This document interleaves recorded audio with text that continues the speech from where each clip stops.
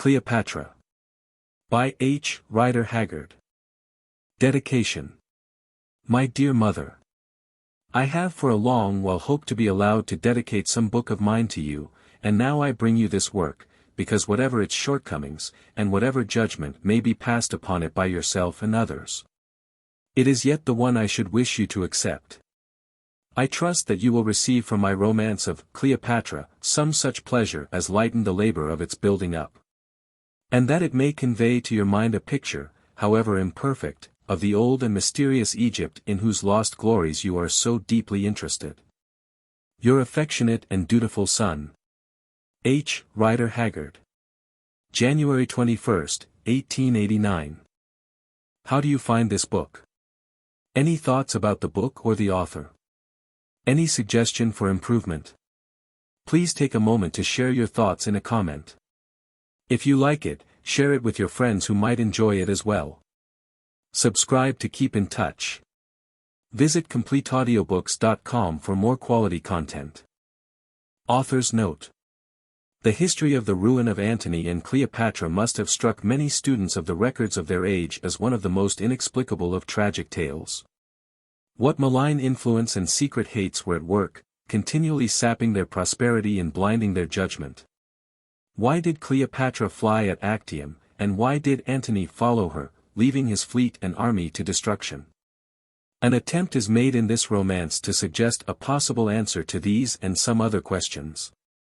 The reader is asked to bear in mind, however, that the story is told, not from the modern point of view, but as from the broken heart and with the lips of an Egyptian patriot of royal blood. No mere beast worshipper, but a priest instructed in the inmost mysteries, who believed firmly in the personal existence of the gods of Chem, in the possibility of communion with them, and in the certainty of immortal life with its rewards and punishments. To whom also the bewildering and often gross symbolism of the Osirian faith was nothing but a veil woven to obscure secrets of the sanctuary. Whatever proportion of truth there may have been in their spiritual claims and imaginings, if indeed there was any, such men as the Prince Harmachis have been told of in the annals of every great religion, and, as is shown by the testimony of monumental and sacred inscriptions, they were not unknown among the worshippers of the Egyptian gods, and more especially of Isis. Unfortunately, it is scarcely possible to write a book of this nature and period without introducing a certain amount of illustrative matter. For by no other means can the long-dead past be made to live again before the reader's eyes with all its accessories of faded pomp and forgotten mystery. To such students as seek a story only, and are not interested in the faith, ceremonies, or customs of the mother of religion and civilization, ancient Egypt, it is, however, respectfully suggested that they should exercise the art of skipping, and open this tale at its second book. That version of the death of Cleopatra has been preferred which attributes her end to poison. According to Plutarch, its actual manner is very uncertain, though popular rumor ascribed it to the bite of an asp. She seems, however, to have carried out her design under the advice of that shadowy personage, her physician, Olympus, and it is more than doubtful if he would have resorted to such a fantastic and uncertain method of destroying life. It may be mentioned that so late as the reign of Ptolemy Epiphanes, pretenders of native blood, one of whom was named Harmachis, are known to have advanced their claims to the throne of Egypt. Moreover, there was a book of prophecy current among the priesthood which declared that after the nations of the Greeks the god Harsaphi would create the chief who is to come. It will therefore be seen that, although it lacks historical confirmation, the story of the great plot formed to stamp out the dynasty of the Macedonian Legidi and place Harmachis on the throne is not in itself improbable. Indeed, it is possible that many such plots were entered into by Egyptian patriots during the long ages of their country's bondage. But ancient history tells us little of the abortive struggles of a fallen race. The chant of Isis and the song of Cleopatra, which appear in these pages, are done into verse from the writer's prose by Mr. Andrew Lang, and the dirge sung by Charmion is translated by the same hand from the Greek of the Syrian Meleager. Introduction. In the recesses of the desolate Libyan mountains that lie behind the temple and city of Abouthis, the supposed burying place of the holy Osiris, a tomb was recently discovered, among the contents of which were the papyrus rolls whereupon this history is written. The tomb itself is spacious, but otherwise remarkable only for the depth of the shaft which descends vertically from the rock-hewn cave, that once served as the mortuary chapel for the friends and relatives of the departed. To the coffin chamber beneath. This shaft is no less than 89 feet in depth. The chamber at its foot was found to contain 3 coffins only, though it is large enough for many more. 2 of these, which in all probability enclosed the bodies of the high priest, Amenemhat, and of his wife, father and mother of Harmachis, the hero of this history, the shameless Arabs who discovered them there and then broke up. The Arabs broke the bodies up. With unhallowed hands they tore the holy Amenemhat and the frame of her who had, as it is written, been filled with the spirit of the Hathors, tore them limb from limb, searching for treasure amidst their bones, perhaps, as is their custom. Selling the very bones for a few piastres to the last ignorant tourist who came their way, seeking what he might destroy. For in Egypt the unhappy, the living find their bread in the tombs of the great men who were before them. But as it chanced, some little while afterwards, one who is known to this writer, and a doctor by profession, passed up the Nile to Abouthis, and became acquainted with the men who had done this thing. They revealed to him the secret of the place, telling him that one coffin yet remained entombed. It seemed to be the coffin of a poor person, they said, and therefore, being pressed for time, they had left it unviolated. Moved by curiosity to explore the recesses of a tomb as yet unprofaned by tourists, my friend bribed the Arabs to show it to him. What ensued I will give in his own words, exactly as he wrote it to me. I slept that night near the temple of Seti, and started before daybreak on the following morning. With me were a cross-eyed rascal named Ali Baba I named him, the man from whom I got the ring which I am sending you, and a small but choice assortment of his fellow thieves. Within an hour after sunrise we reached the valley where the tomb is. It is a desolate place, into which the sun pours his scorching heat all the long day through, till the huge brown rocks which are strewn about become so hot that one can scarcely bear to touch them, and the sand scorches the feet. It was already too hot to walk, so we rode on donkeys, some way up the valley, where a vulture floating far in the blue overhead was the only other visitor, till we came to an enormous boulder polished by centuries of action of sun and sand. Here Ali halted, saying that the tomb was under the stone. Accordingly, we dismounted, and, leaving the donkeys in charge of a fellow boy, went up to the rock. Beneath it was a small hole, barely large enough for a man to creep through.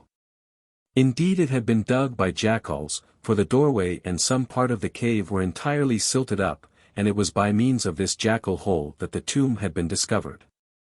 Ali crept in on his hands and knees, and I followed, to find myself in a place cold after the hot outside air, and, in contrast with the light, filled with a dazzling darkness. We lit our candles, and, the select body of thieves having arrived, I made an examination. We were in a cave the size of a large room, and hollowed by hand, the further part of the cave being almost free from drift dust. On the walls are religious paintings of the usual Ptolemaic character, and among them one of a majestic old man with a long white beard, who is seated in a carved chair holding a wand in his hand. One before him passes a procession of priests bearing sacred images. In the right-hand corner of the tomb is the shaft of the mummy pit, a square-mouthed well cut in the black rock. We had brought a beam of thorn wood, and this was now laid across the pit and a rope made fast to it. Then Ali, who, to do him justice, is a courageous thief, took hold of the rope, and, putting some candles into the breast of his robe, placed his bare feet against the smooth sides of the well and began to descend with great rapidity. Very soon he had vanished into blackness, and the agitation of the cord alone told us that anything was going on below. At last the rope ceased shaking and a faint shout came rumbling up the well, announcing Ali's safe arrival. Then, far below, a tiny star of light appeared. He had lit the candle, thereby disturbing hundreds of bats that flitted up in an endless stream and as silently as spirits. The rope was hauled up again, and now it was my turn. But, as I declined to trust my neck to the hand-over-hand method of descent, the end of the cord was made fast round my middle and I was lowered bodily into those sacred depths. Nor was it a pleasant journey, for, if the masters of the situation above had made any mistake, I should have been dashed to pieces. Also, the bats continually flew into my face and clung to my hair, and I have a great dislike of bats. At last, after some minutes of jerking and dangling, I found myself standing in a narrow passage by the side of the worthy Ali, covered with bats and perspiration, and with the skin rubbed off my knees and knuckles. Then another man came down, hand over hand like a sailor, and as the rest were told to stop above we were ready to go on. Ali went first with his candle. Of course we each had a candle, leading the way down a long passage about 5 feet high. At length the passage widened out, and we were in the tomb chamber, I think the hottest and most silent place that I ever entered. It was simply stifling. This chamber is a square room cut in the rock and totally devoid of paintings or sculpture. I held up the candles and looked round. About the place were strewn the coffin lids and the mummied remains of the 2 bodies that the Arabs had previously violated. The paintings on the former were, I noticed, of great beauty, though, having no knowledge of hieroglyphics, I could not decipher them. Beads and spicy wrappings lay around the remains, which, I saw, were those of a man and a woman. The head had been broken off the body of the man. I took it up and looked at it. It had been closely shaved, after death, I should say, from the general indications, and the features were disfigured with gold leaf. But notwithstanding this, and the shrinkage of the flesh, I think the face was one of the most imposing and beautiful that I ever saw. It was that of a very old man, and his dead countenance still wore so calm and solemn, indeed, so awful a look, that I grew quite superstitious, though as you know, I am pretty well accustomed to dead people, and put the head down in a hurry. There were still some wrappings left upon the face of the second body, and I did not remove them, but she must have been a fine large woman in her day. There the other mummy, said Ali, pointing to a large and solid case that seemed to have been carelessly thrown down in a corner, for it was lying on its side. I went up to it and carefully examined it. It was well made, but of perfectly plain cedar wood, not an inscription, not a solitary god on it. Never see one like him before, said Ali. Very great hurry, he no maffish, no finish. Throw him down here on side. I looked at the plain case till at last my interest was thoroughly aroused. I was so shocked by the sight of the scattered dust of the departed that I had made up my mind not to touch the remaining coffin, but now my curiosity overcame me, and we set to work. Ali had brought a mallet and a cold chisel with him, and, having set the coffin straight, he began upon it with all the zeal of an experienced tomb-breaker. And then he pointed out another thing. Most mummy cases are fastened by 4 little tongues of wood, 2 on either side, which are fixed in the upper half, and, passing into mortices cut to receive them in the thickness of the lower half, are there held fast by pegs of hard wood. But this mummy case had 8 such tongues. Evidently it had been thought well to secure it firmly. At last, with great difficulty, we raised the massive lid, which was nearly 3 inches thick, and there, covered over with a deep layer of loose spices, a very unusual thing, was the body. Ali looked at it with open eyes, and no wonder. For this mummy was not as other mummies are. Mummies in general lie upon their backs, as stiff and calm as though they were cut from wood, but this mummy lay upon its side, and, the wrappings notwithstanding, its knees were slightly bent. More than that, indeed, the gold mask, which, after the fashion of the Ptolemaic period, had been set upon the face, had worked down, and was literally pounded up beneath the hooded head. It was impossible, seeing these things, to avoid the conclusion that the mummy before us had moved with violence since it was put in the coffin. Him very funny mummy. Him not maffish when him go in there, said Ali. Nonsense. I said. Who ever heard of a live mummy? We lifted the body out of the coffin, nearly choking ourselves with mummy dust in the process, and there beneath it half hidden among the spices, we made our first find. It was a roll of papyrus, carelessly fastened and wrapped in a piece of mummy cloth, having to all appearance been thrown into the coffin at the moment of closing. 3. Ali eyed the papyrus greedily, but I seized it and put it in my pocket, for it was agreed that I was to have all that might be discovered. Then we began to unwrap the body. It was covered with very broad strong bandages, thickly wound and roughly tied, sometimes by means of simple knots, the whole working the appearance of having been executed in great haste and with difficulty. Just over the head was a large lump. Presently, the bandages covering it were off, and there, on the face, lay a second roll of papyrus. I put down my hand to lift it, but it would not come away. It appeared to be fixed to the stout seamless shroud which was drawn over the whole body, and tied beneath the feet, as a farmer ties sacks. This shroud, which was also thickly waxed, was in one piece, being made to fit the form like a garment. I took a candle and examined the roll, and then I saw why it was fast. The spices had congealed and glued it to the sack-like shroud.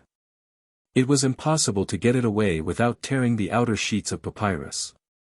4. At last, however, I wrenched it loose and put it with the other in my pocket. Then we went on with our dreadful task in silence. With much care we ripped loose the sack-like garment, and at last the body of a man lay before us. Between his knees was a third roll of papyrus. I secured it, then held down the light and looked at him.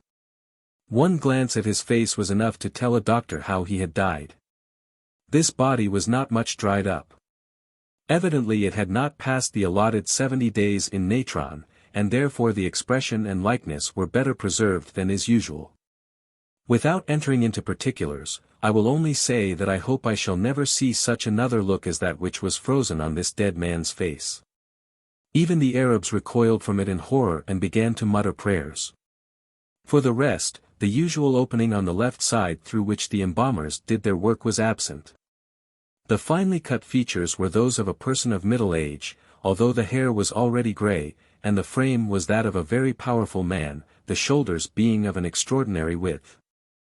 I had not time to examine very closely, however, for within a few seconds from its uncovering, the unembalmed body began to crumble now that it was exposed to the action of the air.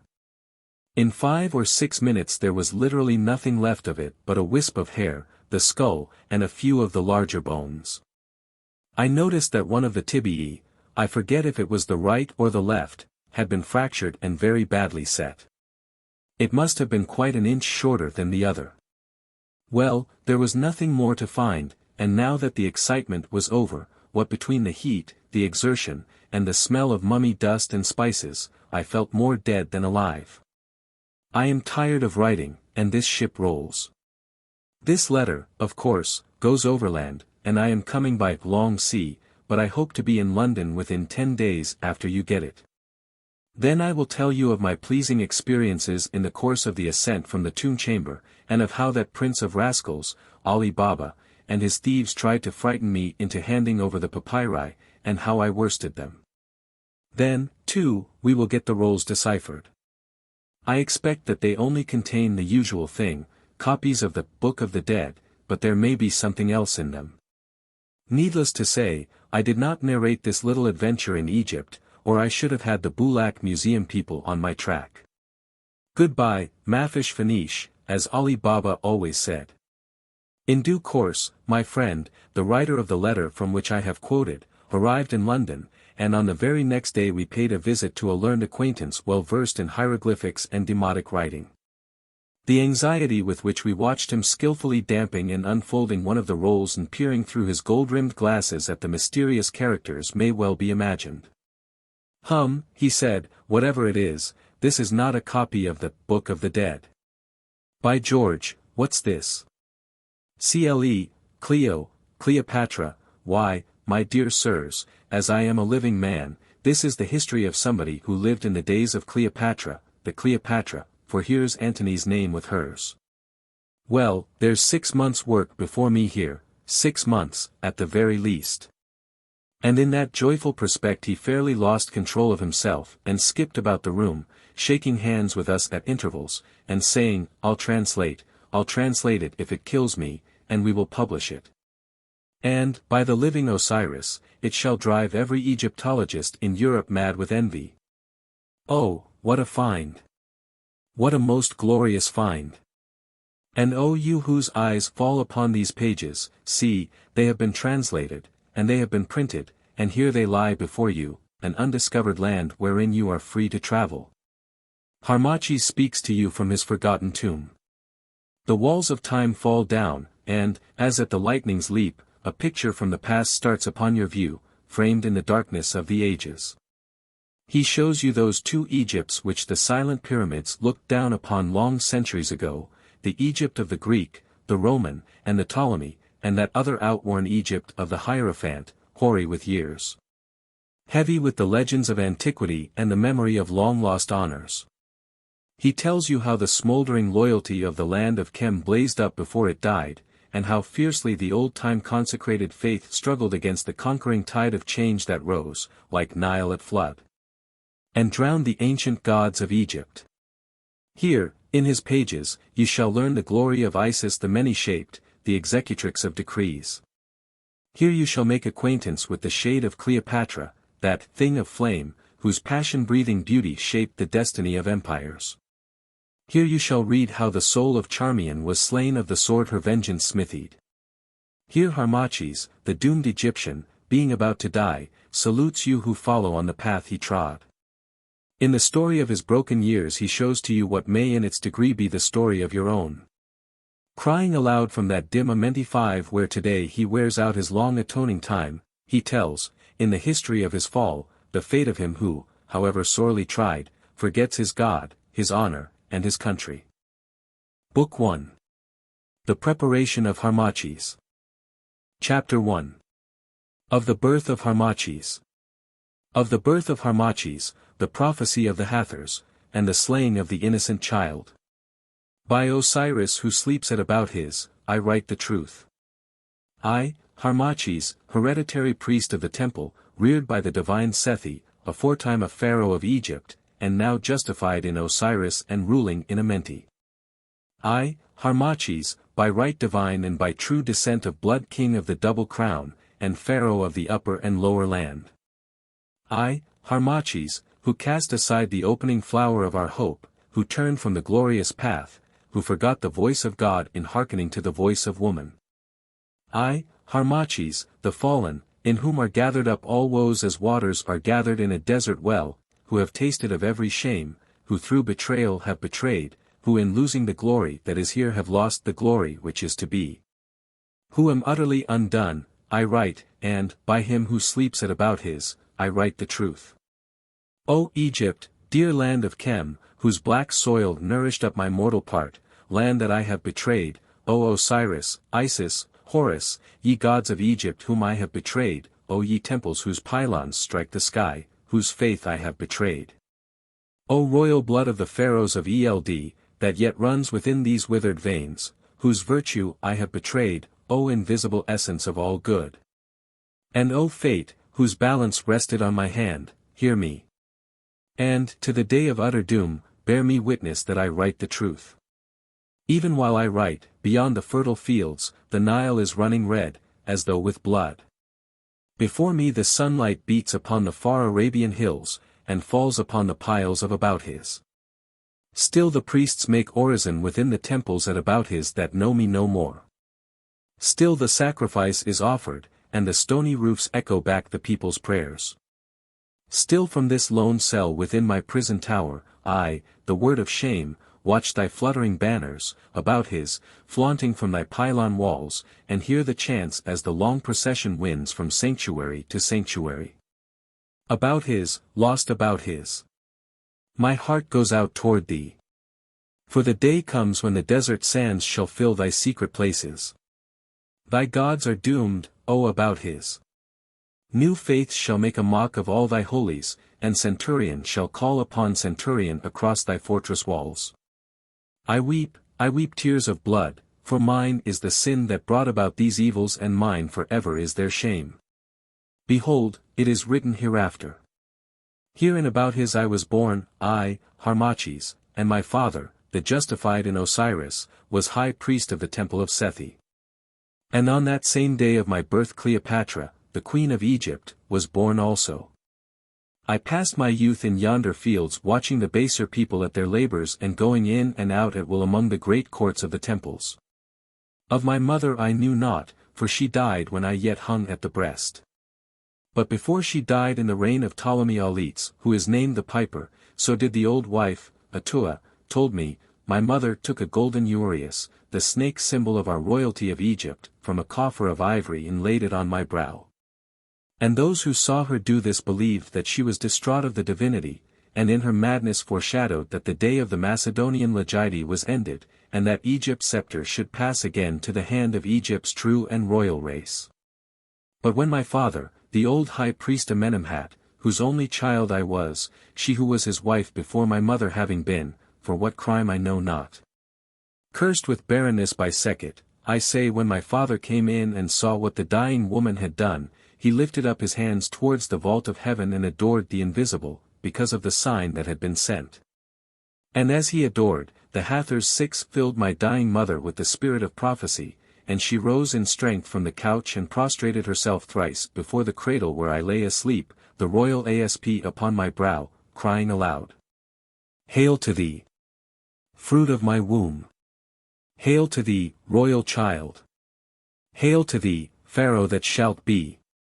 Hail to thee, God that shalt purge the land, divine seed of Nekhneph, the descended from Isis. Keep thee pure, and thou shalt rule and deliver Egypt and not be broken. But if thou dost fail in thy hour of trial, then may the curse of all the gods of Egypt rest upon thee, and the curse of thy royal forefathers, the justified, who ruled the land before thee from the age of Horus. Then in life mayst thou be wretched, and after death may Osiris refuse thee, and the judges of Amenti give judgment against thee, and Set and Sekhet torment thee, till such time as thy sin is purged, and the gods of Egypt, called by strange names, are once more worshipped in the temples of Egypt, and the staff of the oppressor is broken, and the footsteps of the foreigner are swept clean, and the thing is accomplished as thou in thy weakness shalt cause it to be done. When she had spoken thus, the spirit of prophecy went out of her, and she fell dead across the cradle where I slept, so that I awoke with a cry. But my father, Amenemhat, the high priest, trembled, and was very fearful, both because of the words which had been said by the spirit of the Hathors through the mouth of my mother, and because what had been uttered was treason against Ptolemy. For he knew that, if the matter should come to the ears of Ptolemy, Pharaoh would send his guards to destroy the life of the child concerning whom such things were prophesied. Therefore, my father shut the doors, and caused all those who stood by to swear upon the holy symbol of his office, and by the name of the divine three, and by the soul of her who lay dead upon the stones beside them, that nothing of what they had seen and heard should pass their lips. Now among the company was the old wife, Atua, who had been the nurse of my mother, and loved her well. And in these days, though I know not how it had been in the past, nor how it shall be in the future, there is no oath that can bind a woman's tongue. And so it came about that by and by, when the matter had become homely in her mind, and her fear had fallen from her, she spoke of the prophecy to her daughter, who nursed me at the breast now that my mother was dead. She did this as they walked together in the desert carrying food to the husband of the daughter, who was a sculptor, and shaped effigies of the holy gods in the tombs that are fashioned in the rock, telling the daughter, my nurse, how great must be her care and love toward the child that should one day be Pharaoh, and drive the Ptolemies from Egypt. But the daughter, my nurse, was so filled with wonder at what she heard that she could not keep the tale locked within her breast, and in the night she awoke her husband, and, in her turn, whispered it to him. And thereby compassed her own destruction, and the destruction of her child, my foster brother. For the man told his friend, and the friend was a spy of Ptolemy's, and thus the tale came to Pharaoh's ears. Now, Pharaoh was much troubled thereat, for though when he was full of wine he would make a mock of the God of the Egyptians, and swear that the Roman Senate was the only God to whom he bowed the knee, yet in his heart he was terribly afraid, as I have learned from one who was his physician. For when he was alone at night he would scream and cry aloud to the great Serapis, who indeed is no true God, and to other gods, fearing lest he should be murdered and his soul handed over to the tormentors. Also, when he felt his throne tremble under him, he would send large presents to the temples, asking a message from the oracles, and more especially from the oracle that is at Philae. Therefore, when it came to his ears that the wife of the high priest of the great and ancient temple of Abouthis had been filled with the spirit of prophecy before she died, and foretold that her son should be Pharaoh, he was much afraid.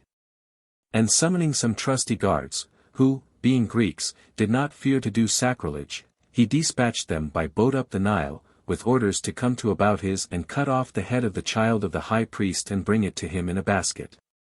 But, as it chanced, the boat in which the guards came was of deep draught, and, the time of their coming being at the lowest ebb of the river, it struck and remained fast upon a bank of mud that is opposite the mouth of the road running across the plains to Abouthis, and, as the north wind was blowing very fiercely, it was like to sink. Thereon the guards of Pharaoh called out to the common people, who labored at lifting water along the banks of the river, to come with boats and take them off. But, seeing that they were Greeks of Alexandria, the people would not, for the Egyptians do not love the Greeks. Then the guards cried that they were on Pharaoh's business, and still the people would not, asking what was their business. Whereon a eunuch among them who had made himself drunk in his fear, told them that they came to slay the child of Amenemhat, the high priest, of whom it was prophesied that he should be Pharaoh and sweep the Greeks from Egypt. And then the people feared to stand longer in doubt, but brought boats, not knowing what might be meant by the man's words.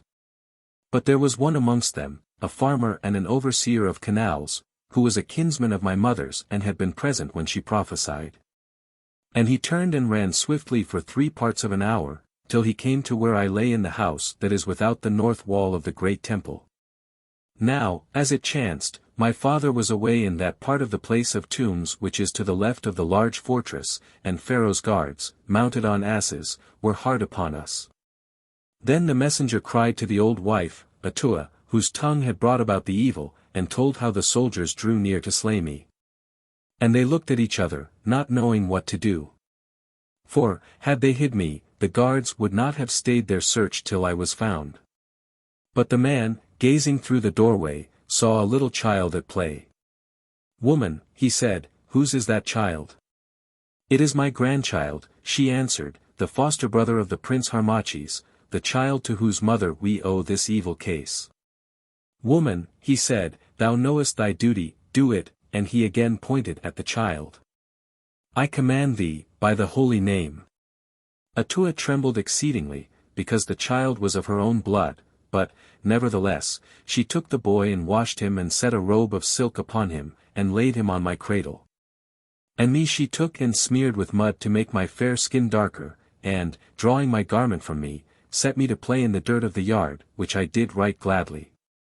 Then the man hid himself, and presently the soldiers rode up and asked of the old wife if this were the dwelling of the high priest Amenemhat. And she told them yea, and, bidding them enter, offered them honey and milk, for they were thirsty. When they had drunk, the eunuch who was with them asked if that were the son of Amenemhat who lay in the cradle. And she said, "Yea, yea," and began to tell the guards how he would be great, for it had been prophesied of him that he should one day rule them all. But the Greek guards laughed, and one of them, seizing the child, smote off his head with a sword. And the eunuch drew forth the signet of Pharaoh as warrant for the deed and showed it to the old wife, Atua, bidding her tell the high priest that his son should be king without a head. And as they went, one of their number saw me playing in the dirt and called out that there was more breeding in yonder brat than in the prince Harmachis. And for a moment they wavered, thinking to slay me also, but in the end they passed on, bearing the head of my foster brother, for they loved not to murder little children. After a while, the mother of the dead child returned from the marketplace, and when she found what had been done, she and her husband would have killed Atua the old wife, her mother, and given me up to the soldiers of Pharaoh. But my father came in also and learned the truth, and he caused the man and his wife to be seized by night and hidden away in the dark places of the temple, so that none saw them more. But I would today that it had been the will of the gods that I had been slain of the soldiers and not the innocent child. Thereafter it was given out that the high priest Amenemhat had taken me to be as a son to him in the place of that Harmachis who was slain of Pharaoh. Chapter 2. Of the disobedience of Harmachis. Of the disobedience of Harmachis, of the slaying of the lion. And of the speech of the old wife, Atua. And after these things Ptolemy the piper troubled us no more, nor did he again send his soldiers to seek for him of whom it was prophesied that he should be Pharaoh. For the head of the child, my foster brother, was brought to him by the eunuch as he sat in his palace of marble at Alexandria, flushed with Cyprian wine, and played upon the flute before his women. And at his bidding the eunuch lifted up the head by the hair for him to look on. Then he laughed and smote it on the cheek with his sandal, bidding one of the girls crown Pharaoh with flowers. And he bowed the knee, and mocked the head of the innocent child.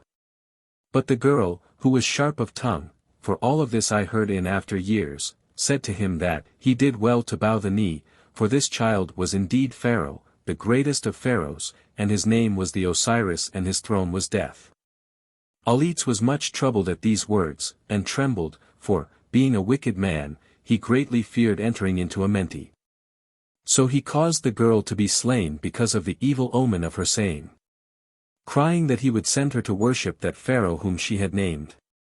And the other women he sent away, and played no more upon the flute till he was once again drunk on the morrow. But the Alexandrians made a song on the matter, which is still sung about the streets. And this is the beginning of it. Ptolemy the piper played. Over dead and dying. Piped and played he well. Sure that flute of his was made. Of the dank reed sighing. O'er the streams of hell. There beneath the shadows grey. With the sisters three. Shall he pipe for many a day. May the frog his butler be. And his wine the water of that country. Ptolemy the piper. After this the years passed on, nor did I, being very little, know anything of the great things that came to pass in Egypt, nor is it my purpose to set them out here. For I, Harmachis, having little time left to me, will only speak of those things with which I have been concerned. And as the time went on, my father and the teachers instructed me in the ancient learning of our people, and in such matters appertaining to the gods as it is meet that children should know. So I grew strong and comely, for my hair was black as the hair of the divine knout, and my eyes were blue as the blue lotus, and my skin was like the alabaster within the sanctuaries. For now that these glories have passed from me I may speak of them without shame. I was strong also. There was no youth of my years in Abouthis who could stand against me to wrestle with me, nor could any throw so far with the sling or spear. And I much yearned to hunt the lion, but he whom I called my father forbade me, telling me that my life was of too great worth to be so lightly hazarded. But when I bowed before him and prayed he would make his meaning clear to me, the old man frowned and answered that the gods made all things clear in their own season. For my part, however, I went away in wrath, for there was a youth in Abouthis who with others had slain a lion which fell upon his father's herds, and, being envious of my strength and beauty, he set it about that I was cowardly at heart.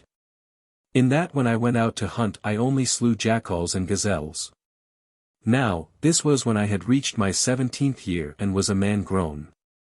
It chanced, therefore, that as I went sore at heart from the presence of the high priest, I met this youth, who called to me and mocked me. Bidding me know the country people had told him that a great lion was down among the rushes by the banks of the canal which runs past the temple, lying at a distance of 30 stadia from Abouthis.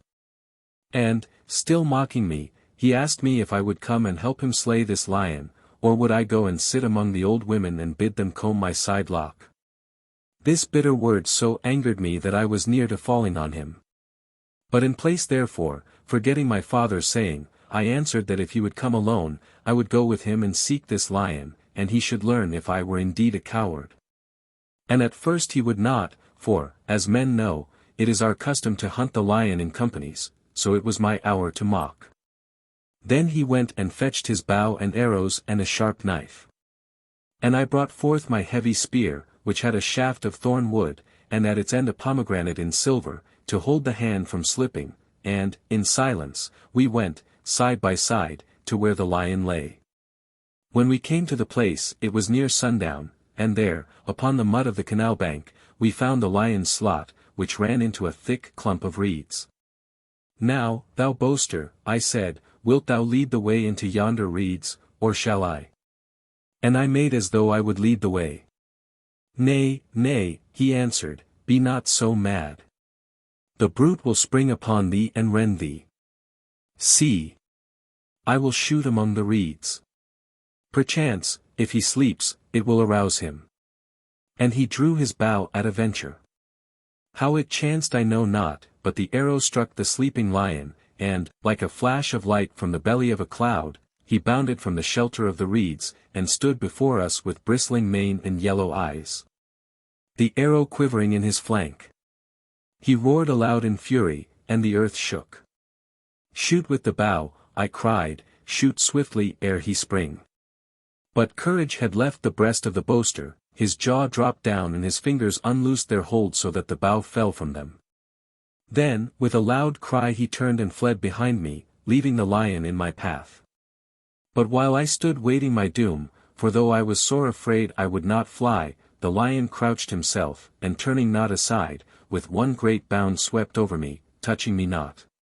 He lit, and again he bounded full upon the boaster's back, striking him such a blow with his great paw that his head was crushed as an egg thrown against a stone.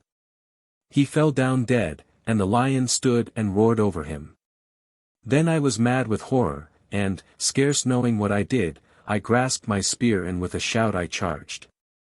As I charged the lion lifted himself up above me. He smote at me with his paw. But with all my strength I drove the broad spear into his throat, and, shrinking from the agony of the steel, his blow fell short and did no more than rip my skin. Back he fell, the great spear far in his throat.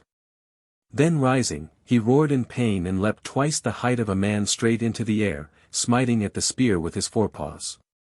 Twice he leapt thus, horrible to see, and twice he fell upon his back. Then his strength spent itself with his rushing blood, and, groaning like a bull, he died, while I, being but a lad, stood and trembled with fear now that all cause of fear had passed. But as I stood and gazed at the body of him who had taunted me, and at the carcass of the lion, a woman came running towards me, even the same old wife, Atua, who, though I knew it not as yet, had offered up her flesh and blood that I might be saved alive. For she had been gathering simples, in which she had great skill, by the water's edge, not knowing that there was a lion near, and, indeed, the lions, for the most part, are not found in the tilled land, but rather in the desert and the Libyan mountains, and had seen from a distance that which I have set down.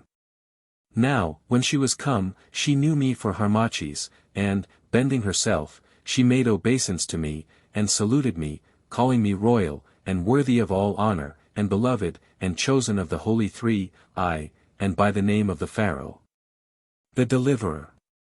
But I, thinking that terror had made her sick of mind, asked her of what she would speak. "Is it a great thing," I asked, "that I should slay a lion? Is it a matter worthy of such talk as thine? There live, and have lived, men who have slain many lions. Did not the divine Amenemhat the Osirian slay with his own hand more than 100 lions? Is it not written on the scarabaeus that hangs within my father's chamber, that he slew lions aforetime? And have not others done likewise? Why then, speakest thou thus, O foolish woman?" All of which I said, because, having now slain the lion, I was minded, after the manner of youth, to hold it as a thing of no account. But she did not cease to make obeisance, and to call me by names that are too high to be written. "O royal one," she cried, "wisely did thy mother prophesy. Surely the Holy Spirit, the Neph, was in her, O thou conceived by a god. See the omen. The lion there, he growls within the Capitol at Rome, and the dead man, he is the Ptolemy, the Macedonian spawn that, like a foreign weed, hath overgrown the land of Nile. With the Macedonian Legite thou shalt go to smite the lion of Rome.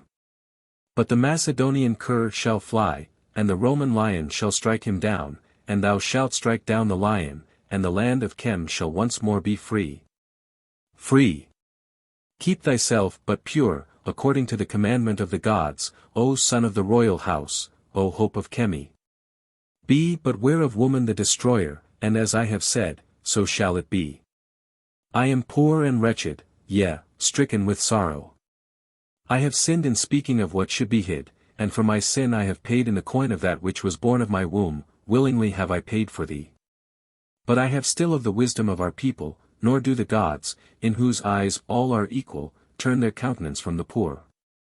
The divine mother Isis hath spoken to me, but last night she spake, bidding me come hither to gather herbs, and read to thee the signs that I should see. And as I have said, so it shall come to pass, if thou canst but endure the weight of the great temptation. Come hither, royal one, and she led me to the edge of the canal, where the water was deep, and still and blue. Now gaze upon that face as the water throws it back. Is not that brow fitted to bear the double crown? Do not those gentle eyes mirror the majesty of kings? Hath not the Ptah, the Creator, fashioned that form to fit the imperial garb, and awe the glance of multitudes looking through thee to God? Nay, nay. She went on in another voice, a shrill old wife's voice, I will, be not so foolish, boy, the scratch of a lion is a venomous thing, a terrible thing. Yea, as bad as the bite of an asp, it must be treated, else it will fester, and all thy days thou shalt dream of lions, aye, and snakes, and, also, it will break out in sores. But I know of it, I know. I am not crazed for nothing. For mark. Everything has its balance, in madness is much wisdom, and in wisdom much madness. Law. Law. Law. Pharaoh himself can't say where the one begins and the other ends. Now, don't stand gazing there, looking as silly as a cat in a crocus-colored robe, as they say in Alexandria, but just let me stick these green things on the place, and in 6 days you'll heal up as white as a 3-year child. Never mind the smart of it, lad. By him who sleeps at Philae, or at Abouthis, or at Abouthis, as our divine masters have it now, or wherever he does sleep, which is a thing we shall all find out before we want to, by Osiris, I say. You'll live to be as clean from scars as a sacrifice to Isis at the new moon, if you'll but let me put it on. Is it not so, good folk? And she turned to address some people who, while she prophesied, had assembled unseen by me. I've been speaking a spell over him, just to make a way for the virtue of my medicine, law. Law. There's nothing like a spell. If you don't believe it, just you come to me next time your wives are barren, it's better than scraping every pillar in the temple of Osiris, I'll warrant. I'll make M bear like a 20-year-old palm. But then, you see, you must know what to say, that's the point, everything comes to a point at last. Law. Law. Now, when I heard all this, I, Harmachis, put my hand to my head, not knowing if I dreamed.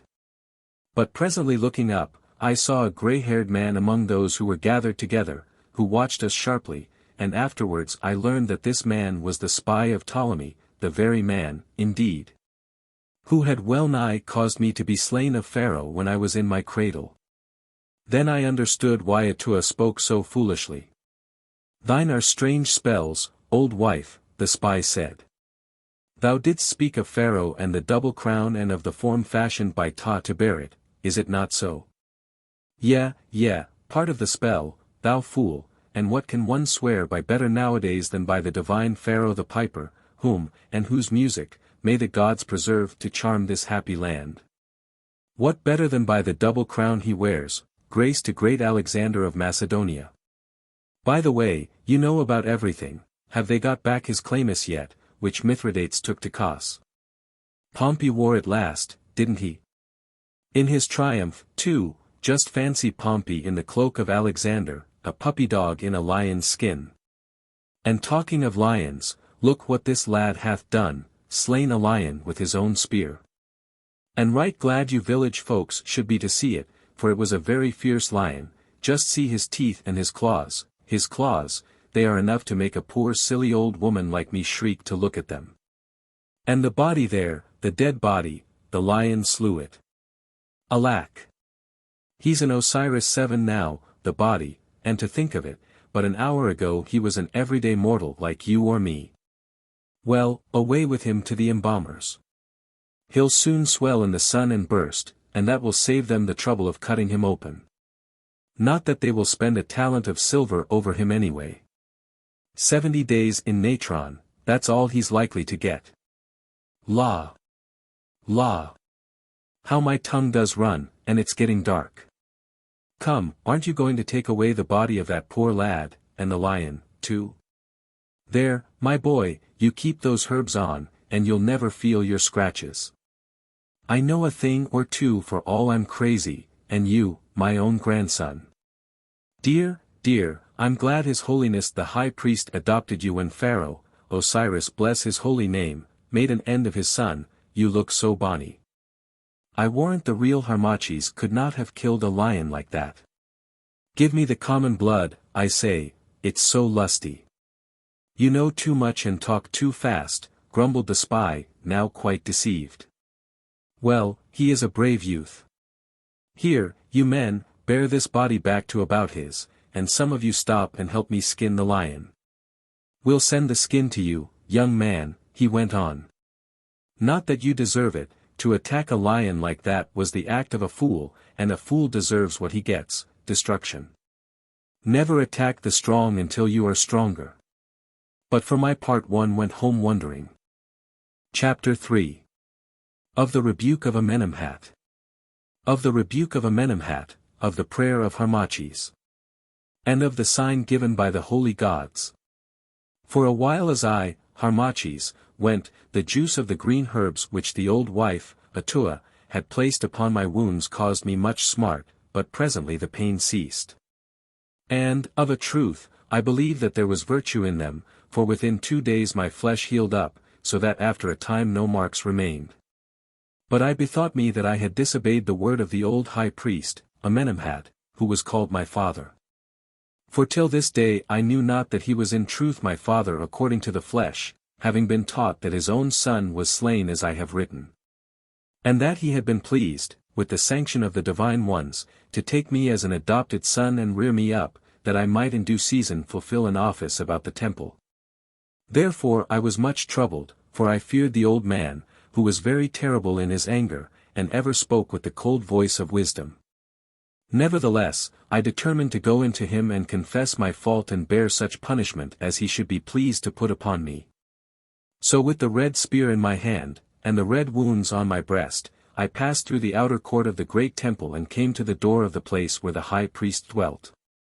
It is a great chamber, sculptured round about with the images of the solemn gods, and the sunlight comes to it in the daytime by an opening cut through the stones of the massy roof. But at night it was lit by a swinging lamp of bronze.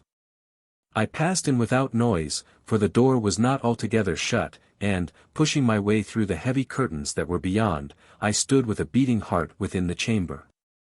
The lamp was lit, for the darkness had fallen, and by its light I saw the old man seated in a chair of ivory and ebony at a table of stone on which were spread mystic writings of the words of life and death.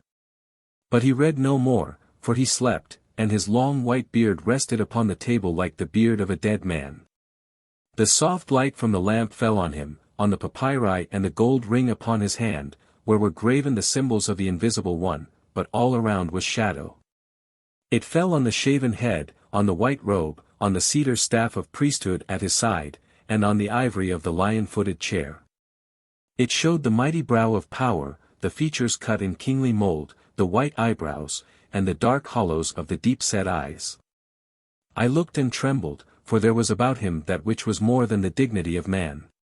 He had lived so long with the gods, and so long kept company with them and with thoughts divine, he was so deeply versed in all those mysteries which we do but faintly discern, here in this upper air, that even now, before his time, he partook of the nature of the Osiris, and was a thing to shake humanity with fear. I stood and gazed, and as I stood he opened his dark eyes, but looked not on me, nor turned his head, and yet he saw me and spoke. Why hast thou been disobedient to me, my son? He said. How came it that thou wentest forth against the lion when I bade thee not? How knowest thou, my father, that I went forth? I asked in fear. How know I? Are there, then, no other ways of knowledge than by the senses? Ah, ignorant child!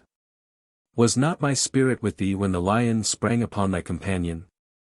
Did I not pray those set about thee to protect thee, to make sure thy thrust when thou didst drive the spear into the lion's throat? How came it that thou wentest forth, my son? The boaster taunted me, I answered, and I went. Yes, I know it, and, because of the hot blood of youth, I forgive thee, Harmachis. But now listen to me, and let my words sink into thy heart like the waters of Syre into the thirsty sand at the rising of Sirius. 8 Listen to me. The boaster was sent to thee as a temptation, he was sent as a trial of thy strength, and see. It has not been equal to the burden. Therefore thy hour is put back. Hadst thou been strong in this matter, the path had been made plain to thee even now. But thou hast failed, and therefore thy hour is put back. I understand thee not, my father, I answered. What was it, then, my son, that the old wife, Batua, said to thee down by the bank of the canal? Then I told him all that the old wife had said. And thou believest, Harmachis, my son? Nay, I answered, how should I believe such tales? Surely she is mad. All the people know her for mad. Now for the first time he looked towards me, who was standing in the shadow. My son! My son, he cried, thou art wrong. She is not mad. The woman spoke the truth, she spoke not of herself, but of the voice within her that cannot lie. For this Atua is a prophetess and holy. Now learn thou the destiny that the gods of Egypt have given to thee to fulfill, and woe be unto thee if by any weakness thou dost fail therein. Listen, thou art no stranger adopted into my house and the worship of the temple. Thou art my very son, saved to me by this same woman. But, Harmachis, thou art more than this, for in thee and me alone yet flows the imperial blood of Egypt. Thou and I alone of men alive are descended, without break or flaw, from that pharaoh Nekheb whom Achuz the Persian drove from Egypt. The Persian came and the Persian went, and after the Persian came the Macedonian, and now for nigh upon 300 years the Lagidi have usurped the double crown, defiling the land of Chem and corrupting the worship of its gods. And mark thou this, but now, 2 weeks since, Ptolemy news Dionysus, Ptolemy Auletes the piper, who would have slain thee, is dead. And but now hath the eunuch Pothinus, that very eunuch who came hither, years ago, to cut thee off, set at naught the will of his master, the dead Auletes, and placed the boy Ptolemy upon the throne. And therefore his sister Cleopatra, that fierce and beautiful girl, has fled into Syria, and there, if I err not, she will gather her armies and make war upon her brother Ptolemy, for by her father's will she was left joint sovereign with him. And, meanwhile, mark thou this, my son, the Roman eagle hangs on high, waiting with ready talons till such time as he may fall upon the fat whether Egypt and rend him. And mark again, the people of Egypt are weary of the foreign yoke, they hate the memory of the Persians, and they are sick at heart of being named, men of Macedonia, in the markets of Alexandria. The whole land mutters and murmurs beneath the yoke of the Greek and the shadow of the Roman. Have we not been oppressed? Have not our children been butchered and our gains wrung from us to fill the bottomless greed and lust of the Lagidi? Have not the temples been forsaken? Aye, have not the majesties of the eternal gods been set at naught by these Grecian babblers, who have dared to meddle with the immortal truths, and name the Most High by another name, by the name of Serapis, confounding the substance of the invisible? Does not Egypt cry aloud for freedom, and shall she cry in vain? Nay, nay, for thou, my son, art the appointed way of deliverance. To thee, being sunk in Eld, I have decreed my rights. Already thy name is whispered in many a sanctuary, from Abu to Athu, already priests and people swear allegiance, even by the sacred symbols, unto him who shall be declared to them. Still, the time is not yet. Thou art too green a sapling to bear the weight of such a storm. But today thou wast tried and found wanting. He who would serve the gods, Harmachis, must put aside the failings of the flesh. Taunts must not move him, nor any lusts of man. Thine is a high mission, but this thou must learn. If thou learn it not, thou shalt fail therein, and then, my curse be on thee. And the curse of Egypt, and the curse of Egypt's broken gods. For know thou this, that even the gods, who are immortal, may, in the interwoven scheme of things, lean upon the man who is their instrument, as a warrior on his sword. And woe be to the sword that snaps in the hour of battle, for it shall be thrown aside to rust or perchance be melted with fire. Therefore, make thy heart pure and high and strong, for thine is no common lot, and thine no mortal meed. Triumph, Harmachis, and in glory thou shalt go, in glory here and hereafter. Fail, and woe, woe be on thee. He paused and bowed his head, and then went on. Of these matters thou shalt hear more hereafter. Meanwhile, thou hast much to learn. Tomorrow I will give thee letters, and thou shalt journey down the Nile, past white-walled Memphis to Anu. There thou shalt sojourn certain years, and learn more of our ancient wisdom beneath the shadow of those secret pyramids of which thou, too, art the hereditary high priest that is to be. And meanwhile, I will sit here and watch, for my hour is not yet, and, by the help of the gods, spin the web of death wherein thou shalt catch and hold the wasp of Macedonia. Come hither, my son. Come hither and kiss me on the brow, for thou art my hope, and all the hope of Egypt. Be but true, soar to the eagle crest of destiny, and thou shalt be glorious here and hereafter. Be false, fail, and I will spit upon thee, and thou shalt be accursed, and thy soul shall remain in bondage till that hour when, in the slow flight of time, the evil shall once more grow to good and Egypt shall again be free. I drew near, trembling, and kissed him on the brow. May all these things come upon me, and more, I said, if I fail thee, my father. Nay, he cried, not me, but rather those whose will I do. And now go, my son, and ponder in thy heart, and in thy secret heart digest my words, mark what thou shalt see, and gather up the dew of wisdom, making thee ready for the battle. Fear not for thyself, thou art protected from all ill. No harm may touch thee from without, thyself alone can be thine own enemy. I have said. Then I went forth with a full heart. The night was very still, and none were stirring in the temple courts. I hurried through them, and reached the entrance to the pylon that is at the outer gate. Then, seeking solitude, and, as it were, to draw near to heaven, I climbed the pylon's 200 steps, until at length I reached the massive roof. Here I leaned my breast against the parapet, and looked forth. As I looked, the red edge of the full moon floated up over the Arabian hills, and her rays fell upon the pylon where I stood and the temple walls beyond, lighting the visages of the carven gods. Then the cold light struck the stretch of well-tilled lands, now widening to the harvest, and as the heavenly lamp of Isis passed up to the sky, her rays crept slowly down to the valley, where Sire, father of the land of Chem, rolls on toward the sea. Now the bright beams kissed the water that smiled an answer back, and now mountain and valley, river, temple, town, and plain were flooded with white light, for Mother Isis was arisen, and threw her gleaming robe across the bosom of the earth. It was beautiful, with the beauty of a dream, and solemn as the hour after death. Mightily, indeed, the temples towered up against the face of night. Never had they seemed so grand to me as in that hour, those eternal shrines, before whose walls time himself shall wither. And it was to be mine to rule this moonlit land, mine to preserve those sacred shrines, and cherish the honor of their gods.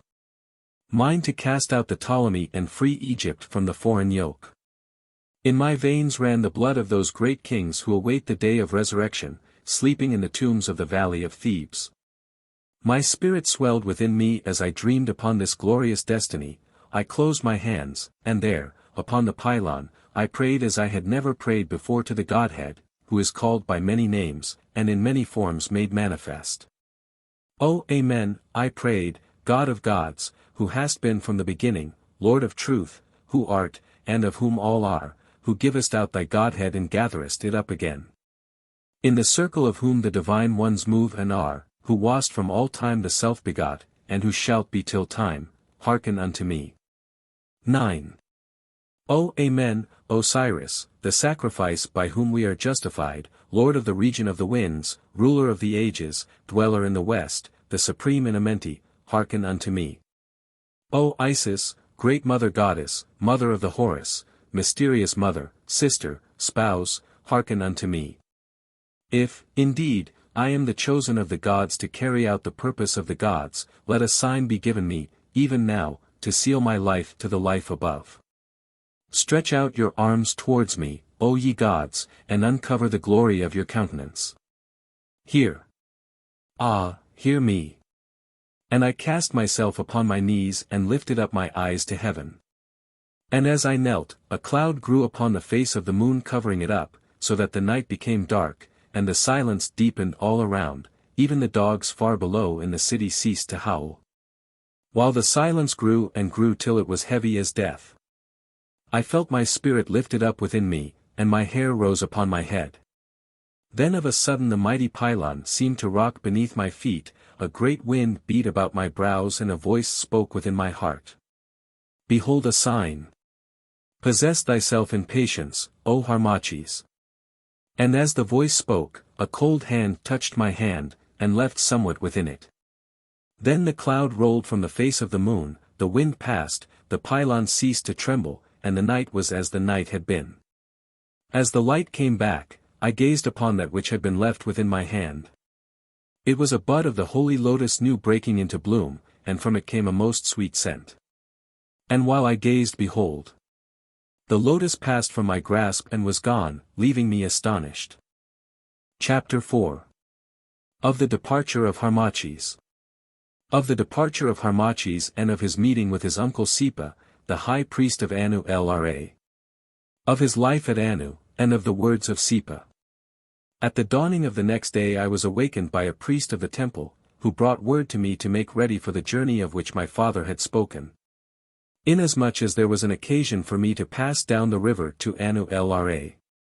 Now this is the Heliopolis of the Greeks. Whither I should go in the company of some priests of Ptah at Memphis who had come hither to Abouthis to lay the body of one of their great men in the tomb that had been prepared near the resting place of the blessed Osiris. So I made ready, and the same evening, having received letters and embraced my father and those about the temple who were dear to me, I passed down the banks of Syre, and we sailed with the south wind. As the pilot stood upon the prow and with a rod in his hand bade the sailor-men loosen the stakes by which the vessel was moored to the banks, the old wife, Atua, hobbled up, her basket of simples in her hand, and, calling out farewell, threw a sandal after me for good chance, which sandal I kept for many years. So we sailed, and for 6 days passed down the wonderful river, making fast each night at some convenient spot. But when I lost sight of the familiar things that I had seen day by day since I had eyes to see, and found myself alone among strange faces, I felt very sore at heart, and would have wept had I not been ashamed. And of all the wonderful things I saw I will not write here, for, though they were new to me, have they not been known to men since such time as the gods ruled in Egypt? But the priests who were with me showed me no little honor and expounded to me what were the things I saw. On the morning of the 7th day we came to Memphis, the city of the White Hull. Here, for 3 days I rested from my journey and was entertained of the priests of the wonderful temple of Ptah the Creator, and shown the beauties of the great and marvelous city. Also I was led in secret by the high priest and 2 others into the holy presence of the god Apis, the Ptah who deigns to dwell among men in the form of a bull. The god was black, and on his forehead there was a white square, on his back was a white mark shaped like an eagle, beneath his tongue was the likeness of a scarabæus, in his tail were double hairs, and a plate of pure gold hung between his horns. I entered the place of the god and worshipped, while the high priest and those with him stood aside, watching earnestly. And when I had worshipped, saying the words which had been told me, the god knelt, and lay down before me. Then the high priest and those with him, who, as I heard in after time, were great men of Upper Egypt, approached wondering, and, saying no word, made obeisance to me because of the omen. And many other things I saw in Memphis that are too long to write of here. On the 4th day some priests of Anu came to lead me to Sipa, my uncle, the high priest of Anu. So, having bidden farewell to those of Memphis, we crossed the river and rode on asses 2 parts of a day's journey through many villages, which we found in great poverty because of the oppression of the tax-gatherers. Also, as we went, I saw for the first time the great pyramids that are beyond the image of the god Horemku, that sphinx whom the Greeks name Harmachis, and the temples of the divine mother Isis, queen of the Memnonia, and the god Osiris, lord of Rosatu, of which temples, together with the temple of the worship of the divine Menkau-Ra, I, Harmachis, am by right divine the hereditary high priest. I saw them and marveled at their greatness and the white carven limestone, and red granite of Syene, that flashed the sun's rays back to heaven. But at this time I knew nothing of the treasure that was hid in her, which is the third among the pyramids, would I had never known of it.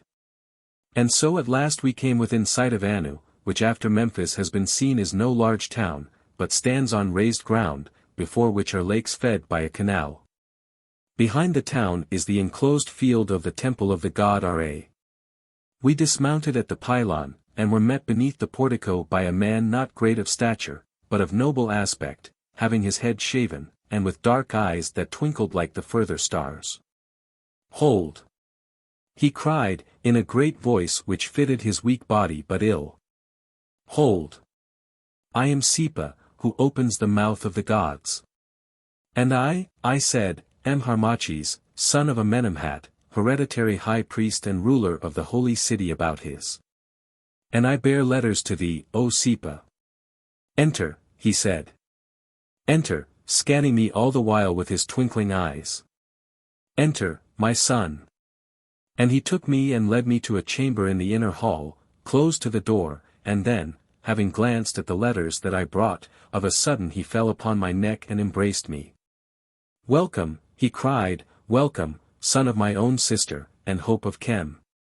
Not in vain have I prayed the gods that I might live to look upon thy face and impart to thee the wisdom which perchance I alone have mastered of those who are left alive in Egypt. There are few whom it is lawful that I should teach. But thine is the great destiny, and thine shall be the ears to hear the lessons of the gods." And he embraced me once more and bade me go bathe and eat, saying that on the morrow he would speak with me further. This of a truth he did, and at such length that I will forbear to set down all he said both then and afterwards, for if I did so there would be no papyrus left in Egypt when the task was ended. Therefore, having much to tell and but little time to tell it, I will pass over the events of the years that followed. For this was the manner of my life. I rose early, I attended the worship of the temple, and I gave my days to study. I learnt of the rites of religion and their meaning, and of the beginning of the gods and the beginning of the upper world. I learnt of the mystery of the movements of the stars, and of how the earth rolls on among them. I was instructed in that ancient knowledge which is called magic, and in the way of interpretation of dreams, and of the drawing nigh to God. I was taught the language of symbols and their outer and inner secrets. I became acquainted with the eternal laws of good and evil, and with the mystery of that trust which is held of man. Also I learnt the secrets of the pyramids, which I would that I had never known. Further, I read the records of the past, and of the acts and words of the ancient kings who were before me since the rule of Horus upon earth, and I was made to know all craft of state, the lore of earth, and with it the history of Greece and Rome. Also I learnt the Grecian and Roman tongues, of which indeed I already had some knowledge, and all this while, for 5 long years, I kept my hands clean and my heart pure, and did no evil in the sight of God or man. But labored heavily to acquire all things, and to prepare myself for the destiny that awaited me. Twice every year greetings and letters came from my father Amenemhat, and twice every year I sent back my answers asking if the time had come to cease from labor. And so the days of my probation sped away till I grew faint and weary at heart, for being now a man, and learned, I longed to make a beginning of the life of men. And often I wondered if this talk and prophecy of the things that were to be was but a dream born of the brains of men whose wish ran before their thought. I was, indeed, of the royal blood, that I knew, for my uncle, Sipa the priest, showed me a secret record of the descent, traced without break from father to son, and graven in mystic symbols on a tablet of the stone of Syene.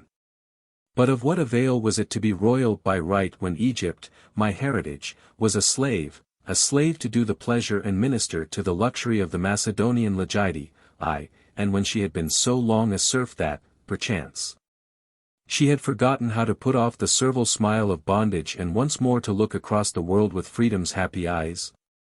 Then I bethought me of my prayer upon the pylon tower of Abouthis and of the answer given to my prayer, and wondered if that, too, were a dream.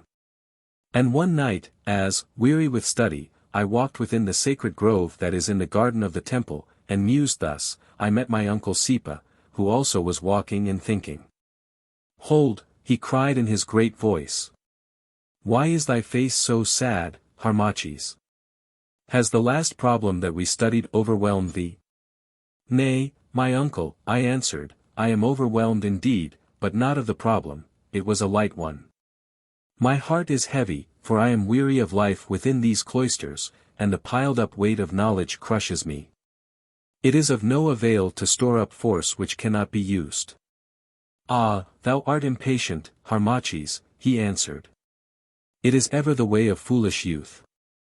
Thou wouldst taste of the battle, thou dost tire of watching the breakers fall upon the beach, thou wouldst plunge into them and venture the desperate hazard of the war. And so thou wouldst be going, Harmachis. The bird would fly the nest as, when they are grown, the swallows fly from the eaves of the temple. Well, it shall be as thou desirest, the hour is at hand. I have taught thee all that I have learned, and methinks that the pupil has outrun his master, and he paused and wiped his bright black eyes, for he was very sad at the thought of my departure. And whither shall I go, my uncle? I asked rejoicing, back to Abouthis to be initiated into the mysteries of the gods.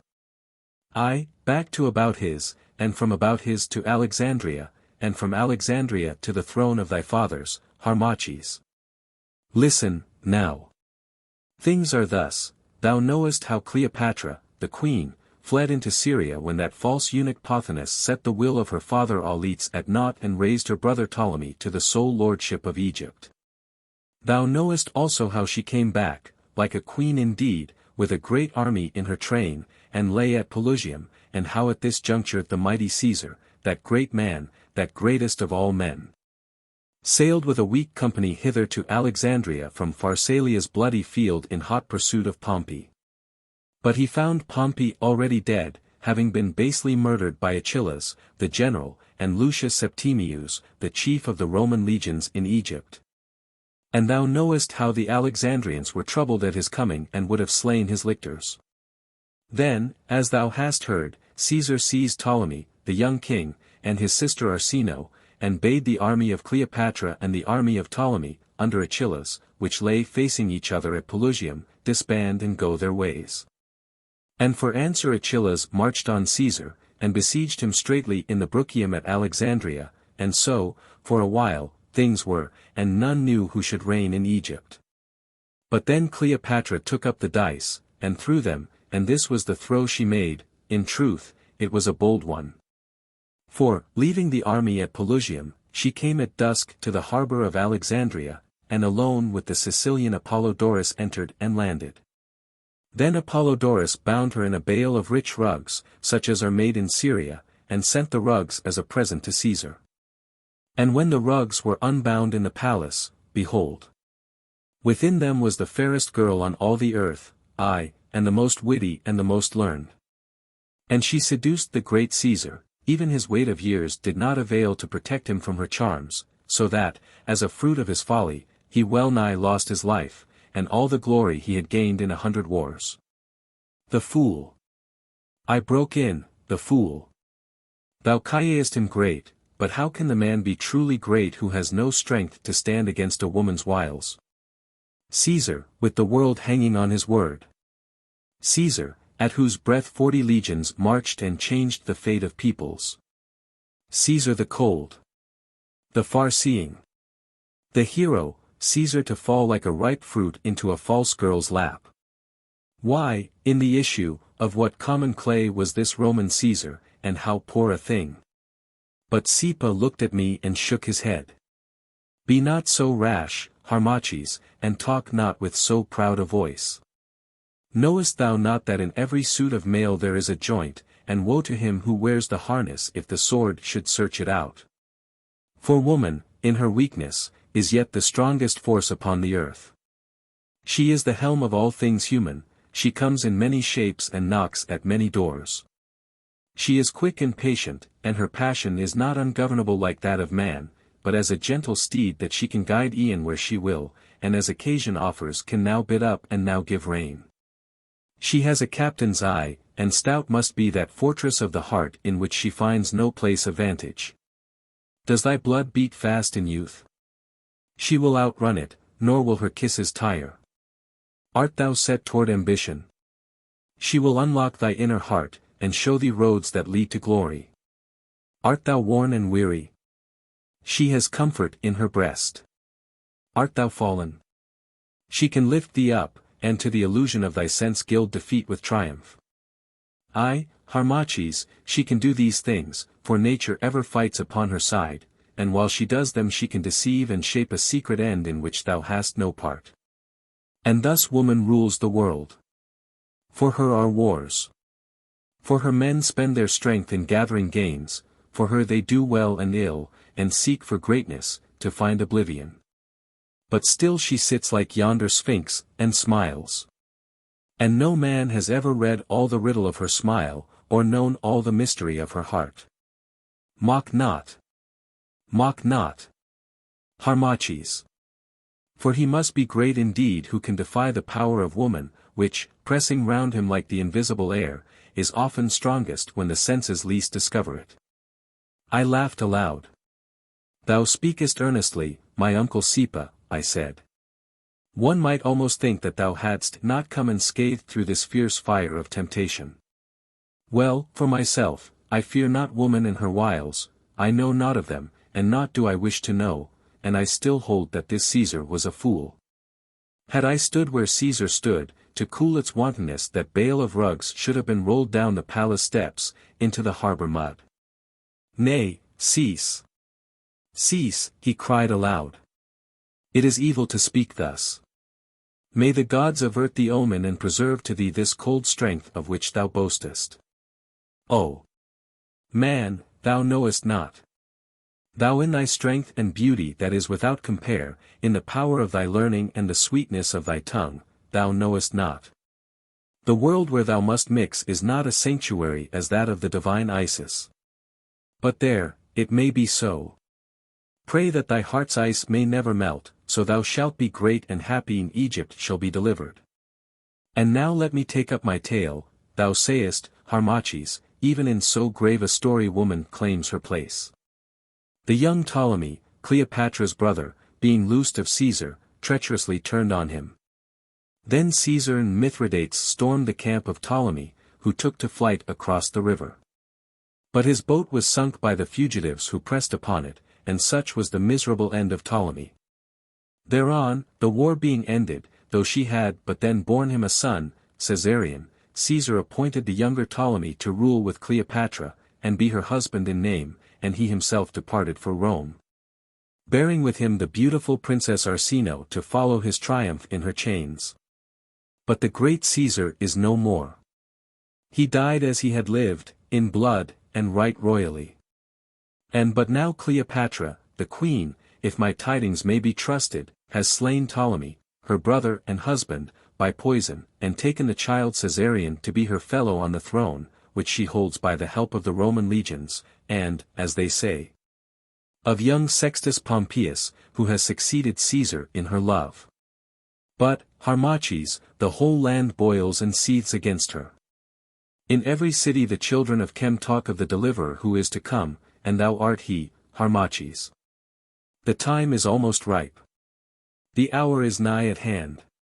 Go thou back to Abouthis and learn the last secrets of the gods, and meet those who shall direct the bursting of the storm.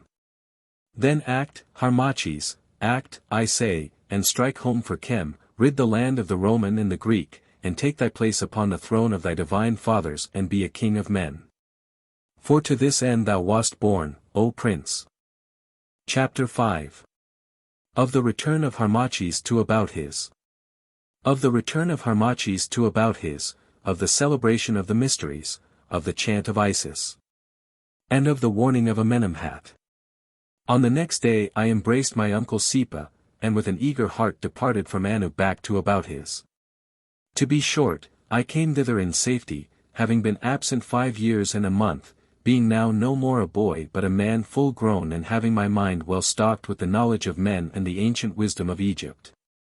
So once again I saw the old lands, and the known faces, though of these some few were wanting, having been gathered to Osiris. Now, as, riding across the fields, I came nigh to the enclosure of the temple, the priests and people issued forth to bid me welcome, and with them the old wife, Atua, who, but for a few added wrinkles that time had cut upon her forehead, was just as she had been when she threw the sandal after me 5 long years before. La! La! La! She cried, and there thou art, my bonny lad, more bonny even than thou wert. La! What a man! What shoulders! And what a face and form! Ah, it does an old woman credit to have dandled thee. But thou art over pale. Those priests down there at Anu have starved thee, surely. Starve not thyself, the gods love not a skeleton. Empty stomach makes empty head, as they say at Alexandria. But this is a glad hour, aye, a joyous hour. Come in, come in. And as I lighted down she embraced me. But I thrust her aside. My father! Where is my father? I cried, I see him not. Nay, nay, have no fear, she answered, His Holiness is well, he waits thee in his chamber. There, pass on. O happy day! O happy about his! So I went, or rather ran, and reached the chamber of which I have written, and there at the table sat my father, Amenemhat, the same as he had been, but very old. I came to him and, kneeling before him, kissed his hand, and he blessed me. Look up, my son, he said, let my old eyes gaze upon thy face, that I may read thy heart. So I lifted up my head, and he looked upon me long and earnestly. I read thee, he said at length, thou art pure and strong in wisdom, I have not been deceived in thee. Oh, the years have been lonely, but I did well to send thee hence. Now, tell me of thy life. For thy letters have told me little, and thou canst not know, my son, how hungry is a father's heart. And so I told him, we sat far into the night and talked together. And in the end he bade me know that I must now prepare to be initiated into those last mysteries that are learned of the chosen of the gods. And so it came about that for a space of 3 months I prepared myself according to the holy customs. I ate no meat. I was constant in the sanctuaries, in the study of the secrets of the great sacrifice and of the woe of the Holy Mother. I watched and prayed before the altars. I lifted up my soul to God. In dreams I communed with the invisible, till at length earth and earth's desires seemed to pass from me. I longed no more for the glory of this world, my heart hung above it as an eagle on his outstretched wings, and the voice of the world's blame could not stir it, and the vision of its beauty brought no delight. For above me was the vast vault of heaven, where in unalterable procession the stars pass on, drawing after them the destinies of men. Where the holy ones sit upon their burning thrones, and watch the chariot wheels of fate as they roll from sphere to sphere. O hours of holy contemplation! Who, having once tasted of your joy, could wish again to grovel on the earth? O vile flesh to drag us down! I would that thou hadst then altogether fallen from me, and left my spirit free to seek Osiris. The months of probation passed but too swiftly, and now the holy day drew near when I was in truth to be united to the universal Mother. Never hath night so longed for the promise of the dawn. Never hath the heart of a lover so passionately desired the sweet coming of his bride, as I long to see thy glorious face, O Isis. Even now that I have been faithless to thee, and thou art far from me, O divine. My soul goes out to thee, and once more I know, but as it is bidden that I should draw the veil, and speak of things which have not been told since the beginning of this world, let me pass on and reverently set down the history of that holy morn. For 7 days the great festival had been celebrated, the suffering of the Lord Osiris had been commemorated, the grief of the mother Isis had been sung, and glory had been done to the memory of the coming of the divine child Horus, the Son, the Avenger, the God begot. All these things had been carried out according to the ancient rites. The boats had floated on the sacred lake, the priests had scourged themselves before the sanctuaries, and the images had been borne through the streets at night. And now, as the sun sank on the 7th day, once more the great procession gathered to chant the woes of Isis and tell how the evil was avenged. We went in silence from the temple, and passed through the city ways.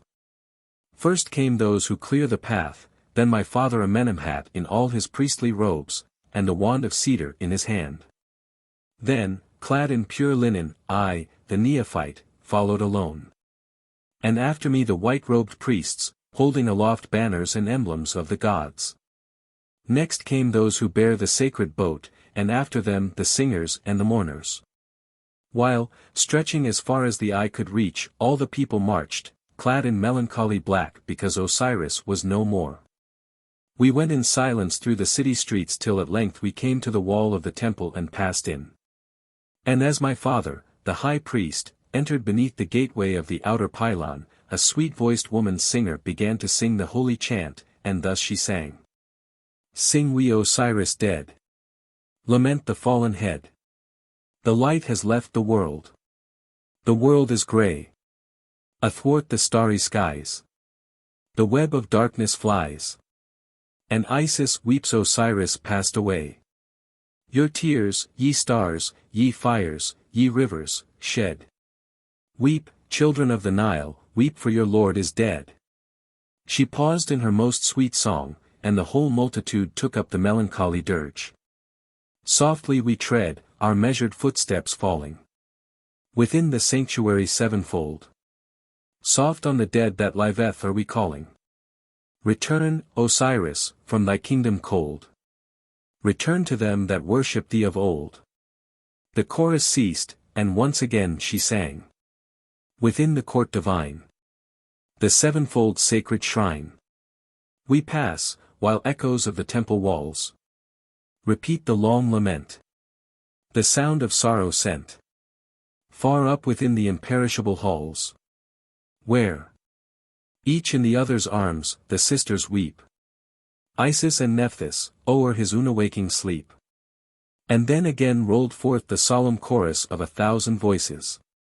Softly we tread, our measured footsteps falling within the sanctuary sevenfold. Soft on the dead that liveth are we calling. Return, Osiris, from thy kingdom cold. Return to them that worship thee of old. It ceased, and sweetly she took up the song. O dweller in the west, lover and lordliest, thy love, thy sister Isis, calls thee home.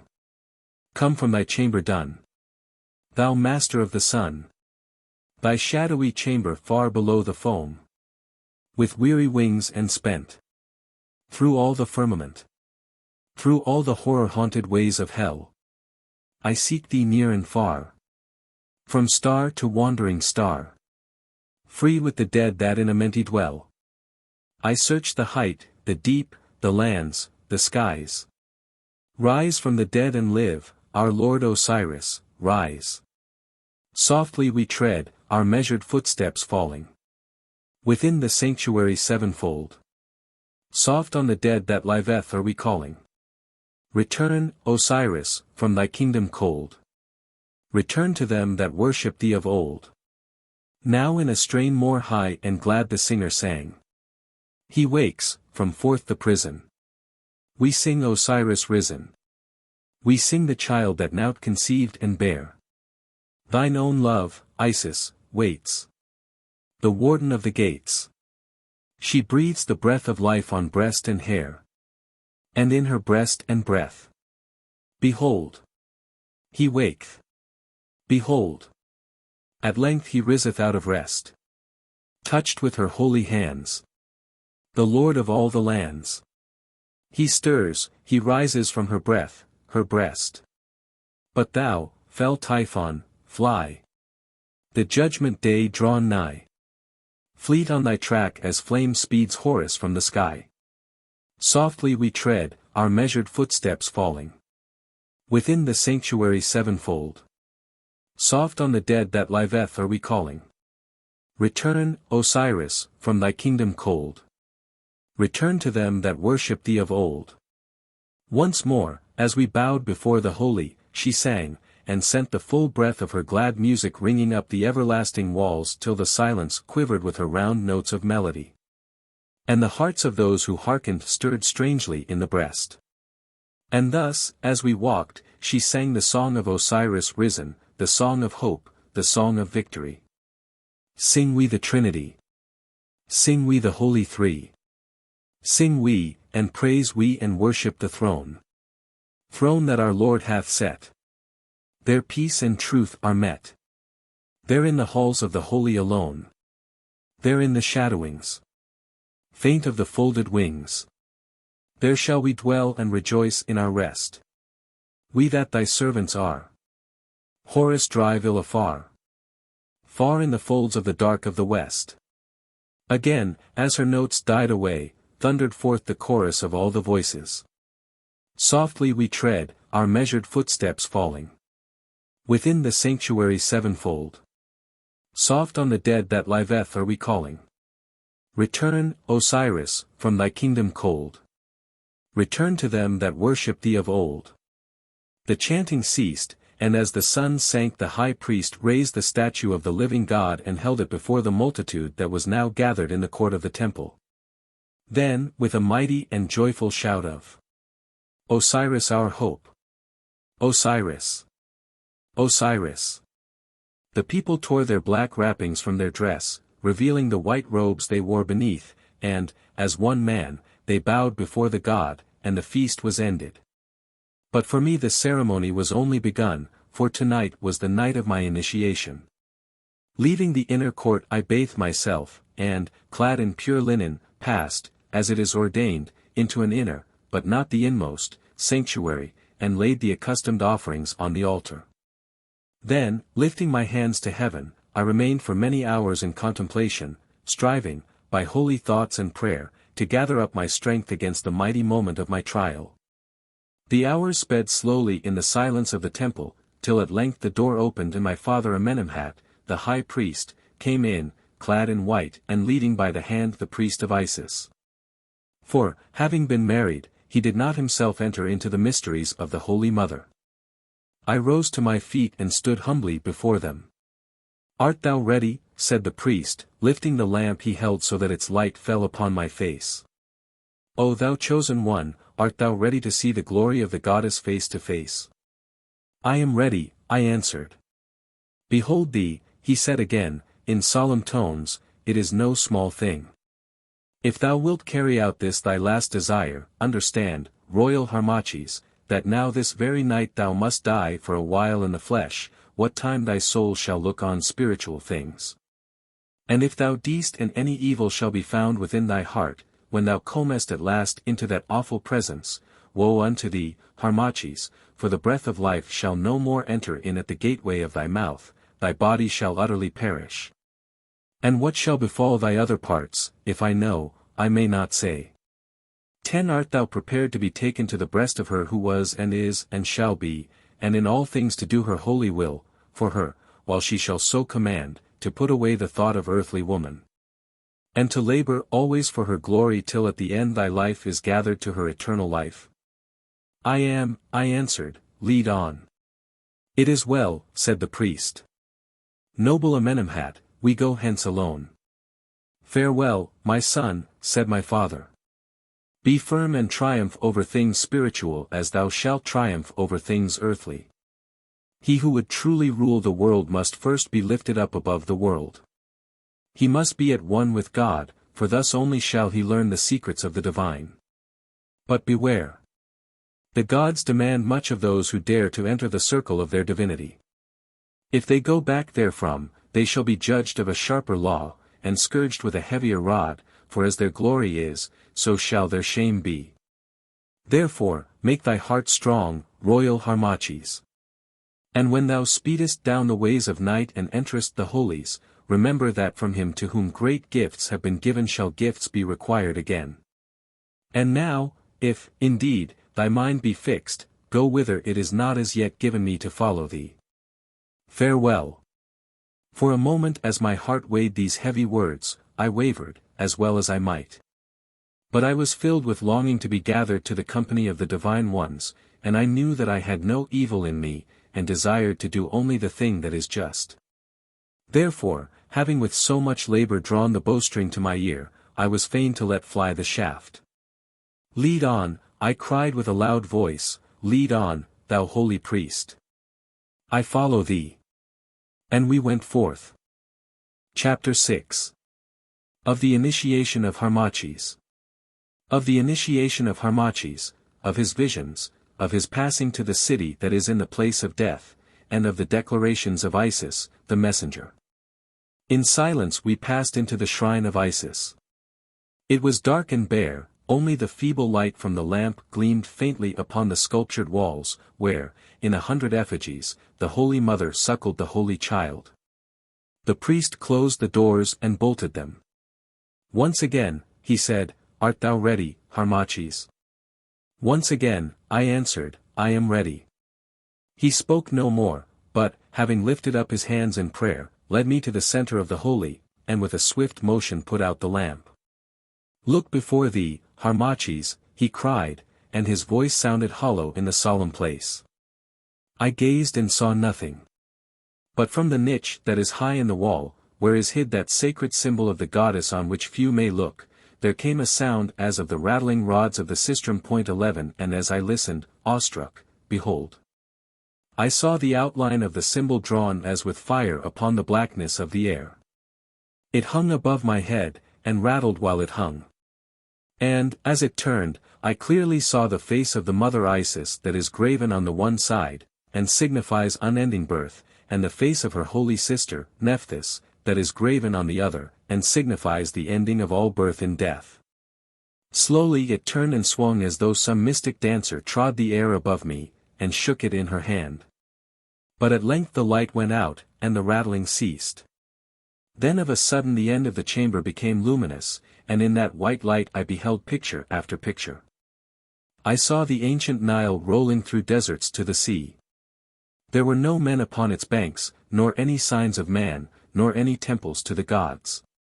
Only wild birds moved on Sire's lonely face, and monstrous brutes plunged and wallowed in his waters. The sun sank in majesty behind the Libyan desert and stained the waters red, the mountains towered up towards the silent sky, but in mountain, desert, and river there was no sign of human life. Then I knew that I saw the world as it had been before man was, and a terror of its loneliness entered my soul. The picture passed and another rose up in its place. Once again I saw the banks of Sire, and on them crowded wild-faced creatures, partaking of the nature of the ape more than of the nature of mankind. They fought and slew each other. The wild birds sprang up in a fright as the fire leapt from reed huts given by foemen's hands to flame and pillage. They stole and rent and murdered, dashing out the brains of children with axes of stone. And, though no voice told me, I knew that I saw man as he was tens of thousands of years ago, when first he marched across the earth. Yet another picture. Again I beheld the banks of Sire, but on them fair cities bloomed like flowers. In and out their gates went men and women, passing to and fro from wide, well-tilled lands. But I saw no guards or armies, and no weapons of war. All was wisdom, prosperity, and peace. And while I wondered, a glorious figure, clad in raiment that shone as flame, came from the gates of a shrine, and the sound of music went before and followed after him. He mounted an ivory throne which was set in a marketplace facing the water, and as the sun sank called in all the multitudes to prayer. With one voice they prayed, bending in adoration. And I understood that herein was shown the reign of the gods on earth, which was long before the days of Menes. A change came over the dream. Still the same fair city, but other men, men with greed and evil on their faces, who hated the bonds of righteous doing, and set their hearts on sin. The evening came. The glorious figure mounted the throne and called to prayer, but none bowed themselves in adoration. "We are aweary of thee," they cried. "Make evil king. Slay him. Slay him. And loose the bonds of evil. Make evil king." The glorious shape rose up, gazing with mild eyes upon those wicked men. "Ye know not what ye ask," he cried, "but as ye will, so be it. For if I die, by me, after much travail, shall ye once again find a path to the kingdom of good." Even as he spoke, a form, foul and hideous to behold, leapt upon him, cursing, slew him, tore him limb from limb, and amidst the clamor of the people sat himself upon the throne and ruled. But a shape whose face was veiled passed down from heaven on shadowy wings, and with lamentations gathered up the rent fragments of the being. A moment she bent herself upon them, then lifted up her hands and wept. And as she wept, behold! From her side there sprang a warrior armed and with a face like the face of Ra at noon. He, the avenger, hurled himself with a shout upon the monster who had usurped the throne, and they closed in battle, and, struggling ever in a straight embrace, passed upward to the skies. Then came picture after picture. I saw powers and peoples clad in various robes and speaking many tongues. I saw them pass and pass in millions, loving, hating, struggling, dying. Some few were happy and some had woe stamped upon their faces. But most bore not the seal of happiness nor of woe, but rather that of patience. And ever as they passed from age to age, high above in the heavens the avenger fought on with the evil thing, while the scale of victory swung now here now there. But neither conquered, nor was it given to me to know how the battle ended. And I understood that what I had beheld was the holy vision of the struggle between the good and the evil powers. I saw that man was created vile, but those who are above took pity on him, and came down to him to make him good and happy, for the two things are one thing. But man returned to his wicked way, and then the bright spirit of good, who is of us called Osiris, but who has many names, offered himself up for the evil doing of the race that had dethroned him. And from him and the divine mother, of whom all nature is, sprang another spirit who is the protector of us on earth, as Osiris is our justifier in Amenti. For this is the mystery of the Osiris. Of a sudden, as I saw the visions, these things became clear to me. The mummy cloths of symbol and of ceremony that wrap Osiris round fell from him, and I understood the secret of religion, which is sacrifice. The pictures passed, and again the priest, my guide, spoke to me. Hast thou understood, Harmachis, those things which it has been granted thee to see? I have, I said. Are the rites ended? Nay, they are but begun. That which follows thou must endure alone. Behold, I leave thee, to return at the morning light. Once more I warn thee. That which thou shalt see, few may look upon and live. In all my days I have known but 3 who dared to face this dread hour, and of those 3 at dawn but 1 was found alive. Myself, I have not trod this path. It is too high for me. Depart, I said, my soul is athirst for knowledge. I will dare it. He laid his hand upon my shoulder and blessed me. He went. I heard the door shut to behind him, the echoes of his footsteps slowly died away. Then I felt that I was alone, alone in the holy place with things which are not of the earth. Silence fell, silence deep and black as the darkness which was around me. The silence fell, it gathered as the cloud gathered on the face of the moon that night when, a lad, I prayed upon the pylon towers. It gathered denser and yet more dense till it seemed to creep into my heart and call aloud therein. For utter silence has a voice that is more terrible than any cry. I spoke, the echoes of my words came back upon me from the walls and seemed to beat me down. The stillness was lighter to endure than an echo such as this. What was I about to see? Should I die, even now, in the fullness of my youth and strength? Terrible were the warnings that had been given to me. I was fear-stricken, and bethought me that I would fly. Fly, fly whither? The temple door was barred, I could not fly. I was alone with the Godhead, alone with the power that I had invoked. Nay, my heart was pure, my heart was pure. I would face the terror that was to come, even though I died. Isis, Holy Mother, I prayed.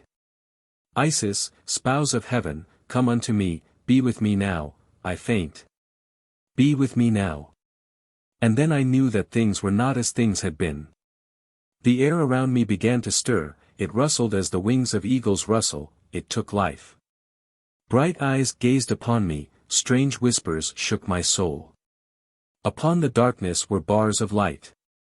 They changed and interchanged, they moved to and fro and wove mystic symbols which I could not read.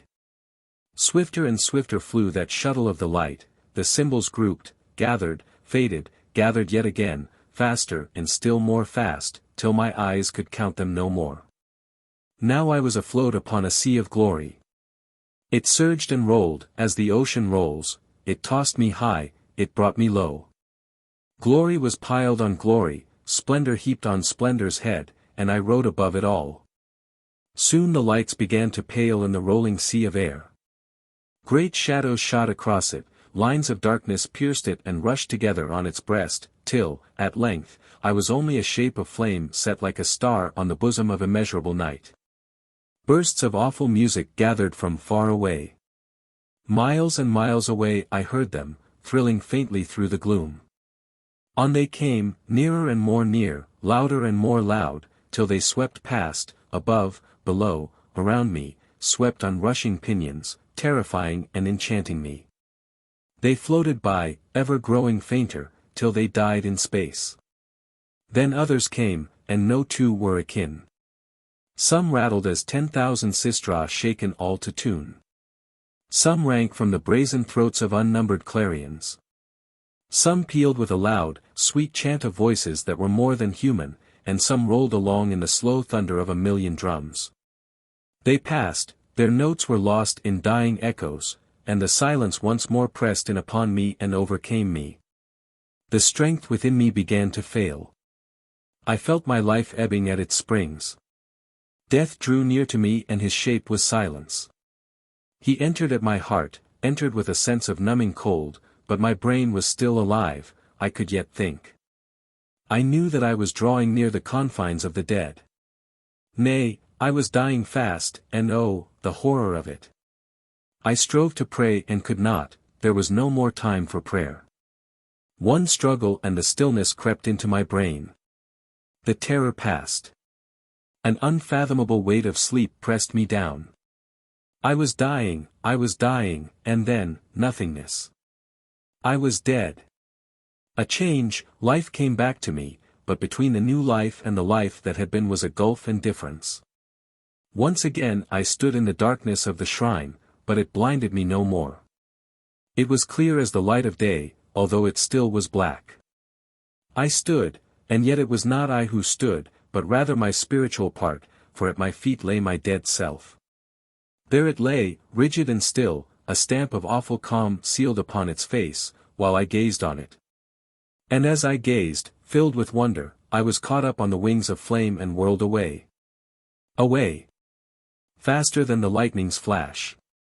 Down I fell, through depths of empty space set here and there with glittering crowns of stars. Down for 10 million miles and 10 times 10 million, till at length I hovered over a place of soft, unchanging light, wherein were temples, palaces, and abodes, such as no man ever saw in the visions of his sleep. They were built of flame, and they were built of blackness. Their spires pierced up and up, their great courts stretched around. Even as I hovered they changed continually to the eye, what was flame became blackness, what was blackness became flame. Here was the flash of crystal, and there the blaze of gems shone even through the glory that rolls around the city which is in the place of death. There were trees, and their voice as they rustled was the voice of music. There was air, and, as it blew, its breath was the sobbing notes of song. Shapes, changing, mysterious, wonderful, rushed up to meet me, and bore me down till I seemed to stand upon another earth. "Who comes?" cried a great voice. "Harmachis," answered the shapes, that changed continually. "Harmachis who hath been summoned from the earth to look upon the face of her that was and is and shall be. Harmachis, child of earth. Throw back the gates and open wide the doors." Pealed the awful voice. "Throw back the gates and open wide the doors. Seal up his lips in silence, lest his voice jar upon the harmonies of heaven, take away his sight lest he see that which may not be seen, and let Harmachis, who hath been summoned, pass down the path that leads to the place of the unchanging. Pass on, child of earth, but before thou goest, look up that thou mayest learn how far thou art removed from earth."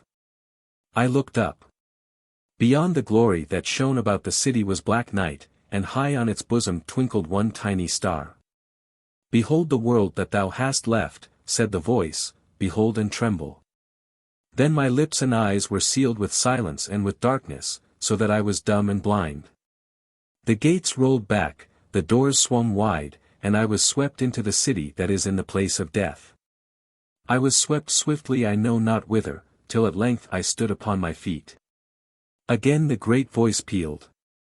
Draw the veil of blackness from his eyes, unseal the silence on his lips, that Harmachis, child of earth, may see, hear, and understand, and make adoration at the shrine of her that was and is and shall be.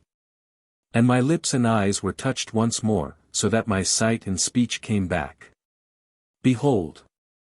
I stood within a hall of blackest marble, so lofty that even in the rosy light scarce could my vision reach the great groins of the roof. Music wailed about its spaces, and all adown its length stood winged spirits fashioned in living fire, and such was the brightness of their forms that I could not look on them. In its center was an altar, small and square, and I stood before the empty altar. Then again the voice cried, O thou that hast been, art, and shalt be, thou who, having many names, art yet without a name, measure of time, messenger of God. Guardian of the worlds and the races that dwell thereon, universal mother born of nothingness, creatix uncreated, living splendor without form, living form without substance, servant of the invisible, child of law. Holder of the scales and sword of fate, vessel of life, through whom all life flows, to whom it again is gathered, recorder of things done, executrix of decrees, hear. Harmachis the Egyptian, who by thy will hath been summoned from the earth, waits before thine altar, with ears unstopped, with eyes unsealed, and with an open heart. Hear and descend. Descend, O many-shaped. Descend in flame. Descend in sound. Descend in spirit. Hear and descend. The voice ceased and there was silence. Then through the silence came a sound like the booming of the sea. It passed and presently, moved thereto by I know not what, I raised my eyes from my hands with which I had covered them, and saw a small dark cloud hanging over the altar in and out of which a fiery serpent climbed. Then all the spirits clad in light fell upon the marble floor, and with a loud voice adored, but what they said I could not understand. Behold! The dark cloud came down and rested on the altar, the serpent of fire stretched itself towards me, touched me on the forehead with its forky tongue and was gone. From within the cloud a voice sweet and low and clear spoke in heavenly accents. Depart, ye ministers, leave me with my son whom I have summoned. Then like arrows rushing from above the flame-clad spirits leapt from the ground and sped away. O Harmachis, said the voice, be not afraid, I am she whom thou dost know as Isis of the Egyptians, but what else I am strive not thou to learn, it is beyond thy strength. For I am all things, life is my spirit, and nature is my raiment. I am the laughter of the babe, I am the maiden's love, I am the mother's kiss. I am the child and servant of the invisible that is God, that is law, that is fate, though myself I be not God and fate and law. When winds blow and oceans roar upon the face of the earth thou hearest my voice, when thou gazest on the starry firmament thou sayest my countenance, when the spring blooms out in flowers, that is my smile, Harmachis. For I am nature's self, and all her shapes are shapes of me. I breathe in all that breathes.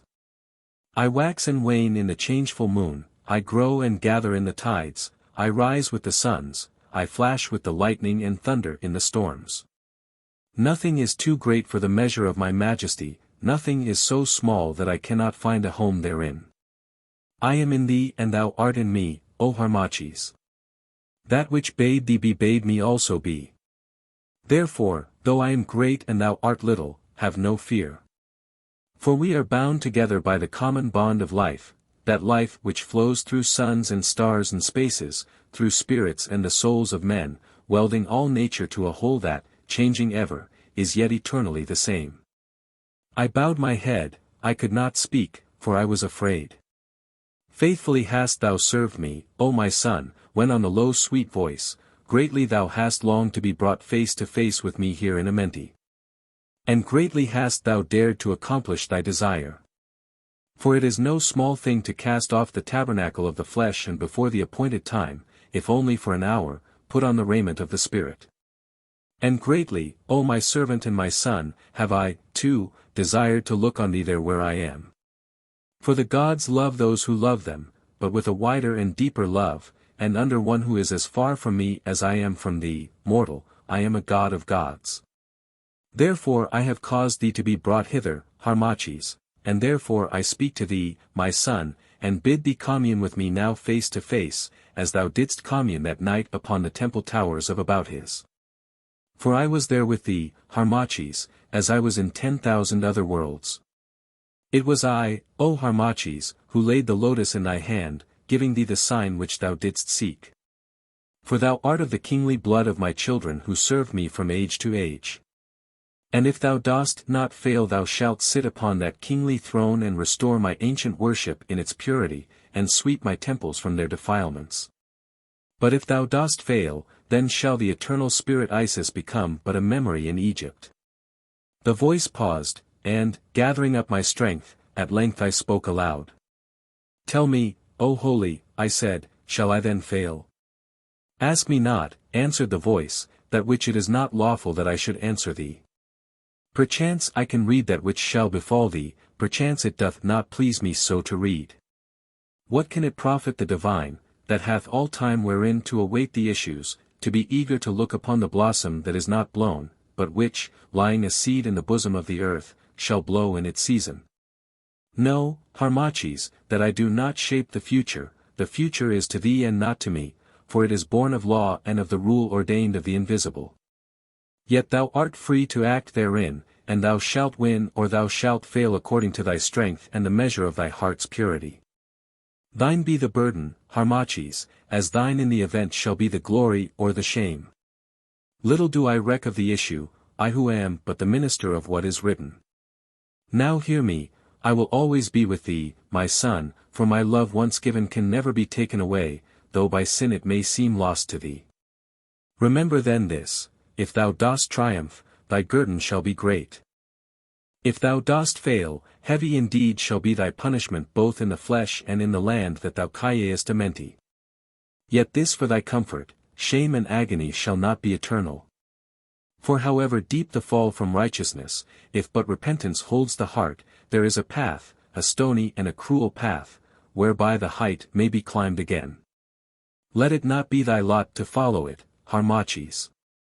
And now, because thou hast loved me, my son, and, wandering through the maze of fable, wherein men lose themselves upon the earth, mistaking the substance for the spirit, and the altar for the god, hast yet grasped a clue of truth the many-faced. And because I love thee and look on to the day that, perchance, shall come when thou shalt dwell blessed in my light and in the doing of my tasks, because of this, I say, it shall be given to thee, O Harmachis. To hear the word whereby I may be summoned from the uttermost, by one who hath communed with me, and to look upon the face of Isis, even into the eyes of the messenger, and not die the death.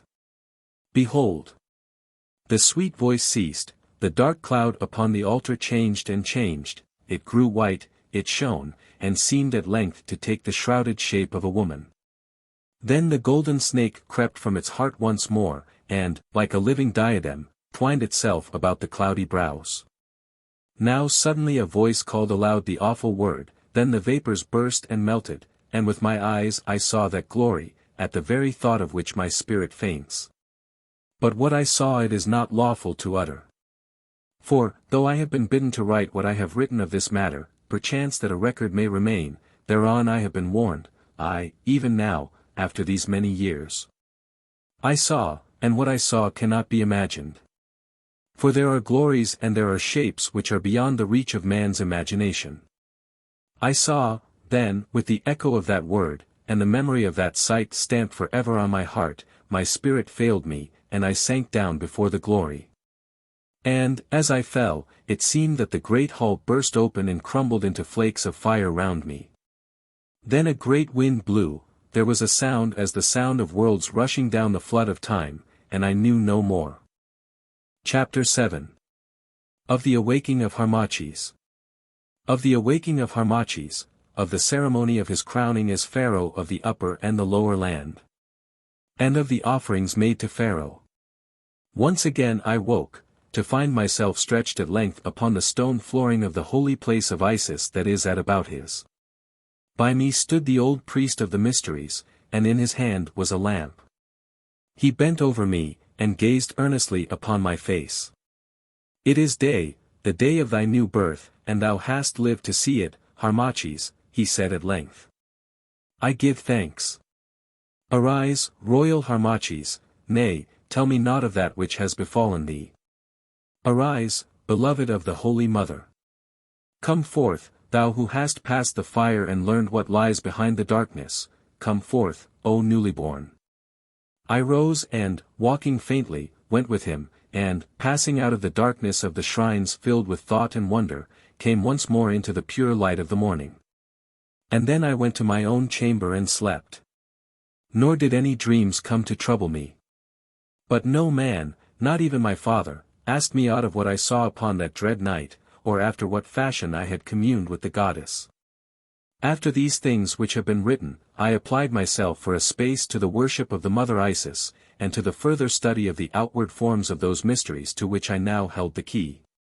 Moreover, I was instructed in matters politic, for many great men of our following came secretly to see me from all quarters of Egypt, and told me much of the hatred of the people towards Cleopatra, the queen, and of other things.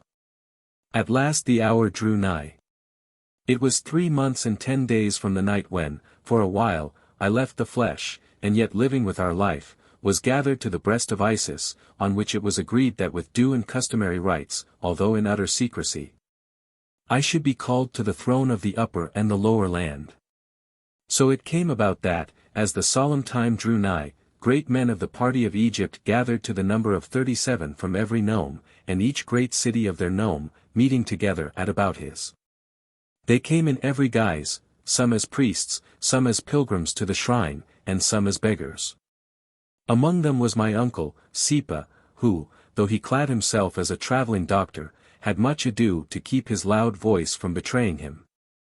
Indeed, I myself knew him by it, meeting him as I walked in thought upon the banks of the canal, although it was then dusk and the great cape, which, after the fashion of such doctors, he had thrown about his head, half hid his face.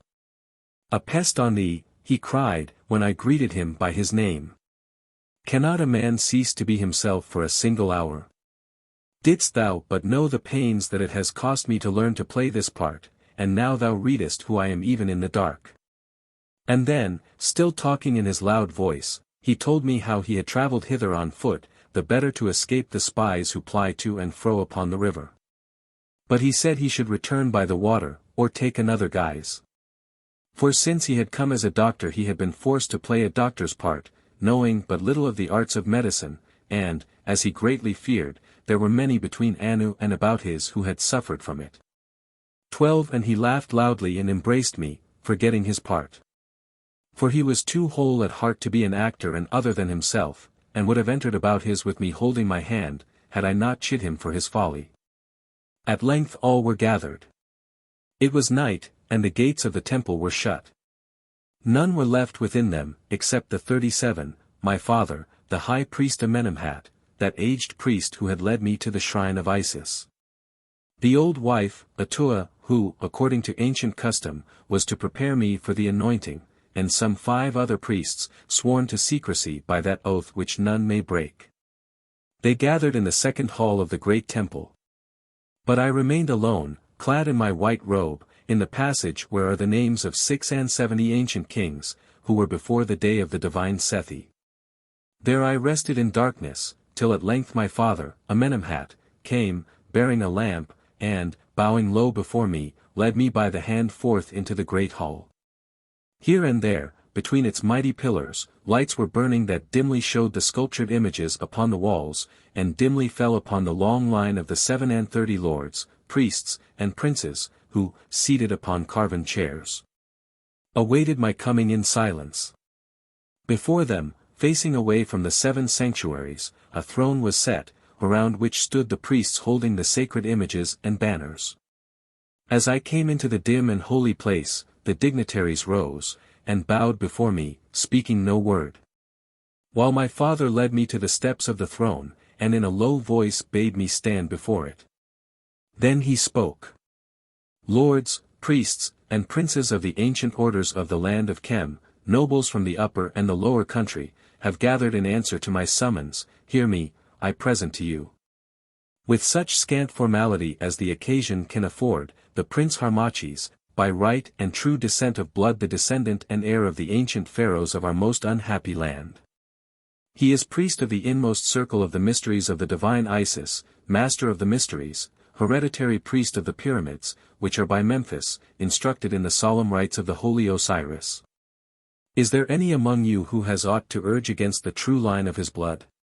He paused, and my uncle Sipa, rising from his chair, spoke, We have made examination of the records and there is none, O Amenemhat. He is of the royal blood, his descent is true. Is there any among you, went on my father, who can deny that this royal Harmachis, by sanction of the very gods, has been gathered to Isis, been shown the way of the Osiris? Been admitted to be the hereditary high priest of the pyramids which are by Memphis, and of the temples of the pyramids? Then that old priest rose who had been my guide in the sanctuary of the mother and made answer, There is none, O Amenemhat, I know these things of my own knowledge. Once more my father spoke, Is there any among you who has aught to urge against this royal Harmachis, in that by wickedness of heart or life, by uncleanliness or falsity, it is not fit or meet that we should crown him lord of all the lands? Then an aged prince of Memphis arose and made answer. We have inquired of these matters, there is none, O Amenemhat. It is well, said my father, then naught is wanting in the prince Harmachis, seed of Nekhnebf, the Osirian. Let the woman Atua stand forth and tell this company those things that came to pass when, at the hour of her death, she who was my wife prophesied over this prince, being filled with the spirit of the Hathors. Thereon old Atua crept forward from the shadow of the columns, and earnestly told those things that have been written. Ye have heard, said my father, do you believe that the woman who was my wife spake with the divine voice? We do, they answered. Now my uncle Sipa rose and spoke. Royal Harmachis, thou hast heard. Know now that we are gathered here to crown thee king of the upper and the lower lands, thy holy father, Amenemhat, renouncing all his right on thy behalf. We are met, not, indeed, in that pomp and ceremony which is due to the occasion, for what we do must be done in secret, lest our lives, and the cause that is more dear to us than life, should pay the forfeit, but yet with such dignity and observance of the ancient rites as our circumstance may command. Learn, now, how this matter hangs, and if, after learning, thy mind consents thereto, then mount thy throne, O Pharaoh, and swear the oath. Long has Chemi groaned beneath the mailed heel of the Greek, and trembled at the shadow of the Roman spear, long has the ancient worship of its gods been desecrated, and its people crushed with oppression. But we believe that the hour of deliverance is at hand, and with the solemn voice of Egypt and by the ancient gods of Egypt, to whose cause thou art of all men bound, we call upon thee, Prince, to be the sword of our deliverance. Hearken. 20,000 good and leal men are sworn to wait upon thy word, and at thy signal to rise as one, to put the Grecian to the sword.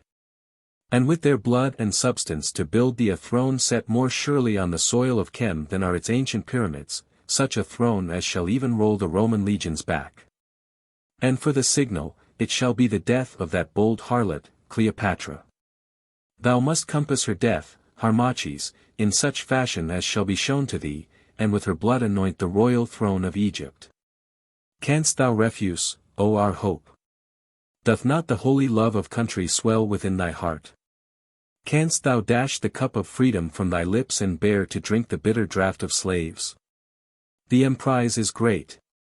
Maybe it shall fail, and thou with thy life, as we with ours, shalt pay the price of our endeavor.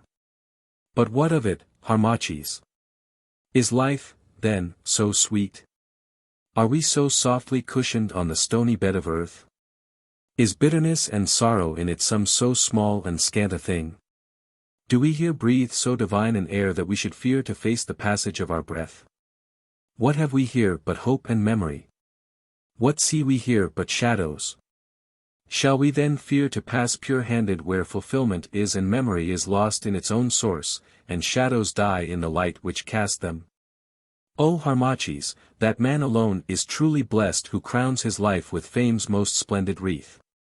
For, since to all the brood of earth death hands his poppy flowers, he indeed is happy to whom there is occasion given to weave them in a crown of glory.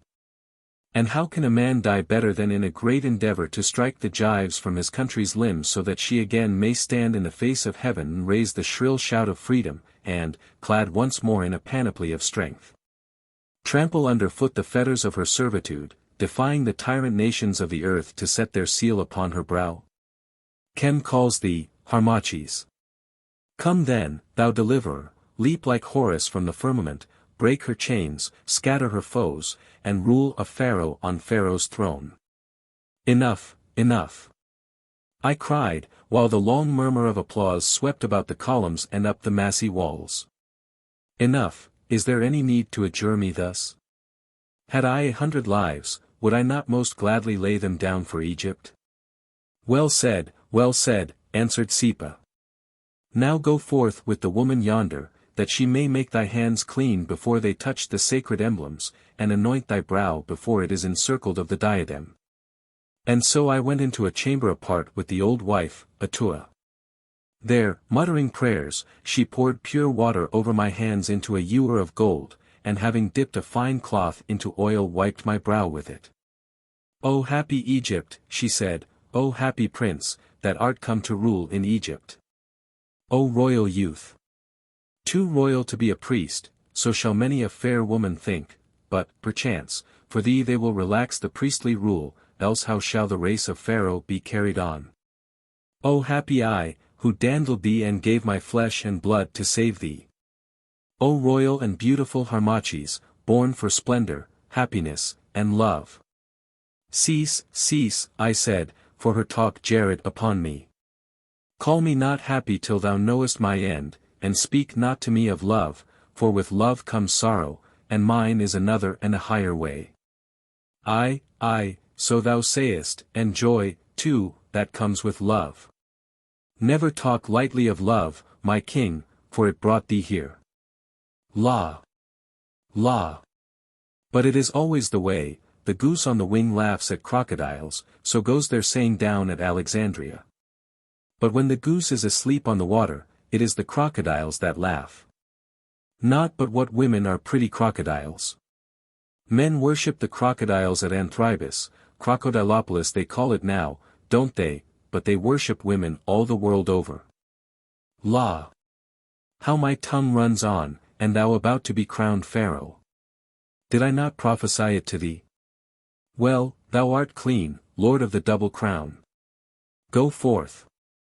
So I went from the chamber with the old wife's foolish talk ringing in my ears, though of a truth her folly had ever a grain of wit in it. As I came, the dignitaries rose once more and bowed before me. Then my father, without delay, drew near me, and placed in my hands a golden image of the divine Ma, the goddess of truth, and golden images of the arks of the god Amenemhat, of the divine Mount, and the divine Khans. And spoke solemnly. Thou swearest by the living majesty of Ma, by the majesty of Amenemhat, of Mount, and of Khans? I swear, I said. Thou swearest by the holy land of Chem, by Sire's flood, by the temples of the gods and the eternal pyramids? I swear. Remembering thy hideous doom if thou shouldst fail therein, thou swearest that thou wilt in all things govern Egypt according to its ancient laws, that thou wilt preserve the worship of its gods, that thou wilt do equal justice. That thou wilt not oppress, that thou wilt not betray, that thou wilt make no alliance with the Roman or the Greek, that thou wilt cast out the foreign idols, that thou wilt devote thy life to the liberty of the land of Chem? I swear. It is well. Mount, then, the throne, that in the presence of these thy subjects, I may name thee Pharaoh. I mounted upon the throne, of which the footstool is a sphinx, and the canopy the overshadowing wings of Ma. Then Amenemhat drew nigh once again and placed the shent upon my brow, and on my head the double crown, and the royal robe about my shoulders, and in my hands the scepter and the scourge. Royal Harmachis, he cried, by these outward signs and tokens, I, the high priest of the temple of our Amenemhat at Abouthis, crown thee pharaoh of the upper and lower land. Reign and prosper, O hope of Chemi. Reign and prosper, Pharaoh. Echoed the dignitaries, bowing down before me. Then, one by one, they swore allegiance, till all had sworn. And, having sworn, my father took me by the hand. He led me in solemn procession into each of the 7 sanctuaries that are in this temple of our Amenemhat, and in each I made offerings, swung incense, and officiated as priest.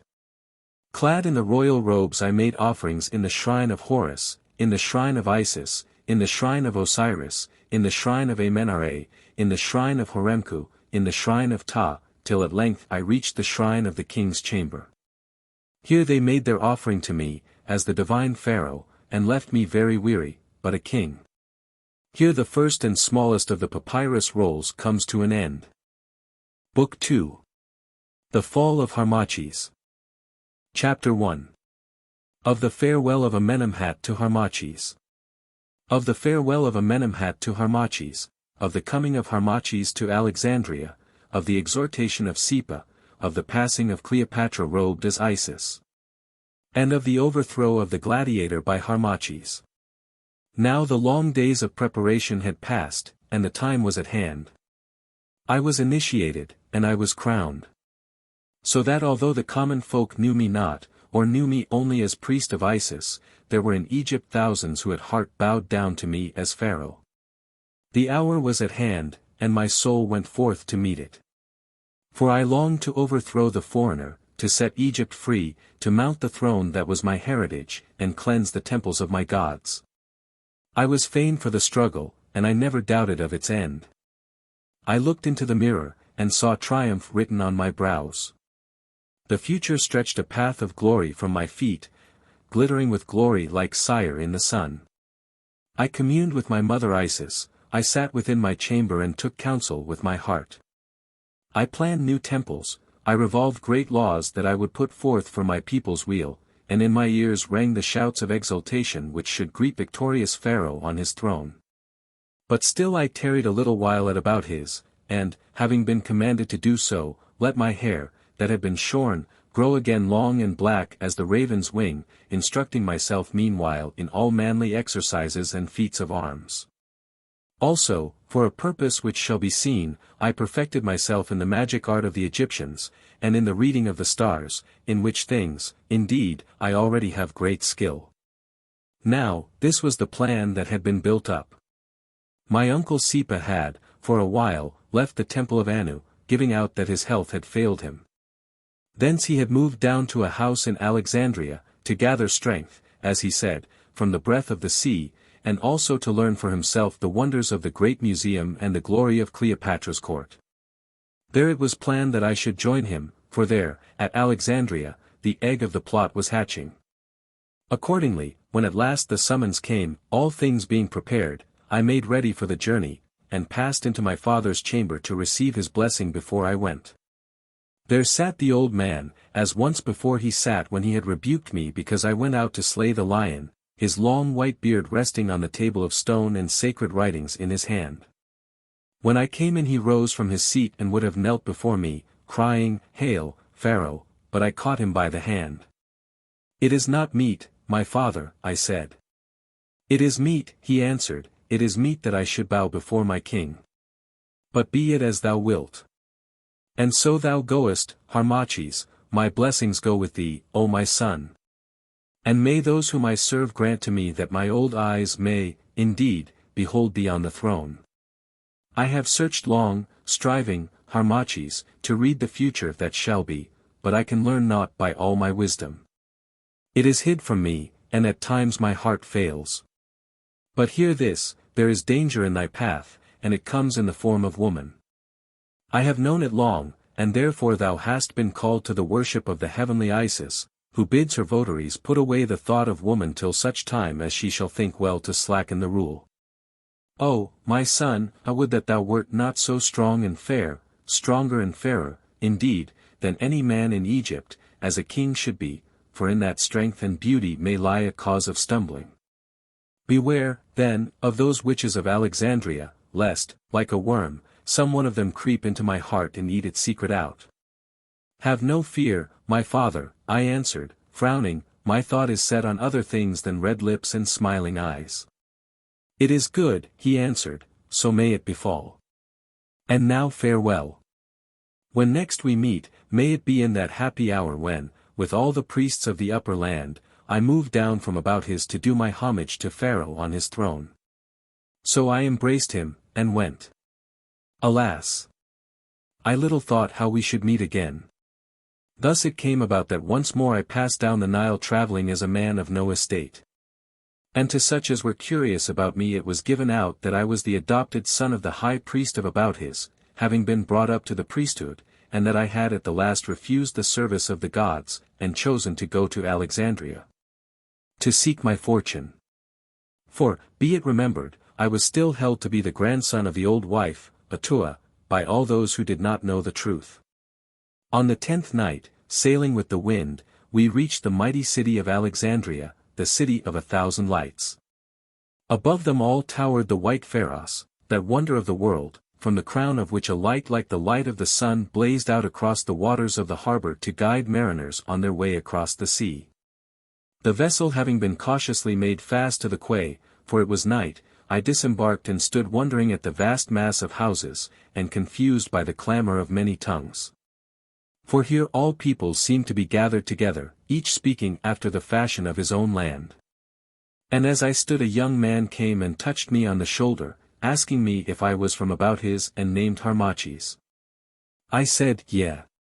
Then, bending over me, he whispered the secret password into my ear, and, beckoning to 2 slaves, bade them bring my baggage from the ship. This they did, fighting their way through the crowd of porters who were clamoring for hire. Then I followed him down the quay, which was bordered with drinking places, where all sorts of men were gathered, tippling wine and watching the dancing of women, some of whom were but scantily arrayed, and some not arrayed at all. And so we went through the lamplit houses till at last we reached the shore of the great harbor, and turned to the right along a wide way paved with granite and bordered by strong houses, having cloisters in front of them, the like of which I had never seen. Turning once more to the right we came to a quieter portion of the city, where, except for parties of strolling revelers, the streets were still.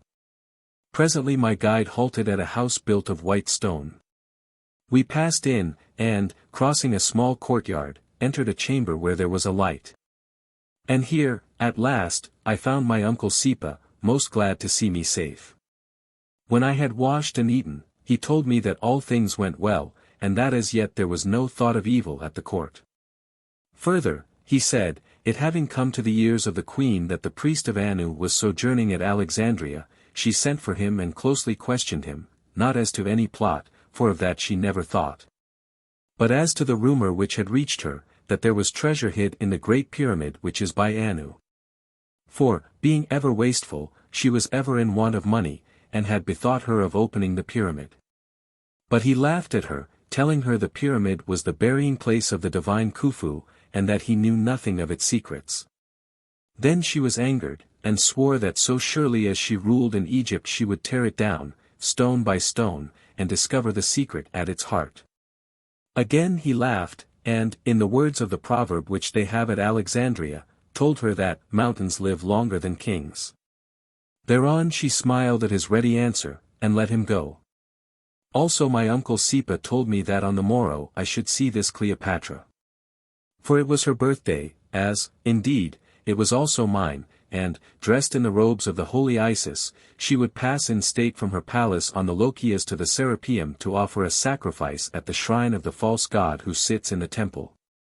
And he said that thereafter the fashion by which I should gain entrance to the household of the queen should be contrived.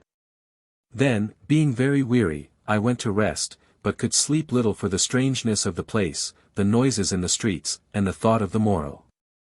While it was yet dark, I rose, climbed the stair to the roof of the house, and waited. Presently, the sun's rays shot out like arrows, and lit upon the white wonder of the marble pharos, whose light instantly sank and died, as though, indeed, the sun had killed it. Now the rays fell upon the palaces of the Lochias where Cleopatra lay, and lit them up till they flamed like a jewel set on the dark, cool bosom of the sea. Away the light flew, kissing the Soma's sacred dome, beneath which Alexander sleeps, touching the high tops of 1,000 palaces and temples. Past the porticos of the great museum that loomed near at hand, striking the lofty shrine, where, carved of ivory, is the image of the false god Serapis, and at last seeming to lose itself in the vast and gloomy necropolis. Then, as the dawn gathered into day, the flood of brightness, overbrimming the bowl of night, flowed into the lower lands and streets, and showed Alexandria red in the sunrise as the mantle of a king, and shaped as a mantle. The Etesian wind came up from the north, and swept away the vapor from the harbors, so that I saw their blue waters rocking 1,000 ships. I saw, too, that mighty mole the Heptastadium.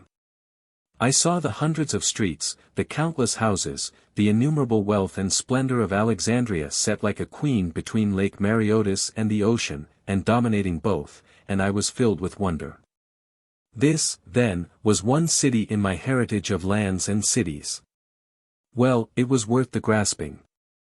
And having looked my full and fed my heart, as it were, with the sight of splendor, I communed with the holy Isis and came down from the roof. In the chamber beneath was my uncle Sipa.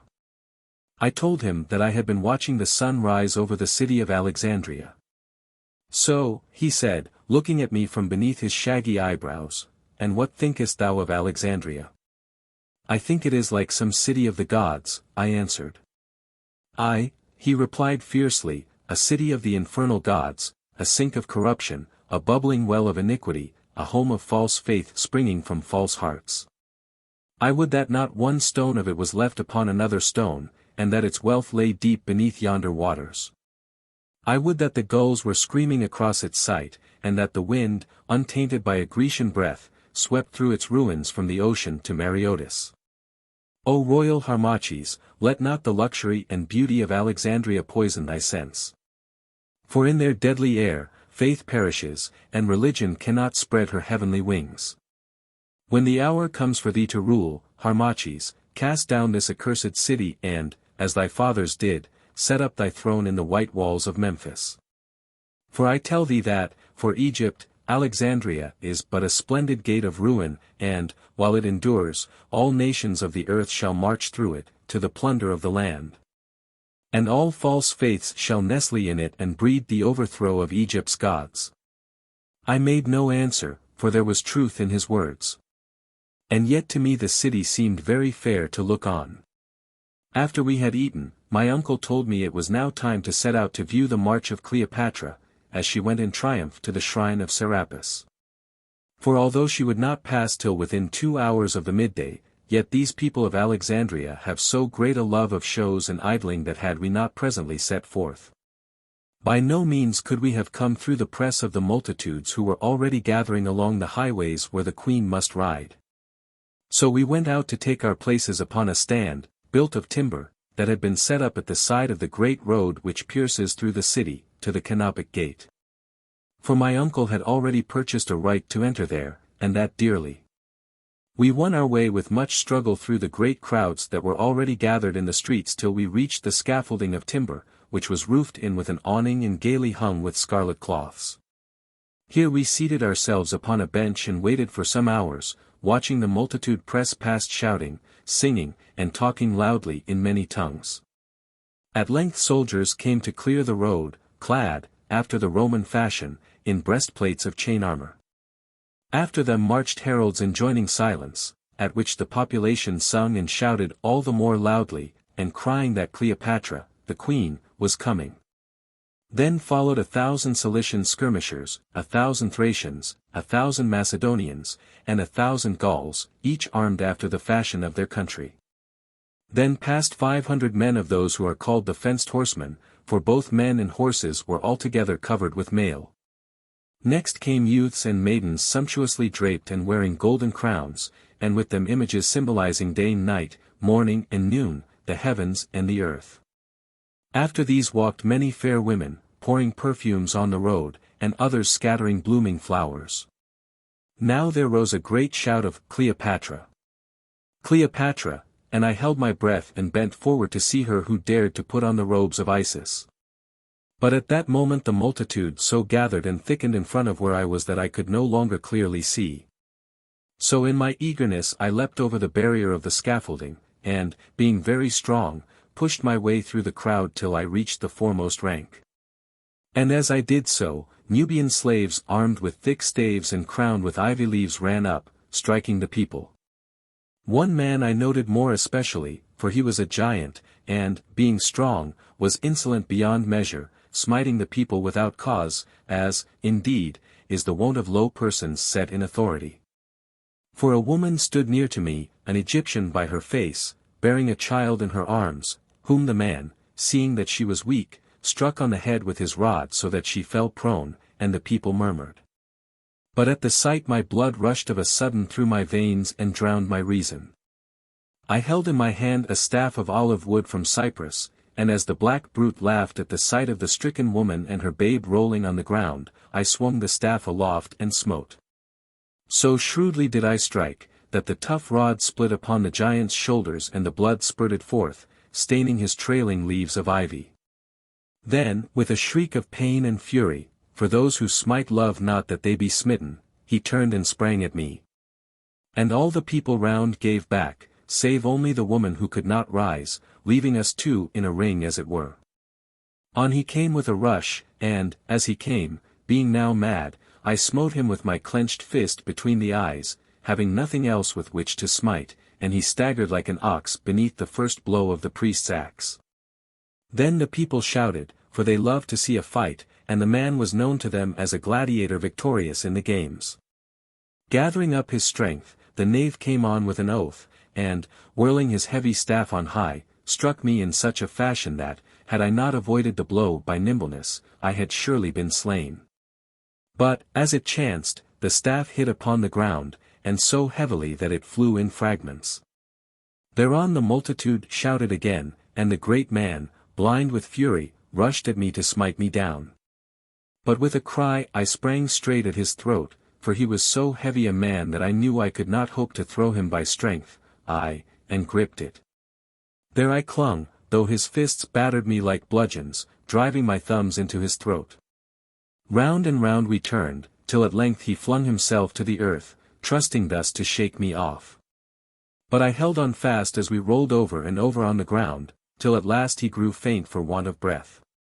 Then I, being uppermost, drove my knee down upon his chest, and, as I believe, should thus have slain him in my rage had not my uncle, and others there gathered, fallen upon me and dragged me from him. And meanwhile, though I know it not, the chariot in which the queen sat, with elephants going before and lions led after it, had reached the spot, and had been halted because of the tumult. I looked up, and thus torn, panting, my white garments stained with the blood that had rushed from the mouth and nostrils of the mighty Nubian, I for the first time saw Cleopatra face to face. Her chariot was all of gold, and drawn by milk-white steeds.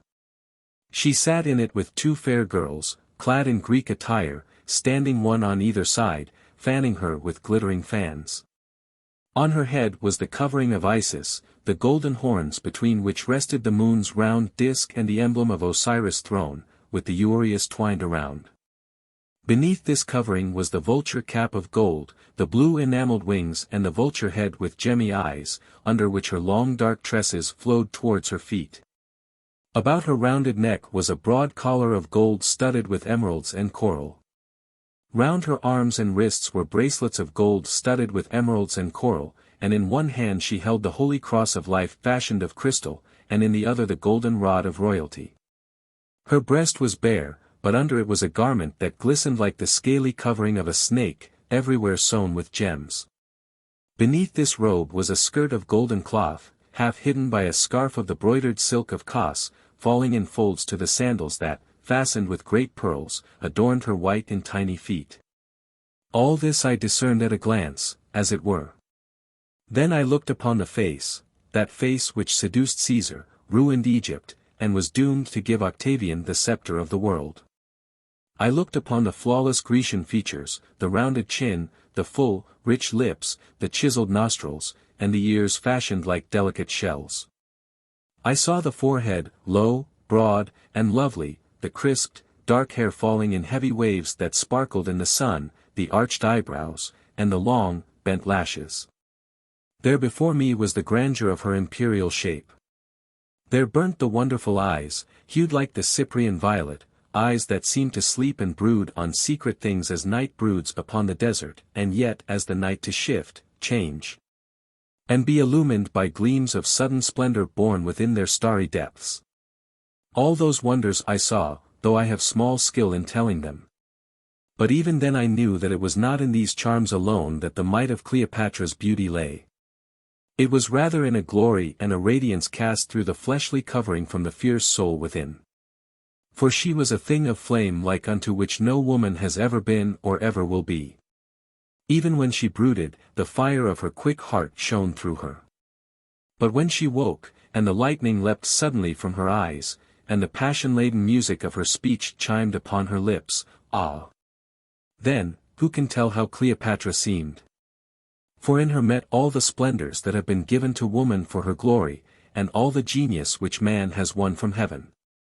And with them dwelt every evil of that greater sort, which fearing nothing, and making a mock of laws, has taken empires for its place of play, and, smiling, watered the growth of its desires with the rich blood of men. In her breast they gathered, together fashioning that Cleopatra whom no man may draw, and yet whom no man, having seen, ever can forget. They fashioned her grand as the spirit of storm, lovely as lightning, cruel as pestilence, yet with a heart. And what she did is known. Woe to the world when such another comes to curse it. For a moment I met Cleopatra's eyes as she idly bent herself to find the tumult's cause. At first they were somber and dark, as though they saw indeed, but the brain read nothing. Then they awoke, and their very color seemed to change as the color of the sea changes when the water is shaken. First, there was anger written in them. Next an idle noting, then, when she looked upon the huge bulk of the man whom I had overcome, and knew him for the gladiator, something, perchance, that was not far from wonder. At the least they softened, though, indeed, her face changed no whit. But he who would read Cleopatra's mind had need to watch her eyes, for her countenance varied but a little. Turning, she said some word to her guards. They came forward and led me to her, while all the multitude waited silently to see me slain. I stood before her, my arms folded on my breast. Overcome though I was by the wonder of her loveliness, I hated her in my heart, this woman who dared to clothe herself in the dress of Isis, this usurper who sat upon my throne, this wanton squandering the wealth of Egypt in chariots and perfumes. When she had looked me over from head to the feet, she spake in a low full voice and in the tongue of Chemi which she alone had learned of all the Lagidi. And who and what art thou? Egyptian, for Egyptian I see thou art, who darest to smite my slave when I make progress through my city. I am Harmachis, I answered boldly. Harmachis, the astrologer, adopted son of the high priest and governor of Abouthis, who am come hither to seek my fortune. I smote thy slave, O queen, because for no fault he struck down the woman yonder. Ask of those who saw, royal Egypt. Harmachis, she said, the name has a high sound, and thou hast a high look, and then, speaking to a soldier who had seen all, she bade him tell her what had come to pass. This he did truthfully, being friendly disposed towards me because I had overcome the Nubian. Thereon she turned and spoke to the girl bearing the fan who stood beside her, a woman with curling hair and shy dark eyes, very beautiful to see. The girl answered somewhat. Then Cleopatra bade them bring the slave to her. So they led forward the giant, who had found his breath again, and with him the woman whom he had smitten down. Thou dog, she said, in the same low voice, thou coward. Who, being strong, didst smite down this woman, and, being a coward, wast overthrown of this young man. See, thou, I will teach thee manners. Henceforth, when thou smitest women it shall be with thy left arm. Ho, guards, seize this black slave and strike off his right hand. Her command given, she sank back in her golden chariot, and again the cloud gathered in her eyes. But the guards seized the giant, and, notwithstanding his cries and prayers for mercy, struck off his hand with a sword upon the wood of the scaffolding and he was carried away groaning. Then the procession moved on again. As it went the fair woman with the fan turned her head, caught my eye, and smiled and nodded as though she rejoiced, at which I wondered somewhat. The people cheered also and made jests, saying that I should soon practice astrology in the palace. But, as soon as we might, I and my uncle escaped, and made our way back to the house. All the while he rated me for my rashness. But when we came to the chamber of the house he embraced me and rejoiced greatly, because I had overthrown the giant with so little hurt to myself. Chapter 2. Of the coming of Charmion. Of the coming of Charmion, and of the wrath of Sepa. That same night, while we sat at supper in the house, there came a knock upon the door. It was opened, and a woman passed in wrapped from head to foot in a large dark peplos or cloak in such fashion that her face could not be clearly seen. My uncle rose, and as he did so the woman uttered the secret word. "I am come, my father," she said in a sweet clear voice, though of a truth it was not easy to escape the revels at the palace yonder. But I told the queen that the sun and the riot in the streets had made me sick, and she let me go. "It is well," he answered. "Unveil thyself, here thou art safe." With a little sigh of weariness she unclasped the peplos and let it slip from her, giving to my sight the face and form of that beauteous girl who had stood to fan Cleopatra in the chariot. For she was very fair and pleasant to look upon, and her Grecian robes clung sweetly about her supple limbs and budding form. Her wayward hair, flowing in 100 little curls, was bound in with a golden fillet, and on her feet were sandals fastened with studs of gold. Her cheeks blushed like a flower, and her dark soft eyes were downcast, as though with modesty, but smiles and dimples trembled about her lips. My uncle frowned when his eyes fell upon her dress. "Why comest thou in this garb, Charmion?" he asked sternly. "Is not the dress of thy mother's good enough for thee? This is no time or place for woman's vanities. Thou art not here to conquer, but to obey." "Nay, be not wroth, my father," she answered softly. "Perchance thou knowest not that she whom I serve will have none of our Egyptian dress, it is out of fashion. To wear it would have been to court suspicion, also I came in haste." And as she spoke I saw that all the while she watched me covertly through the long lashes which fringed her modest eyes. "Well, well," he said sharply, fixing his keen glance upon her face, "doubtless thou speakest truth, Charmion. Be ever mindful of thy oath, girl, and of the cause to which thou art sworn. Be not light-minded, and I charge thee forget the beauty with which thou hast been cursed. For mark thou this, Charmion, fail us but one jot, and vengeance shall fall on thee, the vengeance of man and the vengeance of the gods." To this service, he continued, lashing himself to anger as he went on till his great voice rang in the narrow room, "Thou hast been bred. To this end thou hast been instructed and placed where thou art to gain the ear of that wicked wanton whom thou seemest to serve. See thou forget it not. See that the luxury of yonder court does not corrupt thy purity and divert thy aim, Charmion," and his eyes flashed and his small form seemed to grow till it attained to dignity, nay, almost to grandeur. "Charmion," he went on, advancing towards her with outstretched finger, "I say that at times I do not trust thee. But 2 nights gone I dreamed I saw thee standing in the desert.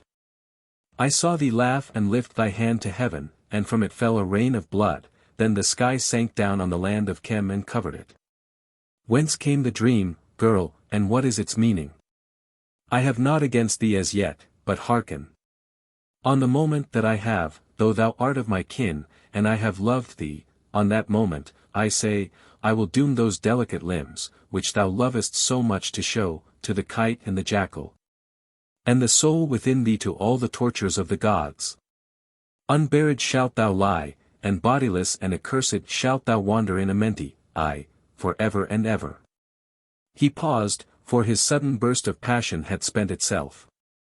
But by it, more clearly than before, I saw how deep a heart this man had beneath the cloak of his merriness and simplicity of mien, and how fiercely the mind within him was set upon his aim. As for the girl, she shrank from him terrified, and, placing her hands before her sweet face, began to weep. "Nay, speak not so, my father," she said, between her sobs, "for what have I done? I know nothing of the evil wandering of thy dreams. I am no soothsayer that I should read dreams. Have I not carried out all things according to thy desire? Have I not been ever mindful of that dread oath?" And she trembled. Have I not played the spy and told thee all? Have I not won the heart of the queen, so that she loves me as a sister, refusing me nothing, and the hearts of those about her? Why dost thou affright me thus with thy words and threats? And she wept afresh, looking even more beautiful in her sorrow than she was before. Enough, enough, he answered, what I have said, I have said. Be warned, and affront our sight no more with this wanton dress. Thinkest thou that we would feed our eyes upon those rounded arms, we whose stake is Egypt and who are dedicated to the gods of Egypt? Girl, behold thy cousin and thy king. She ceased weeping, wiping her eyes with her chiton, and I saw that they seemed but the softer for her tears. Methinks, most royal Harmachis, and beloved cousin, she said, as she bent before me, that we are already made acquainted. Yea, cousin, I answered, not without shamefacedness, for I had never before spoken to so fair a maid. Thou wert in the chariot with Cleopatra this day when I struggled with the Nubian? Assuredly, she said, with a smile and a sudden lighting of the eyes, it was a gallant fight and gallantly didst thou overthrow that black brute. I saw the fray and, though I knew thee not, I greatly feared for one so brave. But I paid him for my fright, for it was I who put it into the mind of Cleopatra to bid the guard strike off his hand. Now, knowing who thou art, I would I had set his head. And she looked up shooting a glance at me and then smiled. Enough, put in my uncle Sipa, the time draws on. Tell thou thy mission, Charmion, and be gone. Then her manner changed, she folded her hands meekly before her and spoke. Let Pharaoh hearken to his handmaiden. I am the daughter of Pharaoh's uncle, the brother of his father, who is now long dead, and therefore in my veins also flows the royal blood of Egypt. Also I am of the ancient faith, and hate these Greeks, and to see thee set upon the throne has been my dearest hope now for many years. To this end I, Charmion, have put aside my rank and become serving woman to Cleopatra, that I might cut a notch in which thou couldst set thy foot when the hour came for thee to climb the throne. And, Pharaoh, the notch is cut. This then is our plot, royal cousin.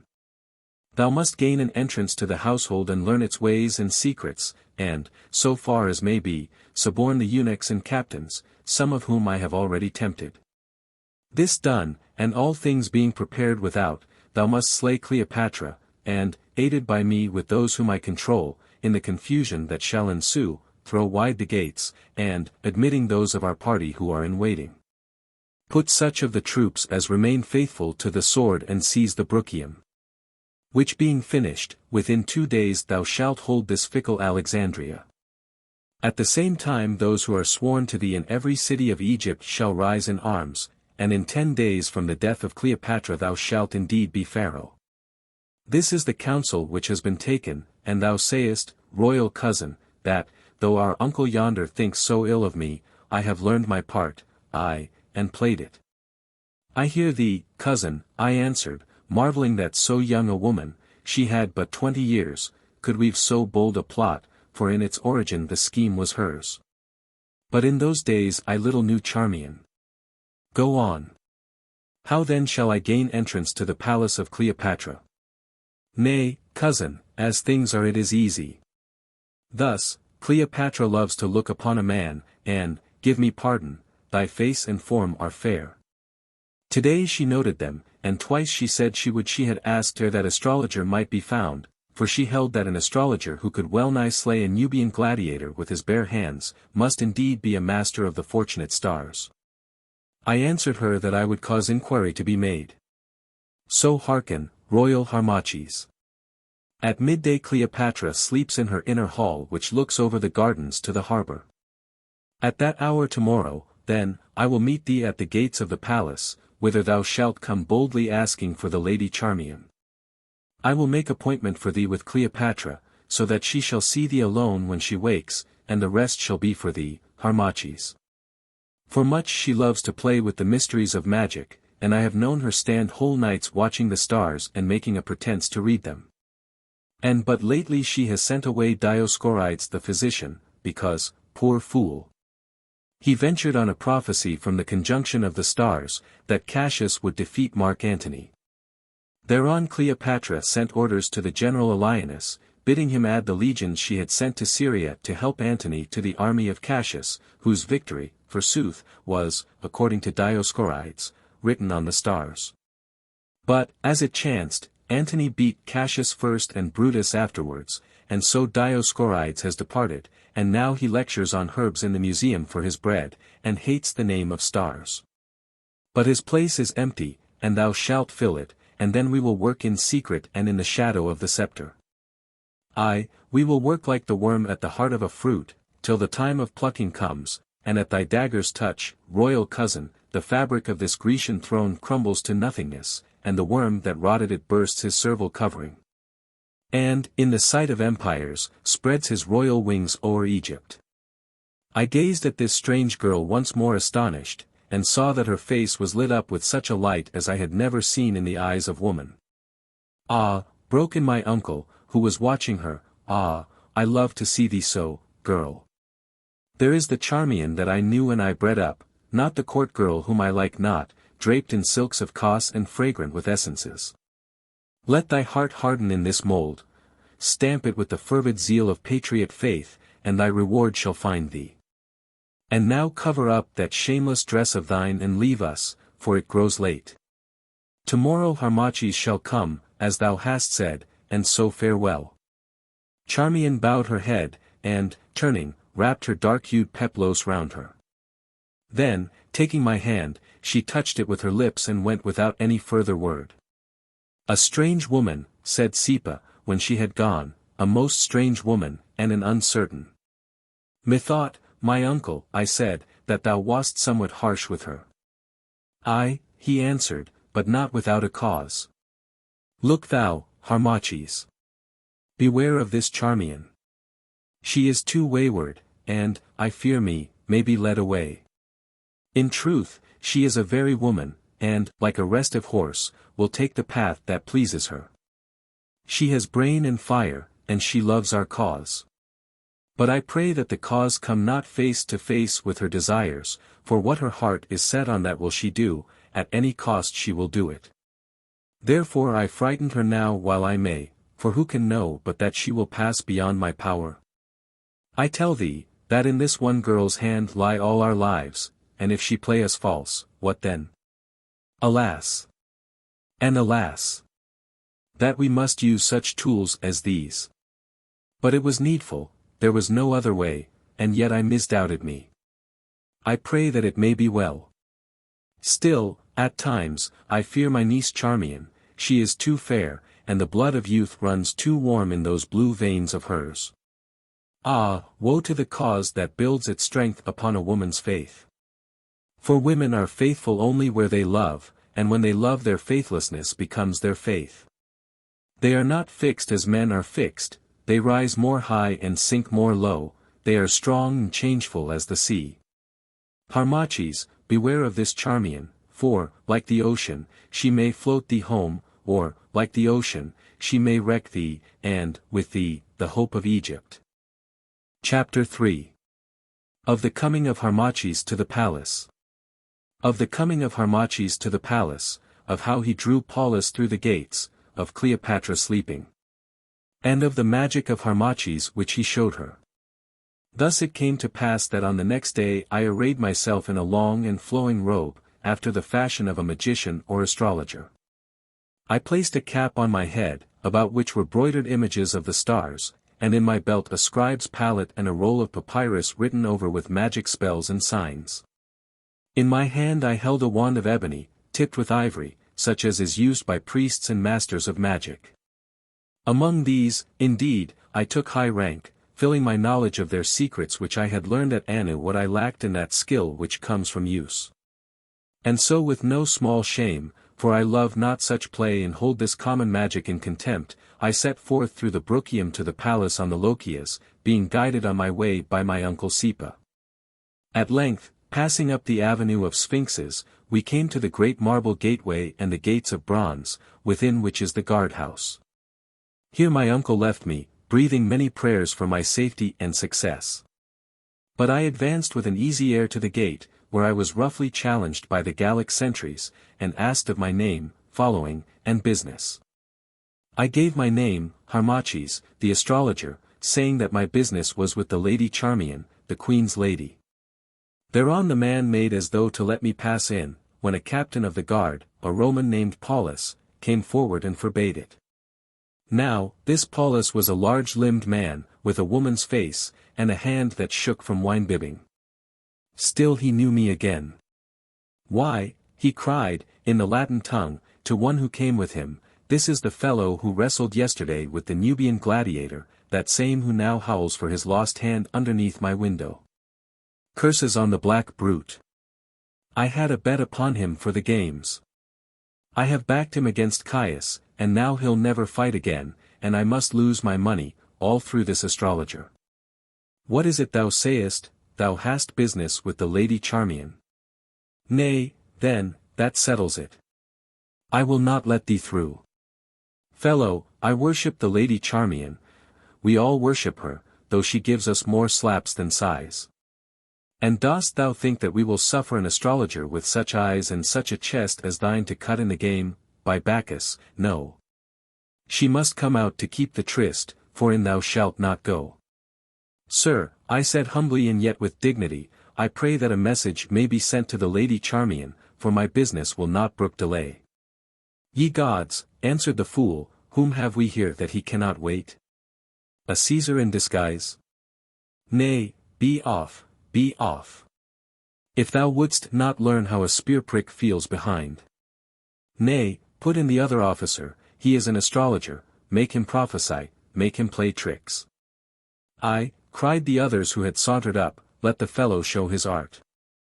If he is a magician he can pass the gates, Paulus or no Paulus.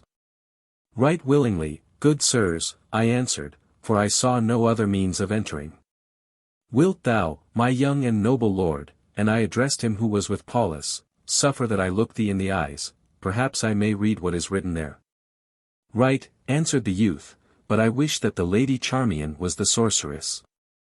I would stare her out of countenance, I warrant.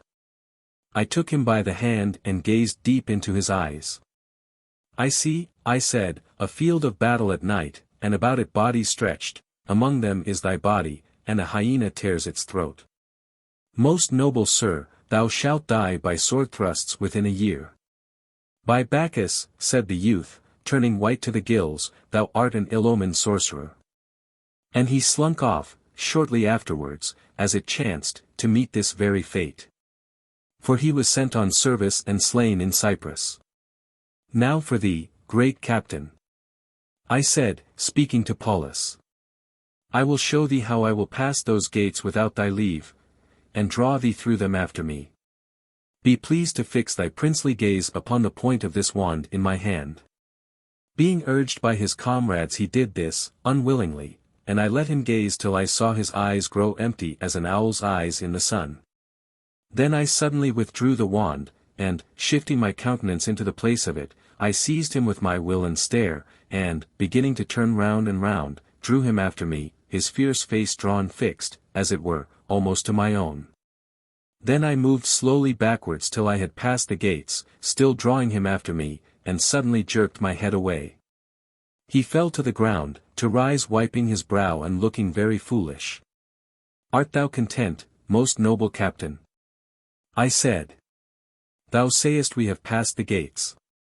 Would any other noble sir wish that I should show more of my skill? By Tyrannes, Lord of Thunder, and all the gods of Olympus thrown in, no. Growled an old centurion, a Gaul named Brennus, I like thee not, I say. The man who could drag our Paulus through those gates by the eye, as it were, is not a man to play with. Paulus, too, who always goes the way you don't want him, backwards, like an ass, Paulus.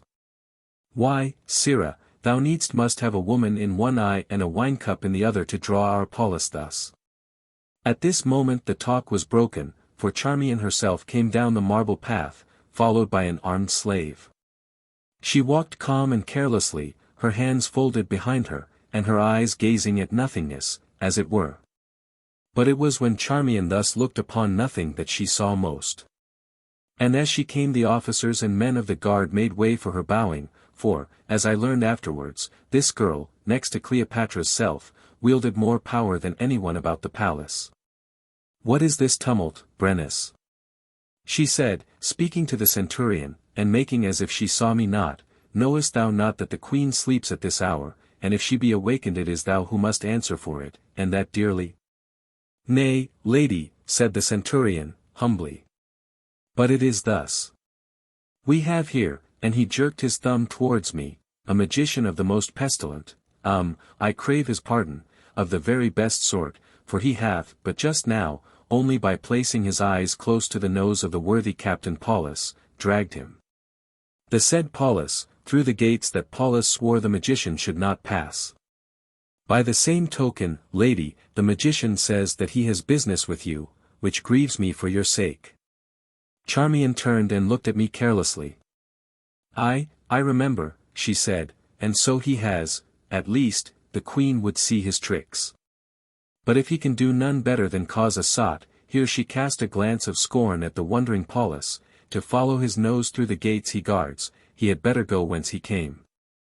Follow me, Sir Magician. And for thee, Brennus, I say, keep thy riotous crew more quiet. For thee, most honorable Paulus, get thee sober, and next time I am asked for at the gates give him who asks a hearing." And, with a queenly nod of her small head, she turned and led the way, followed at a distance by myself and the armed slave. We passed up the marble walk which runs through the garden grounds, and is set on either side with marble statues, for the most part of heathen gods and goddesses, with which these Logidi were not ashamed to defile their royal dwellings. At length we came to a beautiful portico with fluted columns of the Grecian style of art, where we found more guards, who made way for the Lady Charmion. Crossing the portico we reached a marble vestibule where a fountain splashed softly, and thence by a low doorway a second chamber, known as the Alabaster Hall, most beautiful to see. Its roof was upheld by light columns of black marble, but all its walls were panelled with alabaster, on which Grecian legends were engraved.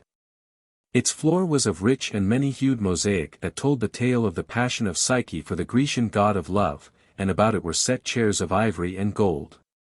Charmion bade the armed slave stay at the doorway of this chamber, so that we passed in alone, for the place was empty except for two eunuchs who stood with drawn swords before the curtain at the further end. "I am vexed, my lord," she said, speaking very low and shyly, "that thou shouldst have met with such affronts at the gate. But the guard there served a double watch, and I had given my commands to the officer of the company that should have relieved it. Those Roman officers are ever insolent, who, though they seem to serve, know well that Egypt is their plaything. But it is not amiss, for these rough soldiers are superstitious, and will fear thee. Now bide thou here while I go into Cleopatra's chamber, where she sleeps. I have but just sung her to sleep, and if she be awake I will call thee, for she waits thy coming." And without more words she glided from my side. In a little time she returned, and coming to me spoke. "Wouldst see the fairest woman in all the world, asleep?" she whispered. "If so, follow me. Nay, fear not. When she awakes she will but laugh, for she bade me be sure to bring thee instantly, whether she slept or woke. See, I have her signet." So we passed up the beautiful chamber till we came to where the eunuchs stood with drawn swords, and these would have barred my entry.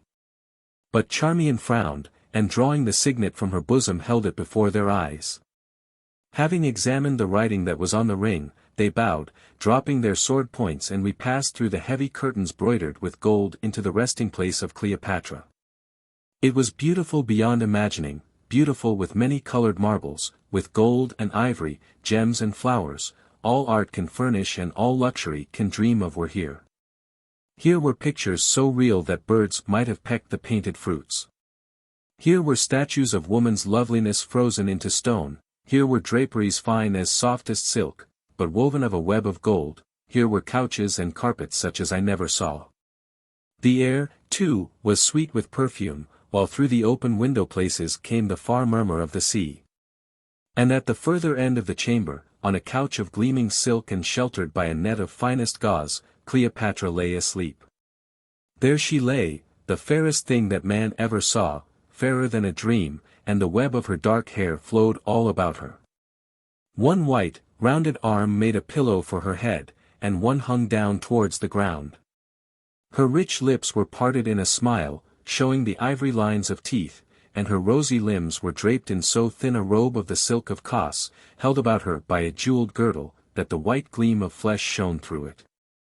I stood astonished, and though my thoughts had little bent that way, the sight of her beauty struck me like a blow, so that for a moment I lost myself as it were in the vision of its power. And was grieved at heart because I must slay so fair a thing. Turning suddenly from the sight, I found Charmion watching me with her quick eyes, watching as though she would search my heart. And, indeed, something of my thought must have been written on my face in a language that she could read, for she whispered in my ear. It is pity, is it not? Harmachis, being but a man, methinks that thou wilt need all thy ghostly strength to nerve thee to the deed. I frowned, but before I could frame an answer she touched me lightly on the arm and pointed to the queen. A change had come upon her, her hands were clenched, and about her face, all rosy with the hue of sleep, gathered a cloud of fear. Her breath came quick, she raised her arms as though to ward away a blow, then with a stifled moan sat up and opened the windows of her eyes. They were dark, dark as night. But when the light found them they grew blue as the sky grows blue before the blushing of the dawn. Caesarion, she said, where is my son Caesarion? Was it then a dream?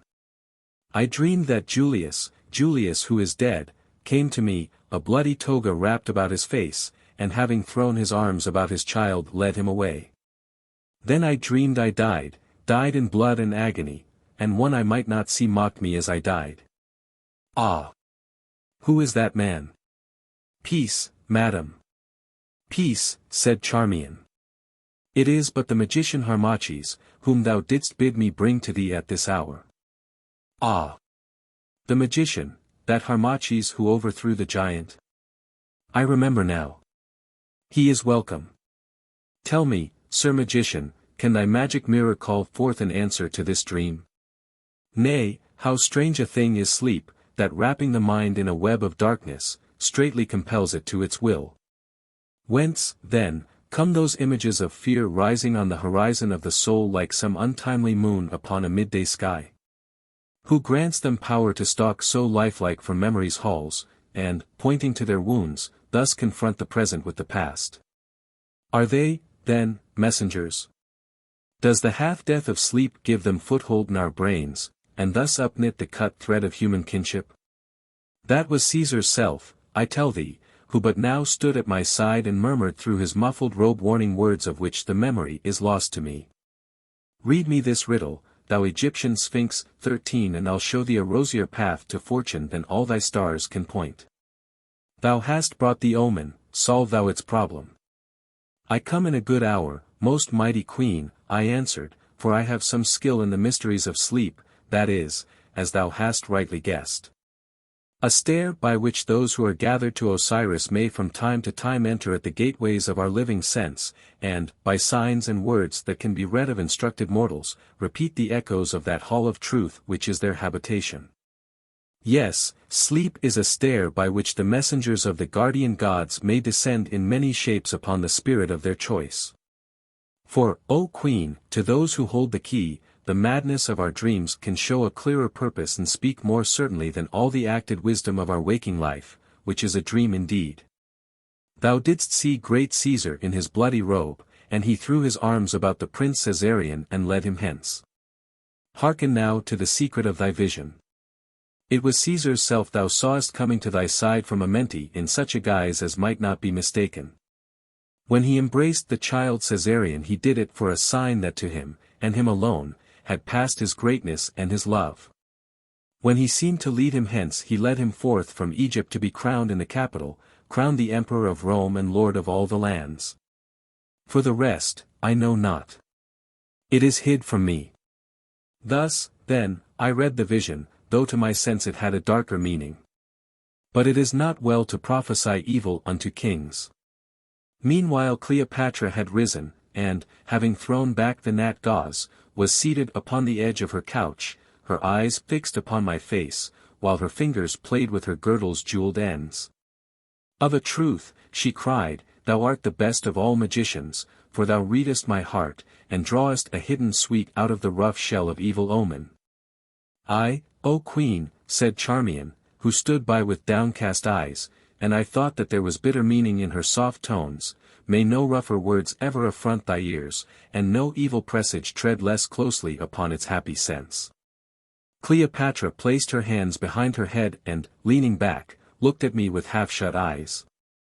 Come, show us of thy magic, Egyptian, she said. It is yet hot abroad, and I am weary of those Hebrew ambassadors and their talk of Herod and Jerusalem. I hate that Herod, as he shall find, and will have none of the ambassadors today, though I yearn a little to try my Hebrew on them. What canst thou do? Hast thou no new trick? By Serapis.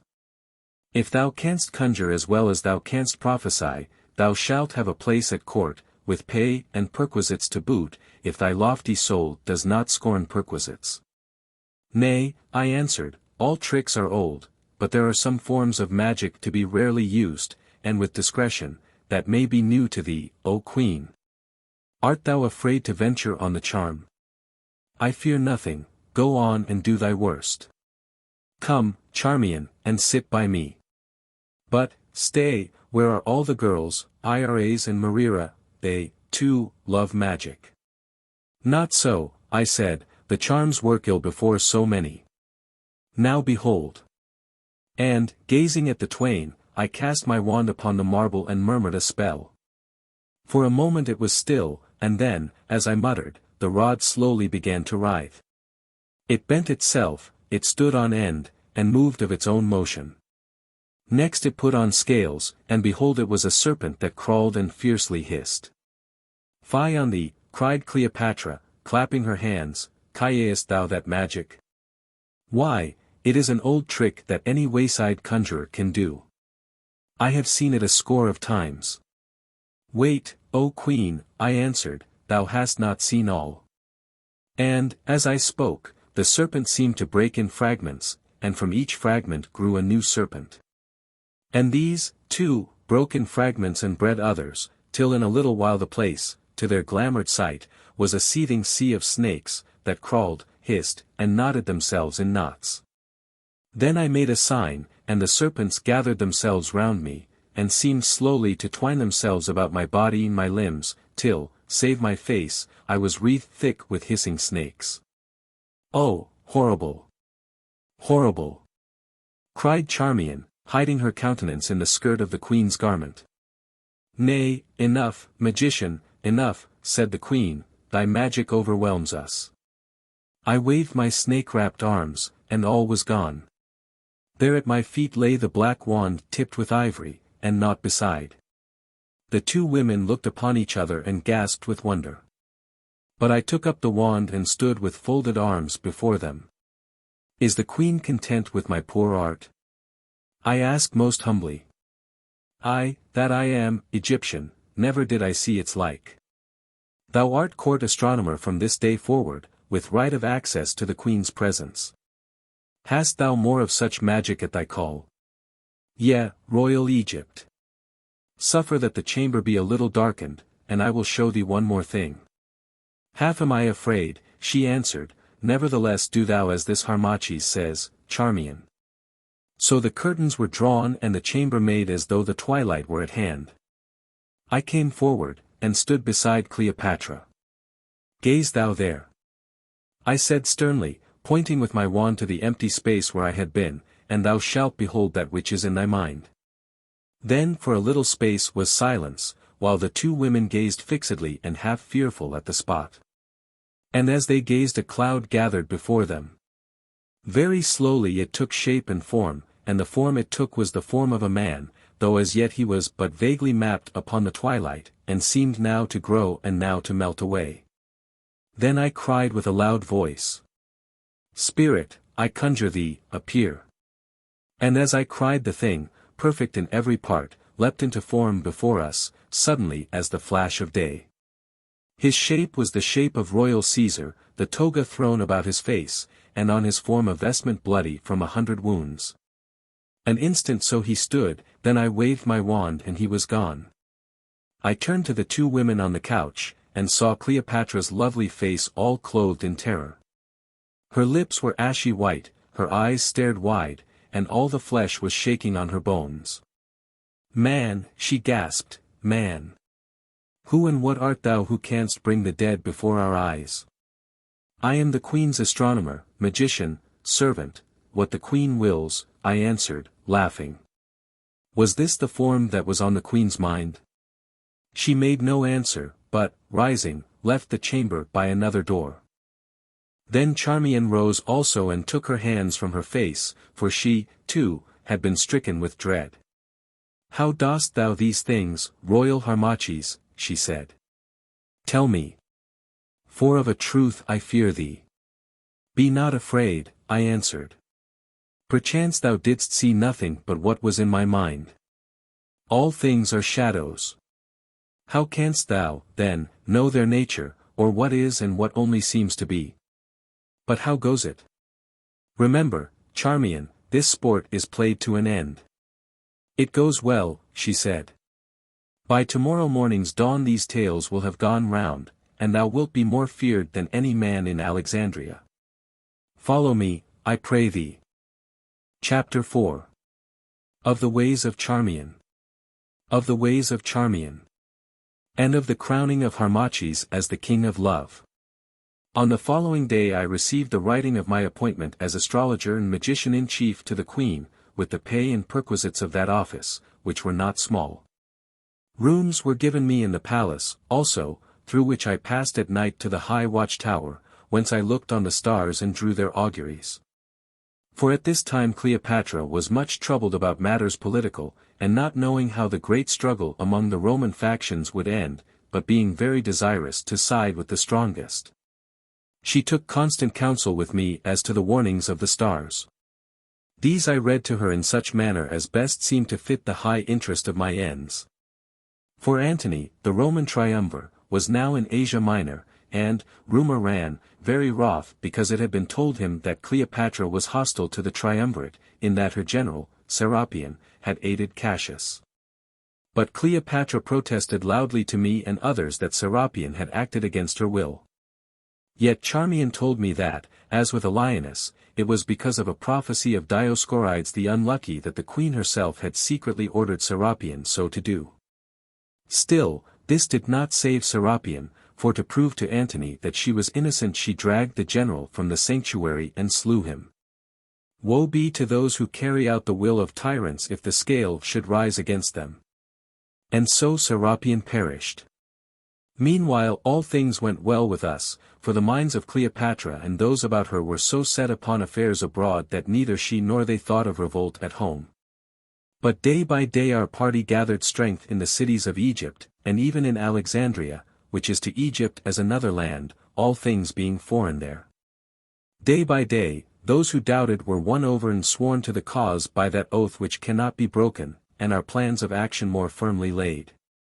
And every other day I went forth from the palace to take counsel with my uncle Sipa, and there at his house met the nobles and the great priests who were for the party of Chem. I saw much of Cleopatra, the queen, and I was ever more astonished at the wealth and splendor of her mind, that for richness and variety was as a woven cloth of gold throwing back all lights from its changing face. She feared me somewhat, and therefore wished to make a friend of me, asking me of many matters that seemed to be beyond the province of my office. I saw much of the Lady Charmion also, indeed, she was ever at my side, so that I scarce knew when she came and when she went. For she would draw nigh with that soft step of hers, and I would turn to find her at hand and watching me beneath the long lashes of her downcast eyes. There was no service that was too hard for her, and no task too long. For day and night she labored for me and for our cause.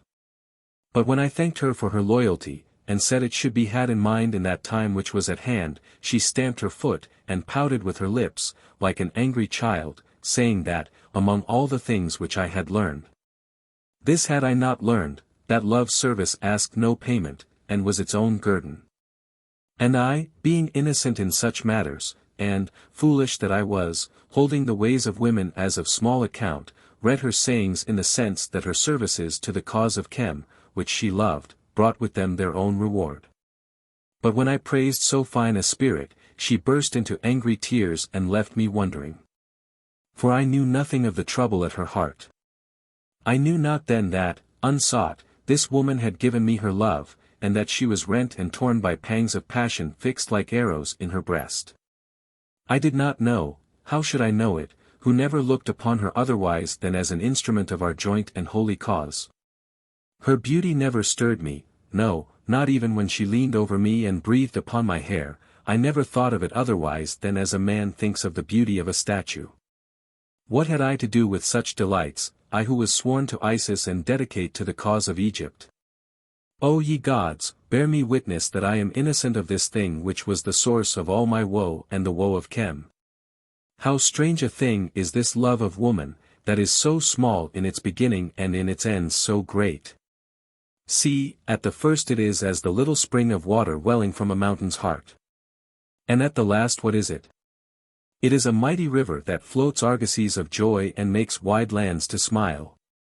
Or, perchance, it is a torrent to wash in a flood of ruin across the fields of hope, bursting in the barriers of design, and bringing to tumbled nothingness the tenement of man's purity and the temples of his faith. For when the invisible conceived the order of the universe he set this seed of woman's love within its plan, that by its most unequal growth is doomed to bring about equality of law. For now it lifts the low to heights untold, and now it brings the noble to the level of the dust. And thus, while woman, that great surprise of nature, is, good and evil can never grow apart. For still she stands, and, blind with love, shoots the shuttle of our fate, and pours sweet water into the cup of bitterness, and poisons the wholesome breath of life with the doom of her desire. Turn this way and turn that, she is at hand to meet thee. Her weakness is thy strength, her might is thy undoing. Of her thou art, to her thou goest. She is thy slave, yet holds thee captive. At her touch honor withers, locks open, and barriers fall. She is infinite as ocean, she is variable as heaven, and her name is the unforeseen. Man, strive not to escape from woman and the love of woman.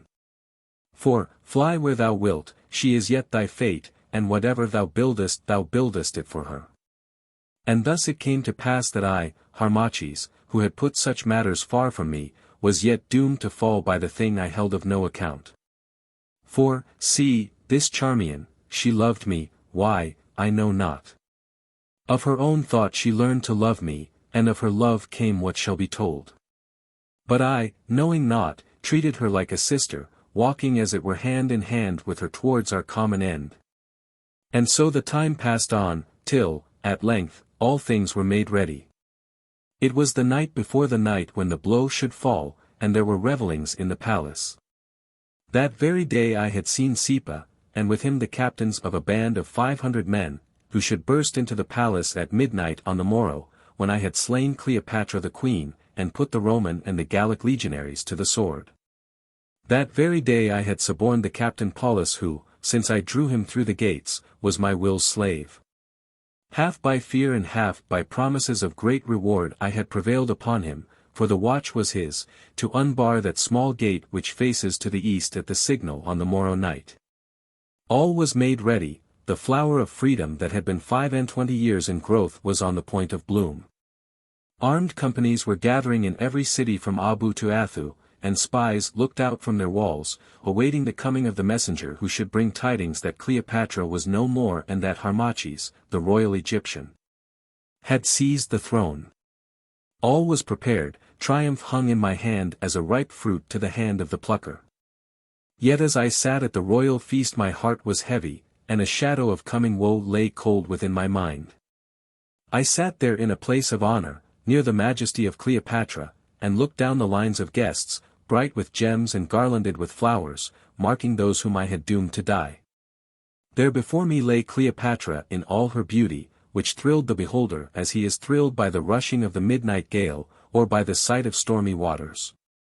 I gazed on her as she touched her lips with wine and toyed with the chaplet of roses on her brow, thinking of the dagger beneath my robe that I had sworn to bury in her breast.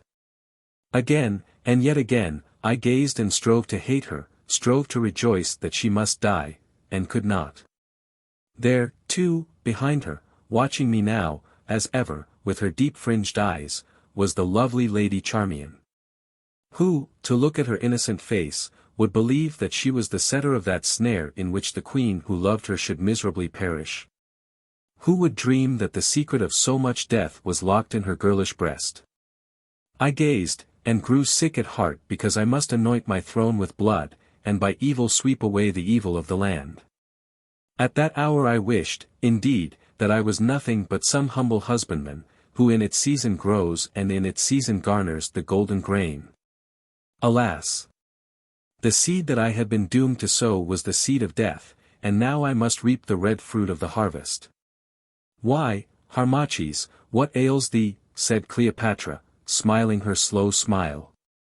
"Has the golden skein of stars got tangled, my astronomer? Or dost thou plan some new feat of magic? Say, what is it that thou dost so poorly grace our feast? Nay, now, did I not know, having made inquiry, that things so low as we poor women are far beneath thy gaze, why, I should swear that Eros had found thee out, Harmachis." "Nay, that I am spared, O queen," I answered.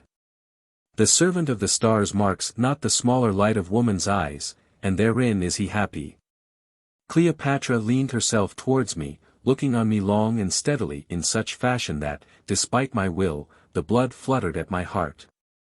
"Boast not, thou proud Egyptian," she said in a low voice which none but I and Charmion could hear, "lest perchance thou dost tempt me to match my magic against thine.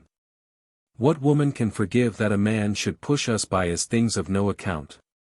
It is an insult to our sex which nature's self abhors," and she leaned back again and laughed most musically. But, glancing up, I saw Charmion, her teeth on her lip and an angry frown upon her brow.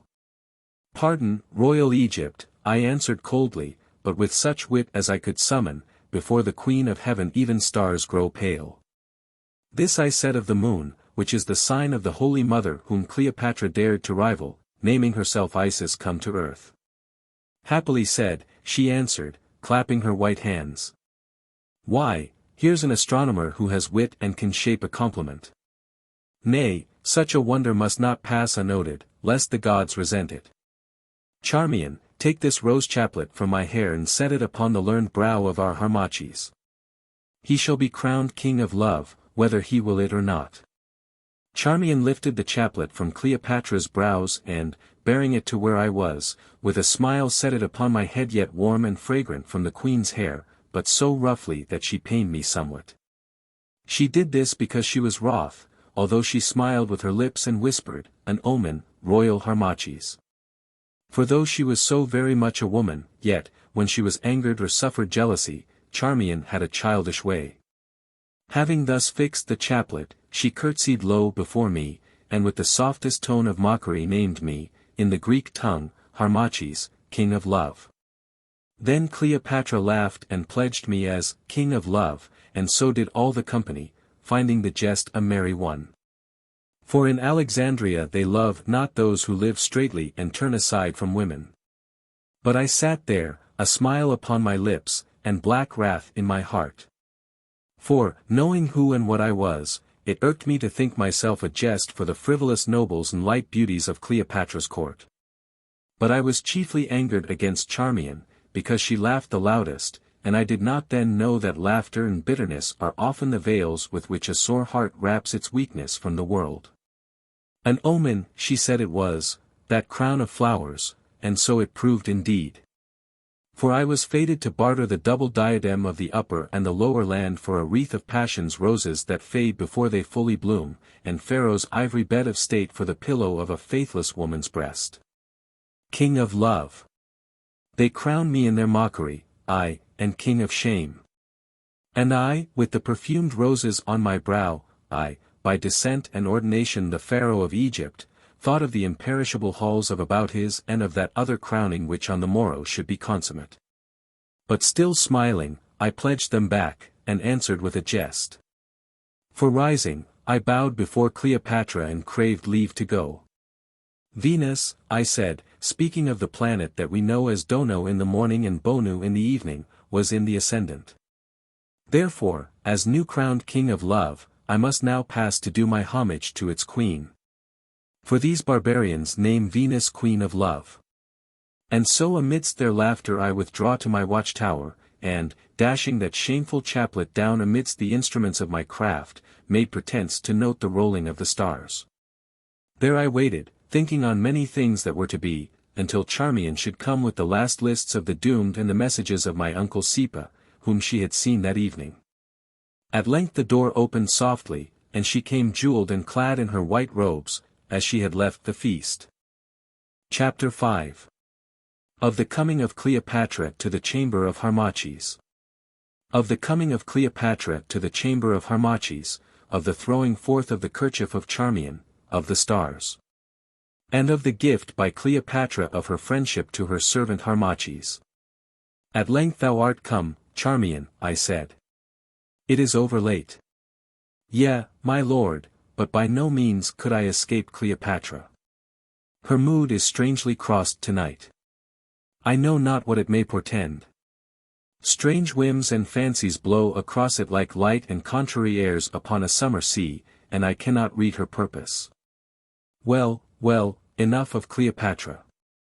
Hast thou seen our uncle? Yes, royal Harmachis. And hast thou the last lists?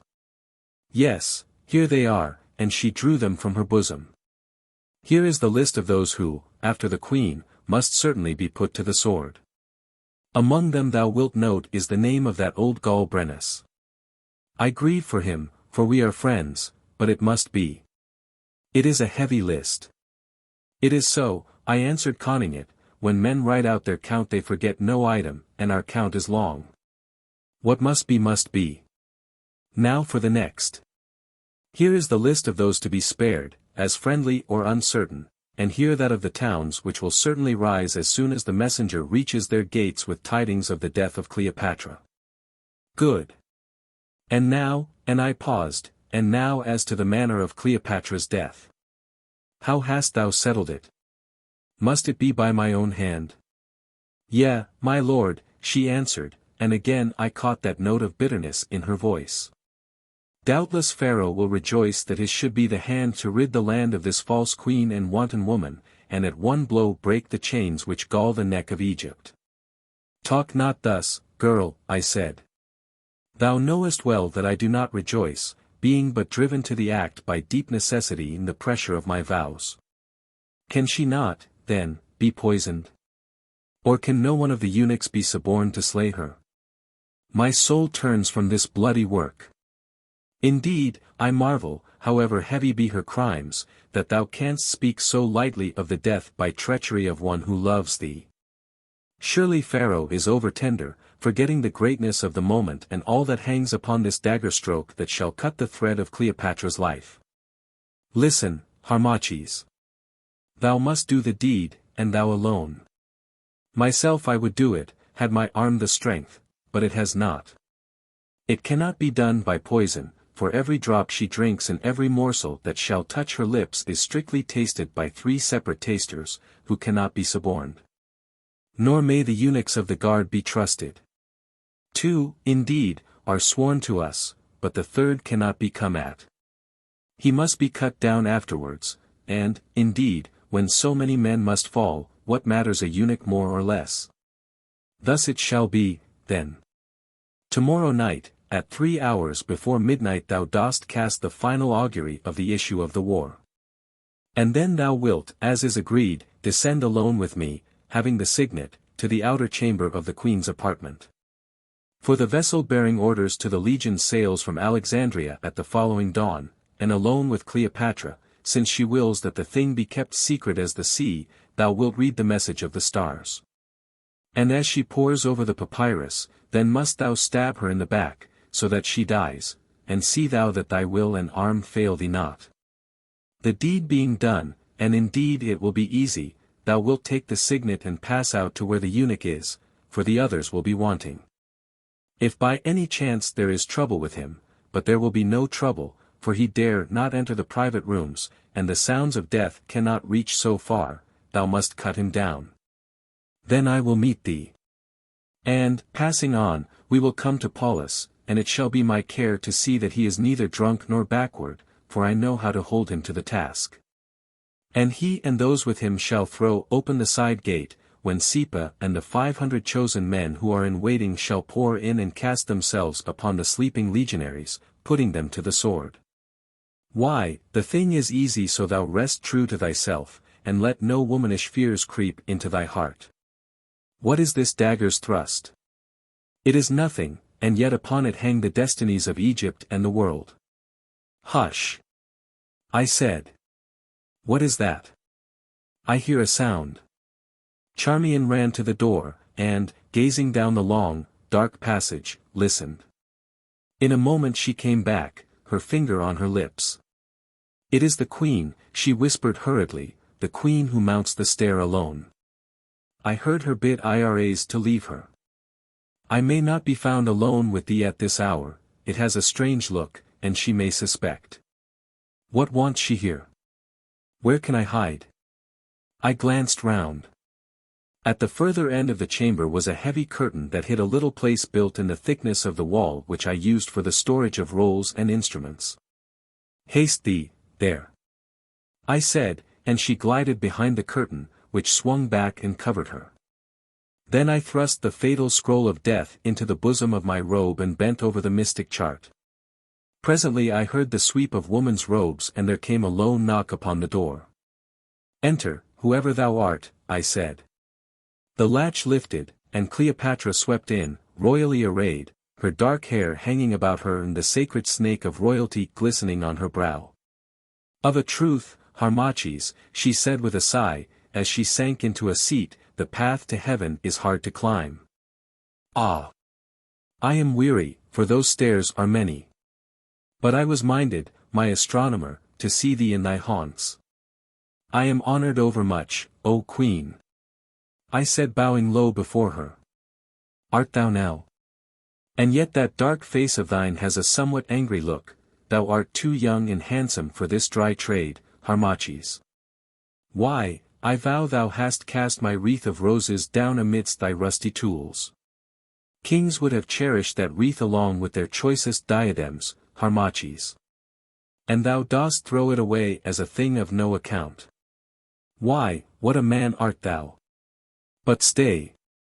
What is this? A lady's kerchief, by Isis. Nay, now, my Harmachis, how came this here?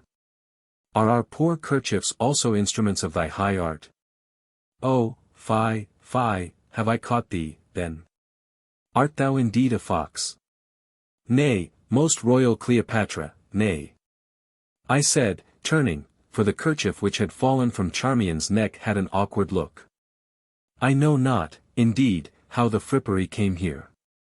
Perhaps, some one of the women who keeps the chamber may have let it fall. Ah! So. She said dryly, and still laughing like a rippling brook. Yes, surely, the slave women who keep chambers own such toys as this, of the very finest silk, worth twice its weight in gold, and broidered, too, in many colors. Why, myself I should not shame to wear it. Of a truth it seems familiar to my sight. And she threw it round her neck and smoothed the ends with her white hand. But there. Doubtless, it is a thing unholy in thine eyes that the scarf of thy beloved should rest upon my poor breast. Take it, Harmachis, take it, and hide it in thy bosom, nigh thy heart indeed. I took the accursed thing, and, muttering what I may not write, stepped on to the giddy platform whence I watched the stars. Then, crushing it into a ball, I threw it to the winds of heaven. At this the lovely queen laughed once more. Nay, think now, she cried, what would the lady say could she see her love gage thus cast to all the world? Mayhap, Harmachis, thou wouldst deal thus with my wreath also. See, the roses fade. Cast it forth, and, stooping, she took up the wreath and gave it to me. For a moment, so vexed was I had a mind to take her at her word and send the wreath to join the kerchief. But I thought better of it. Nay, I said more softly, it is a queen's gift, and I will keep it, and, as I spoke, I saw the curtain shake.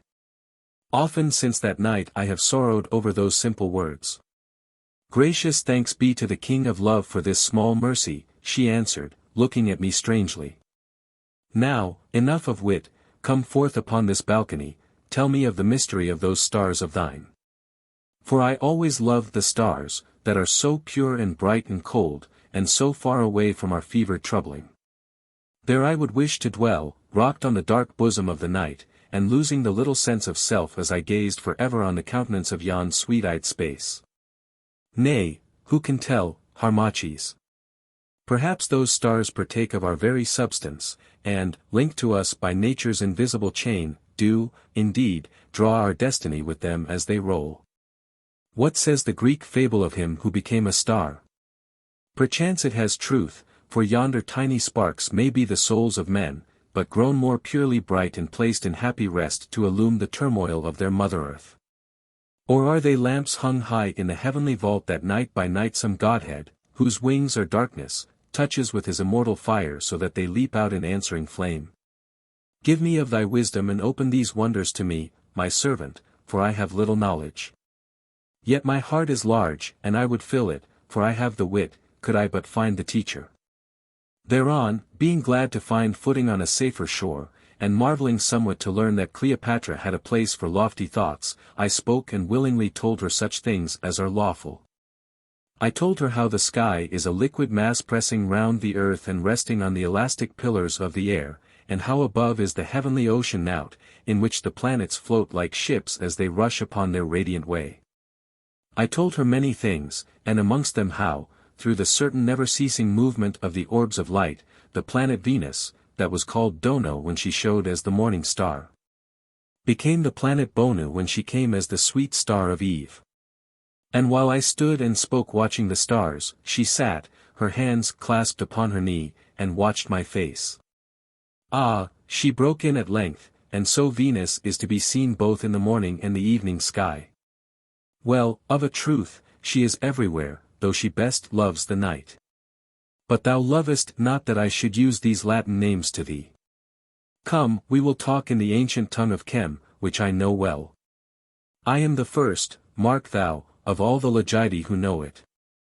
And now, she went on, speaking in my own tongue, but with a little foreign accent that did but make her talk more sweet, enough of stars, for, when all is said, they are but fickle things.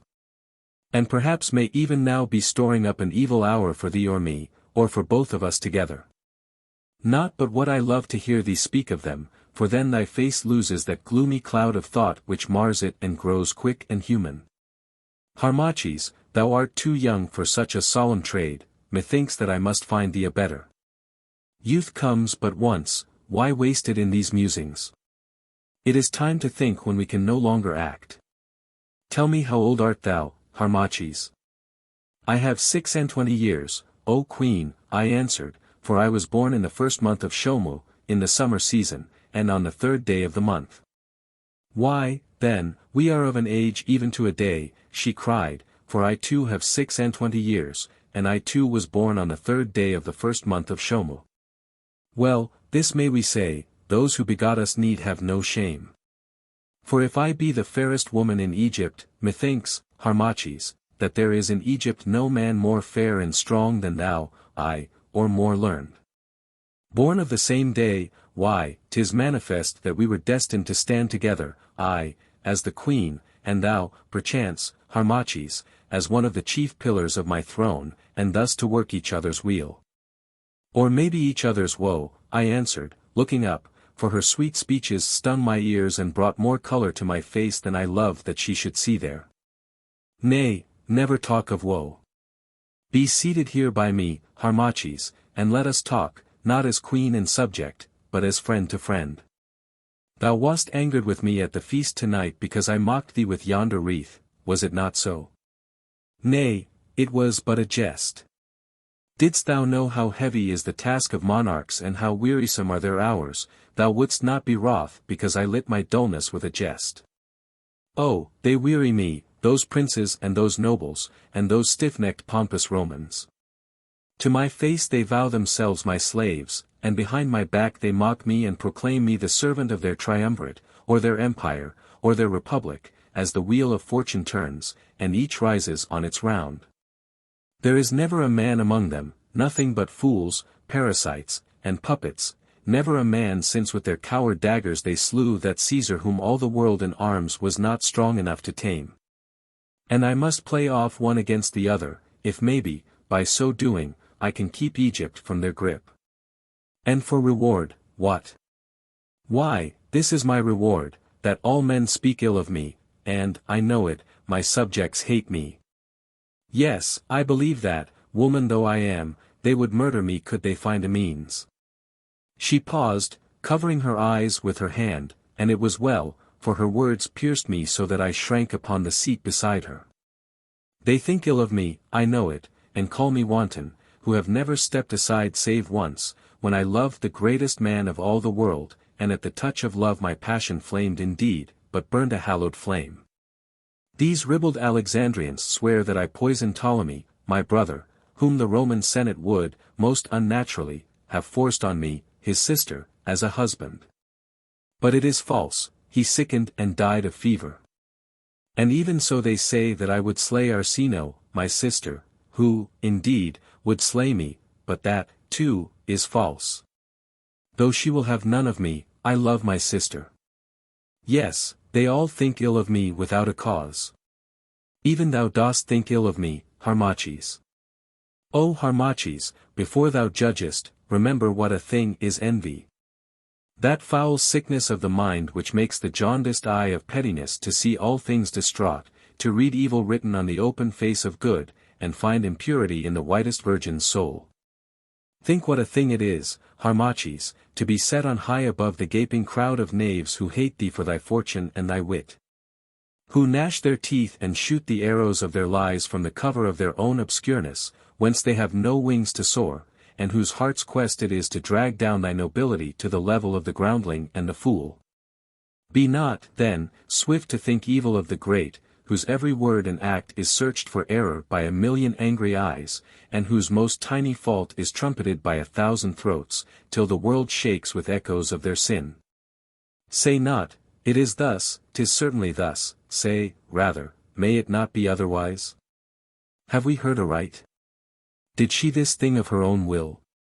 Judge gently, Harmachis, as wert thou wouldst be judged. Remember that a queen is never free. She is, indeed, but the point and instrument of those forces politic with which the iron books of history are graved. O Harmachis! Be thou my friend and counselor, my friend whom I can trust indeed. For here, in this crowded court, I am more utterly alone than any soul that breathes about its corridors. But thee I trust, there is faith written in those quiet eyes, and I am minded to lift thee high, Harmachis.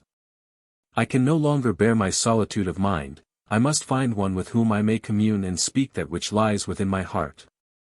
I have faults, I know it, but I am not all unworthy of thy faith, for there is good grain among the evil seed. Say, Harmachis, wilt thou take pity on my loneliness and befriend me, who have lovers, courtiers, slaves, dependents, more thick than I can count, but never one single friend? And she leant towards me, touching me lightly, and gazed on me with her wonderful blue eyes. I was overcome, thinking of the morrow night, shame and sorrow smote me. I, her friend, I, whose assassin dagger lay against my breast. I bent my head, and a sob or a groan, I know not which, burst from the agony of my heart. But Cleopatra, thinking only that I was moved beyond myself by the surprise of her graciousness, smiled sweetly, and said, It grows late. Tomorrow night when thou bringest the auguries we will speak again, O my friend Harmachis, and thou shalt answer me. And she gave me her hand to kiss. Scarce knowing what I did, I kissed it, and in another moment she was gone. But I stood in the chamber, gazing after her like one asleep. Chapter 6. Of the words and jealousy of Charmion. Of the words and jealousy of Charmion, of the laughter of Harmachis, of the making ready for the deed of blood. I stood still, plunged in thought. Then by hazard as it were I took up the wreath of roses and looked on it. How long I stood so I know not, but when next I lifted up my eyes they fell upon the form of Charmion, whom, indeed, I had altogether forgotten. And though at the moment I thought but little of it, I noted vaguely that she was flushed as though with anger, and beat her foot upon the floor. "Oh, it is thou, Charmion," I said. "What ails thee? Art thou cramped with standing so long in thy hiding place? Why didst not thou slip hence when Cleopatra led me to the balcony? Where is my kerchief?" she asked, shooting an angry glance at me. I let fall my broidered kerchief. "Thy kerchief? Why, didst thou not see? Cleopatra twit me about it, and I flung it from the balcony." "Yes, I saw," answered the girl, "I saw but too well. Thou didst fling away my kerchief, but the wreath of roses, that thou wouldst not fling away. It was a queen's gift, forsooth, and therefore the royal Harmachis, the priest of Isis, the chosen of the gods, the crowned pharaoh wed to the wheel of Chem, cherished it and saved it. But my kerchief, stung by the laughter of that light queen, he cast away." "What meanest thou?" I asked, astonished at her bitter tone. "I cannot read thy riddles." "What mean I?" She answered, tossing up her head and showing the white curves of her throat. "Nay, I mean naught, or all, take it as thou wilt." "Wouldst know what I mean, Harmachis, my cousin and my lord," she went on in a hard, low voice. "Then I will tell thee, thou art in danger of the great offense. This Cleopatra has cast her fatal wiles about thee, and thou goest anear to loving her, Harmachis, to loving her whom tomorrow thou must slay. Stand and stare at that wreath in thy hand, the wreath thou couldst not send to join my kerchief, sure Cleopatra wore it but tonight. The perfume of the hair of Caesar's mistress, Caesar's and others, yet mingles with the odor of its roses. Now, prithee, Harmachis, how far didst thou carry the matter on yonder balcony? For in that hole where I lay hid I could not hear or see. 'Tis a sweet spot for lovers, is it not? Aye, and a sweet hour, too. Venus surely rules the stars tonight." All of this she said so quietly and in so soft and modest a way, though her words were not modest, and yet so bitterly, that every syllable cut me to the heart and angered me till I could find no speech. "Of a truth thou hast a wise economy," she went on, seeing her advantage, "tonight thou dost kiss the lips that tomorrow thou shalt still forever. It is frugal dealing with the occasion of the moment, worthy and honorable dealing." Then at last I broke forth. "Girl," I cried, "how darest thou speak thus to me? Mindest thou who and what I am that thou loosest thy peevish jibes upon me?" "I mind what it behoves thee to be," she answered quick. "What thou art, that I mind not now. Surely thou knowest alone, thou and Cleopatra." "What meanest thou?" I said. "Am I to blame if the queen—" "The queen? What have we here? Pharaoh owns a queen. If Cleopatra wills to come hither of a night and talk of stars, Harmachis, surely of stars and roses, and naught beside." After that I know not what I said. For, troubled as I was, the girl's bitter tongue and quiet way drove me well nigh to madness. But this I know, I spoke so fiercely that she cowered before me as she had cowered before my uncle Sipa when he rated her because of her Grecian garb. And as she wept then, so she wept now, only more passionately and with great sobs. At length I ceased, half shamed but still angry and smarting sorely. For even while she wept she could find a tongue to answer with, and a woman's shafts are sharp. "Thou shouldst not speak to me thus," she sobbed, "it is cruel, it is unmanly. But I forget thou art but a priest, not a man, except, mayhap, for Cleopatra. What right hast thou?" I said. "What canst thou mean? What right have I?" she asked, looking up, her dark eyes all aflood with tears that ran down her sweet face like the dew of morning down a lily's heart. "What right have I? O Harmachis! Art thou blind? Didst thou not know by what right I speak thus to thee? Then I must tell thee. Well, it is the fashion in Alexandria. By that first and holy right of woman, by the right of the great love I bear thee, and which, it seems, thou hast no eyes to see, by the right of my glory and my shame. Oh, Be not wroth with me, Harmachis, nor set me down as light, because the truth at last has burst from me, for I am not so. I am what thou wilt make me. I am the wax within the moulder's hands, and as thou dost fashion me so I shall be. There breathes within me now a breath of glory, blowing across the waters of my soul, that can waft me to ends more noble than ever I have dreamed afore, if thou wilt be my pilot and my guide. But if I lose thee, then I lose all that holds me from my worst self, and let shipwreck come. Thou knowest me not, Harmachis. Thou canst not see how big a spirit struggles in this frail form of mine. To thee I am a girl, clever, wayward, shallow. But I am more. Show me thy loftiest thought and I will match it, the deepest puzzle of thy mind and I will make it clear. Of one blood we are, and love can revel up our little difference and make us grow one indeed. One end we have, one land we love, one vow binds us both. Take me to thy heart, Harmachis, set me by thee on the double throne, and I swear that I will lift thee higher than ever man has climbed. Reject me, and beware lest I pull thee down. And now, putting aside the cold delicacy of custom, stung to it by what I saw of the arts of that lovely living falsehood, Cleopatra, which for pastime she practices on thy folly, I have spoken out my heart, and answer thou. And she clasped her hands and, drawing one pace nearer, gazed, all white and trembling, on my face. For a moment I stood struck dumb, for the magic of her voice and the power of her speech, despite myself, stirred me like the rush of music. Had I loved the woman, doubtless she might have fired me with her flame, but I loved her not, and I could not play at passion. And so thought came, and with thought that laughing mood, which is ever apt to fashion upon nerves strained to the point of breaking. In a flash, as it were, I bethought me of the way in which she had that very night forced the wreath of roses on my head, I thought of the kerchief and how I had flung it forth. I thought of Charmion in the little chamber watching what she held to be the arts of Cleopatra, and of her bitter speeches. Lastly, I thought of what my uncle Sipa would say of her could he see her now, and of the strange and tangled skein in which I was enmeshed. And I laughed aloud, the fool's laughter that was my knell of ruin. She turned whiter yet, white as the dead, and a look grew upon her face that checked my foolish mirth. Thou findest, then, Harmachis, she said in a low, choked voice, and dropping the level of her eyes, thou findest cause of merriment in what I have said. Nay, I answered, nay, Charmion, forgive me if I laughed. It was rather a laugh of despair, for what am I to say to thee? Thou hast spoken high words of all thou mightest be, is it left for me to tell thee what thou art?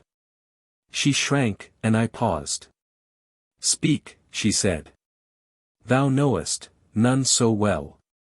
Who I am and what my mission is, thou knowest, none so well, that I am sworn to Isis, and may, by law divine, have naught to do with thee. She broke in her low voice, and with her eyes still fixed upon the ground, and I know that thy vows are broken in spirit, if not in form, broken like wreaths of cloud, for, Harmachis, thou lovest Cleopatra. It is a lie. I cried. Thou wanton girl, who wouldst seduce me from my duty and put me to an open shame, who, led by passion or ambition, or the love of evil, hast not shame to break the barriers of thy sex and speak as thou hast spoken, beware lest thou go too far. And if thou wilt have an answer, here it is, put straightly, as thy question. Charmion, outside the matter of my duty and my vows, thou art not to me, nor for all thy tender glances will my heart beat one pulse more fast. Hardly art thou now my friend, for, of a truth, I scarce can trust thee. But, once more, beware. To me thou mayest do thy worst, but if thou dost dare to lift a finger against our cause, that day thou deest. And now, is this play done? And as, wild with anger, I spoke thus, she shrank back, and yet further back, till at length she rested against the wall, her eyes covered with her hand. But when I ceased she dropped her hand, glancing up, and her face was as the face of a statue, in which the great eyes glowed like embers, and round them was a ring of purple shadow. Not altogether done, she answered gently. The arena must yet be sanded. This she said having reference to the covering up of the bloodstains at the gladiatorial shows with fine sand. Well, she went on, waste not thine anger on a thing so vile. I have thrown my throw and I have lost. Vi victis, ah! Vi victis! Wilt thou not lend me the dagger in thy robe, that here and now I may end my shame? No. Then one word more, most royal Harmachis, if thou canst, forget my folly, but, at the least, have no fear from me. I am now, as ever, thy servant and the servant of our cause. Farewell. And she went, leaning her hand against the wall. But I, passing to my chamber, flung myself upon my couch, and groaned in bitterness of spirit. Alas! We shape our plans, and by slow degrees build up our house of hope, never counting on the guests that time shall bring to lodge therein. For who can guard against the unforeseen? At length I slept, and my dreams were evil. When I woke, the light of the day which should see the red fulfillment of the plot was streaming through the casement, and the birds sang merrily among the garden palms. I woke, and as I woke the sense of trouble pressed in upon me, for I remembered that before this day was gathered to the past I must dip my hands in blood, yes, in the blood of Cleopatra, who trusted me. Why could I not hate her as I should? There had been a time when I looked on to this act of vengeance with somewhat of a righteous glow of zeal. And now, why, I would frankly give my royal birthright to be free from its necessity. But, alas! I knew that there was no escape. I must drain this cup or be forever cast away. I felt the eyes of Egypt watching me, and the eyes of Egypt's gods. I prayed to my mother Isis to give me strength to do this deed, and prayed as I had never prayed before, and oh, wonder! No answer came. Nay, how was this? What, then, had loosed the link between us that, for the first time, the goddess deigned no reply to her son and chosen servant? Could it be that I had sinned in heart against her? What had Charmion said, that I loved Cleopatra? Was this sickness love? Nay. 1,000 times nay, it was but the revolt of nature against an act of treachery and blood.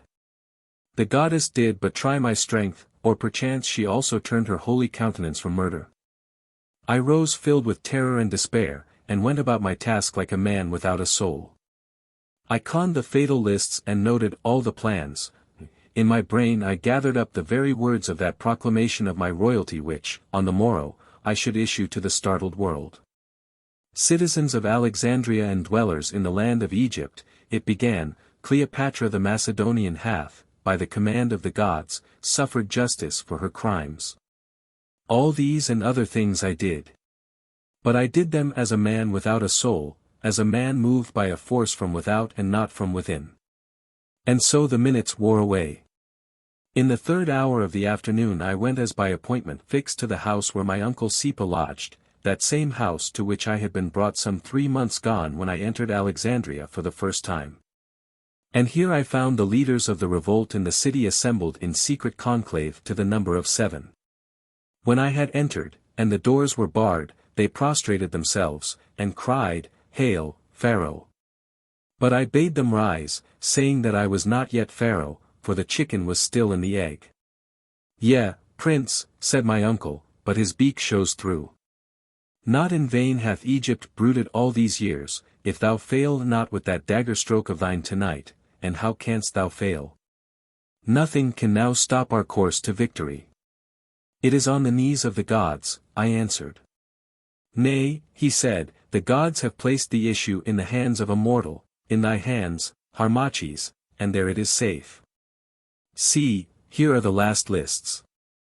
31,000 men who bear arms are sworn to rise when the tidings come to them. Within 5 days every citadel in Egypt will be in our hands, and then what have we to fear? From Rome but little, for her hands are full, and, besides, we will make alliance with the triumvirate, and, if need be, buy them off. For of money there is plenty in the land, and if more be wanted thou, Harmachis, knowest where it is stored against the need of Chem, and outside the Romans' reach of arm. Who is there to harm us? There is none.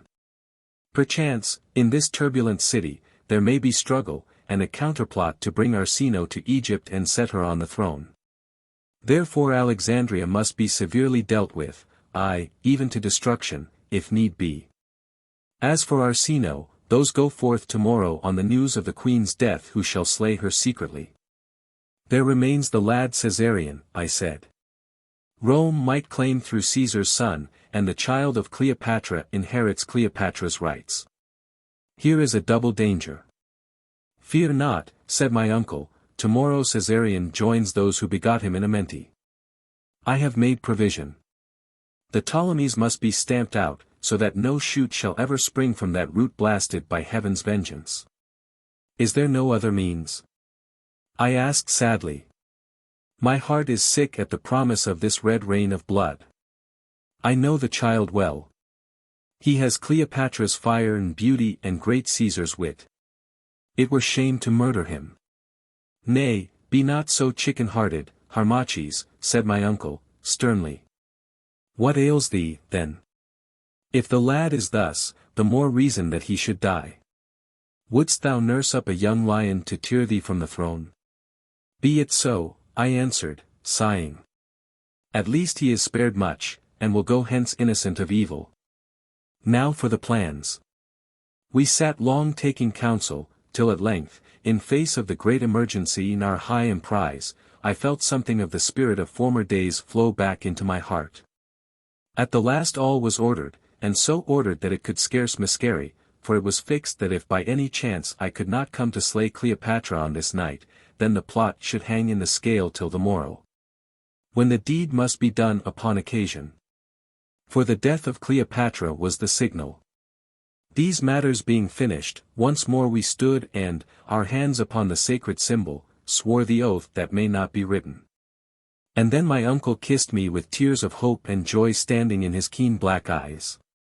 He blessed me, saying that he would gladly give his life, aye, and 100 lives, if they were his, if he might but live to see Egypt once more a nation, and me, Harmachis, the descendant of its royal and ancient blood, seated on the throne. For he was a patriot indeed, asking nothing for himself, and giving all things to his cause. And I kissed him in turn, and thus we parted. Nor did I ever see him more in the flesh who has earned the rest that as yet is denied to me. So I went, and, there being yet time, walked swiftly from place to place in the great city, taking note of the positions of the gates and of the places where our forces must be gathered. At length I came to that quay where I had landed, and saw a vessel sailing for the open sea. I looked, and in my heaviness of heart longed that I were aboard of her, to be borne by her white wings to some far shore where I might live obscure and die forgotten. Also I saw another vessel that had dropped down the Nile, from whose deck the passengers were streaming. For a moment I stood watching them, idly wondering if they were from Abouthis, when suddenly I heard a familiar voice beside me. La! La! Said the voice. Why, what a city is this for an old woman to seek her fortune in? And how shall I find those to whom I am known? As well look for the rush in the papyrus roll. 14 Begone. Thou knave! And let my basket of simples lie. Or, by the gods, I'll doctor thee with them.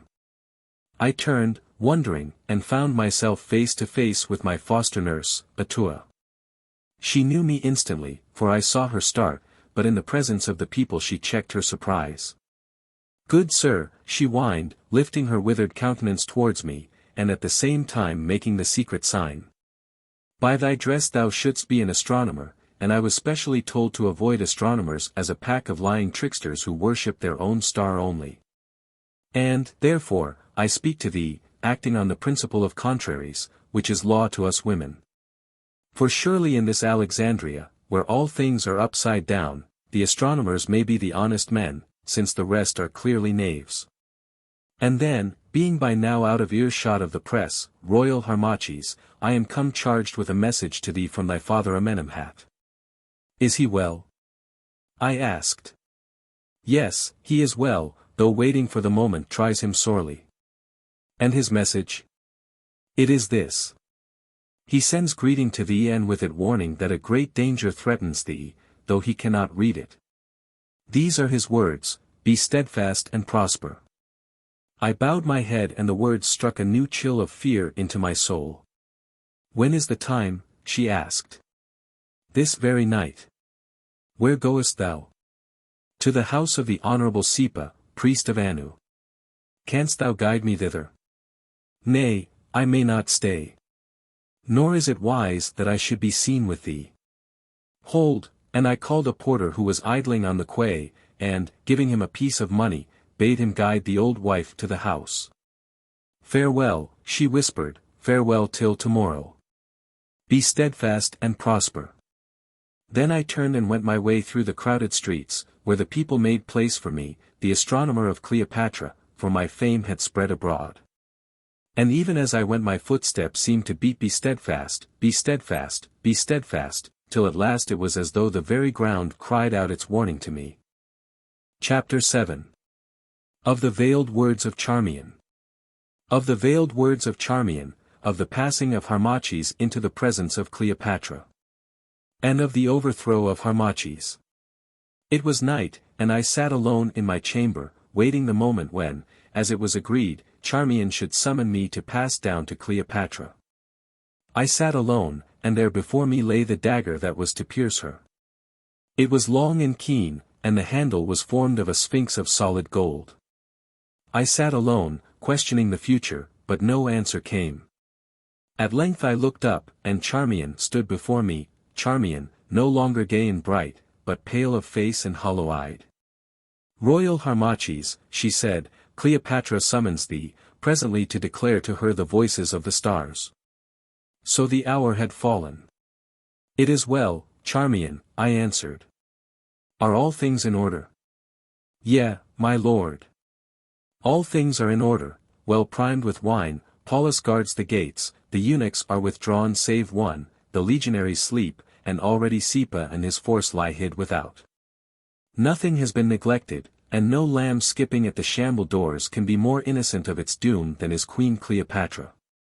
It is well, I said again, let us be going, and rising, I placed the dagger in the bosom of my robe.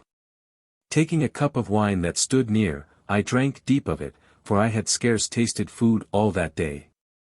One word, Charmion said hurriedly, for it is not yet time, last night, and her bosom heaved, I dreamed a dream that haunts me strangely, and perchance thou also didst dream a dream. It was all a dream and 'tis forgotten, is it not so, my lord?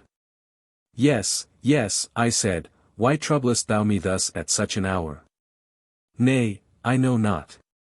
But tonight, Harmachis, fate is in labor of a great event, and in her painful throes mayhap she'll crush me in her grip, me or thee, or the twain of us, Harmachis. And if that be so, well, I would hear from thee, before it is done, that 'twas naught but a dream, and that dream forgot. Yes, it is all a dream, I said idly. Thou and I, and the solid earth, and this heavy night of terror, aye, and this keen knife, what are these but dreams, and with what face shall the waking come?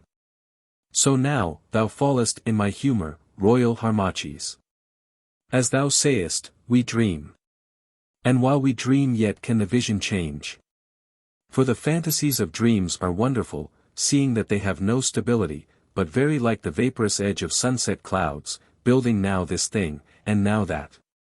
Being now dark and heavy, and now alight with splendor. Therefore, before we wake tomorrow tell me one word. Is that vision of last night, wherein I seemed to be quite shamed, and thou didst seem to laugh upon my shame, a fixed fantasy, or can it, perchance, yet change its countenance? For remember, when that waking comes, the vagaries of our sleep will be more unalterable and more enduring than are the pyramids.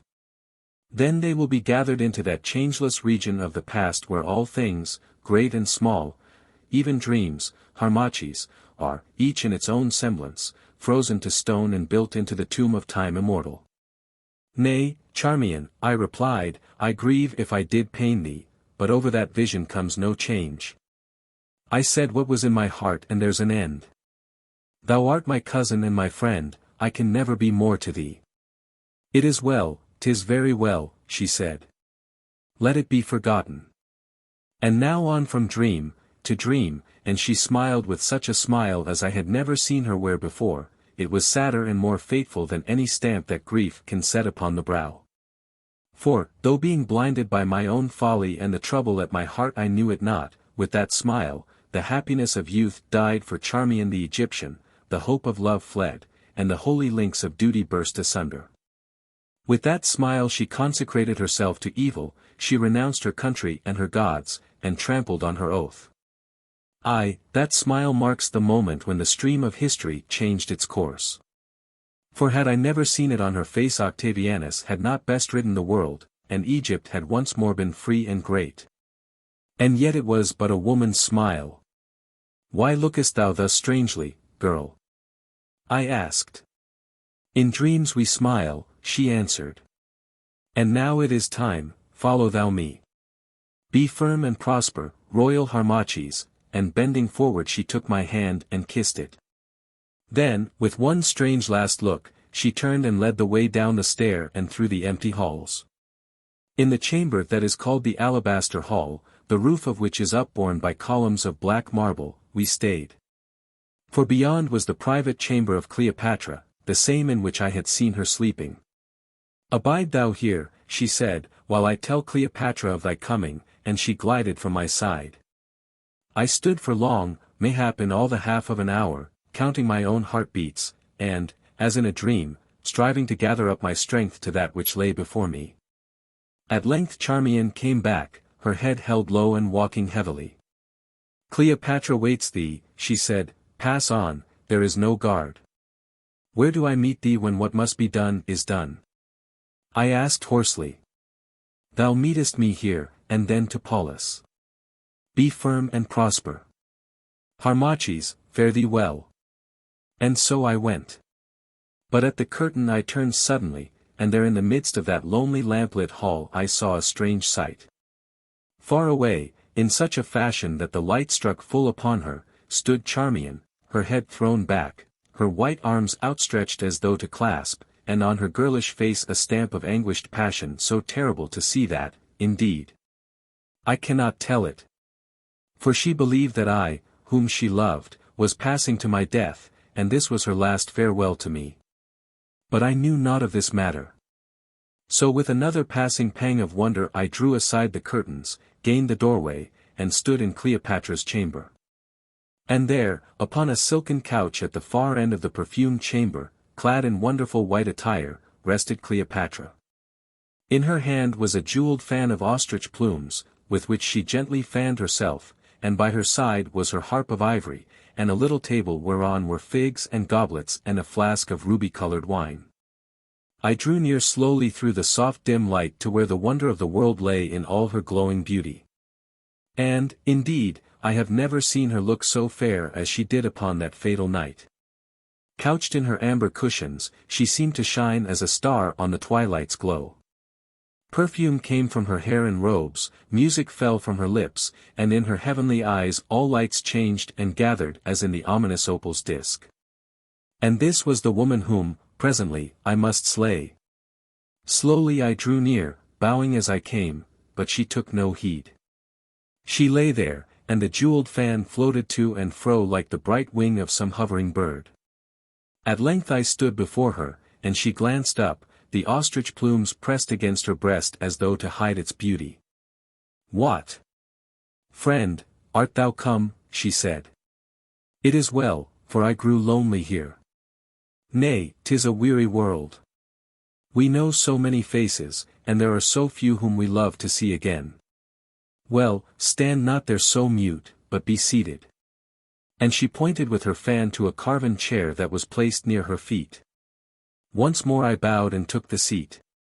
I have obeyed the Queen's desire, I said, and with much care and skill worked out the lessons of the stars, and here is the record of my labor. If the Queen permits, I will expound it to her. And I rose, in order that I might pass round the couch and, as she read, stab her in the back. Nay, Harmachis, she said quietly, and with a slow and lovely smile. Bide thou where thou art, and give me the writing. By Serapis. Thy face is too comely for me to wish to lose the sight of it. Checked in this design, I could do nothing but hand her the papyrus, thinking to myself that while she read I would arise suddenly and plunge the dagger to her heart. She took it, and as she did so touched my hand. Then she made pretense to read. But she read no word, for I saw that her eyes were fixed upon me over the edge of the scroll. "Why placest thou thy hand within thy robe?" she asked presently. For, indeed, I clutched the dagger's hilt. "Is thy heart stirred?" "Yea, O Queen," I said, "it beats high." She gave no answer, but once more made pretense to read, and the while she watched me. I took counsel with myself. How should I do the hateful deed? If I flung myself upon her now she would see me and scream and struggle. Nay, I must wait a chance. "The auguries are favorable, then, Harmachis," she said at length, though this she must have guessed. "Yes, O Queen," I answered. "It is well," and she cast the writing on the marble. "The ships shall sail. For, good or bad, I am weary of weighing chances." "This is a heavy matter, O Queen," I said.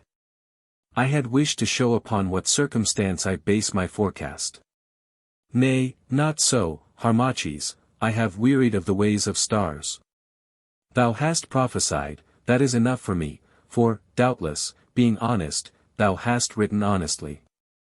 Therefore, save thou thy reasons and we'll be merry. What shall we do? I could dance to thee, there are none who can dance so well, but it would scarce be queenly. Nay, I have it. I will sing."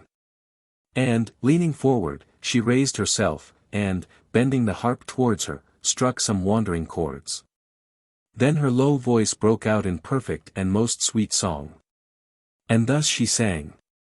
Night on the sea, and night upon the sky. And music in our hearts, we floated there.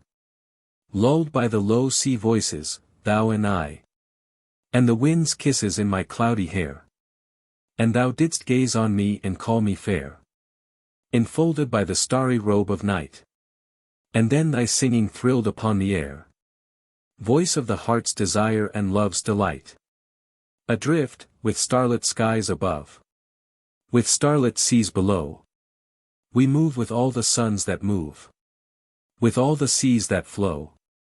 For bond or free, earth, sky, and sea. Wheel with one circling will. And thy heart drifteth on to me. And only time stands still. Between two shores of death we drift. Behind are things forgot. Before the tide is driving swift. To lands beholden not. Above, the sky is far and cold. Below, the moaning sea. Sweeps o'er the loves that were of old. But, oh, love! Kiss thou me. Ah, lonely are the ocean ways. And dangerous the deep. And frail the fairy bark that strays. Above the seas asleep.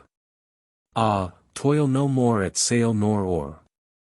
We drift, or bond or free. On yon far shore the breakers roar. But, oh, love! Kiss thou me. And ever as thou sangest I drew near. Then sudden silence heard our hearts that beat. For now there was an end of doubt and fear. Now passion filled my soul and led my feet. Then silent didst thou rise thy love to meet. Who, sinking on thy breast, knew naught but thee. And in the happy night I kissed thee, sweet. Ah, sweet! Between the starlight and the sea. The last echoes of her rich notes floated down the chamber, and slowly died away, but in my heart they rolled on and on. I have heard among the women singers at Abouthis voices more perfect than the voice of Cleopatra, but never have I heard one so thrilling or so sweet with passion's honey notes.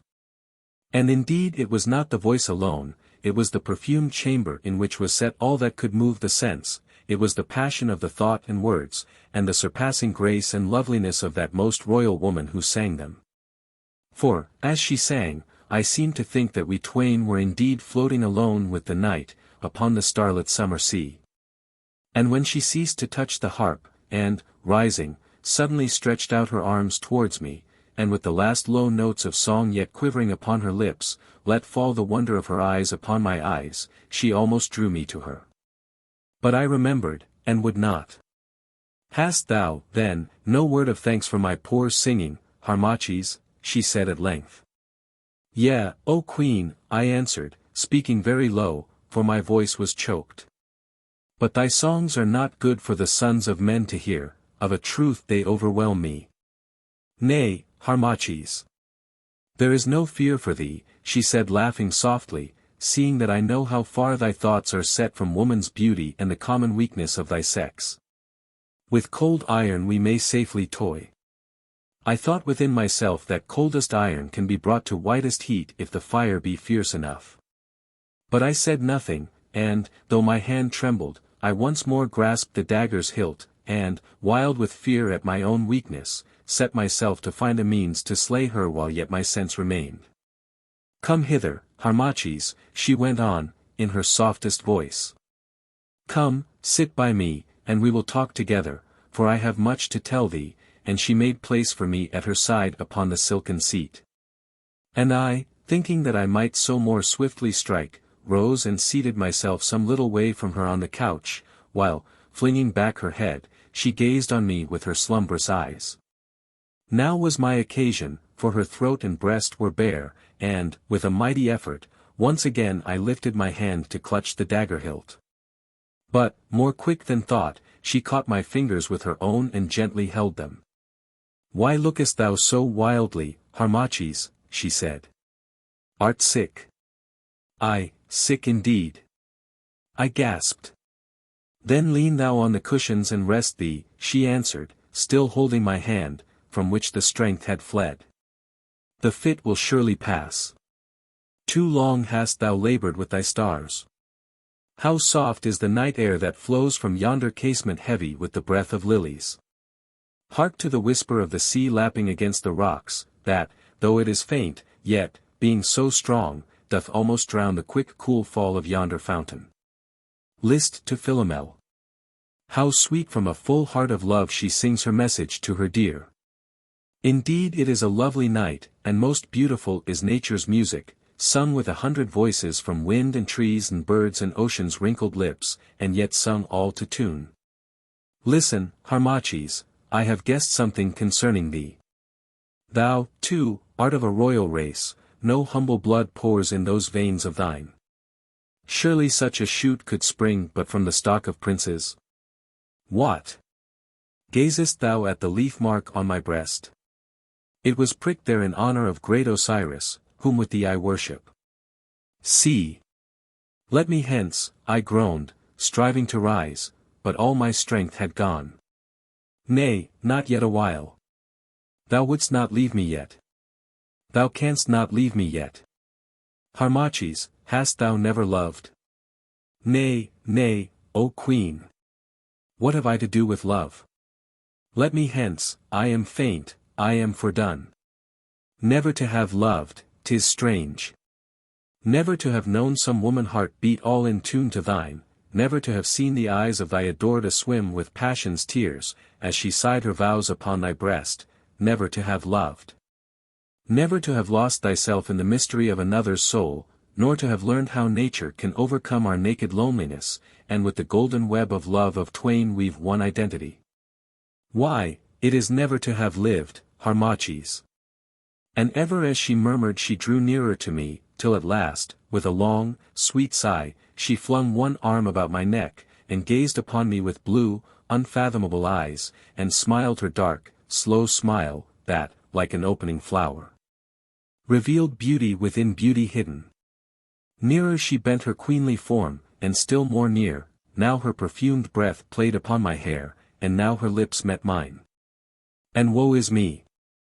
In that kiss, more deadly and more strong than the embrace of death, were forgotten Isis, my heavenly hope, oaths, honor, country, friends, all things save that Cleopatra clasped me in her arms, and called me love and lord. Now pledge me, she sighed, pledge me 1 cup of wine in token of thy love. I took the draught, and I drank deep, then too late I knew that it was drugged. I fell upon the couch, and, though my senses still were with me, I could neither speak nor rise. But Cleopatra, bending over me, drew the dagger from my robe. "I've won," she cried, shaking back her long hair. "I've won, and for the stake of Egypt, why, 'twas a game worth playing. With this dagger, then, thou wouldst have slain me, O my royal rival, whose myrmidons even now are gathered at my palace gate. Art still awake? Now what hinders me that I should not plunge it to thy heart?" I heard and feebly pointed to my breast, for I was fain to die. She drew herself to the full of her imperial height, and the great knife glittered in her hand. Down it came till its edge pricked my flesh. "Nay," she cried again, and cast it from her, "too well I like thee. It were pity to slay such a man. I give thee thy life. Live on, lost pharaoh. Live on, poor fallen prince, blasted by a woman's wit. Live on, Harmachis, to adorn my triumph." Then sight left me, and in my ears I only heard the song of the nightingale, the murmur of the sea, and the music of Cleopatra's laugh of victory. And as I sank away, the sound of that low laugh still followed me into the land of sleep, and still it follows me through life to death. Chapter 8. Of the awaking of Harmachis. Of the awaking of Harmachis, of the sight of death, of the coming of Cleopatra, and of her comfortable words. Once more I woke, it was to find myself in my own chamber. I started up. Surely, I, too, had dreamed a dream. It could be nothing but a dream. It could not be that I woke to know myself a traitor. That the opportunity had gone forever. That I had betrayed the cause, and that last night those brave men, headed by my uncle, had waited in vain at the outer gate. That Egypt from Abu to Athu was even now waiting in vain. Nay, whatever else might be, this could not be. Oh, it was an awful dream which I had dreamed. A second such would slay a man. It were better to die than face such another vision sent from hell. But, though the thing was naught but a hateful fantasy of a mind o'erstrained, where was I now? Where was I now? I should be in the alabaster hall, waiting till Charmion came forth. Where was I? And O ye gods! What was that dreadful thing, whose shape was the shape of a man? That thing draped in blood-stained white and huddled in a hideous heap at the foot of the couch on which I seemed to lie. I sprang at it with a shriek, as a lion springs, and struck with all my strength. The blow fell heavily, and beneath its weight the thing rolled over upon its side. Half mad with terror, I rent away the white covering. And there, his knees bound beneath his hanging jaw, was the naked body of a man, and that man the Roman captain Paulus. There he lay, through his heart a dagger, my dagger, handled with the sphinx of gold. And pinned by its blade to his broad breast a scroll, and on the scroll, writing in the Roman character. I drew near and read, and this was the writing. Harmachidi.salvara.ego.sum.quem.subdir.norus paulus.romanus.dis.hnc.quid.prodera.prosit. Greeting, Harmachis. I was that Roman Paulus whom thou didst suborn. Learn now how blessed are traitors. Sick and faint I staggered back from the sight of that white corpse stained with its own blood. Sick and faint I staggered back, till the wall stayed me, while without the birds sang a merry greeting to the day. So it was no dream, and I was lost. Lost. I thought of my aged father, Amenemhat. Yes, the vision of him flashed into my mind, as he would be, when they came to tell him his son's shame and the ruin of all his hopes. I thought of that patriot priest, my uncle Sipa, waiting the long night through for the signal which never came. Ah, and another thought followed swift. How would it go with them? I was not the only traitor. I, too, had been betrayed. By whom? By yonder Paulus, perchance. If it were Paulus, he knew but little of those who conspired with me. But the secret lists had been in my robe. O Osiris! They were gone. And the fate of Paulus would be the fate of all the patriots in Egypt. And at this thought my mind gave way. I sank and swooned even where I stood. My sense came back to me, and the lengthening shadows told me that it was afternoon. I staggered to my feet. The corpse of Paulus was still there, keeping its awful watch above me. I ran desperately to the door. It was barred, and without I heard the tramp of sentinels. As I stood they challenged and grounded their spears. Then the bolts were shot back, the door opened, and radiant, clad in royal attire, came the conquering Cleopatra. She came alone, and the door was shut behind her. I stood like one distraught, but she swept on till she was face to face with me. "Greeting, Harmachis," she said, smiling sweetly. "So, my messenger has found thee." And she pointed to the corpse of Paulus. "Pah! He has an ugly look. Ho! Guards!" The door was opened, and 2 armed Gauls stepped across the threshold. "Take away this carrion," said Cleopatra, "and fling it to the kites. Stay, draw that dagger from his traitor breast." The men bowed low, and the knife, rusted red with blood, was dragged from the heart of Paulus and laid upon the table. Then they seized him by the head and body and staggered thence, and I heard their heavy footfalls as they bore him down the stairs. "Methinks, Harmachis, thou art in an evil case," she said, when the sound of the footfalls had died away. "How strangely the wheel of fortune turns. But for that traitor," and she nodded towards the door through which the corpse of Paulus had been carried, "I should now be as ill a thing to look on as he is, and the red rust on yonder knife would have been gathered from my heart. So it was Paulus who had betrayed me. Aye," she went on, "and when thou camest to me last night, I knew that thou camest to slay. When, time upon time, thou didst place thy hand within thy robe, I knew that it grasped a dagger hilt, and that thou wast gathering thy courage to the deed which thou didst little love to do. Oh!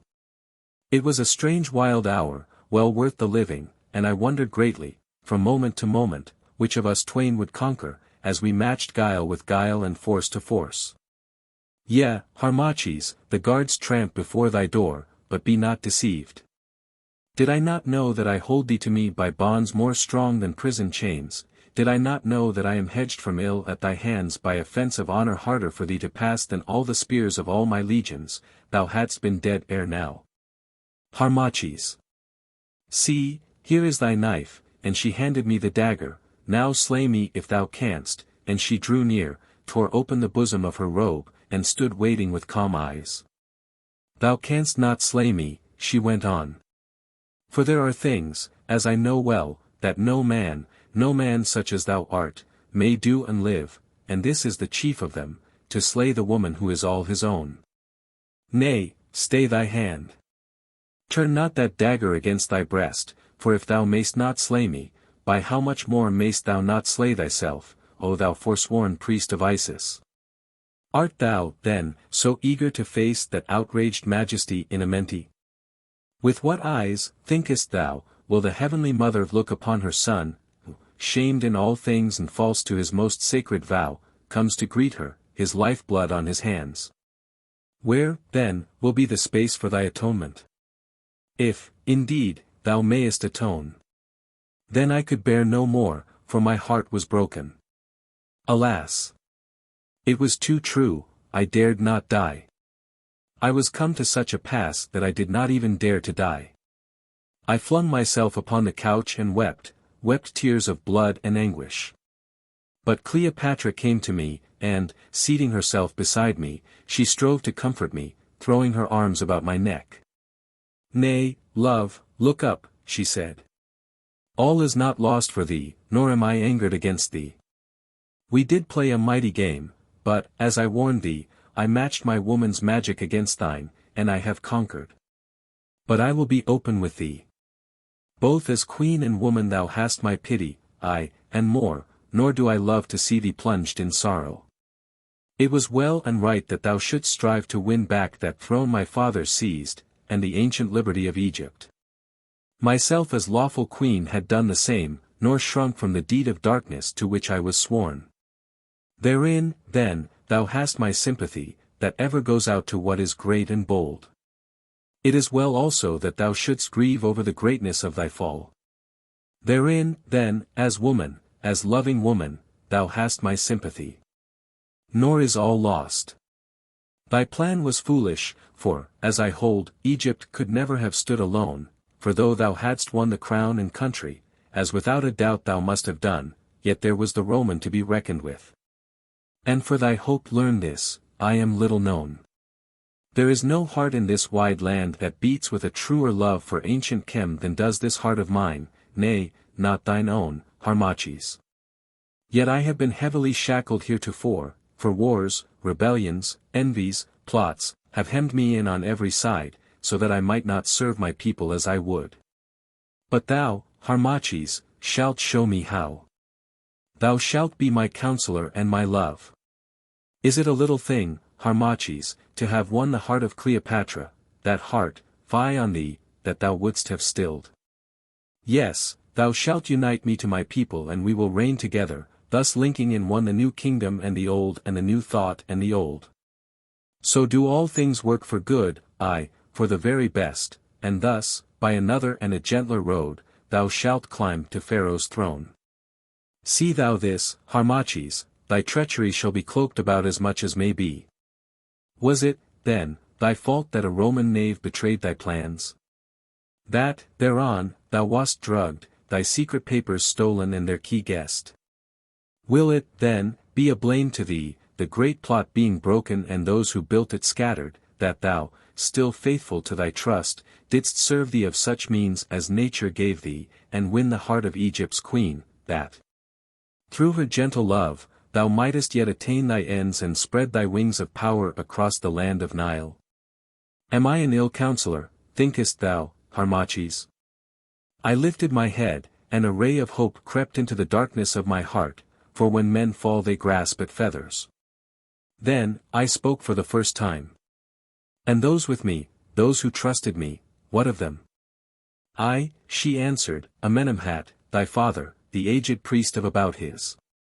And Sipa, thy uncle, that fiery patriot, whose great heart is hid beneath so common a shell of form, and I thought she would have said Charmion, but she named her not.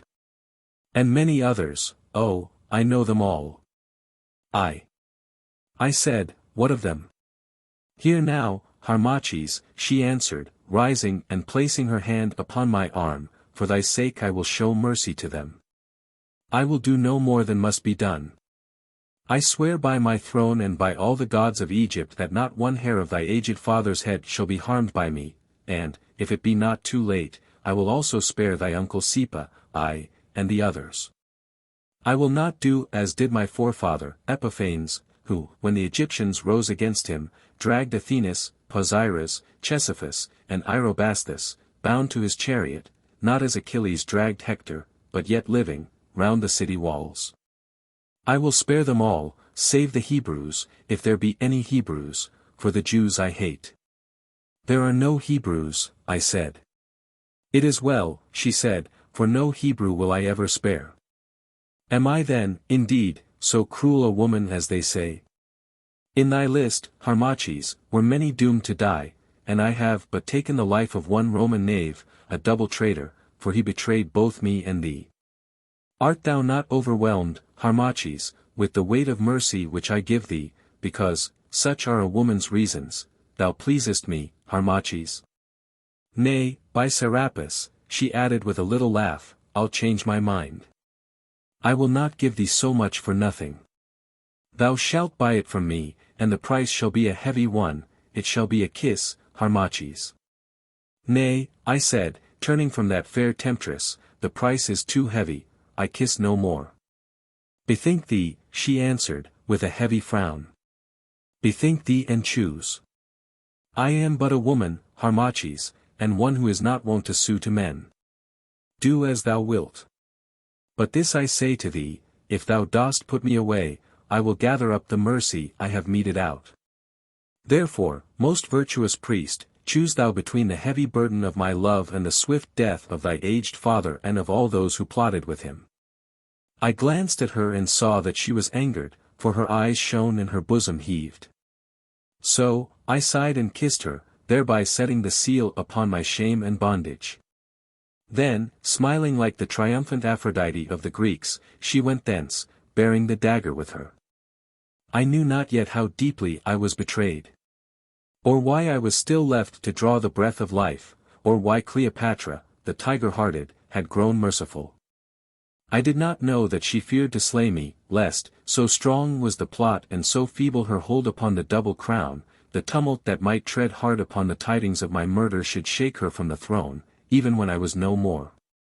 I did not know that because of fear and the weight of policy only she showed scant mercy to those whom I had betrayed, or that because of cunning and not for the holy sake of woman's love, though, in truth, she liked me well enough, she chose rather to bind me to her by the fibers of my heart.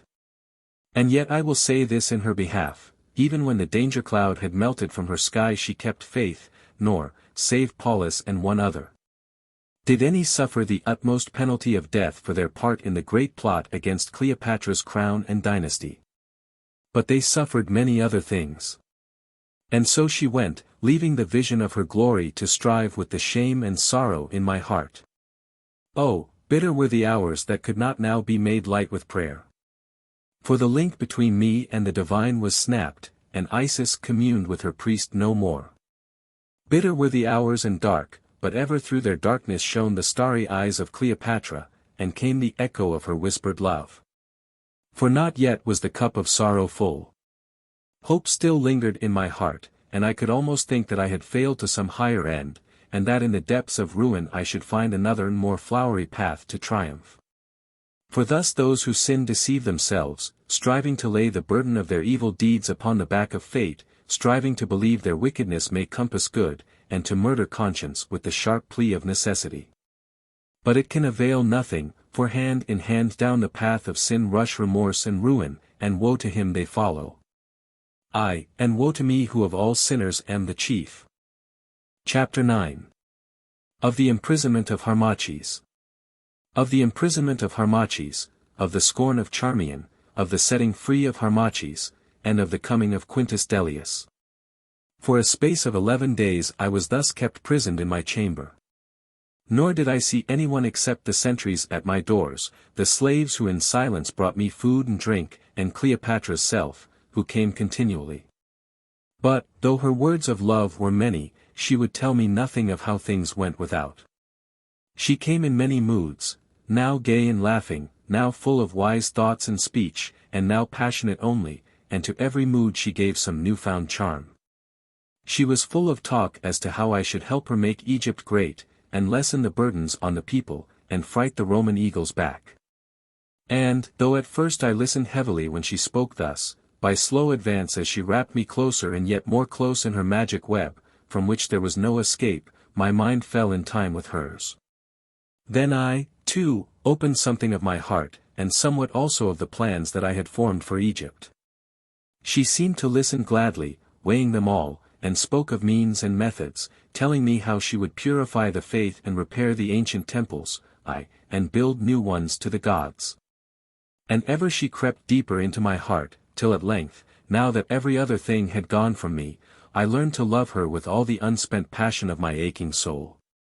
I had naught left to me but Cleopatra's love, and I twined my life about it, and brooded on it as a widow over her only babe. And thus the very author of my shame became my all, my dearest dear, and I loved her with a strong love that grew and grew, till it seemed to swallow up the past and make the present a dream. For she had conquered me, she had robbed me of my honor, and steeped me to the lips in shame, and I, poor fallen, blinded wretch, I kissed the rod that smote me, and was her very slave. Even now, in those dreams which still come when sleep unlocks the secret heart, and sets its terrors free to roam through the open halls of thought, I seem to see her royal form, as erst I saw it. Come with arms outstretched and love's own light shining in her eyes, with lips apart and flowing locks, and stamped upon her face the look of utter tenderness that she alone could wear. Still, after all the years, I seem to see her come as erst she came, and still I wake to know her an unutterable lie. And thus one day she came. She had fled in haste, she said, from some great council summoned concerning the wars of Antony in Syria, and she came, as she had left the council, in all her robes of state, the scepter in her hand, and on her brow the urious diadem of gold. There she sat before me, laughing, for, wearying of them, she had told the envoys to whom she gave audience in the council that she was called from their presence by a sudden message come from Rome, and the jest seemed merry to her. Suddenly she rose, took the diadem from her brow, and set it on my hair, and on my shoulders her royal mantle, and in my hand the scepter, and bowed the knee before me. Then, laughing again, she kissed me on the lips, and said I was indeed her king.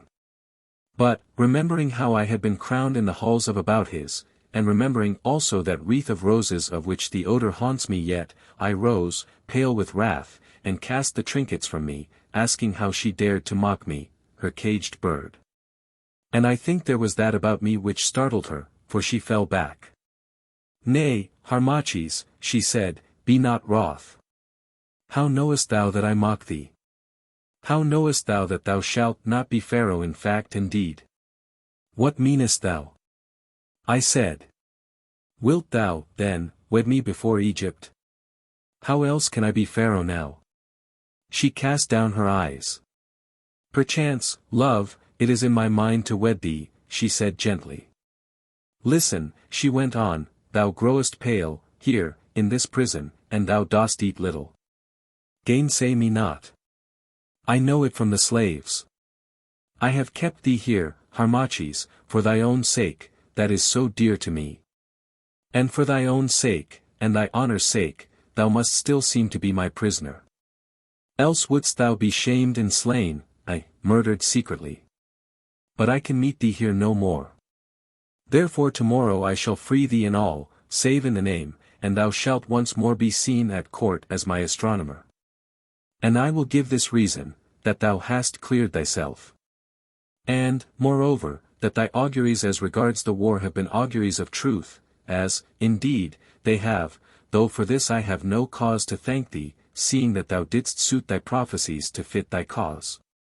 Now, farewell. For I must return to those heavy-browed ambassadors, and grow not so sudden wroth, Harmachis, for who knows what may come to pass betwixt thee and me? And, with a little nod, she went, leaving it on my mind that she had it in her heart to wed me openly. And of a truth, I believe that, at this hour, such was her thought. For, if she loved me not, still she held me dear, and as yet she had not wearied of me. On the morrow Cleopatra came not, but Charmion came, Charmion, whom I had not seen since that fatal night of ruin. She entered and stood before me, with pale face and downcast eyes, and her first words were words of bitterness. Pardon me, she said, in her gentle voice, in that I dare to come to thee in Cleopatra's place. Thy joy is not delayed for long, for thou shalt see her presently. I shrank at her words, as well I might, and, seeing her vantage, she seized it. I come, Harmachis, royal no more, I come to say that thou art free. Thou art free to face thine own infamy, and see it thrown back from every eye which trusted thee, as shadows are from water. I come to tell thee that the great plot, the plot of 20 years and more, is at its utter end. None have been slain, indeed, unless it is Sipa, who has vanished. But all the leaders have been seized and put in chains, or driven from the land, and their party is broken and scattered. The storm has melted before it burst. Egypt is lost, and lost forever, for her last hope is gone. No longer may she struggle, now for all time she must bow her neck to the yoke, and bear her back to the rod of the oppressor. I groaned aloud. Alas, I was betrayed. I said. Paulus betrayed us. Thou wast betrayed. Nay, thou thyself wast the betrayer. How came it that thou didst not slay Cleopatra when thou wast alone with her? Speak, thou forsworn. She drugged me, I said again. O Harmachis! Answered the pitiless girl, how low art thou fallen from that prince whom once I knew, thou who dost not scorn to be a liar. Yea, thou wast drugged with a love philtre. Yea, thou didst sell Egypt and thy cause for the price of a wanton's kiss. Thou sorrow and thou shame, she went on, pointing her finger at me and lifting her eyes to my face, thou scorn, thou outcast, and thou contempt. Deny if it thou canst. Ay, shrink from me, knowing what thou art, well mayst thou shrink. Crawl to Cleopatra's feet, and kiss her sandals till such time as it pleases her to trample thee in thy kindred dirt, but from all honest folk shrink, shrink. My soul quivered beneath the lash of her bitter scorn and hate, but I had no words to answer. How comes it, I said at last in a heavy voice, that thou, too, art not betrayed, but art still here to taunt me, thou who once didst swear that thou didst love me? Being a woman, hast thou no pity for the frailty of man? My name was not on the lists, she said, dropping her dark eyes. Here is an opportunity, betray me also, Harmachis. Ay, it is because I once loved thee, dost thou, indeed, remember it, that I feel thy fall the more. The shame of one whom we have loved must in some sort become our shame, and must ever cling to us, because we blindly held a thing so base close to our inmost heart. Art thou also, then, a fool? Wouldst thou, fresh from thy royal wanton's arms, come to me for comfort, to me of all the world? How know I said, that it was not thou who, in thy jealous anger, didst betray our plans? Charmion, long ago Sipa warned me against thee, and of a truth now that I recall. It is like a traitor, she broke in, reddening to her brow, to think that all are of his family, and hold a common mind. Nay, I betrayed thee not. It was that poor knave, Paulus, whose heart failed him at the last, and who is rightly served. Nor will I stay to hear thoughts so base. Harmachis, royal no more. Cleopatra, queen of Egypt, bids me say that thou art free, and that she waits thee in the alabaster hall. And shooting one swift glance through her long lashes she curtsied and was gone. So once more I came and went about the court, though but sparingly, for my heart was full of shame and terror, and on every face I feared to see the scorn of those who knew me for what I was. But I saw nothing, for all those who had knowledge of the plot had fled, and Charmion had spoken no word, for her own sake. Also, Cleopatra had put it about that I was innocent. But my guilt lay heavy on me, and made me thin and wore away the beauty of my countenance. And though I was free in name, yet I was ever watched, nor might I stir beyond the palace grounds. And at length came the day which brought with it Quintus Dellius, that false Roman knight who ever served the rising star. He bore letters to Cleopatra from Marcus Antonius, the triumvir, who, fresh from the victory of Philippi, was now in Asia wringing gold from the subject kings with which to satisfy the greed of his legionaries. Well I mind me of the day. Cleopatra, clad in her robes of state, attended by the officers of her court, among whom I stood, sat in the great hall on her throne of gold, and bade the heralds admit the ambassador of Antony, the triumvir.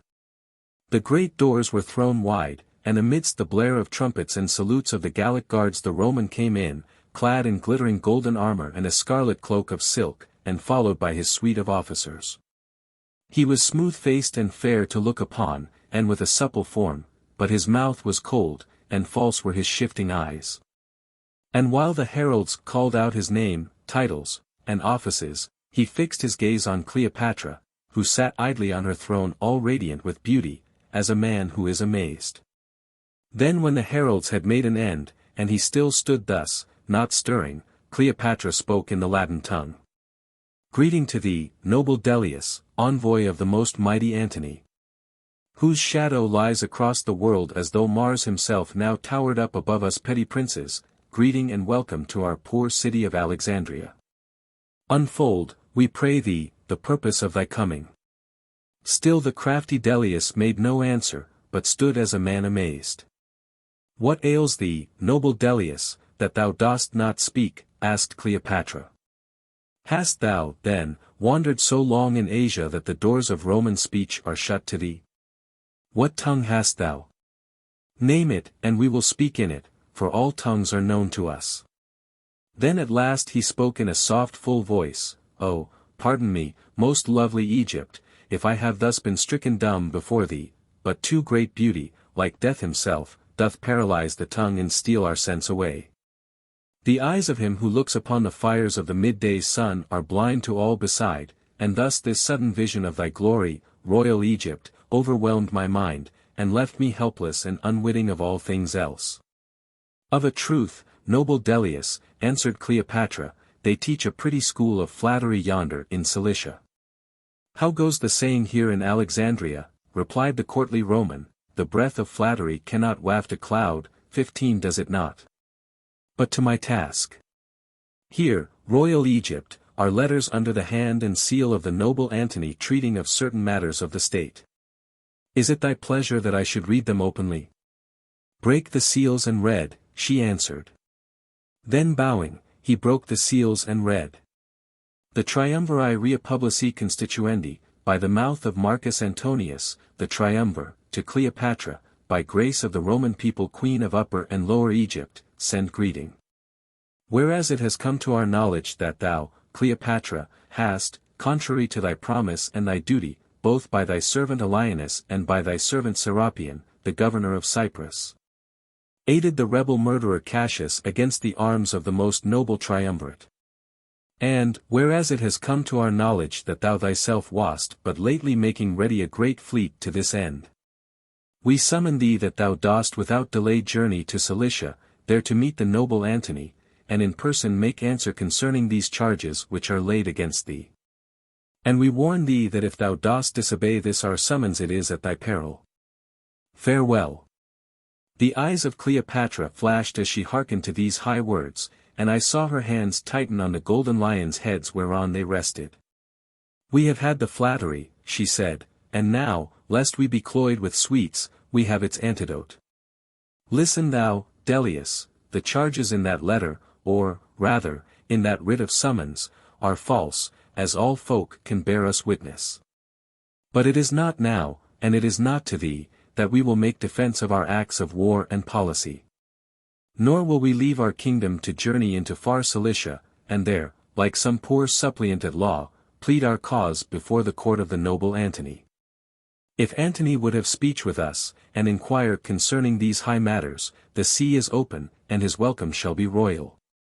Let him come thither. That is our answer to thee and to the triumvirate, O Delius. But Delius smiled as one who would put away the weight of wrath, and once more spoke. Royal Egypt, thou knowest not the noble Antony. He is stern on paper, and ever he sets down his thoughts as though his stylus were a spear dipped in the blood of men. But face to face with him, thou, of all the world, shalt find him the gentlest warrior that ever won a battle. Be advised, O Egypt. And come. Send me not hence with such angry words, for if thou dost draw Antony to Alexandria, then woe to Alexandria, to the people of the Nile, and to thee, great Egypt. For then he will come armed and breathing war, and it shall go hard with thee, who dost defy the gathered might of Rome. I pray thee, then, obey this summons. Come to Cilicia, come with peaceful gifts and not in arms. Come in thy beauty, and tricked in thy best attire, and thou hast naught to fear from the noble Antony. He paused and looked at her meaningly, while I, taking his drift, felt the angry blood surge into my face. Cleopatra, too, understood, for I saw her rest her chin upon her hand and the cloud of thought gathered in her eyes. For a time she sat thus, while the crafty Delius watched her curiously. And Charmion, standing with the other ladies by the throne, she also read his meaning, for her face lit up, as a summer cloud lights in the evening when the broad lightning flares behind it. Then once more it grew pale and quiet. At length Cleopatra spoke. This is a heavy matter, she said, and therefore, noble Delius, we must have time to let our judgment ripen. Rest thou here, and make thee as merry as our poor circumstances allow. Thou shalt have thy answer within 10 days. The envoy thought a while, then replied smiling, It is well, O Egypt, on the 10th day from now I will attend for my answer, and on the 11th I sail hence to join Antony my lord. Once more, at a sign from Cleopatra, the trumpets blared, and he withdrew bowing. Chapter 10. Of the trouble of Cleopatra. Of the trouble of Cleopatra, of her oath to Harmachis. And of the telling by Harmachis to Cleopatra of the secret of the treasure that lay beneath the mass of her That same night Cleopatra summoned me to her private chamber. I went, and found her much troubled in mind. Never before had I seen her so deeply moved. She was alone, and, like some trapped lioness, walked to and fro across the marble floor, while thought chased thought across her mind, each, as clouds scudding over the sea, for a moment casting its shadow in her deep eyes. "So thou art come, Harmachis," she said, resting for a while, as she took my hand. "Counsel me, for never did I need counsel more. Oh, what days have the gods measured out to me, days restless as the ocean.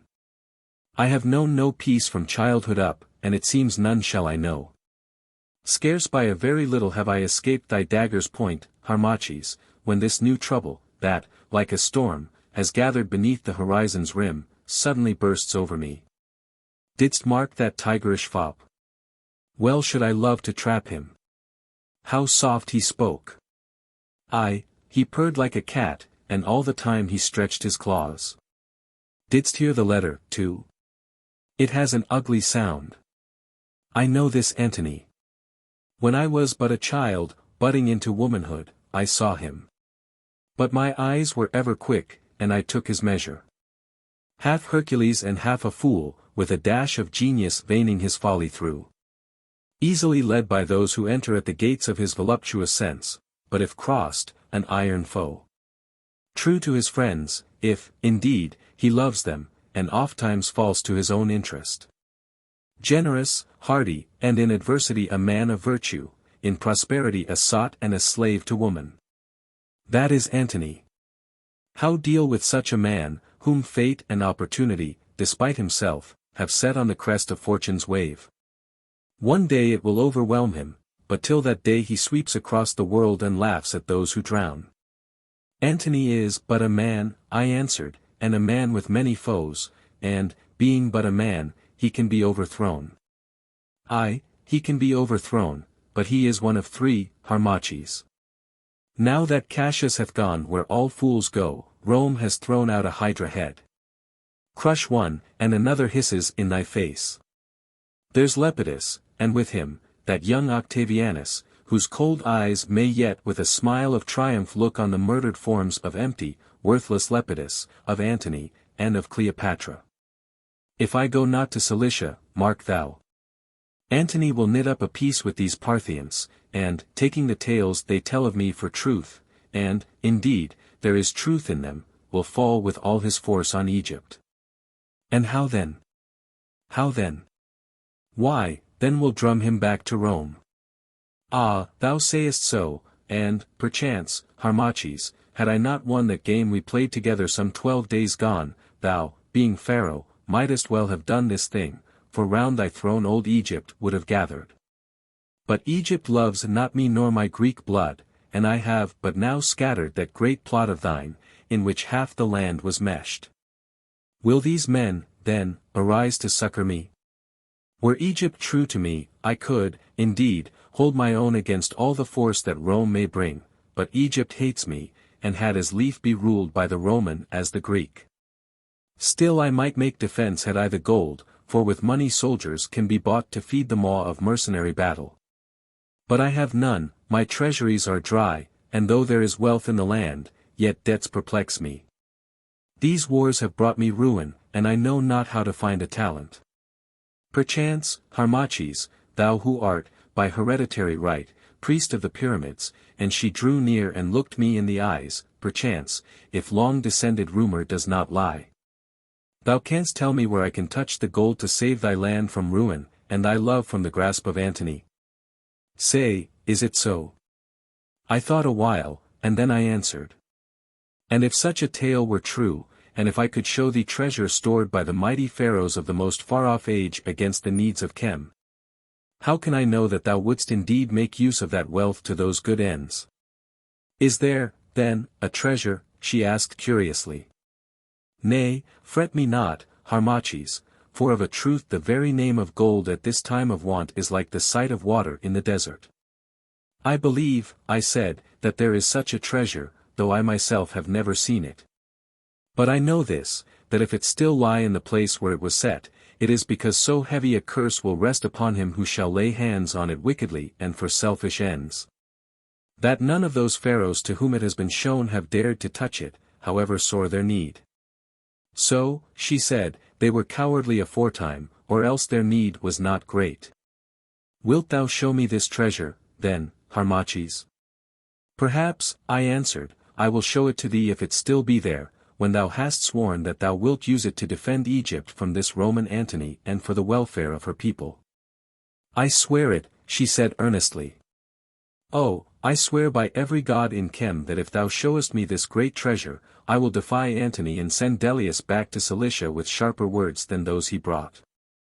Yes, I'll do more, Harmachis, so soon as may be, I will take thee to husband before all the world, and thou thyself shalt carry out thy plans and beat off the Roman eagles. Thus she spoke, gazing at me with truthful, earnest eyes. I believed her, and for the first time since my fall was for a moment happy, thinking that all was not lost to me, and that with Cleopatra, whom I loved thus madly, I might yet win my place and power back. Swear it, Cleopatra. I said. I swear, beloved. And thus I seal my oath, and she kissed me on the forehead. And I, too, kissed her, and we talked of what we would do when we were wed, and how we should overcome the Roman. And thus I was again beguiled. Though I believe that, had it not been for the jealous anger of Charmion, which, as shall be seen, was ever urging her forward to fresh deeds of shame, Cleopatra would have wedded me and broken with the Roman. And, indeed, in the issue, it had been better for her in Egypt.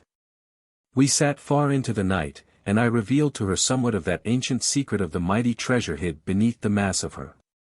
Thither, it was agreed, we should go on the morrow, and the second night from now attempt its search.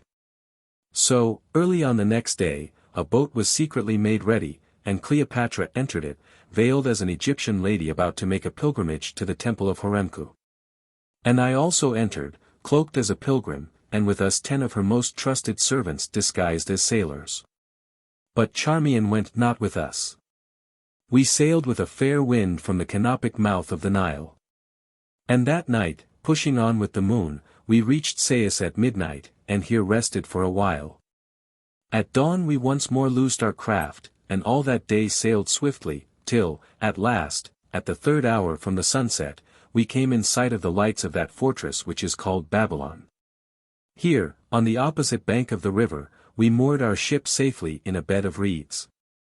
Then, on foot and secretly, we set out for the pyramids, which were at a distance of 2 leagues, Cleopatra, I and one trusted eunuch, for we left the other servants with the boat.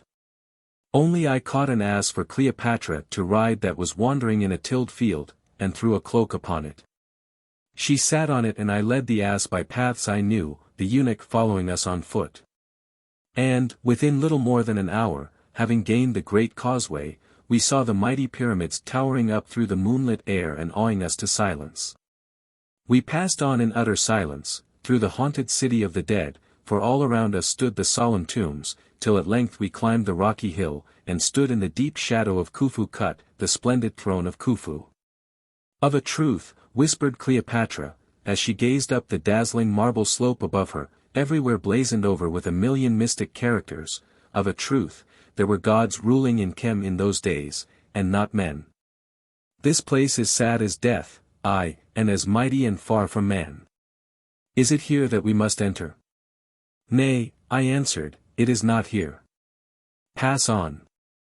I led the way through 1,000 ancient tombs, till we stood in the shadow of You Are the Great, and gazed at his red heaven-piercing mass. Is it here that we must enter? She whispered once again.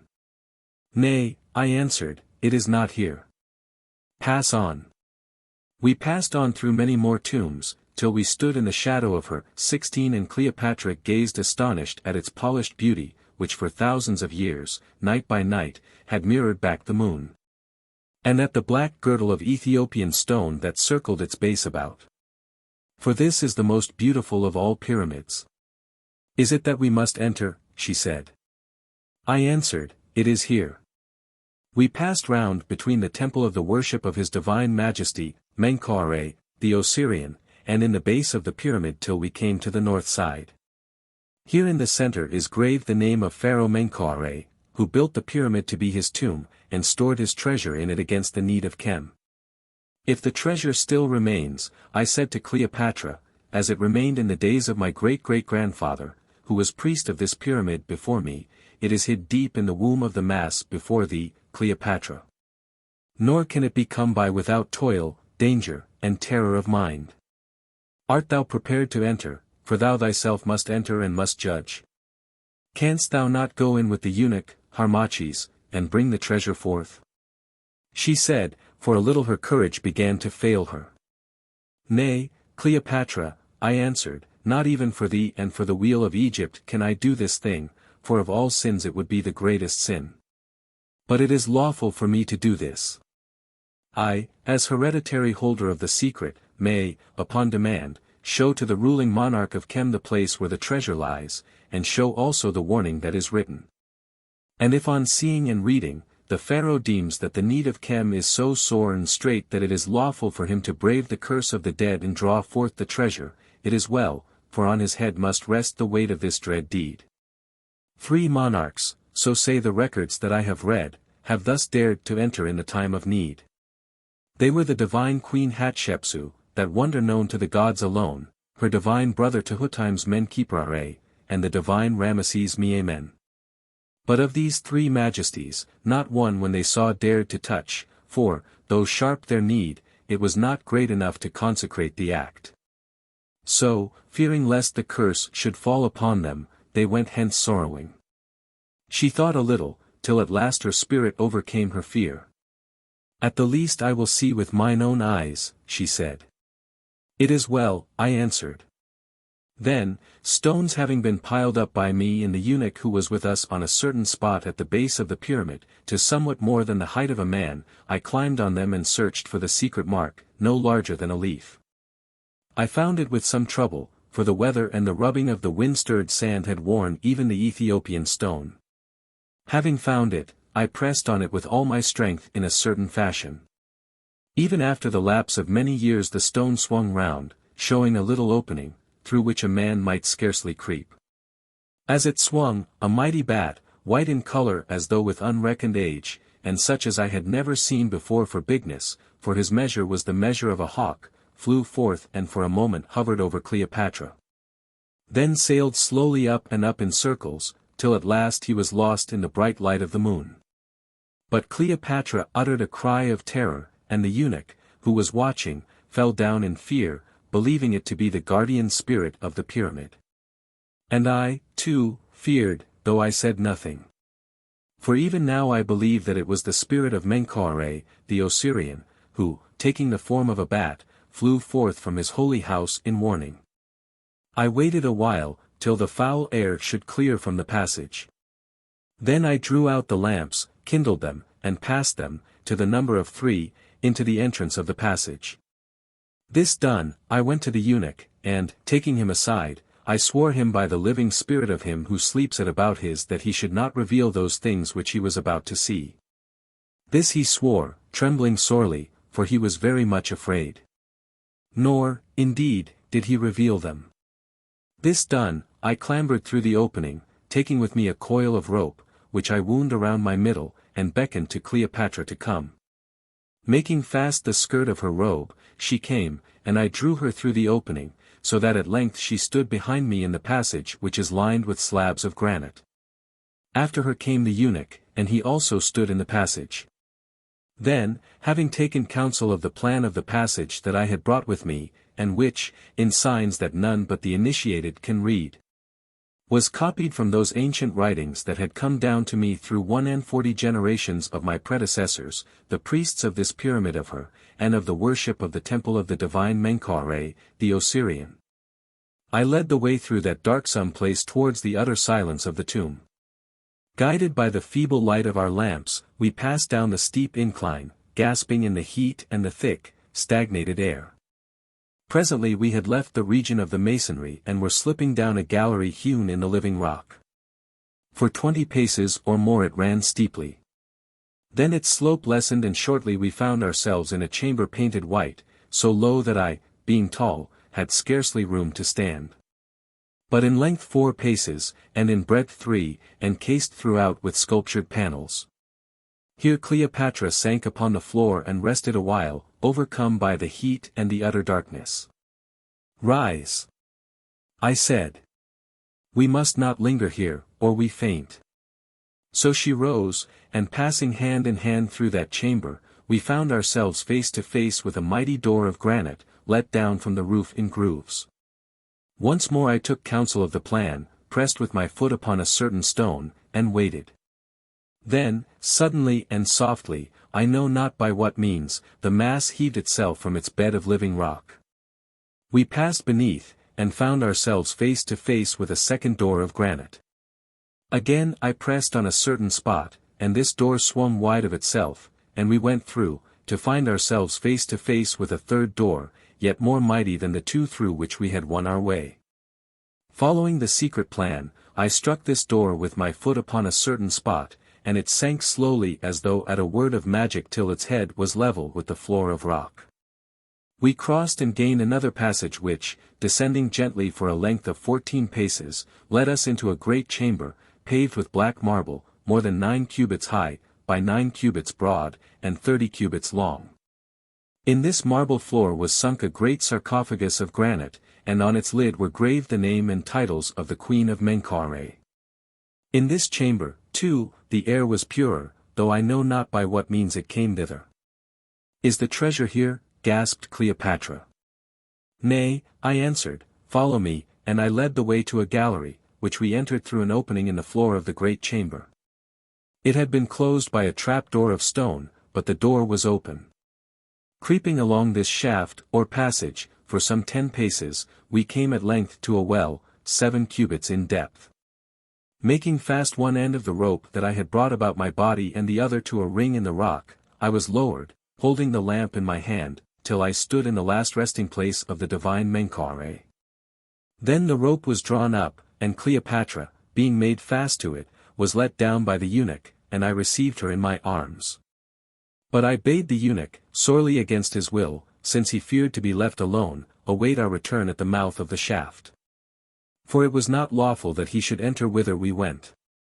Chapter 11. Of the tomb of the divine Menkau-Ra. Of the tomb of the divine Menkau-Ra, of the writing on the breast of Menkau-Ra, of the drawing forth of the treasure, of the dweller in the tomb. And of the flight of Cleopatra and Harmachis from the holy place. We stood within a small arched chamber, paved and lined with great blocks of the granite stone of Syene. There before us, hewn from a single mass of basalt shaped like a wooden house and resting on a sphinx with a face of gold, was the sarcophagus of the divine Menkau-Ra. We stood and gazed in awe, for the weight of the silence and the solemnity of that holy place seemed to crush us. Above us, cubit over cubit in its mighty measure, the pyramid towered up to heaven and was kissed of the night air. But we were deep in the bowels of the rock beneath its base. We were alone with the dead, whose rest we were about to break, and no sound of the murmuring air, and no sight of life came to dull the awful edge of solitude. I gazed on the sarcophagus. Its heavy lid had been lifted and rested at its side, and around it the dust of ages had gathered thick. "See," I whispered, pointing to a writing, daubed with pigment upon the wall in the sacred symbols of ancient times. "Read it, Harmachis," answered Cleopatra, in the same low voice, "for I cannot." Then I read, "I, Ramesses Memen, in my day and in my hour of need, visited this sepulchre. But, though great my need and bold my heart, I dared not face the curse of Menkau-Ra. Judge, O thou who shalt come after me, and, if thy soul is pure and can be utterly distressed, take thou that which I have left." "Where, then, is the treasure?" she whispered. "Is that sphinx face of gold?" "Even there," I answered, pointing to the sarcophagus. "Draw near and see." And she took my hand and drew near. The cover was off, but the painted coffin of the pharaoh lay in the depths of the sarcophagus. We climbed the sphinx, then I blew the dust from the coffin with my breath and read that which was written on its lid. And this was written: Pharaoh Menkau-Ra, the child of heaven. Pharaoh Menkau-Ra, royal son of the sun. Pharaoh Menkau-Ra, who didst lie beneath the heart of Nout. Nout, thy mother, wraps thee in the spell of her holy name. The name of thy mother, Nout, is the mystery of heaven. Nout, thy mother, gathers thee to the number of the gods. Nout, thy mother, breathes on thy foes and utterly destroys them. O Pharaoh Menkau-Ra, who livest for ever. Where, then, is the treasure? She asked again. Here, indeed, is the body of the divine Menkau-Ra, but the flesh even of pharaohs is not gold, and if the face of this sphinx be gold, how may we move it? For answer I bade her stand upon the sphinx and grasp the upper part of the coffin while I grasped its foot. Then, at my word, we lifted, and the lid of the case, which was not fixed, came away, and we set it upon the floor. And there in the case was the mummy of Pharaoh, as it had been laid 3,000 years before. It was a large mummy, and somewhat ungainly. Nor was it adorned with a gilded mask, as is the fashion of our day, for the head was wrapped in clothes yellow with age, which were made fast with pink flaxen bandages, under which were pushed the stems of lotus blooms. And on the breast, wreathed round with lotus flowers, lay a large plate of gold closely written over with sacred writing. I lifted up the plate, and, holding it to the light, I read. I, Menkau-Ra, the Osirian, aforetime pharaoh of the land of Chem, who in my day did live justly and ever walked in the path marked for my feet by the decree of the invisible. Who was the beginning and is the end, speak from my tomb to those who after me shall for an hour sit upon my throne. Behold, I, Menkau-Ra, the Osirian, having in the days of my life been warned of a dream that a time will come when Chem shall fear to fall into the hands of strangers. And her monarch shall have great need of treasure wherewith to furnish armies to drive the barbarian back, have out of my wisdom done this thing. For it having pleased the protecting gods to give me wealth beyond any pharaoh who has been since the days of Horus, thousands of cattle and geese, thousands of calves and asses, thousands of measures of corn, and hundreds of measures of gold and gems. This wealth I have used sparingly, and that which remains I have bartered for precious stones, even for emeralds, the most beautiful and largest that are in the world. These stones, then, I have stored up against that day of the need of Chem. But because as there have been, so there shall be, those who do wickedly on the earth, and who, in the lust of gain, might seize this wealth that I have stored, and put it to their uses.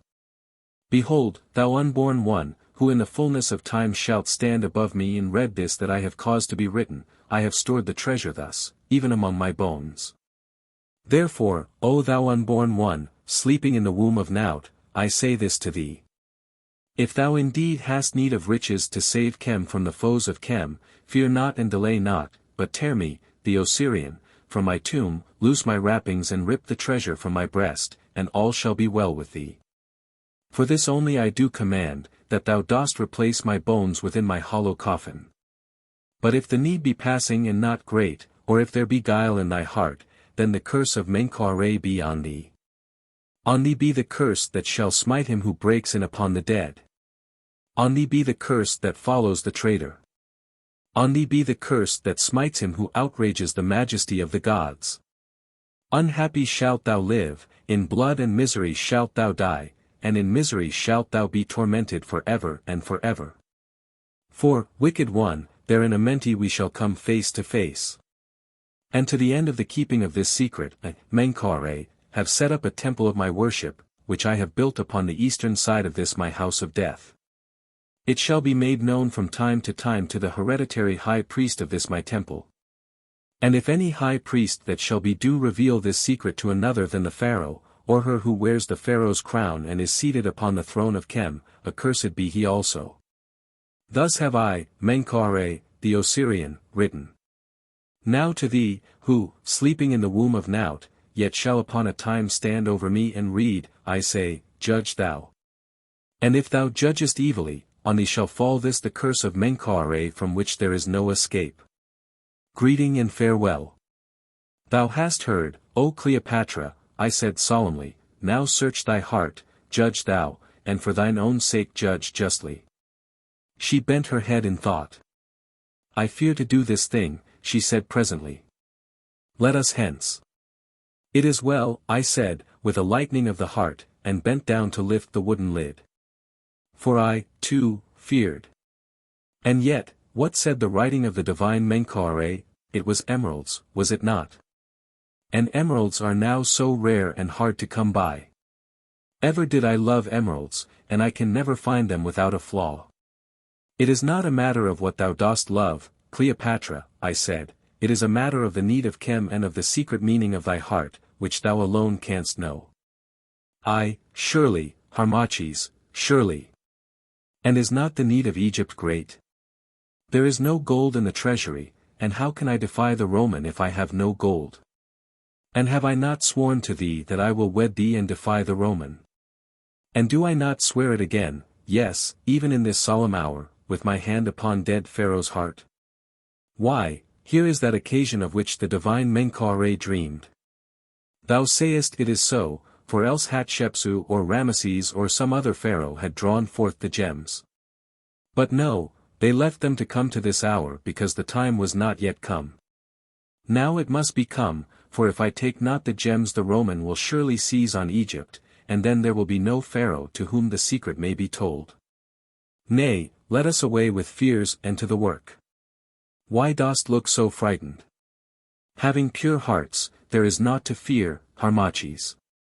Even as thou wilt, I said again, it is for thee to judge, since if thou judgest falsely on thee will surely fall the curse from which there is no escape. So, Harmachis, take Pharaoh's head and I will take his. Oh, what an awful place is this, and suddenly she clung to me. Methought I saw a shadow yonder in the darkness. Methought that it moved toward us and then straightway vanished. Let us be going. Didst thou see naught? I saw nothing, Cleopatra, but mayhap it was the spirit of the divine Menkau-Ra, for the spirit ever hovers round its mortal tenement.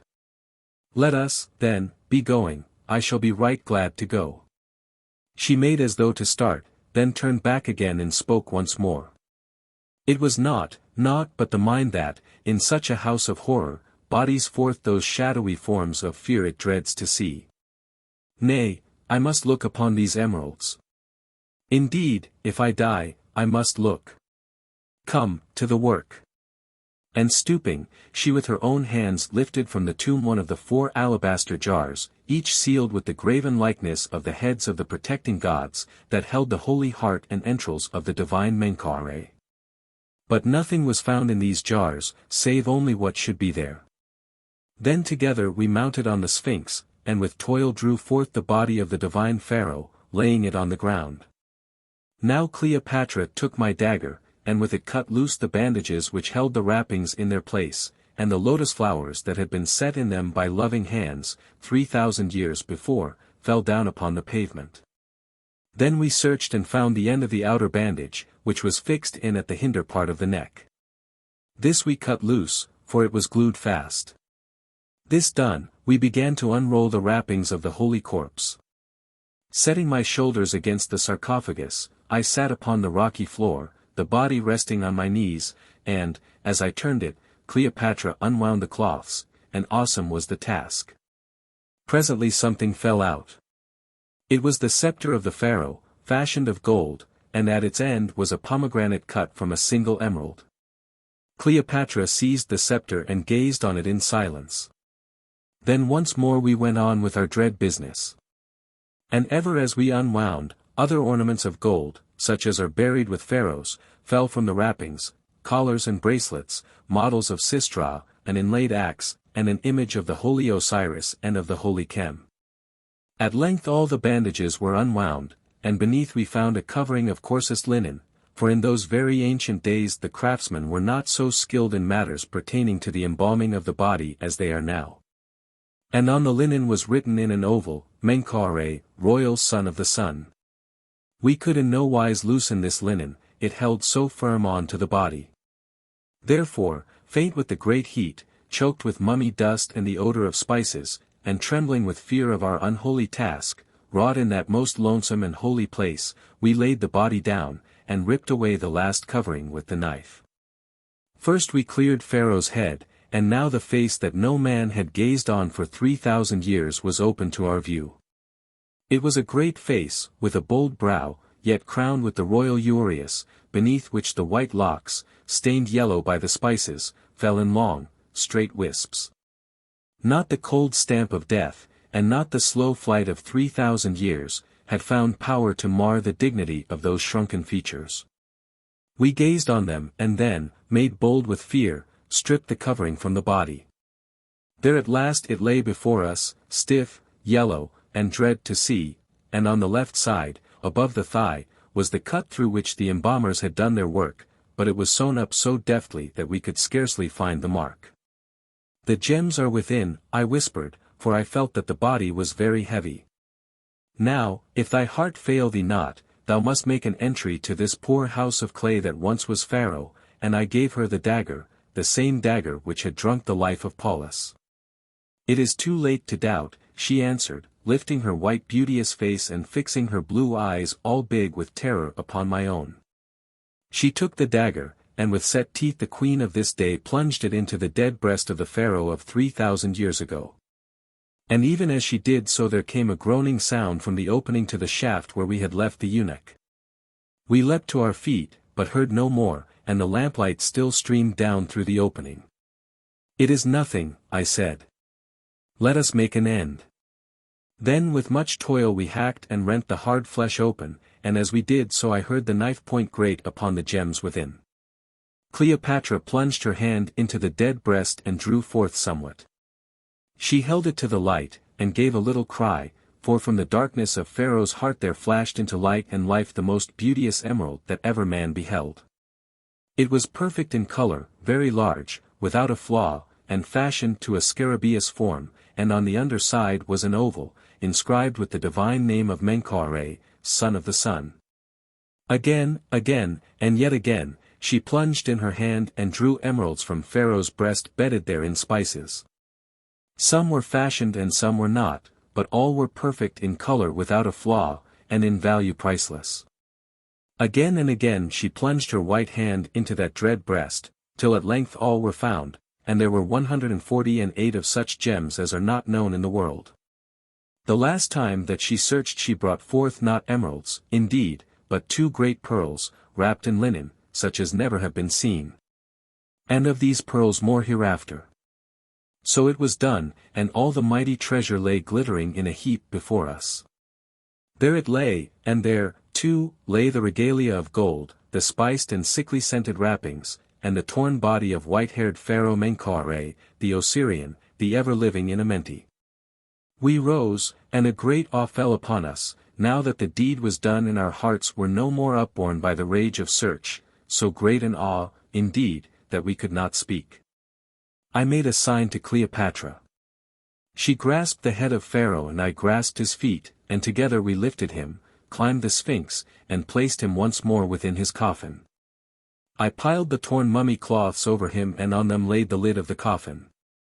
And now we gathered up the great gems, and such of the ornaments as might be carried with ease, and I hid them as many as I could, in the folds of my robe. Those that were left Cleopatra hid upon her breast. Heavily laden with the priceless treasure, we gave one last look at the solemn place, at the sarcophagus and the Sphinx on which it rested, whose gleaming face of calm seemed to mock us with its everlasting smile of wisdom. Then we turned and went from the tomb. At the shaft we halted. I called to the eunuch, who stayed above, and methought a faint mocking laugh answered me. Too smitten with terror to call again, and fearing that, should we delay, Cleopatra would certainly swoon, I seized the rope, and being strong and quick mounted by it and gained the passage. There burnt the lamp, but the eunuch I saw not. Thinking, surely, that he was a little way down the passage, and slept, as, in truth, he did, I bade Cleopatra make the rope fast about her middle, and with much labor, drew her up. Then, having rested a while, we moved with the lamps to seek for the eunuch. He was stricken with terror and has fled, leaving the lamp, said Cleopatra. O ye gods! Who is that seated there? I peered into the darkness, thrusting out the lamps, and this was what their light fell on, this at the very dream of which my soul sickens. There, facing us, his back resting against the rock, and his hands splayed on either side upon the floor, sat the eunuch, dead. His eyes and mouth were open, his fat cheeks dropped down, his thin hair yet seemed to bristle, and on his countenance was frozen such a stamp of hideous terror as well might turn the beholder's brain. And lo! Fixed to his chin, by its hinder claws, hung that grey and mighty bat, which, flying forth when we entered the pyramid, vanished in the sky, but, returning, had followed us to its depths. There it hung upon the dead man's chin, slowly rocking itself to and fro, and we could see the fiery eyes shining in its head. Aghast, utterly aghast, we stood and stared at the hateful sight. Till presently the bat spread his huge wings and, losing his hold, sailed to us. Now he hovered before Cleopatra's face, fanning her with his white wings. Then with a scream, like a woman's shriek of fury, the accursed thing flittered on, seeking his violated tomb, and vanished down the well into the sepulchre. I fell against the wall. But Cleopatra sank in a heap upon the floor, and, covering her head with her arms, she shrieked till the hollow passages rang with the echoes of her cries, that seemed to grow and double and rush along the depths in volumes of shrill sound. "Rise!" I cried, "rise and let us hence before the spirit shall return to haunt us. If thou dost suffer thyself to be overwhelmed in this place thou art lost forever." She staggered to her feet, and never may I forget the look upon her ashy face or in her glowing eyes. Seizing lamps with a rush, we passed the dead eunuch's horrid form, I holding her by the hand. We gained the great chamber, where was the sarcophagus of the Queen of Menkau-Ra, and traversed its length. We fled along the passage. What if the thing had closed the three mighty doors? No, they were open, and we sped through them. The last only did I stay to close. I touched the stone, as I knew how, and the great door crashed down, shutting us off from the presence of the dead eunuch and the horror that had hung upon the eunuch's chin. Now we were in the white chamber with the sculptured panels, and now we faced the last steep ascent. Oh, that last ascent! Twice Cleopatra slipped and fell upon the polished floor. The second time, it was when half the distance had been done, she let fall her lamp, and would, indeed, have rolled down the slide had I not saved her. But in doing thus I, too, let fall my lamp that bounded away into shadow beneath us, and we were in utter darkness. And perchance about us, in the darkness, hovered that awful thing. "Be brave!" I cried. "O love, be brave, and struggle on, or both are lost. The way, though steep, is not far, and, though it be dark, we can scarce come to harm in this straight shaft. If the gems weight thee, cast them away." "Nay," she gasped, "that I will not. This shall not be endured to no end. I die with them." Then it was that I saw the greatness of this woman's heart. For in the dark, and notwithstanding the terrors we had passed and the awfulness of our state, she clung to me and clambered on up that dread passage. On we clambered, hand in hand, with bursting hearts, till there, by the mercy or the anger of the gods, at length we saw the faint light of the moon, creeping through the little opening in the pyramid.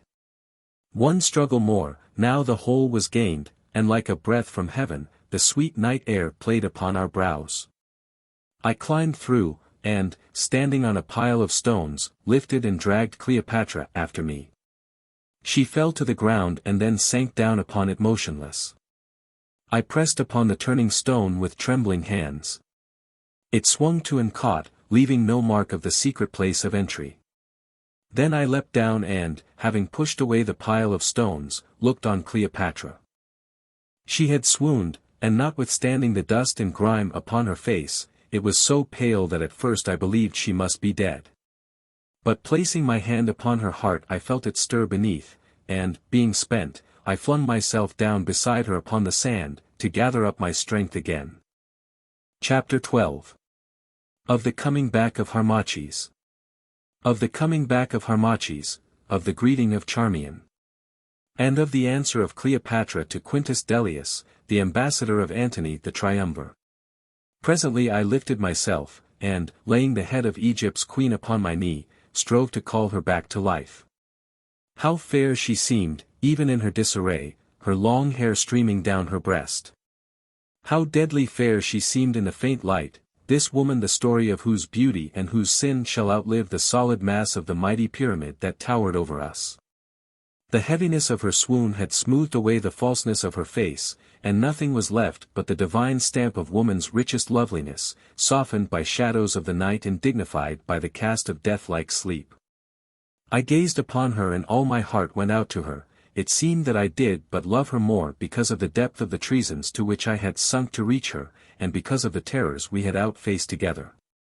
Weary and spent with fears and the pangs of guilt, my heart sought hers for rest, for now she alone was left to me.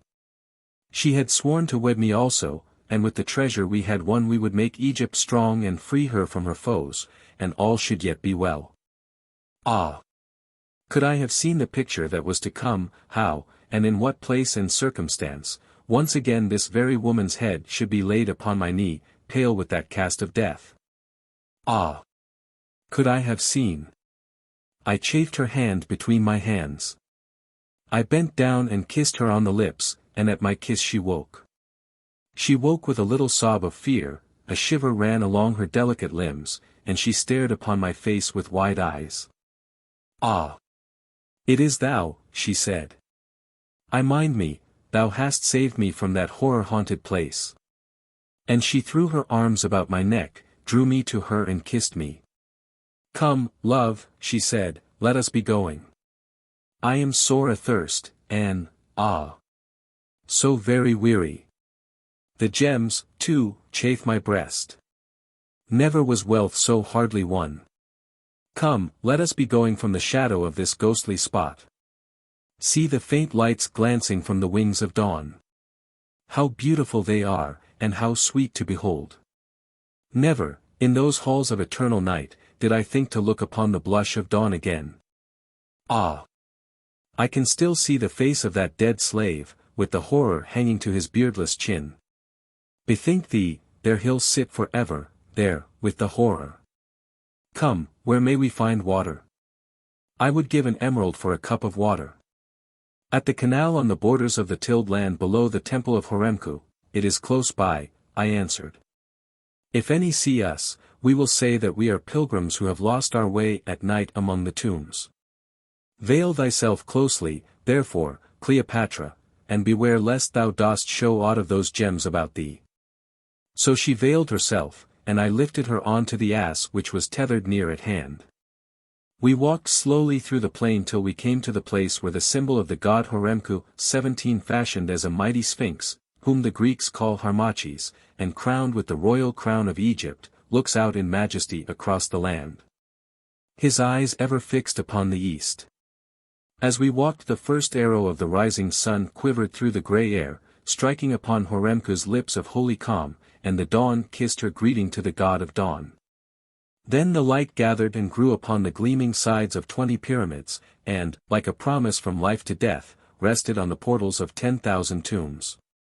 It poured in a flood of gold across the desert sand, it pierced the heavy sky of night, and fell in bright beams upon the green of fields and the tufted crest of palms.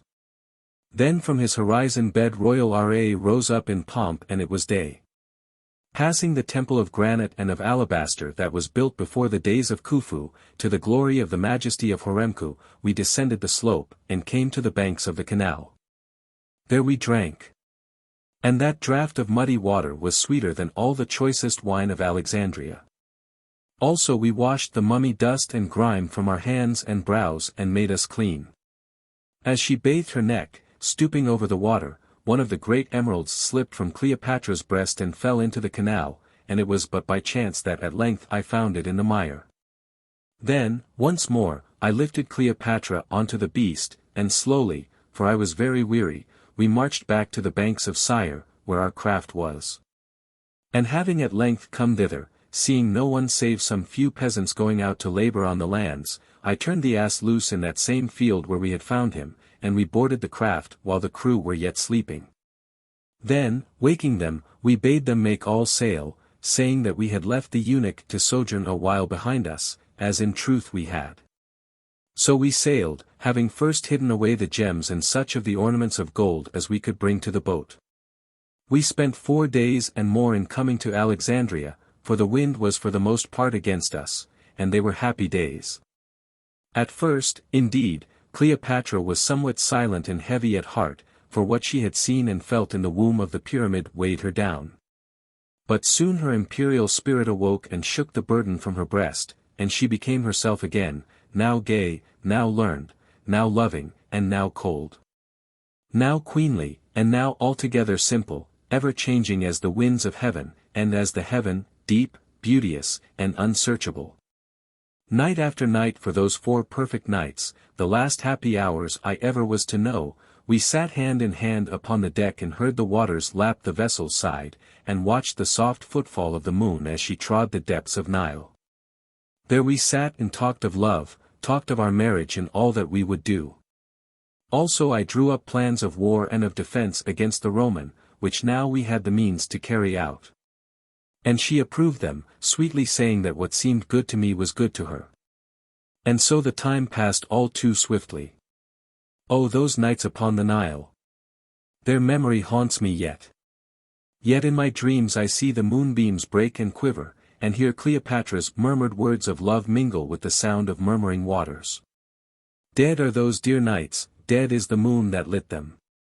The waters which rocked us on their breast are lost in the wide salt sea, and where we kissed and clung their lips unborn shall kiss and cling. How beautiful was their promise, doomed, like an unfruitful blossom, to wither, fall, and rot. And their fulfillment, ah, how drear! For all things end in darkness and in ashes, and those who sow in folly shall reap in sorrow. Ah! Those nights upon the Nile! And so at length once more we stood within the hateful walls of that fair palace on the Lochias, and the dream was done.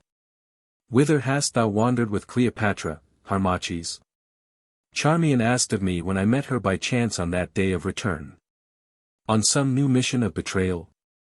Or was it but a love journey? I went with Cleopatra upon secret business of the state, I answered sternly. So. Those who go secretly, go evilly, and foul birds love to fly at night. Not but what thou art wise, for it would scarce beseem thee, Harmachis, to show thy face openly in Egypt. I heard, and felt my passion rise within me, for I could ill bear this fair girl's scorn. Hast thou never a word without a sting? I asked. Know, then, that I went whither thou hadst not dared to go, to gather means to hold Egypt from the grasp of Antony. So, she answered, looking up swiftly. Thou foolish man! Thou hadst done better to save thy labor, for Antony will grasp Egypt in thy despite. What power hast thou today in Egypt? That he may do in my despite, but in despite of Cleopatra that he cannot do, I said. Nay, but with the aid of Cleopatra he can and will do it, she answered with a bitter smile. When the queen sails in state up Cydnus stream she will surely draw this course Antony thence to Alexandria, conquering, and yet, like thee, a slave. It is false. I say that it is false. Cleopatra goes not to Tarsus, and Antony comes not to Alexandria, or, if he come, it will be to take the chance of war. Now, thinkest thou thus? She answered with a little laugh. Well, if it please thee, think as thou wilt. Within 3 days thou shalt know. It is pretty to see how easily thou art fooled. Farewell. Go, dream on love, for surely love is sweet. And she went, leaving me angered and troubled at heart. I saw Cleopatra no more that day, but on the day which followed I saw her. She was in a heavy mood, and had no gentle word for me. I spake to her of the defense of Egypt, but she put the matter away. Why dost thou weary me? She said with anger. Canst thou not see that I am lost in troubles? When Delius has had his answer tomorrow then we will speak of these matters. I said, when Delius has had his answer. And knowest thou that but yesterday, Charmion, whom about the palace they name the keeper of the queen's secrets, Charmion swore that the answer would be, Go in peace, I come to Antony. Charmion knows nothing of my heart, said Cleopatra, stamping her foot in anger, and if she talks so freely the girl shall be scourged out of my court, as is her desert. Though, in truth, she added, she has more wisdom in that small head of hers than all my privy councillors, aye, and more wit to use it. Knowest thou that I have sold a portion of those gems to the rich Jews of Alexandria, and at a great price, aye, at 5,000 sestertia for each one, 18 but a few, in truth, for they could not buy more as yet. It was rare to see their eyes when they fell upon them, they grew large as apples with avarice and wonder.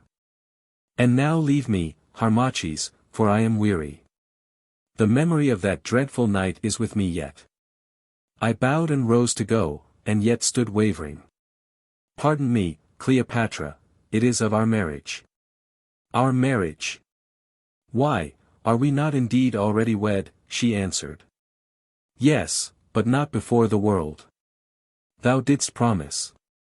I, Harmachis, I promised.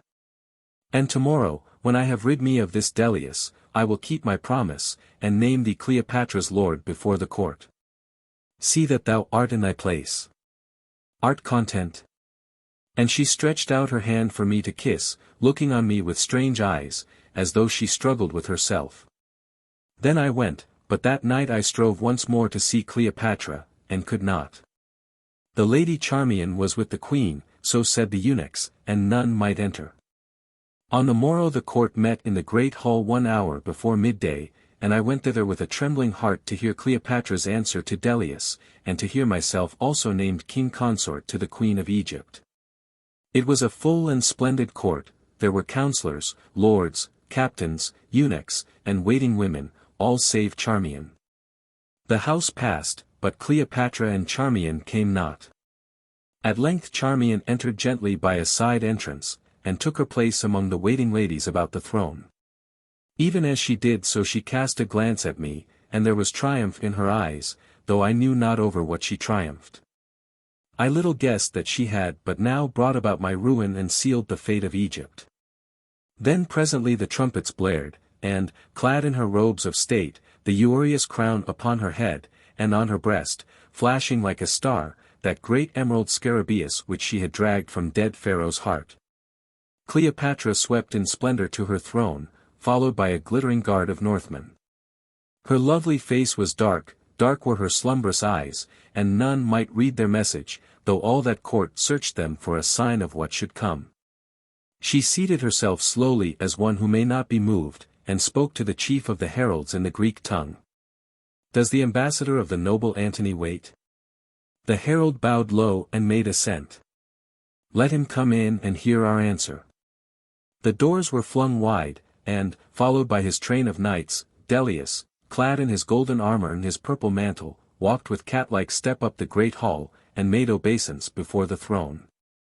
Most royal and beauteous Egypt, he said, in his soft voice, as thou hast graciously been pleased to bid me, thy servant, I am here to take thy answer to the letter of the noble Antony the Triumvir, whom tomorrow I sail to meet at Tarsus, in Cilicia.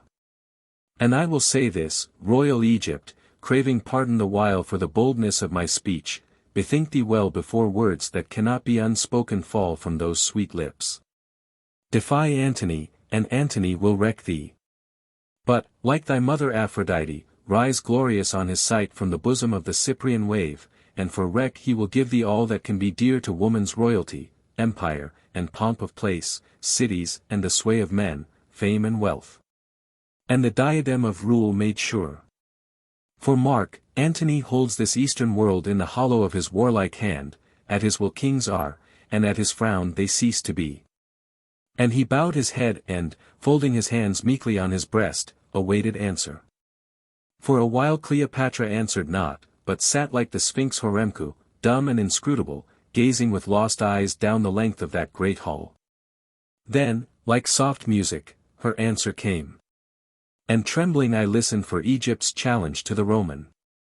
Noble Delius, we have bethought us much of the matter of thy message from great Antony to our poor royalty of Egypt.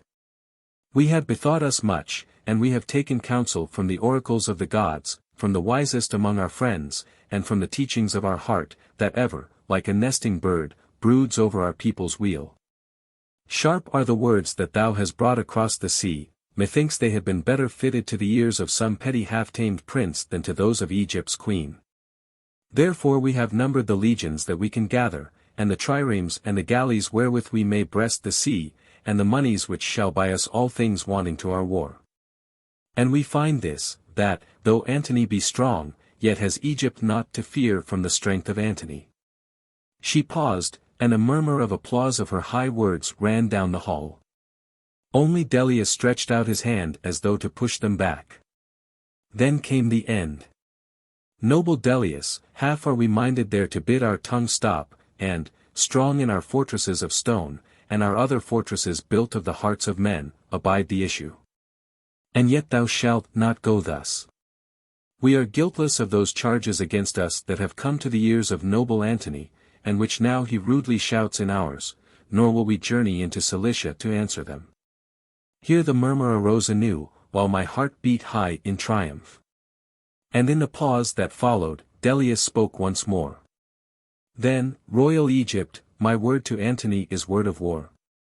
Nay, she answered, it shall be one of peace. Listen, we said that we would not come to make answer to these charges, nor will we. But, and she smiled for the first time, we will gladly come, and that swiftly, in royal friendship to make known our fellowship of peace upon the banks of Cydnus. I heard, and was bewildered.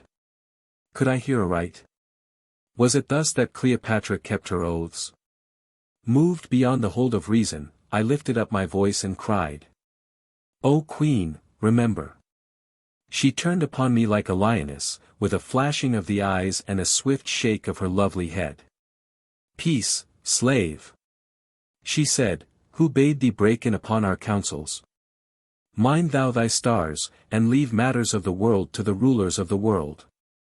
I sank back shamed, and, as I did so, once more I saw the smile of triumph on the face of Charmion, followed by what was, perhaps, the shadow of pity for my fall. Now that yon brawling charlatan, said Dellius, pointing at me with his jeweled finger, has been rebuked, grant me leave, O Egypt, to thank thee from my heart for these gentle words. We ask no thanks from thee, noble Dellius. Nor lies it in thy mouth to chide our servant, broke in Cleopatra, frowning heavily, we will take thanks from the lips of Antony alone. Get thee to thy master, and say to him that before he can make ready a fitting welcome our keels shall follow in the track of thine. And now, farewell. Thou shalt find some small token of our bounty upon thy vessel. Dellius bowed thrice and withdrew, while the court stood waiting the queen's word. And I, too, waited, wondering if she would yet make good her promise, and name me royal spouse there in the face of Egypt. But she said nothing. Only, still frowning heavily, she rose, and, followed by her guards, left the throne, and passed into the alabaster hall. Then the court broke up, and as the lords and councillors went by they looked on me with mockery. For though none knew all my secret, nor how it stood between me and Cleopatra, yet they were jealous of the favor shown me by the queen, and rejoiced greatly at my fall. But I took no heed of their mocking as I stood dazed with misery and felt the world of hope slip from beneath my feet. Chapter 13. Of the Reproach of Harmachis. Of the reproach of Harmachis, of the struggle of Harmachis with the guards, of the blow of Brennus. And of the secret speech of Cleopatra. And at length, all being gone, I, too, turned to go, when a eunuch struck me on the shoulder and roughly bade me wait on the presence of the queen. An hour past this fellow would have crawled to me on his knees, but he had heard, and now he treated me, so brutish is the nature of such slaves, as the world treats the fallen, with scorn. For to come low after being great is to learn all shame. Unhappy, therefore, are the great, for they may fall. I turned upon the slave with so fierce a word that, cur-like, he sprang behind me, then I passed on to the alabaster hall, and was admitted by the guards. In the center of the hall, near the fountain, sat Cleopatra, and with her were Charmion and the Greek girl Iras, and Maria and other of her waiting ladies. Go, she said to these, I would speak with my astrologer. So they went, and left us face to face. Stand thou there, she said, lifting her eyes for the first time. Come not nigh me, Harmachis, I trust thee not. Perchance thou hast found another dagger. Now, what hast thou to say? By what right didst thou dare to break in upon my talk with the Roman? I felt the blood rush through me like a storm, bitterness and burning anger took hold of my heart. What hast thou to say, Cleopatra? I answered boldly. Where is thy vow, sworn on the dead heart of Menkau-Ra, the ever-living? Where now thy challenge to this Roman Antony? Where thy oath that thou wouldest call me husband in the face of Egypt? And I choked and ceased. Well doth it become Harmachis, who never was forsworn, to speak to me of oaths, she said in bitter mockery. And yet, O thou most pure priest of Isis, and yet, O thou most faithful friend, who never didst betray thy friends. And yet, O thou most steadfast, honorable, and upright man, who never bartered thy birthright, thy country, and thy cause for the price of a woman's passing love, by what token knowest thou that my word is void? I will not answer thy taunts, Cleopatra, I said, holding back my heart as best I might, for I have earned them all, though not from thee. By this token, then, I know it. Thou goest to visit Antony. Thou goest, as said that Roman knave, tricked in thy best attire, to feast with him whom thou shouldst give to vultures for their feast. Perhaps, for aught I know, thou art about to squander those treasures that thou hast filched from the body of Menkau-Ra, those treasures stored against the need of Egypt, upon wanton revels which shall complete the shame of Egypt. By these things, then, I know that thou art forsworn, and I, who, loving thee, believed thee, tricked. And by this, also, that thou who didst but yesternight swear to wed me, dost today cover me with taunts, and even before that Roman put me to an open shame. To wed thee. And I did swear to wed thee. Well, and what is marriage? Is it the union of the heart, that bond beautiful as gossamer and then gossamer more light, which binds soul to soul, as they float through the dreamy night of passion, a bond to be, perchance, melted in the dews of dawn? Or is it the iron link of enforced, unchanging union whereby if sinks the one the other must be dragged beneath the sea of circumstance, there, like a punished slave, to perish of unavoidable corruption? 19 Marriage. I to marry. I to forget freedom and court the worst slavery of our sex, which, by the selfish will of man, the stronger, still binds us to a bed grown hateful, and enforces a service that love mayhap no longer hallows. Of what use, then, to be a queen, if thereby I may not escape the evil of the meanly born? Mark thou, Harmachis, woman being grown hath two ills to fear, death and marriage, and of these twain is marriage the more vile. For in death we may find rest, but in marriage, should it fail us, we must find hell. Nay, being above the breath of common slander that enviously would blast those who of true virtue will not consent to stretch affection's links, I love, Harmachis. But I marry not. And yesternight, Cleopatra, thou didst swear that thou wouldst wed me, and call me to thy side before the face of Egypt. And yesternight, Harmachis, the red ring round the moon marked the coming of the storm, and yet the day is fair. But who knows that the tempest may not break tomorrow? Who knows that I have not chosen the easier path to save Egypt from the Roman? Who knows, Harmachis, that thou shalt not still call me wife? Then I no longer could bear her falsehood, for I saw that she but played with me. And so I spoke that which was in my heart. Cleopatra. I cried, thou didst swear to protect Egypt, and thou art about to betray Egypt to the Roman. Thou didst swear to use the treasures that I revealed to thee for the service of Egypt, and thou art about to use them to be her means of shame, to fashion them as fetters for her wrists. Thou didst swear to wed me, who loved thee, and for thee gave all, and thou dost mock me and reject me. Therefore I say, with the voice of the dread gods I say it, that on thee shall fall the curse of Menkau-Ra, whom thou hast robbed indeed. Let me go hence and work out my fate. Let me go, O thou fair shame. Thou living lie. Whom I have loved to my doom, and who hast brought upon me the last curse of doom. Let me hide myself and see thy face no more. She rose in her wrath, and she was terrible to see. Let thee go to stir up evil against me. Nay, Harmachis, thou shalt not go to build new plots against my throne. I say to thee that thou, too, shalt come to visit Antony in Cilicia, and there, perchance, I will let thee go. And ere I could answer, she had struck upon the silver gong that hung near her. Before its rich echo had died away, Charmion and the waiting women entered from one door, and from the other, a file of soldiers, 4 of them of the queen's bodyguard, mighty men, with winged helmets and long fair hair. "Seize that traitor!" cried Cleopatra, pointing to me. The captain of the guard, it was Brennus, saluted and came towards me with drawn sword. But I, being mad and desperate, and caring little if they slew me, flew straight at his throat, and dealt him such a heavy blow that the great man fell headlong, and his armor clashed upon the marble floor. As he fell I seized his sword in targe, and, meeting the next, who rushed on me with a shout, caught his blow upon the shield, and in answer smote with all my strength. The sword fell where the neck is set into the shoulder, and, shearing through the joints of his harness, slew him, so that his knees were loosened and he sank down dead. And the third, as he came, I caught upon the point of my sword before he could strike, and it pierced him and he died. Then the last rushed on me with a cry of "Tyrannies," and I, too, rushed on him, for my blood was aflame. Now the women shrieked, only Cleopatra said nothing, but stood and watched the unequal fray. We met, and I struck with all my strength, and it was a mighty blow, for the sword shore through the iron shell and shattered there, leaving me weaponless. With a shout of triumph the guard swung up his sword and smote down upon my head, but I caught the blow with my shield. Again he smote, and again I parried.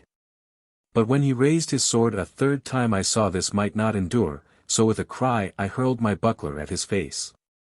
Glancing from his shield it struck him on the breast and staggered him. Then, before he could gain his balance, I rushed in beneath his guard and gripped him round the middle. For a full minute the tall man and I struggled furiously, and then, so great was my strength in those days, I lifted him like a toy and dashed him down upon the marble floor in such fashion that his bones were shattered so that he spoke no more. But I could not save myself and fell upon him, and as I fell the captain Brennus, whom I had smitten to earth with my fist, having once more found his sense, came up behind me and smote me upon the head and shoulders with the sword of one of those whom I had slain. But I being on the ground, the blow did not fall with all its weight, also my thick hair embroidered cap broke its force, and thus it came to pass that, though sorely wounded, the life was yet whole in me. But I could struggle no more. Then the cowardly eunuchs, who had gathered at the sound of blows and stood huddled together like a herd of cattle, seeing that I was spent, threw themselves upon me, and would have butchered me with their knives. But Brennus, now that I was down, would strike no more, but stood waiting. And the eunuchs had surely slain me, for Cleopatra watched like one who watches in a dream and made no sign. Already my head was dragged back, and their knife points were at my throat, when Charmion, rushing forward, threw herself upon me and, calling them dogs, desperately thrust her body before them in such fashion that they could not smite. Now Brennus with an oath seized first one and then another and cast them from me. "Spare his life, Queen," he cried in his barbarous Latin. "By Jupiter, he is a brave man." Myself felled like an ox in the shambles, and 3 of my boys finished by a man without armor and taken unawares. I grudged them not to such a man. A boon, Queen. Spare his life, and give him to me. Spare him. Spare him," cried Charmion, white and trembling. Cleopatra drew near and looked upon the dead in him who lay dying as I had dashed him to the ground, and on me, her lover of 2 days gone, whose wounded head rested now on Charmion's white robes. I met the queen's glance. "Spare not," I gasped, "vi victis." Then a flush gathered on her brow, methinks it was a flush of shame. "Dost after all love this man at heart, Charmion," she said with a little laugh, "that thou didst thrust thy tender body between him and the knives of these sexless hounds," and she cast a look of scorn upon the eunuchs. "Nay," the girl answered fiercely, "but I cannot stand by to see a brave man murdered by such as these." "Said Cleopatra, he is a brave man, and he fought gallantly, I have never seen so fierce a fight even in the games at Rome. Well, I spare his life, though he is weak of me, womanish weak. Take him to his own chamber and guard him there till he is healed or dead. Then my brain reeled, a great sickness seized upon me, and I sank into the nothingness of a swoon. Dreams, dreams, dreams. Without end and ever changing, as for years and years I seemed to toss upon a sea of agony. And through them a vision of a dark-eyed woman's tender face and the touch of a white hand soothing me to rest. Visions, too, of a royal countenance bending at times over my rocking bed, a countenance that I could not grasp, but whose beauty flowed through my fevered veins and was a part of me, visions of childhood and of the temple towers of Abouthis. And of the white-haired Amenemhat, my father, and an ever-present vision of that dread hall in Amenti, and of the small altar and the spirits clad in flame. There I seemed to wander everlastingly, calling on the Holy Mother, whose memory I could not grasp, calling ever and in vain. For no cloud descended upon the altar, only from time to time the great voice pealed aloud, "Strike out the name of Harmachis, child of earth, from the living book of her who was and is and shall be. Lost! Lost! Lost!" And then another voice would answer. "Not yet. Not yet. Repentance is at hand, strike not out the name of Harmachis, child of earth, from the living book of her who was and is and shall be. By suffering may sin be wiped away."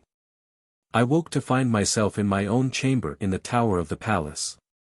I was so weak that I scarce could lift my hand, and life seemed but to flutter in my breast as flutters a dying dove.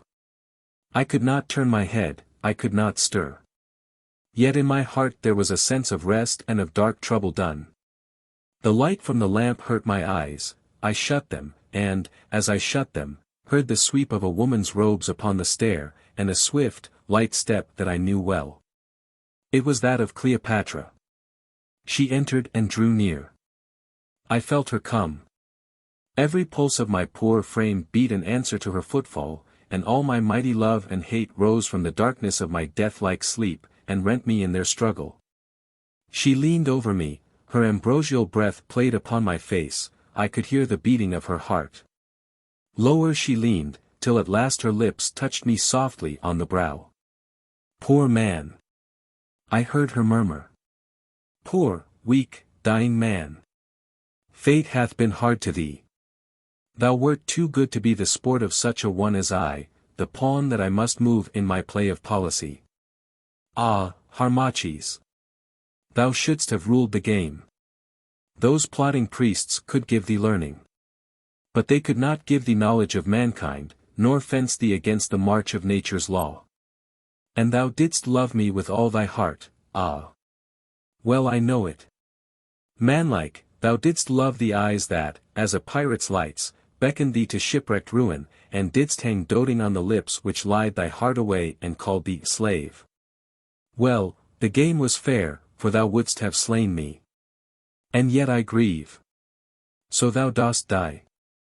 And this is my farewell to thee. Never may we meet again on earth, and, perchance, it is well, for who knows, when my hour of tenderness is past, how I might deal with thee, didst thou live. Thou dost die, they say, those learned long-faced fools, who, if they let thee die, shall pay the price. And where, then, shall we meet again when my last throw is thrown? We shall be equal there, in the kingdom that Osiris rules. A little time, a few years, perhaps tomorrow, and we shall meet, then, knowing all I am, how wilt thou greet me? Nay, here, as there, still must thou worship me. For injuries cannot touch the immortality of such a love as thine. Contempt alone, like acid, can eat away the love of noble hearts, and reveal the truth in its pitiful nakedness. Thou must still cling to thee, Harmachis, for, whatever my sins, yet I am great and set above thy scorn. Would that I could have loved thee as thou lovest me. Almost I did so when thou slewest those guards, and yet, not quite. What a fenced city is my heart, that none can take it, and, even when I throw the gates wide, no man may win its citadel. Oh, to put away this loneliness and lose me in another's soul. Oh, for a year, a month, an hour to quite forget policy, peoples, and my pomp of place, and be but a loving woman. Harmachis, fare thee well. Go join great Julius whom thy art called up from death before me, and take Egypt's greetings to him. Ah well. I fooled thee, and I fooled Caesar, perchance before all is done fate will find me, and myself I shall be fooled. Harmachis, fare thee well. She turned to go, and as she turned I heard the sweep of another dress and the light fall of another woman's foot. Ah! It is thou, Charmion. Well, for all thy watching the man dies. Ay, she answered, in a voice thick with grief. Ay, O Queen, so the physicians say. 40 hours has he lain in stupor so deep that at times his breath could barely lift this tiny feather's weight, and hardly could my ear, placed against his breast, take notice of the rising of his heart. I have watched him now for 10 long days, watched him day and night, till my eyes stare wide with want of sleep, and for faintness I can scarce keep myself from falling. And this is the end of all my labor. The coward blow of that accursed Brennus has done its work, and Harmachis dies. Love counts not its labor, Charmion, nor can it weight its tenderness on the scale of purchase. That which it has it gives, and craves for more to give and give, till the soul's infinity be drained. Dear to thy heart are these heavy nights of watching. Sweet to thy weary eyes is that sad sight of strength brought so low that it hangs upon thy weakness like a babe to its mother's breast. For, Charmion, thou dost love this man who loves thee not, and now that he is helpless thou canst pour thy passion forth over the unanswering darkness of his soul, and cheat thyself with dreams of what yet might be. I love him not, as thou hast proof, O Queen. How can I love one who would have slain thee, who art as my heart's sister? It is for pity that I nurse him. She laughed a little as she answered, Pity is love's own twin, Charmion. Wondrous wayward are the paths of woman's love, and thou hast shown thine strangely, that I know. But the more high the love, the deeper the gulf whereinto it can fall, and thence soar again to heaven, once more to fall. Poor woman! Thou art thy passion's plaything, now tender as the morning sky, and now, when jealousy grips thy heart, more cruel than the sea. Well, thus are we made. Soon, after all this troubling, nothing will be left thee but tears, remorse, and memory. And she went forth. Chapter 14. Of the tender care of Charmion. Of the tender care of Charmion, of the healing of Harmachis, of the sailing of the fleet of Cleopatra for Cilicia. And of the speech of Brennus to Harmachis. Cleopatra went, and for a while I lay silent, gathering up my strength to speak. But Charmion came and stood over me, and I felt a great tear fall from her dark eyes upon my face, as the first heavy drop of rain falls from a thunder cloud. Thou goest, she whispered, thou goest fast whither I may not follow. O Harmachis, how gladly would I give my life for thine. Then at length I opened my eyes, and spoke as best I could. Restrain thy grief, dear friend, I said, I live yet, and, in truth, I feel as though new life gathered in my breast. She gave a little cry of joy, and I never saw aught more beautiful than the change that came upon her weeping face. It was as when the first lights of the day run up the pallor of that sad sky which veils the night from dawn. All rosy grew her lovely countenance, her dim eyes shone out like stars, and a smile of wonderment, more sweet than the sudden smile of the sea as its ripples wake to brightness beneath the kiss of the risen moon, broke through her rain of tears. Thou livest, she cried, throwing herself on her knees beside my couch. Thou livest, and I thought thee gone. Thou art come back to me. Oh! What say I? How foolish is a woman's heart! 'Tis this long watching. Nay, sleep and rest thee, Harmachis. Why dost thou talk? Not one more word, I command thee straitly. Where is the draught left by that long-bearded fool? Nay, thou shalt have no draught. There, sleep, Harmachis, sleep. And she crouched down at my side and laid her cool hand upon my brow, murmuring, "Sleep. Sleep." And when I woke there she was still, but the lights of dawn were peeping through the casement. There she knelt, one hand upon my forehead, and her head, in all its disarray of curls, resting upon her outstretched arm. "Charmion," I whispered, "have I slept?" Instantly she was wide awake, and, gazing on me with tender eyes, "Yeah, thou hast slept, Harmachis." "How long, then, have I slept?" 9 hours.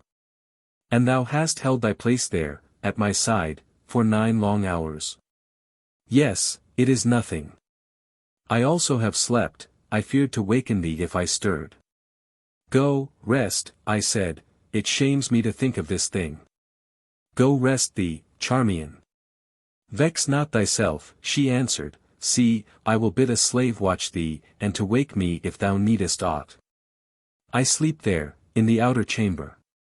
"Peace, I go," and she strove to rise, but, so cramped was she, fell straightway on the floor. I can scarcely tell the sense of shame that filled me when I saw her fall. Alas! I could not stir to help her. "It is naught," she said, "move not, I did but catch my foot." There, and she rose, again to fall, a pest upon my awkwardness. "Why, I must be sleeping. 'Tis well now.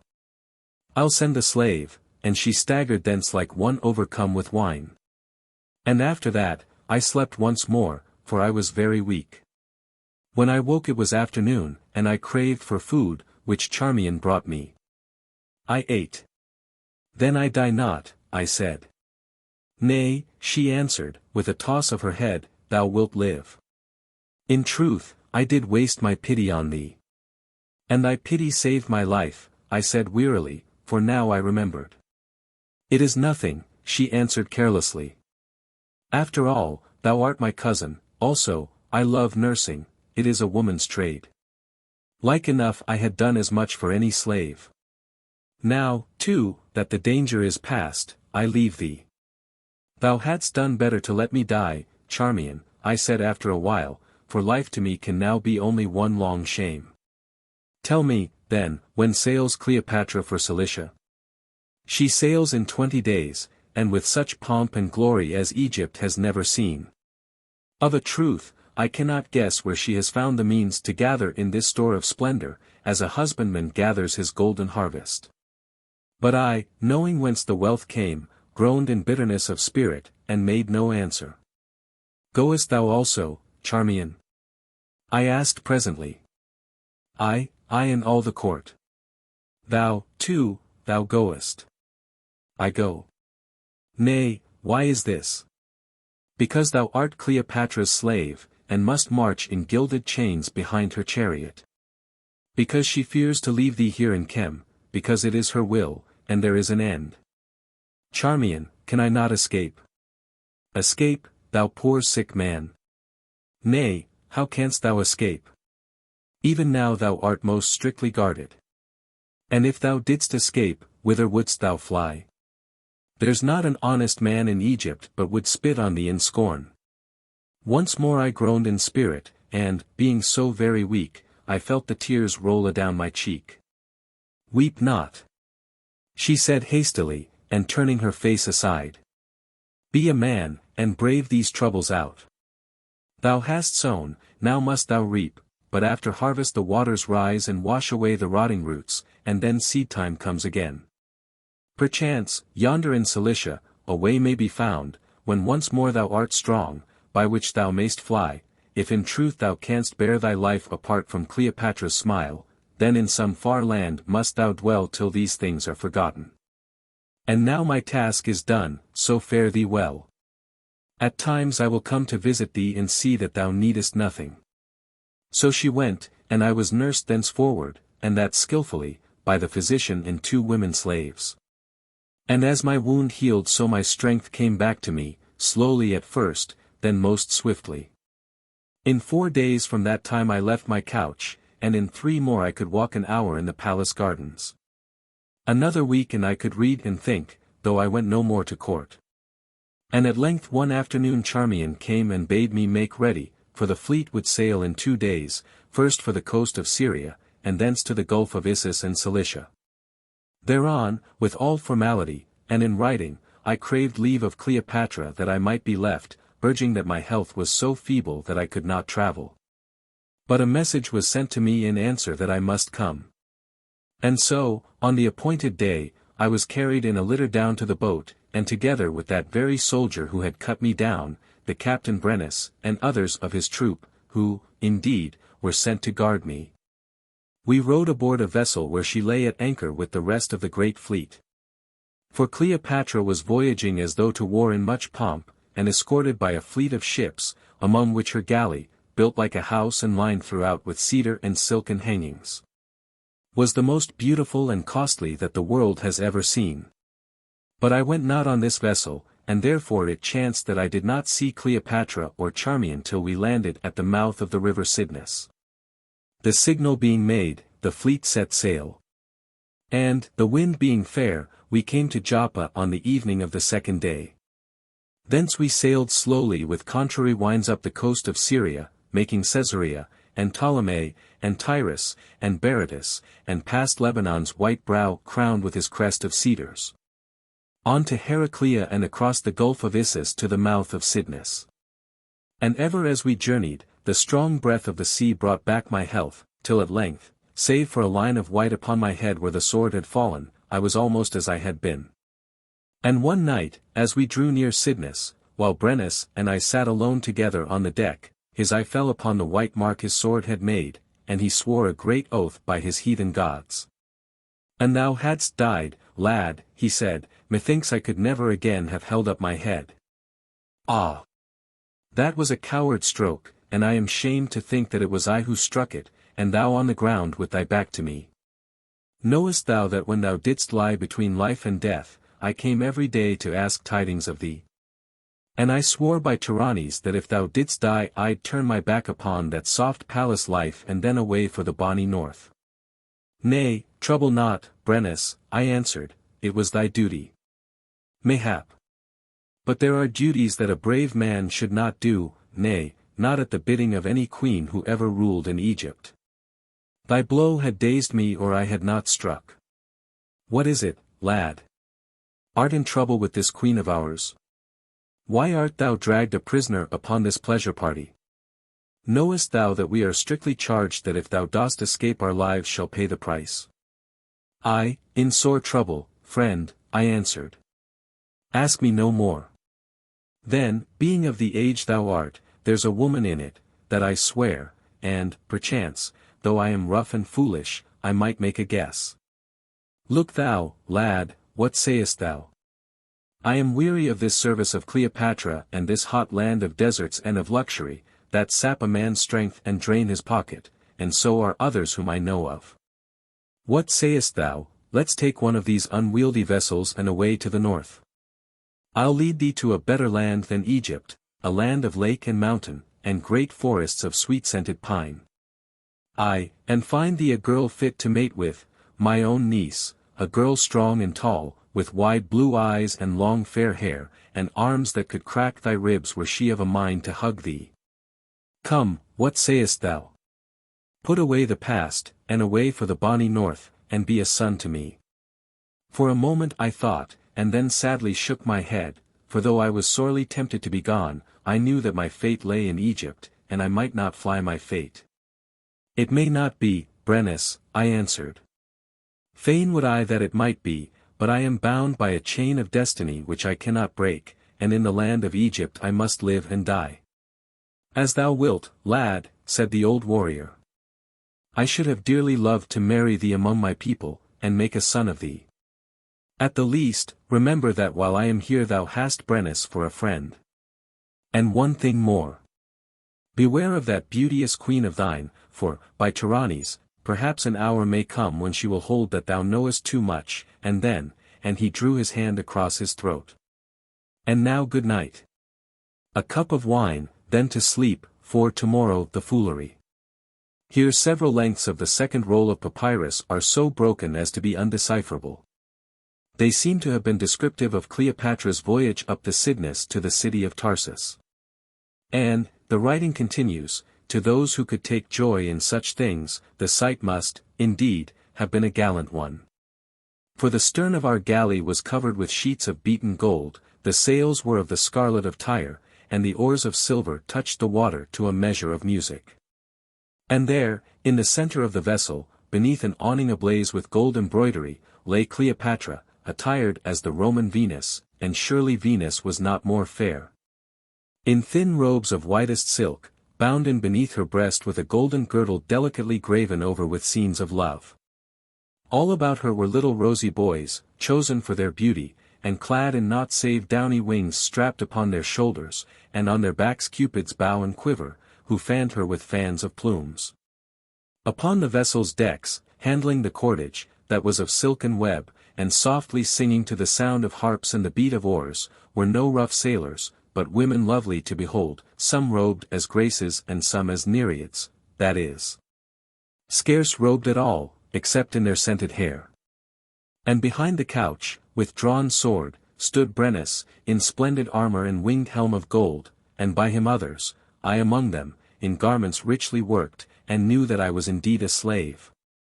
On the high poop also burned censers filled with costliest incense, of which the fragrant steam hung in little clouds about our wake. Thus, as in a dream of luxury, followed by many ships, we glided on towards the wooded slopes of Taurus, at whose foot lay that ancient city Tarshish. And ever as we came the people gathered on the banks and ran before us, shouting, Venus is risen from the sea. Venus hath come to visit Bacchus. We drew near to the city, and all its people, everyone who could walk or be carried, crowded down in thousands to the docks, and with them came the whole army of Antony, so that at length the triumvir was left alone upon the judgment seat.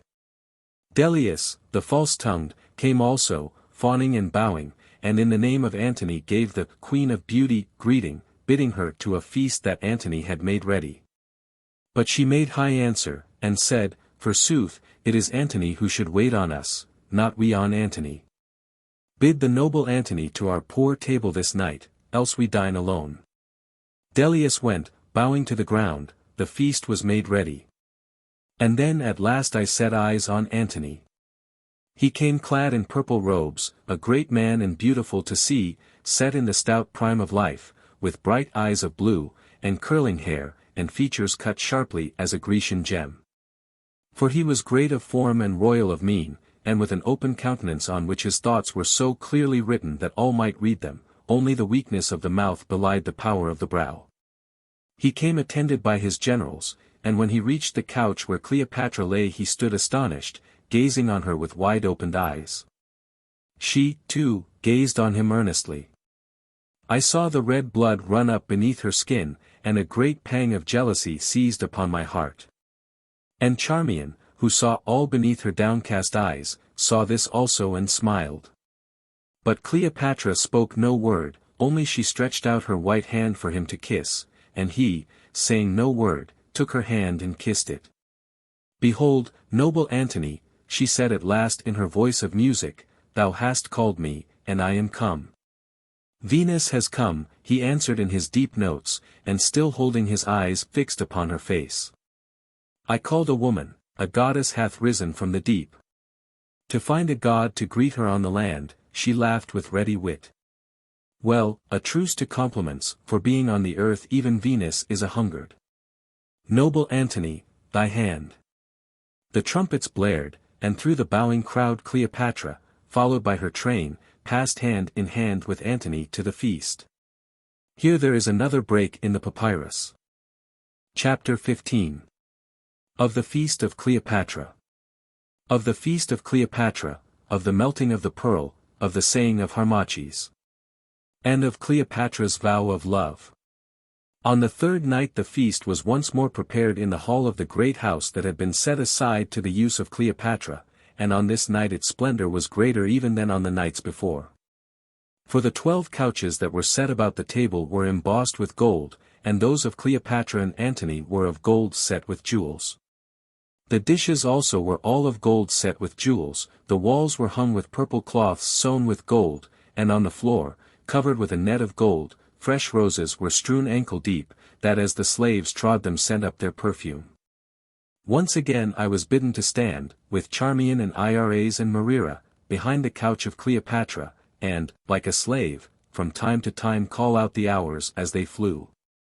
And there being no help, I went wild at heart. But this I swore, it should be for the last time, since I could not bear that shame. For though I would not yet believe what Charmion told me, that Cleopatra was about to become the love of Antony, yet I could no more endure this ignominy and torture. For from Cleopatra now I had no words save such as a queen speaks to her slave, and methinks it gave her dark heart pleasure to torment me. Thus it came to pass that I, the pharaoh, crowned of Chem, stood among eunuchs and waiting women behind the couch of Egypt's queen while the feast went merrily and the wine-cup passed. And ever Antony sat, his eyes fixed upon the face of Cleopatra, who from time to time let her deep glance lose itself in his, and then for a little while their talk died away. For he told her tales of war and of deeds that he had done, and love jests such as are not meet for the ears of women. But she took offense at nothing. Rather, falling into his humor, she would cap his stories with others of a finer wit, but not less shameless. At length, the rich meal being finished, Antony gazed at the splendor around him. "Tell me, then, most lovely Egypt," he said. "Are the sands of Nile compact of gold, that thou canst, night by night, thus squander the ransom of a king upon a single feast? Whence comes this untold wealth?" I bethought me of the tomb of the divine Menkau-Ra, whose holy treasure was thus wickedly wasted, and looked up so that Cleopatra's eye caught mine, but, reading my thoughts, she frowned heavily. "Why, noble Antony," she said, "surely it is nothing. In Egypt we have our secrets, and know whence to conjure riches at our need. Say, what is the value of this golden service, and of the meats and drinks that have been set before us?" He cast his eyes about, and hazarded a guess. "Maybe 1,000 sestertia 20. Thou hast understated it by half, noble Antony. But such as it is I will give it thee and those with thee as a free token of my friendship. And more will I show thee now, I myself will eat and drink 10,000 sestertia at a draught." "That cannot be, fair Egypt." She laughed, and bade a slave bring her white vinegar in a glass. When it was brought she set it before her and laughed again, while Antony, rising from his couch, drew near and set himself at her side, and all the company leant forward to see what she would do. And this she did. She took from her ear one of those great pearls which last of all had been drawn from the body of the divine pharaoh, and before any could guess her purpose she let it fall into the vinegar. Then came silence, the silence of wonder, and slowly the priceless pearl melted in the strong acid. When it was melted she lifted the glass and shook it, then drank the vinegar, to the last drop. "More vinegar, slave," she cried. "My meal is but half finished," and she drew forth the second pearl. "By Bacchus, no. That shalt thou not," cried Antony, snatching at her hands, "I have seen enough." And at that moment, moved to it by I know not what, I called aloud. "The hour falls, O Queen, the hour of the coming of the curse of Menkau-Ra." An ashy whiteness grew upon Cleopatra's face, and she turned upon me furiously, while all the company gazed wondering, not knowing what the words might mean. "Thou ill-omened slave," she cried.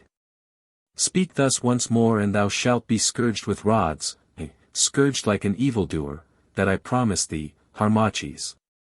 "What means the knave of an astrologer?" asked Antony. "Speak, Sirrah.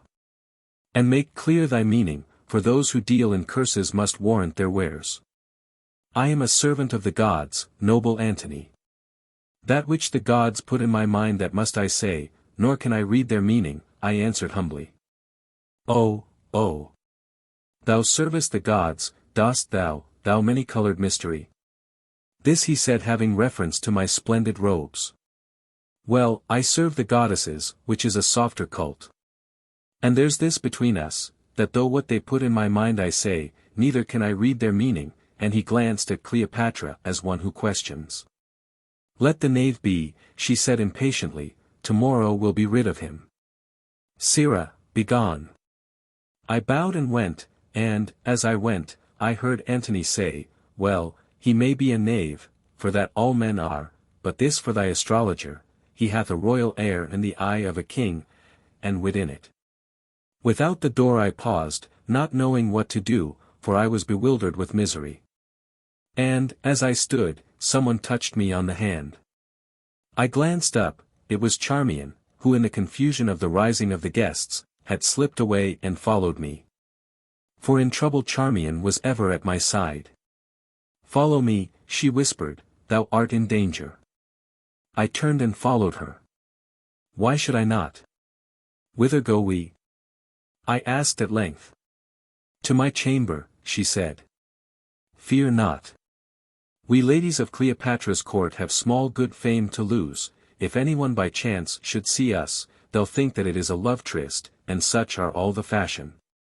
I followed, and, presently, skirting the crowd, we came unseen to a little side entrance that led to a stair, up which we passed. The stair ended in a passage, we turned down it till we found a door on the left hand.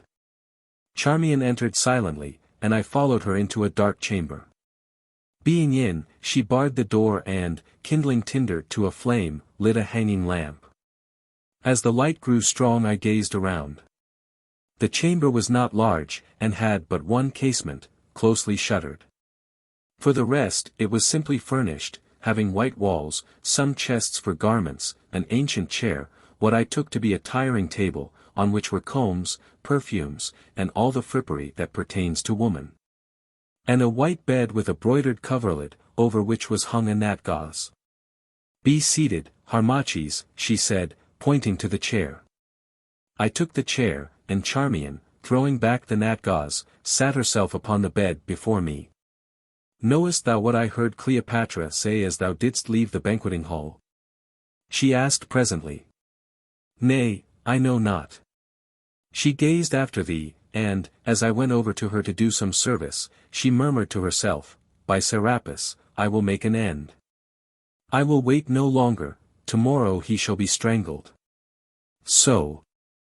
I said, "It may be, though, after all that has been, I can scarce believe that she will murder me."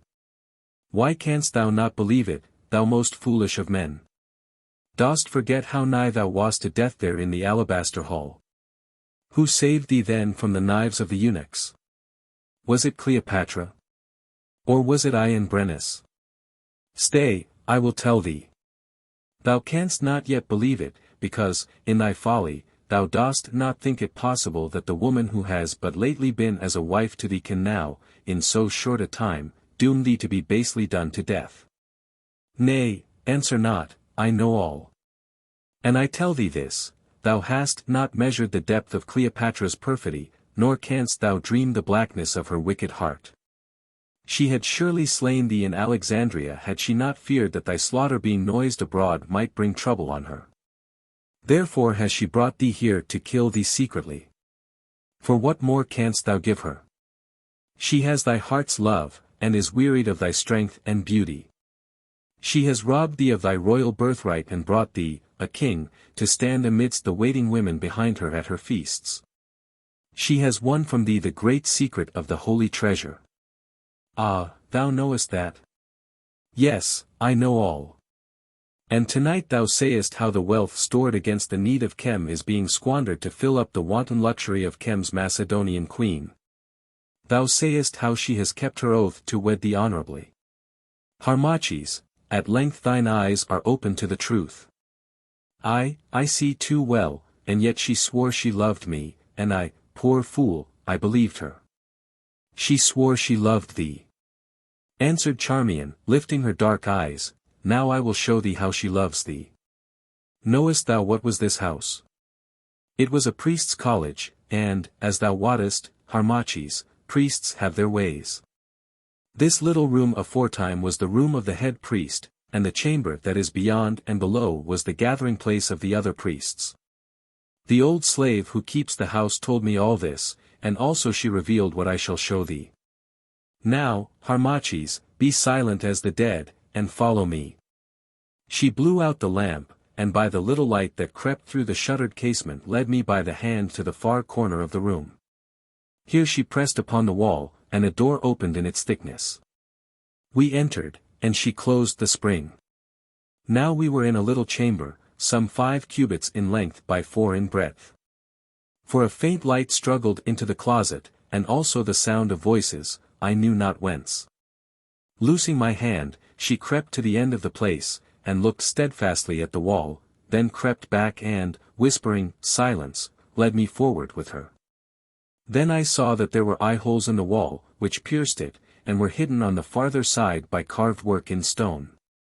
I looked through the hole that was in front of me, and I saw this: 6 cubits below was the level of the floor of another chamber, lit with fragrant lamps, and most richly furnished. It was the sleeping place of Cleopatra, and there, within 10 cubits of where we stood, sat Cleopatra on a gilded couch, and by her side sat Antony. "Tell me," Cleopatra murmured, for this place was so built that every word spoken in the room below came to the ears of the listener above, "tell me, noble Antony, wast pleased with my poor festival?" "I," he answered in his deep soldier's voice, "I, Egypt, I have made feasts, and been bidden to feasts, but never saw I aught like thine. And I tell thee this, though I am rough of tongue and unskilled in pretty sayings such as women love, thou wast the richest sight of all that splendid board. The red wine was not so red as thy beauteous cheek, the roses smelt not so sweet as the odor of thy hair, and no sapphire there with its changing light was so lovely as thy eyes of ocean blue." What? Praise from Antony. Sweet words from the lips of him whose writings are so harsh. Why, it is praise indeed. "Aye," he went on, "it was a royal feast, though I grieve that thou didst waste that great pearl. And what meant that hour-calling astrologer of thine, with his ill-omened talk of the curse of Menkau-Ra?" A shadow fled across her glowing face.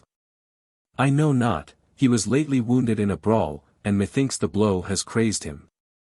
He seemed not crazed, and there was that about his voice which rings in my ears like some oracle of fate. So wildly, too, he looked upon thee, Egypt, with those piercing eyes of his, like one who loved and yet hated through the love. He is a strange man, I tell thee, noble Antony, and a learned. Myself, at times, I almost fear him, for he is deeply versed in the ancient arts of Egypt. Knowest thou that the man is of royal blood, and once he plotted to slay me? But I won him over, and slew him not, for he had the key to secrets that I fain would learn, and, indeed, I loved his wisdom, and to listen to his deep talk of all hidden things. By Bacchus, I grow jealous of the knave. And now, Egypt? And now I have sucked his knowledge dry, and have no more cause to fear him. Didst thou not see that I have made him stand these 3 nights a slave amid my slaves, and call aloud the hours as they fled in festival? No captive king marching in thy Roman triumphs can have suffered pangs so keen as that proud Egyptian prince when he stood shamed behind my couch. Here Charmion laid her hand on mine and pressed it, as though in tenderness. "Well, he shall trouble us no more with his words of evil omen," Cleopatra went on slowly, "tomorrow morn he dies swiftly and in secret, leaving no trace of what his fate has been. On this is my mind fixed. Of a truth, noble Antony, it is fixed. Even as I speak the fear of this man grows and gathers in my breast. Half am I minded to give the word even now, for I breathe not freely till he be dead," and she made as though to rise. "Let it be till morning," he said, catching her by the hand, "the soldiers drink, and the deed will be ill done. 'Tis pity too. I love not to think of men slaughtered in their sleep. In the morning, perchance, the hawk may have flown," she answered, pondering. "He hath keen ears, this Harmachis, and can summon things to aid him that are not of the earth. Perchance, even now he hears me in the spirit. For, of a truth, I seem to feel his presence breathing round me. I could tell thee, but no, let him be. Noble Antony, be my tiring woman and loose me this crown of gold, it chafes my brow. Be gentle, hurt me not, so." He lifted the urious crown from her brows, and she shook loose her heavy weight of hair that fell about her like a garment. "Take back thy crown, royal Egypt," he said, speaking low, "take it from my hand. I will not rob thee of it, but rather set it more firmly on that beauteous brow. What means my lord? She asked, smiling and looking into his eyes. What mean I? Why then, this, thou camest hither at my bidding to make answer of the charges laid against thee as to matters politic. And knowest thou, Egypt, that hadst thou been other than thou art thou hadst not gone back to queen it on the Nile. For of this I am sure, the charges against thee are true in fact. But, being what thou art, and look thou. Never did nature serve a woman better, I forgive thee all. For the sake of thy grace and beauty I forgive thee that which had not been forgiven to virtue, or to patriotism, or to the dignity of age. See now how good a thing is woman's wit and loveliness, that can make kings forget their duty and cousin even blindfolded justice to peep ere she lifts her sword. Take back thy crown, O Egypt. It is now my care that, though it be heavy, it shall not chafe thee. These are royal words, most notable Antony, she made answer, gracious and generous words, such as befit the conqueror of the world. And touching my misdeeds in the past, if misdeeds there have been, I say this, and this alone, then I knew not Antony. For, knowing Antony, who could sin against him? What woman could lift a sword against one who must be to all women as a god, one who, seen and known, draws after him the whole allegiance of the heart, as the sun draws flowers? And what more can I say and not cross the bounds of woman's modesty? Why, only this, set that crown upon my brow, great Antony, and I will take it as a gift from thee, by the giving made doubly dear, and to thy uses I will guard it. There, now I am thy vassal queen, and through me all old Egypt that I rule does homage to Antony the triumvir, who shall be Antony the emperor of Rome and Chem's imperial lord. And, having set the crown upon her locks, he stood gazing on her, grown passionate in the warm breath of her living beauty, till at length he caught her by both hands and drawing her to him kissed her thrice, saying, Cleopatra, I love thee. Sweet, I love thee as I never loved before. She drew back from his embrace, smiling softly, and as she did so the golden circlet of the sacred snakes fell, being but loosely set upon her brow, and rolled away into the darkness beyond the ring of light. I saw the omen, and even in the bitter anguish of my heart knew its evil import. But these twain took no note. Thou lovest me, she said, most sweetly, how know I that thou lovest me? Perchance it is Fulvia whom thou lovest, Fulvia, thy wedded wife. Nay, it is not Fulvia, 'tis thou, Cleopatra, and thou alone. Many women have looked favorably upon me from my boyhood up, but to never a one have I known such desire as to thee, O thou wonder of the world, like unto whom no woman ever was. Canst thou love me, Cleopatra, and to me be true, not for my place or power, not for that which I can give or can withhold, not for the stern music of my legion's tramp, or for the light that flows from my bright star of fortune. But for myself, for the sake of Antony, the rough captain, grown old in camps. Aye, for the sake of Antony the reveller, the frail, the unfixed of purpose, but who yet never did desert a friend, or rob a poor man, or take an enemy unawares. Say, canst thou love me, Egypt? Oh! If thou wilt, why, I am more happy than though I sat tonight in the Capitol at Rome crowned absolute monarch of the world. And, ever as he spoke, she gazed on him with wonderful eyes, and in them shone a light of truth and honesty such as was strange to me. Thou speakest plainly, she said, and thy words are sweet to mine ears, they would be sweet, even were things otherwise than they are, for what woman would not love to see the world's master at her feet? But things being as they are, why, Antony, what can be so sweet as thy sweet words? The harbor of his rest to the storm-tossed mariner, surely that is sweet. The dream of heaven's bliss which cheers the poor ascetic priest on his path of sacrifice, surely that is sweet. The sight of dawn, the rosy-fingered, coming in his promise to glad the watching earth, surely that is sweet. But, ah! Not one of these, nor all dear delightful things that are, can match the honey sweetness of thy words to me, O Antony. For thou knowest not, never canst thou know, how drear my life hath been, and empty, since thus it is ordained that in love only can woman lose her solitude. And I have never loved, never might I love, till this happy night. Take me in thy arms, and let us swear a great vow of love, an oath that may not be broken while life is in us. Behold. Antony. Now and forever I do vow most strict fidelity unto thee. Now and forever I am thine, and thine alone. Then Charmion took me by the hand and drew me thence. Hast seen enough? She asked, when we were once more within the chamber and the lamp was lit. Yea, I answered, my eyes are opened. Chapter 16. Of the plan of Charmion. Of the plan of Charmion, of the confession of Charmion, and of the answer of Harmachis. For some while I sat with bowed head, and the last bitterness of shame sank into my soul. This, then, was the end. For this I had betrayed my oaths, for this I had told the secret of the pyramid, for this I had lost my crown, my honor, and, perchance, my hope of heaven. Could there be another man in the wide world so steeped in sorrow as I was that night? Surely not one. Where should I turn? What could I do? And even through the tempest of my torn heart the bitter voice of jealousy called aloud. For I loved this woman, to whom I had given all, and she at this moment, she was, I could not bear to think of it, and in my utter agony, my heart burst in a river of tears such as are terrible to weep.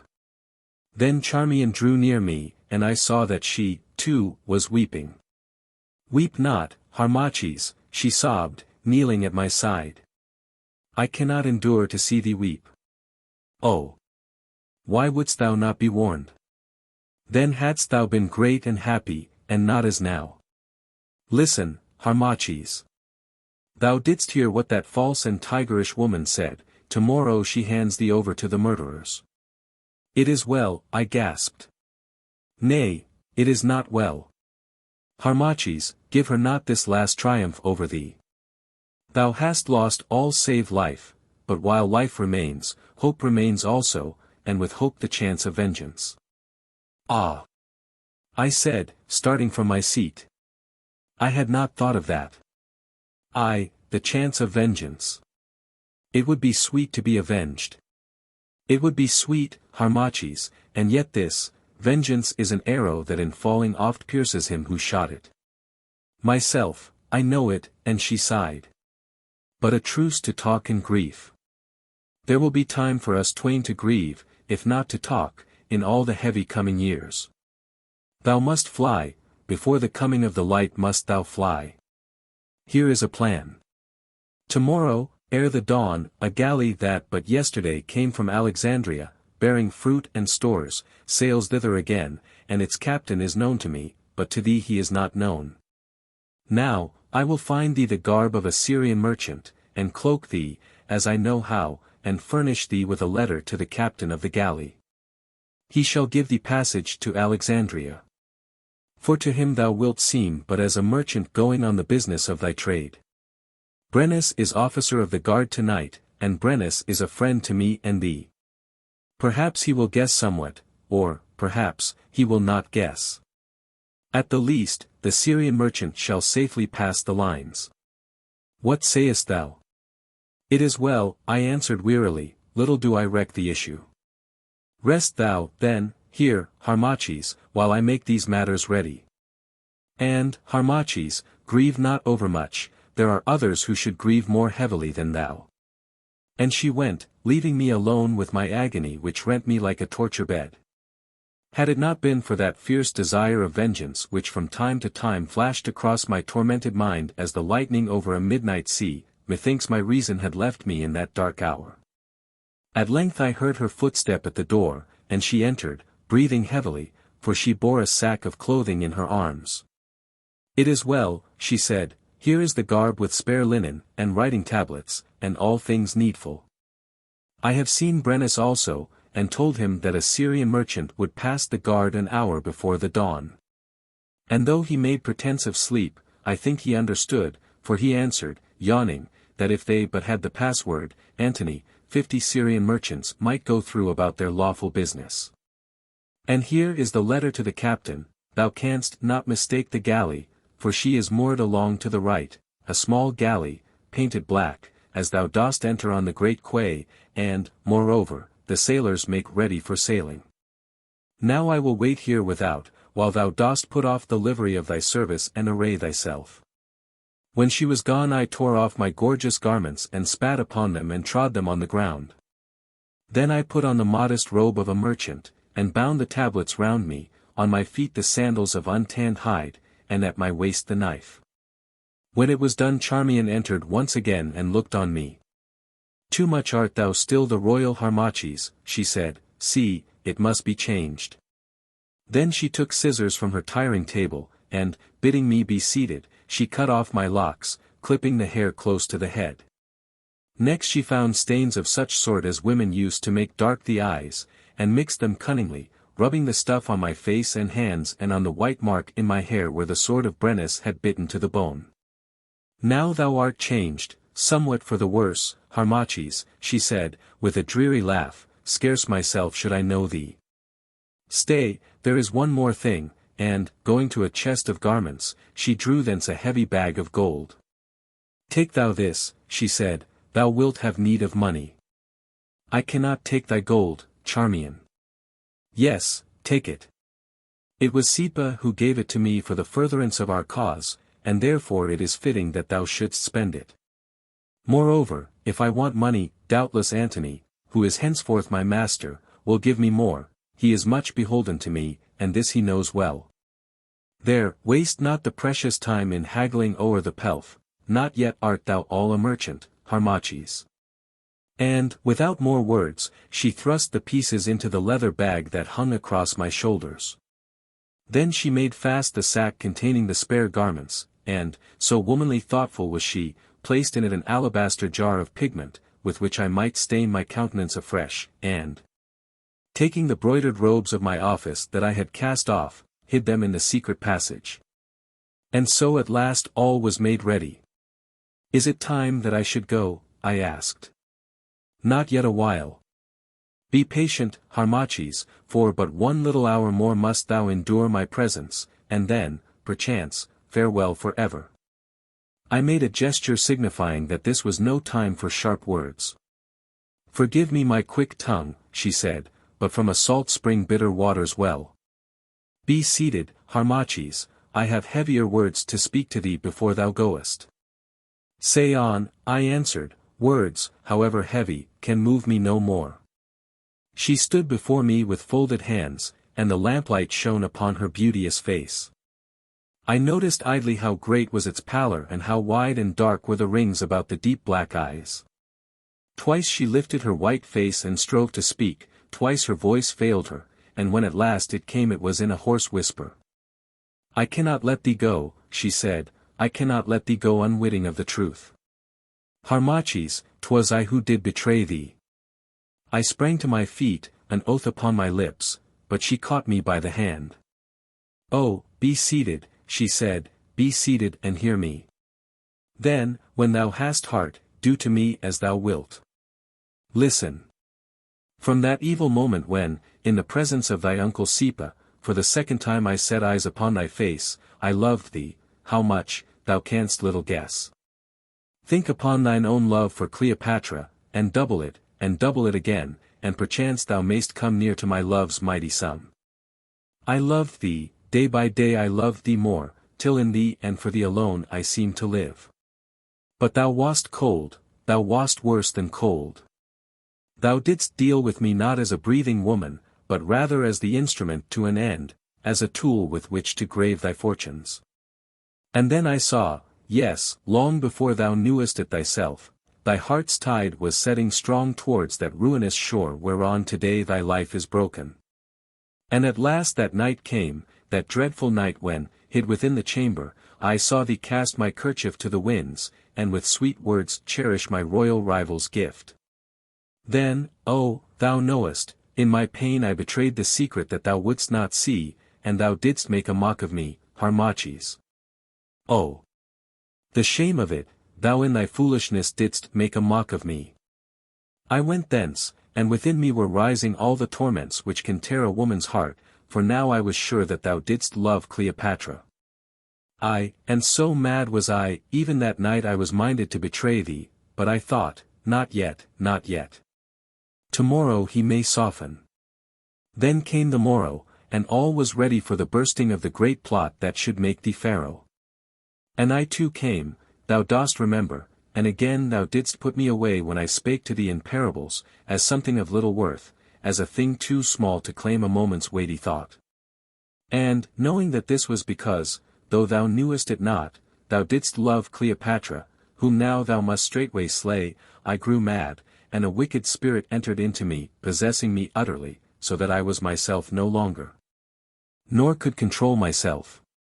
And because thou hadst scorned me, I did this, to my everlasting shame and sorrow. I passed into Cleopatra's presence and betrayed thee and those with thee, and our holy cause, saying that I had found a writing which thou hadst let fall and read all this therein. I gasped and sat silent. And gazing sadly at me she went on. When she understood how great was the plot, and how deep its roots, Cleopatra was much troubled. And, at first, she would have fled to Sais or taken ship and run for Cyprus, but I showed her that the ways were barred. Then she said she would cause thee to be slain, there, in the chamber, and I left her so believing. For, at that hour, I was glad that thou shouldst be slain, even if I wept out my heart upon thy grave, Harmachis. But what said I just now? Vengeance is an arrow that oft falls on him who looses it. So it was with me. For between my going and thy coming Cleopatra hatched a deeper plan. She feared that to slay thee would only be to light a fiercer fire of revolt. But she saw that to bind thee to her, and, having left men a while in doubt, to show thee faithless, would strike the imminent danger at its roots and wither it. This plot once formed, being great, she dared its doubtful issue, and, need I go on? Thou knowest, Harmachis, how she won, and thus the shaft of vengeance that I loosed fell upon my own head. For on the morrow I knew that I had sinned for naught, that the burden of my betrayal had been laid on the wretched Paulus, and that I had but ruined the cause to which I was sworn and given the man I loved to the arms of wanton Egypt. She bowed her head awhile, and then, as I spoke not, once more went on. Let all my sin be told, Harmachis, and then let justice come. See now, this thing happened. Half did Cleopatra learn to love thee, and deep in her heart she bethought her of taking thee to wedded husband. For the sake of this half-love of hers she spared the lives of those in the plot whom she had meshed, bethinking her that if she wedded thee she might use them and thee to draw the heart of Egypt, which loves not her nor any Ptolemy. And then, once again she entrapped thee, and in thy folly thou didst betray to her the secret of the hidden wealth of Egypt, which today she squanders to delight the luxurious Antony. And, of a truth, at that time she purposed to make good her oath and marry thee. But on the very morn when Delius came for answer she sent for me, and telling me all, for my wit, above any, she holds at price, demanded of me my judgment whether she should defy Antony and wed thee, or whether she should put the thought away and come to Antony. And I, now mark thou all my sin, I, in my bitter jealousy, rather than I would see her thy wedded wife and thou her loving lord, counselled her most strictly that she should come to Antony. Well knowing, for I had had speech with Delius, that if she came, this weak Antony would fall like a ripe fruit at her feet, as, indeed, he has fallen. And but now I have shown thee the issue of the scheme. Antony loves Cleopatra and Cleopatra loves Antony, and thou art robbed, and matters have gone well for me, who of all women on the earth tonight am the wretchedest by far. For when I saw how thy heart broke but now, my heart seemed to break with thine, and I could no longer bear the burden of my evil deeds, but knew that I must tell them and take my punishment. And now, Harmachis, I have no more to say, save that I thank thee for thy courtesy in hearkening, and this one thing I add. Driven by my great love I have sinned against thee unto death. I have ruined thee, I have ruined Chem, and myself also I have ruined. Let death reward me. Slay thou me, Harmachis, I will gladly die upon thy sword, aye, and kiss its blade. Slay thou me and go, for if thou slayest me not, myself I will surely slay. And she threw herself upon her knees, lifting her fair breast toward me, that I might smite her with my dagger. And, in my bitter fury, I was minded to strike. For, above all, I thought how, when I was fallen, this woman, who herself was my cause of shame, had scourged me with her whip of scorn. But it is hard to slay a fair woman. And, even as I lifted my hand to strike, I remembered that she had now twice saved my life. Woman! Thou shameless woman! I said, arise! I slay thee not. Who am I, that I should judge thy crime, that, with mine own, doth overtop all earthly judgment? Slay me, Harmachis, she moaned, slay me, or I slay myself. My burden is too great for me to bear. Be not so deadly calm. Curse me, and slay. What was it that thou didst say to me just now, Charmion, that as I had sown so I must reap? It is not lawful that thou shouldst slay thyself, it is not lawful that I, thine equal in sin, should slay thee because through thee I sinned. As thou hast sown, Charmion, so must thou also reap. Base woman!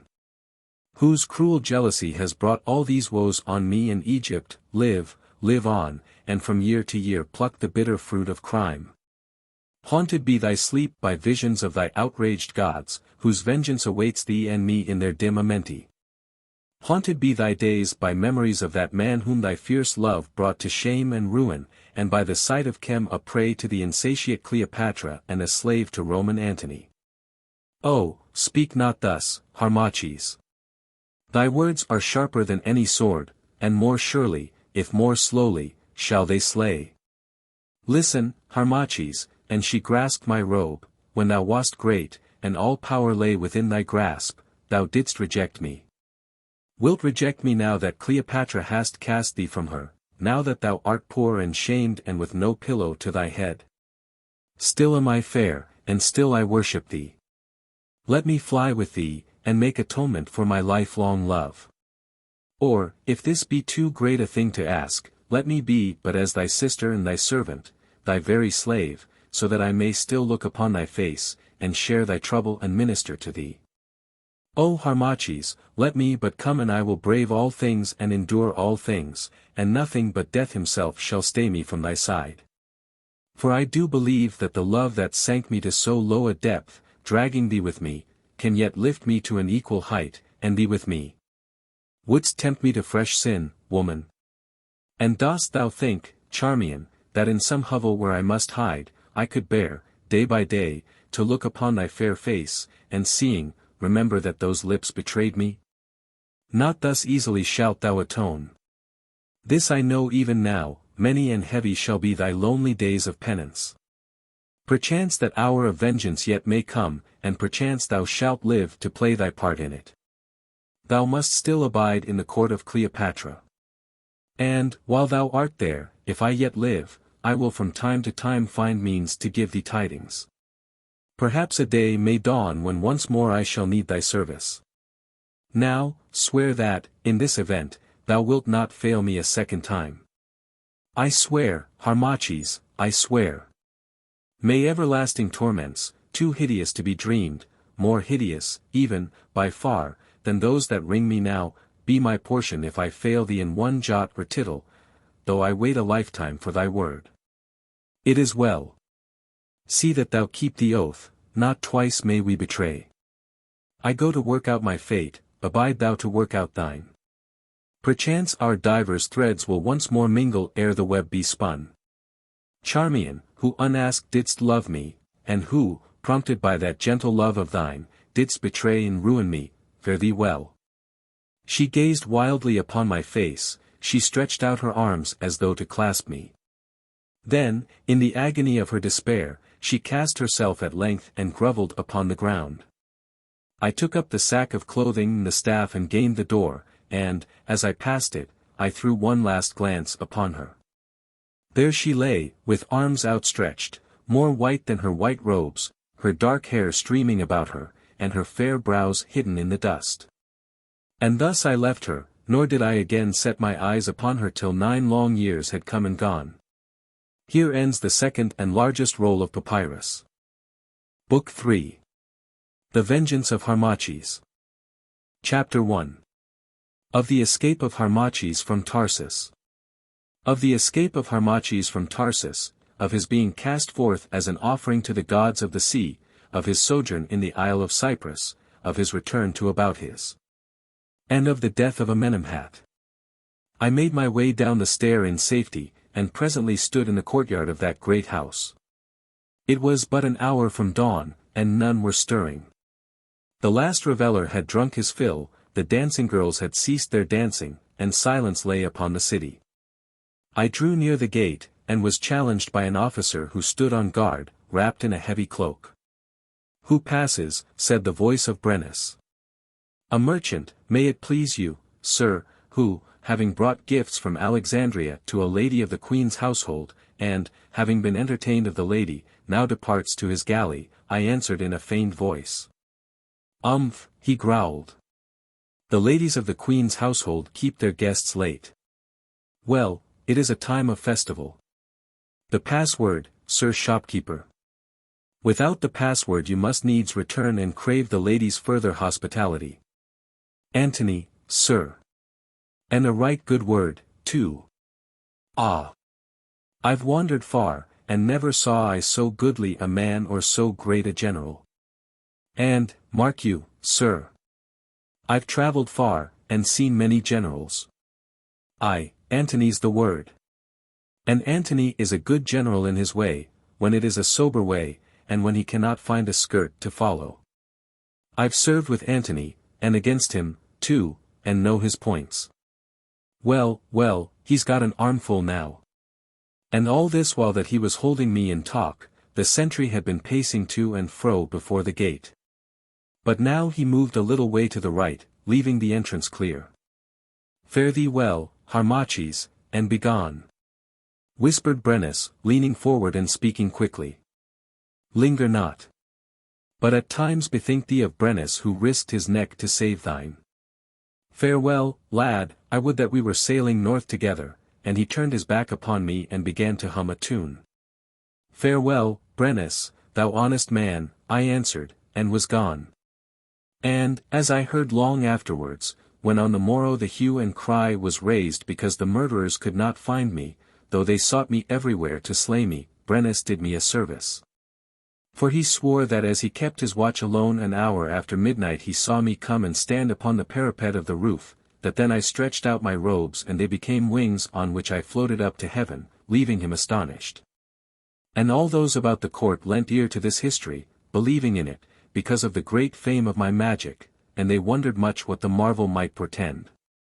The tale also travelled into Egypt, and did much to save my good name among those whom I had betrayed. For the more ignorant among them believed that I acted not of my will, but of the will of the dread gods, who of their own purpose wafted me into heaven. And thus to this day the saying runs that, when Harmachis comes again Egypt shall be free. But alas, Harmachis comes no more. Only Cleopatra, though she was much afraid, doubted her of the tale, and sent an armed vessel to search for the Syrian merchant, but not to find him, as shall be told. When I reached the galley of which Charmion had spoken, I found her about to sail, and gave the writing to the captain, who conned it, looking on me curiously, but said nothing. So I went aboard, and immediately we dropped swiftly down the river with the current. And having come to the mouth of the river unchallenged, though we passed many vessels, we put out to sea with a strong favouring wind that before night freshened to a great gale. Then the sailor men, being much afraid, would have put about and run for the mouth of Cydnus again, but could not because of the wildness of the sea. All that night it blew furiously, and by dawn our mast was carried away, and we rolled helplessly in the trough of the great waves. But I sat wrapped in a cloak, little heeding. And because I showed no fear the sailors cried out that I was a wizard, and sought to cast me into the sea, but the captain would not. At dawn the wind slackened, but ere noon it once more blew in terrible fury, and at the 4th hour from noon we came in sight of the rocky coast of that cape in the island of Cyprus which is called Disobedience, where is a mountain named Olympus. And thitherwards we drifted swiftly. Then, when the sailors saw the terrible rocks, and how the great waves that smote on them spouted up in foam, once more they grew much afraid, and cried out in their fear. For, seeing that I still sat unmoved, they swore that I certainly was a wizard, and came to cast me forth as a sacrifice to the gods of the sea. And this time the captain was overruled, and said nothing. Therefore, when they came to me I rose and defied them, saying, Cast me forth, if ye will, but if ye cast me forth ye shall perish. For in my heart I cared little, having no more any love of life, but rather a desire to die, though I greatly feared to pass into the presence of my holy mother Isis. But my weariness and sorrow at the bitterness of my lot overcame even this heavy fear. So that when, being mad as brute beasts, they seized me and, lifting me, hurled me into the raging waters, I did but utter one prayer to Isis and made ready for death. But it was fated that I should not die. For, when I rose to the surface of the water, I saw a spar of wood floating near me, to which I swam and clung. And a great wave came and swept me, riding, as it were, upon the spar, as when a boy I had learned to do in the waters of the Nile, past the bulwarks of the galley where the fierce-faced sailors clustered to see me drown.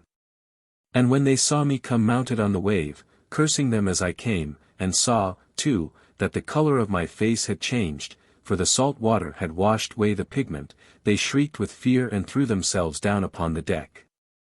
And within a very little while, as I rowed toward the rocky coast, a great wave poured into the vessel, that rolled broadside on, and pressed her down into the deep, whence she rose no more. So she sank with all her crew. And in that same storm also sank the galley which Cleopatra had sent to search for the Syrian merchant. Thus all traces of me were lost, and of a surety she believed that I was dead. But I rowed on toward the shore.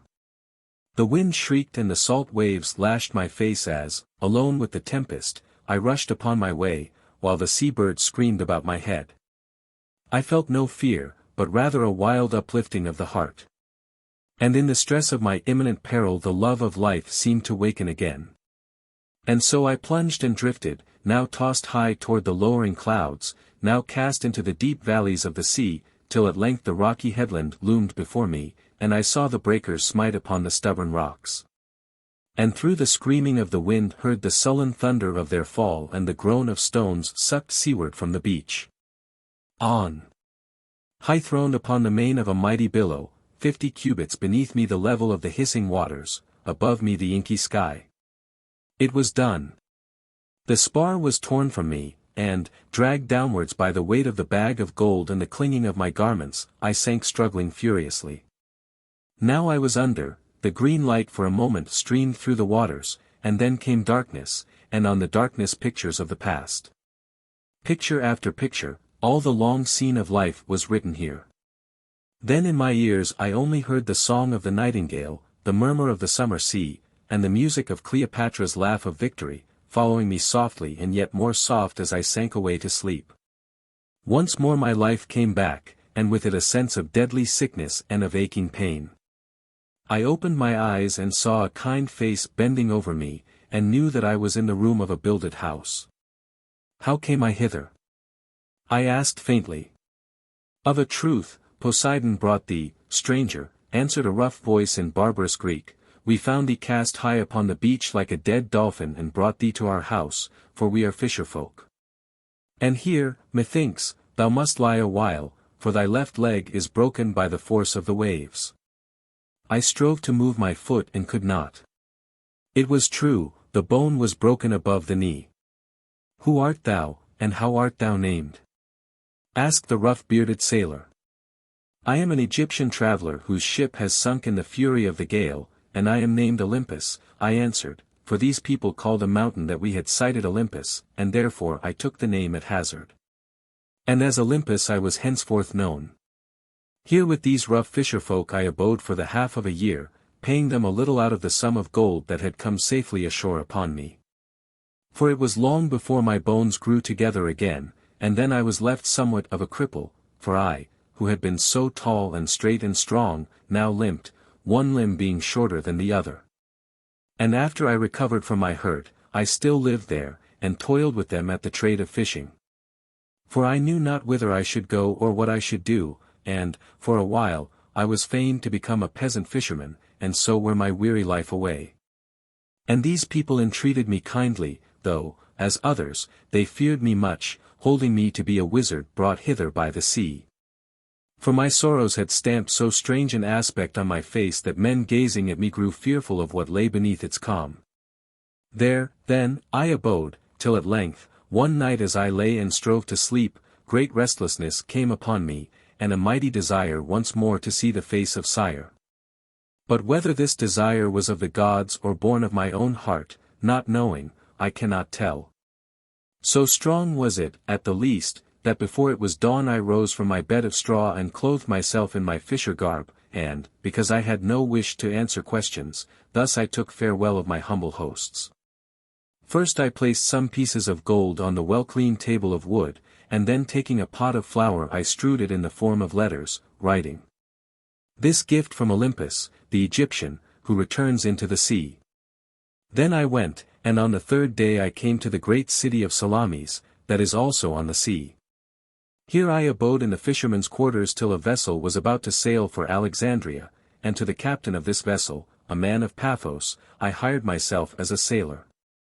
We sailed with a favoring wind, and on the 5th day I came to Alexandria, that hateful city, and saw the light dancing on its golden domes. Here I might not abide. So again I hired myself out as a sailor, giving my labor in return for passage, and we passed up the Nile.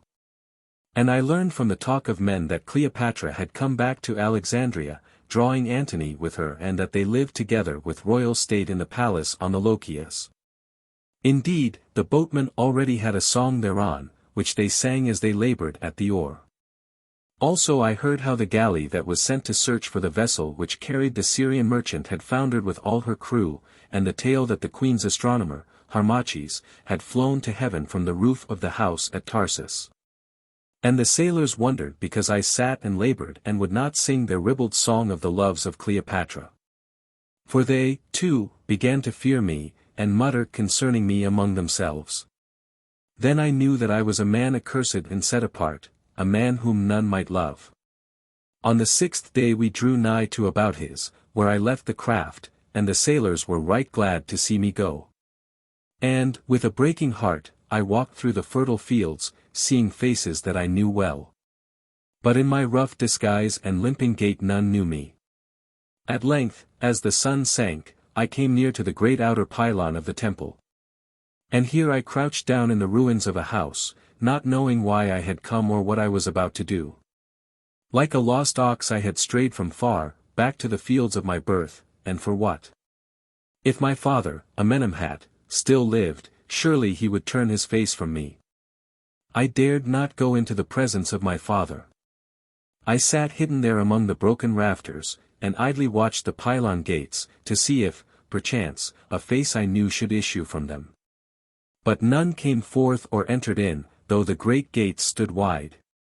And then I saw that herbs were growing between the stones, where no herbs had grown for ages. What could this be? Was the temple deserted? Nay.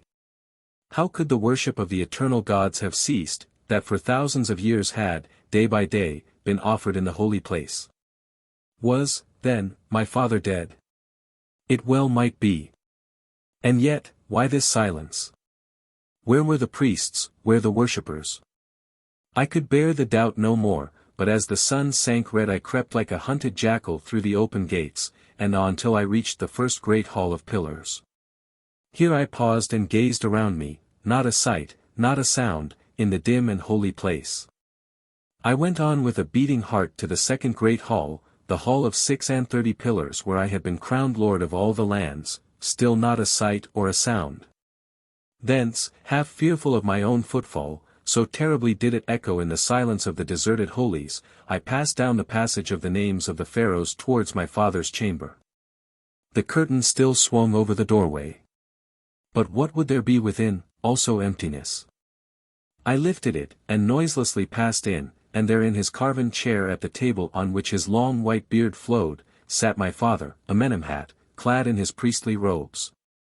At first I thought that he was dead, he sat so still, but at length he turned his head, and I saw that his eyes were white and sightless. He was blind, and his face was thin as the face of a dead man, and woeful with age and grief. I stood still and felt the blind eyes wandering over me. I could not speak to him, I dared not speak to him, I would go and hide myself afresh. I had already turned and grasped the curtain, when my father spoke in a deep, slow voice. Come hither, thou who wast my son and art a traitor. Come hither, thou Harmachis, on whom Chem builded up her hope. Not in vain, then, have I drawn thee from far away. Not in vain have I held my life in me till I heard thy footfall creeping down these empty holies, like the footfall of a thief. Oh! My father, I gasped, astonished. Thou art blind, how knowest thou me? How do I know thee, and askest thou that who hast learned of our lore? Enough, I know thee and I brought thee hither. Would, Harmachis, that I knew thee not. Would that I had been blasted of the invisible ere I drew thee down from the womb of Nout, to be my curse and shame, and the last woe of Chem. Oh, speak not thus. I moaned, is not my burden already more than I can bear? Am I not myself betrayed and utterly outcast? Be pitiful, my father. Be pitiful to thee who hast shown so great pity. It was thy pity which gave up noble Sipa to die beneath the hands of the tormentors. Oh, not that, not that. I cried. I, traitor, that, to die in agony, with his last poor breath proclaiming thee, his murderer, honest and innocent. Be pitiful to thee, who gavest all the flower of Chem as the price of a wanton's arms. Thinkest thou that, laboring in the darksome desert mines, those noble ones in thought are pitiful to thee, Harmachis? Be pitiful to thee, by whom this holy temple of Abouthis hath been ravaged, its land seized, its priests scattered, and I alone, old and withered, left to count out its ruin, to thee, who hast poured the treasures of her into thy leman's lap. Who hast forsworn thyself, thy country, thy birthright, and thy gods. Yea, thus am I pitiful, accursed be thou, fruit of my loins, shame be thy portion, agony thy end, and hell receive thee at the last. Where art thou? Yea, I grew blind with weeping when I heard the truth, sure, they strove to hide it from me. Let me find thee that I may spit upon thee, thou renegade. Thou apostate. Thou outcast. And he rose from his seat and staggered like a living wrath toward me, smiting the air with his wand. And as he came with outstretched arms, awful to see, suddenly his end found him, and with a cry he sank down upon the ground, the red blood streaming from his lips. I ran to him and lifted him. And as he died, he babbled. He was my son, a bright-eyed lovely boy, and full of promise as the spring, and now, oh, would that he were dead. Then came a pause and the breath rattled in his throat. Harmachis, he gasped, art there? Yea, father. Harmachis, atone, atone. Vengeance can still be wreaked, forgiveness may still be won. There's gold, I've hidden it, Atua, she can tell thee, this pain. Farewell. And he struggled faintly in my arms and was dead. Thus, then, did I and my holy father, the Prince Amenemhat, meet together for the last time in the flesh, and for the last time part. Chapter 2. Of the last misery of Harmachis. Of the last misery of Harmachis, of the calling down of the holy Isis by the word of fear, of the promise of Isis. Of the coming of Atua, and of the words of Atua. I crouched upon the floor gazing at the dead body of my father, who had lived to curse me, the utterly accursed, while the darkness crept and gathered round us. Till at length the dead and I were alone in the black silence. Oh, how tell the misery of that hour? Imagination cannot dream it, nor words paint it forth. Once more in my wretchedness I bethought me of death. A knife was at my girdle, with which I might cut the thread of sorrow and set my spirit free. Free. I, free to fly and face the last vengeance of the holy gods. Alas! And alas! I did not dare to die. Better the earth with all its woes than the quick approach of those unimagined terrors that, hovering in dim amenti, wait the advent of the fallen. I grovelled on the ground and wept tears of agony for the lost unchanging past, wept till I could weep no more, but no answer came from the silence, no answer but the echoes of my grief. Not a ray of hope. My soul wandered in a darkness more utter than that which was about me, I was forsaken of the gods and cast out of men. Terror took hold upon me crouching in that lonely place hard by the majesty of the awful dead. I rose to fly. How could I fly in this gloom, and where should I fly who had no place of refuge? Once more I crouched down, and the great fear grew on me till the cold sweat ran from my brow and my soul was faint within me. Then, in my last despair, I prayed aloud to Isis, to whom I had not dared to pray for many days. O Isis! Holy Mother! I cried. Put away thy wrath, and of thine infinite pity, O thou all-pitiful, hearken to the voice of the anguish of him who was thy son and servant, but who by sin hath fallen from the vision of thy love. O throned glory, who, being in all things, hast of all things understanding and of all griefs knowledge, cast the weight of thy mercy against the scale of my evil doing, and make the balance equal. Look down upon my woe, and measure it. Count up the sum of my repentance and take thou note of the flood of sorrow that sweeps my soul away.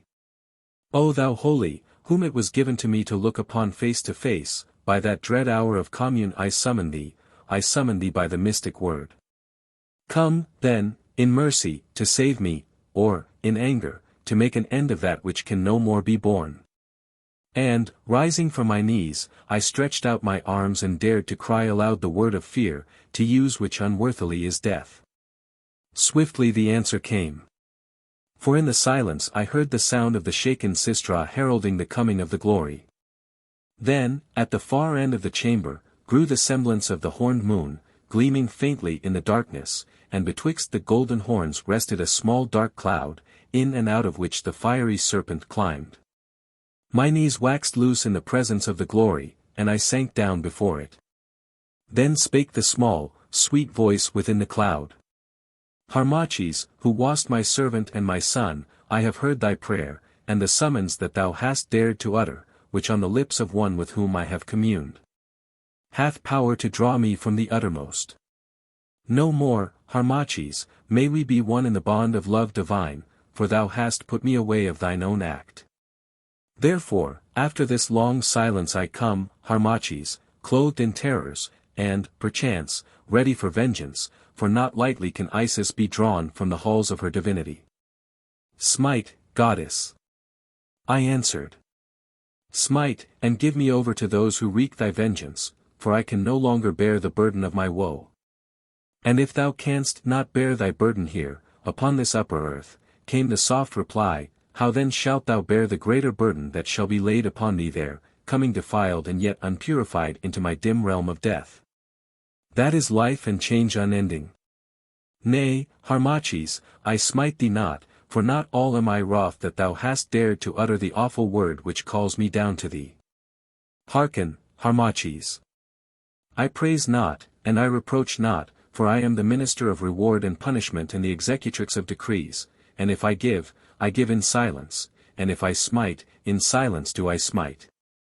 Therefore, I will add naught to thy burden by the weight of heavy words, though through thee it has come to pass that soon shall Isis, the mother mystery, be but a memory in Egypt.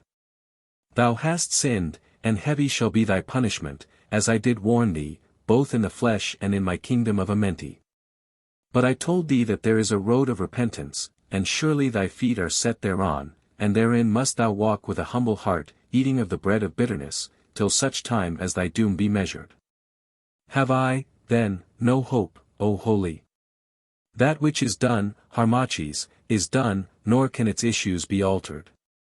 Chem shall no more be free till all its temples are as the desert dust, strange peoples shall, from age to age, hold her hostage and in bonds.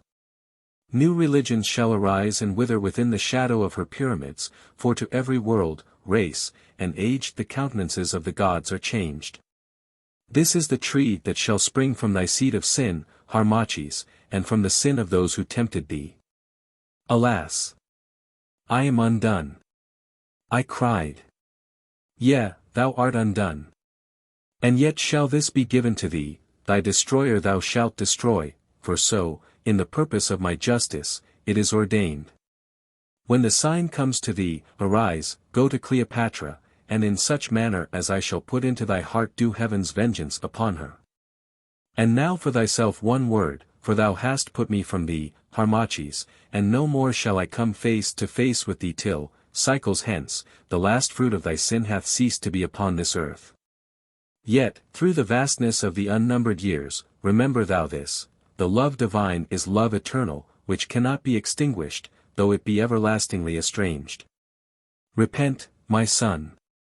Repent and do well while there is yet time, that at the dim end of ages thou mayest once more be gathered unto me. Still, Harmachis, though thou sayest me not. Still, when the very name by which thou knowest me has become a meaningless mystery to those who shall be after thee. Still I, whose hours are eternal, who have watched universes wither, wane, and, beneath the breath of time, melt into nothingness, again to gather, and, reborn, thread the maze of space, still, I say, I shall companion thee. Wherever thou goest, in whatever form of life thou livest, there I shall be. Art thou wafted to the farthest star, art thou buried in Amenti's lowest deep, in lives, in deaths, in sleeps, in wakings, in remembrances, in oblivions, in all the fevers of the outer life, in all the changes of the spirit, still. If thou wilt but atone and forget me no more, I shall be with thee, waiting thine hour of redemption. For this is the nature of love divine, wherewith it loves that which partakes of its divinity and by the holy tie hath once been bound to it. Judge then, Harmachis, was it well to put this from thee to win the dust of earthly woman? And, now, dare not again to utter the word of power till these things are done. Harmachis, for this season, fare thee well. As the last note of the sweet voice died away, the fiery snake climbed into the heart of the cloud. Now the cloud rolled from the horns of light, and was gathered into the blackness. The vision of the crescent moon grew dim and vanished. Then, as the goddess passed, once more came the faint and dreadful music of the shaken sistra, and all was still. I hid my face in my robe, and even then, though my outstretched hand could touch the chill corpse of that father who had died cursing me, I felt hope come back into my heart. Knowing that I was not altogether lost nor utterly rejected of her whom I had forsaken, but whom I yet loved. And then weariness overpowered me, and I slept. I woke, the faint lights of dawn were creeping from the opening in the roof. Ghastly they lay upon the shadowy sculptured walls and ghastly upon the dead face and white beard of my father, the gathered to Osiris. I started up, remembering all things, and wondering in my heart what I should do, and as I rose I heard a faint footfall creeping down the passage of the names of the pharaohs. La! La! La! Mumbled a voice that I knew for the voice of the old wife, Atua. Why, 'tis dark as the house of the dead.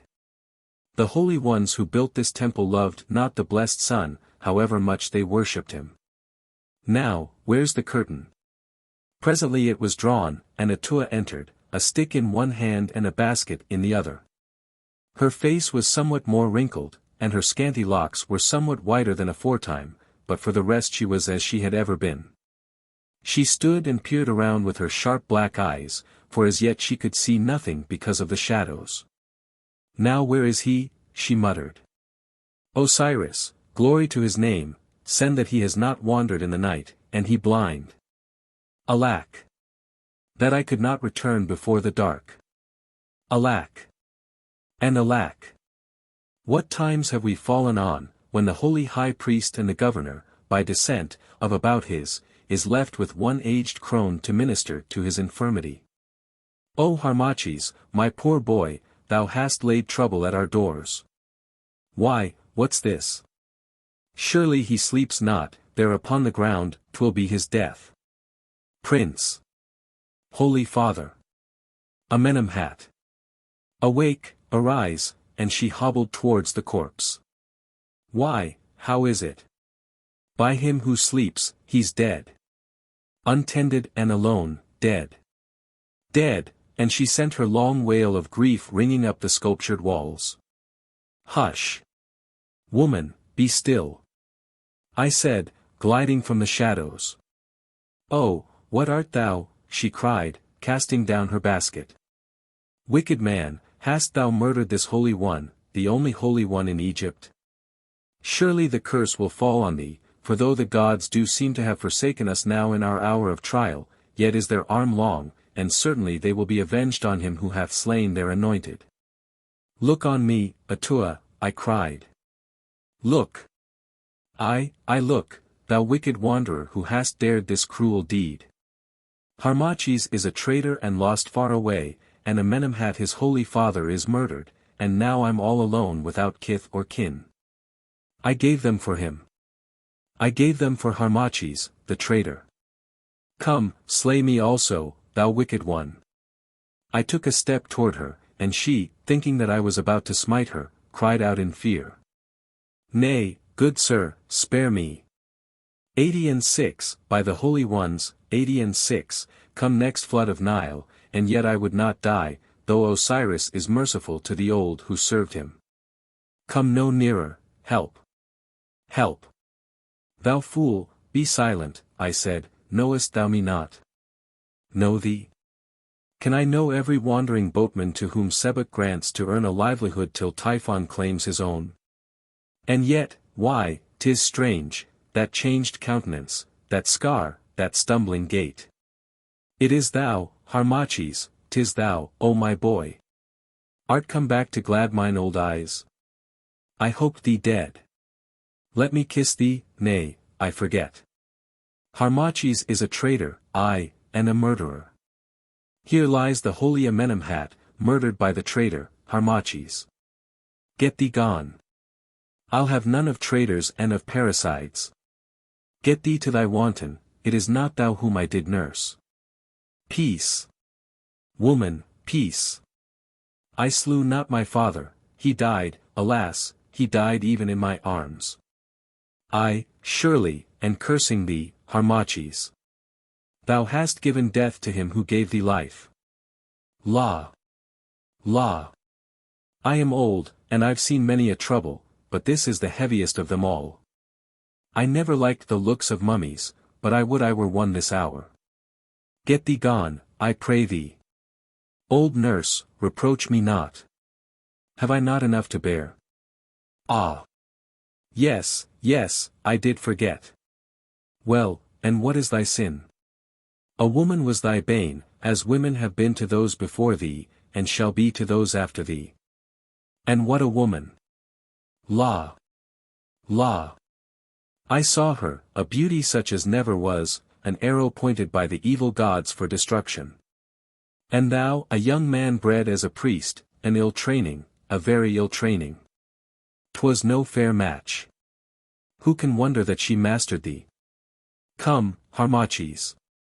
Let me kiss thee. It is not for a woman to be hard on a man because he loved our sex too much. Why, that is but nature, and nature knows her business, else she had made us otherwise. But here is an evil case. Knowest thou that this Macedonian queen of thine hath seized the temple lands and revenues, and driven away the priests, all, save the holy Amenemhat, who lies here, and whom she left, I know not why. Aye, and caused the worship of the gods to cease within these walls. Well, he's gone, he's gone. And indeed he is better with Osiris, for his life was a sore burden to him. And hark thou, Harmachis, he hath not left thee empty-handed. For, so soon as the plot failed, he gathered all his wealth, and it is large, and hid it, where, I can show thee, and it is thine by right of descent. Talk not to me of wealth, Atua. Where shall I go and how shall I hide my shame? Ah! True, true, here mayst thou not abide, for if they found thee, surely they would put thee to the dreadful death, aye, to the death by the waxen cloth. Nay, I will hide thee, and, when the funeral rites of the holy Amenemhat have been performed, we will fly hence, and cover us from the eyes of men till these sorrows are forgotten. La! La! It is a sad world, and full of trouble as the Nile mud is full of beetles. Come, Harmachis, come. Chapter 3. Of the life of him who was named. Of the life of him who was named the learned Olympus, in the tomb of the harpers that is by tape, of his counsel to Cleopatra, of the message of Charmion, and of the passing of Olympus down to Alexandria. These things then came to pass. For 80 days I was hidden of the old wife, Atua, while the body of the prince, my father, was made ready for burial by those skilled in the arts of embalming. And when at last all things were done in order, I crept from my hiding place and made offerings to the spirit of my father, and placing lotus flowers on his breast went thence sorrowing. And on the following day, from where I lay hid, I saw the priests of the temple of Osiris and of the holy shrine of Isis come forth, and in slow procession bear his painted coffin to the sacred lake and lay it beneath the funeral tent in the consecrated boat. I saw them celebrate the symbol of the trial of the dead, and name him above all men just, and then bear him thence to lay him by his wife, my mother, in the deep tomb that he had hewn in the rock near to the resting place of the holy Osiris, where, notwithstanding my sins, I, too, hope to sleep ere long. And when all these things were done and the deep tomb sealed, the wealth of my father having been removed from the hidden treasury and placed in safety, I fled, disguised, with the old wife, Atua, up the Nile till we came to Tape. 21 And here in this great city I lay a while, till a place could be found where I should hide myself. And such a place I found. For to the north of the great city are brown and rugged hills, and desert valley blasted of the sun, and in this place of desolation the divine pharaohs, my forefathers, hollowed out their tombs in the solid rock. The most part of which are lost to this day, so cunningly have they been hidden. But some are open, for the accursed Persians and other thieves broke into them in search of treasure. And one night, for by night only did I leave my hiding place, just as the dawn was breaking on the mountain tops, I wandered alone in this sad valley of death, like to which there is no other. And presently came to the mouth of a tomb hidden amid great rocks, which afterwards I knew for the place of the burying of the divine Ramesses, the third of that name, now long gathered to Osiris. And by the faint light of the dawn creeping through the entrance I saw that it was spacious and that within were chambers. On the following night, therefore, I returned, bearing lights, with Atua, my nurse, who ever ministered faithfully to me as when I was little and without discretion. And we searched the mighty tomb and came to the great hall of the sarcophagus of granite, in which the divine Ramesses sleeps, and saw the mystic paintings on the walls, the symbol of the snake unending, the symbol of Ra resting upon the scarabaeus, the symbol of Ra resting upon Nout, the symbol of the headless men, and many others, whereof, being initiated, well I read the mysteries. And opening from the long descending passage I found chambers in which were paintings beautiful to behold, and of all manner of things. For beneath each chamber is entombed the master of the craft of which the paintings tell, he who was the chief of the servants of that craft in the house of this divine Ramesses. And on the walls of the last chamber, on the left-hand side, looking toward the hall of the sarcophagus, are paintings exceedingly beautiful, and two blind harpers playing upon their bent harps before the god Mau. And beneath the flooring these harpers, who harp no more, are soft at sleep. Here, then, in this gloomy place, even in the tomb of the harpers and the company of the dead, I took up my abode. And here for 8 long years I worked out my penance and made atonement for my sin. But Atua, because she loved to be near the light, abode in the chamber of the boats, that is, the first chamber on the right-hand side of the gallery looking toward the hall of the sarcophagus. And this was the manner of my life. On every second day the old wife, Atua, went forth and brought water from the city in such food as is necessary to keep the life from failing, and also tapers made from fat. And 1 hour at the time of sunrise and 1 hour at the time of sunset I did go forth also to wander in the valley for my health's sake and to save my sight from failing in the great darkness of the tomb. But the other hours of the day and night, except when I climbed the mountain to watch the course of the stars, I spent in prayer and meditation and sleep, till the cloud of sin lifted from my heart and once more I drew near to the gods. Though with Isis, my heavenly mother, I might speak no more. And I grew exceedingly wise also, pondering on all those mysteries to which I held the key. For abstinence and prayer and sorrowful solitude wore away the grossness of my flesh, and with the eyes of the Spirit I learned to look deep into the heart of things till the joy of wisdom fell like dew upon my soul. Soon the rumor was wafted about the city that a certain holy man named Olympus abode in solitude in the tombs of the awful valley of the dead, and hither came people bearing sick that I might cure them. And I gave my mind to the study of simples, in which Atua instructed me, and by lore and the weight of my thought I gained great skill in medicine, and healed many sick. And thus ever, as time went on, my fame was noised abroad.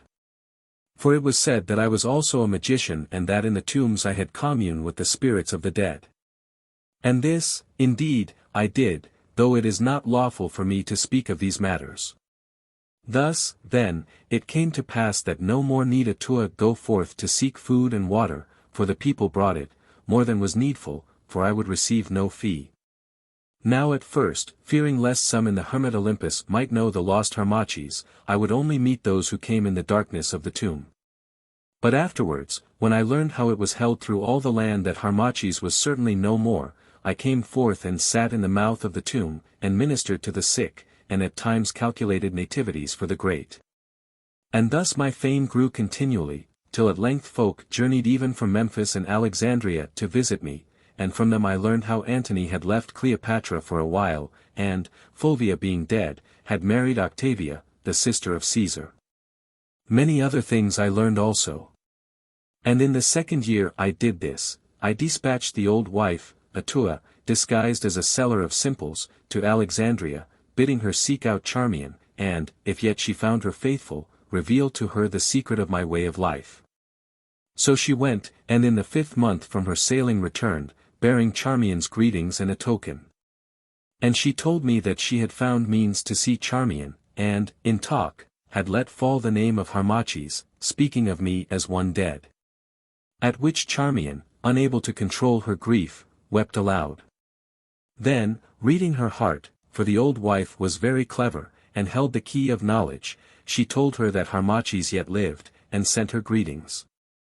Thereon Charmion wept yet more with joy, and kissed the old wife, and made her gifts, bidding her tell me that she had kept her vow, and waited for my coming and the hour of vengeance.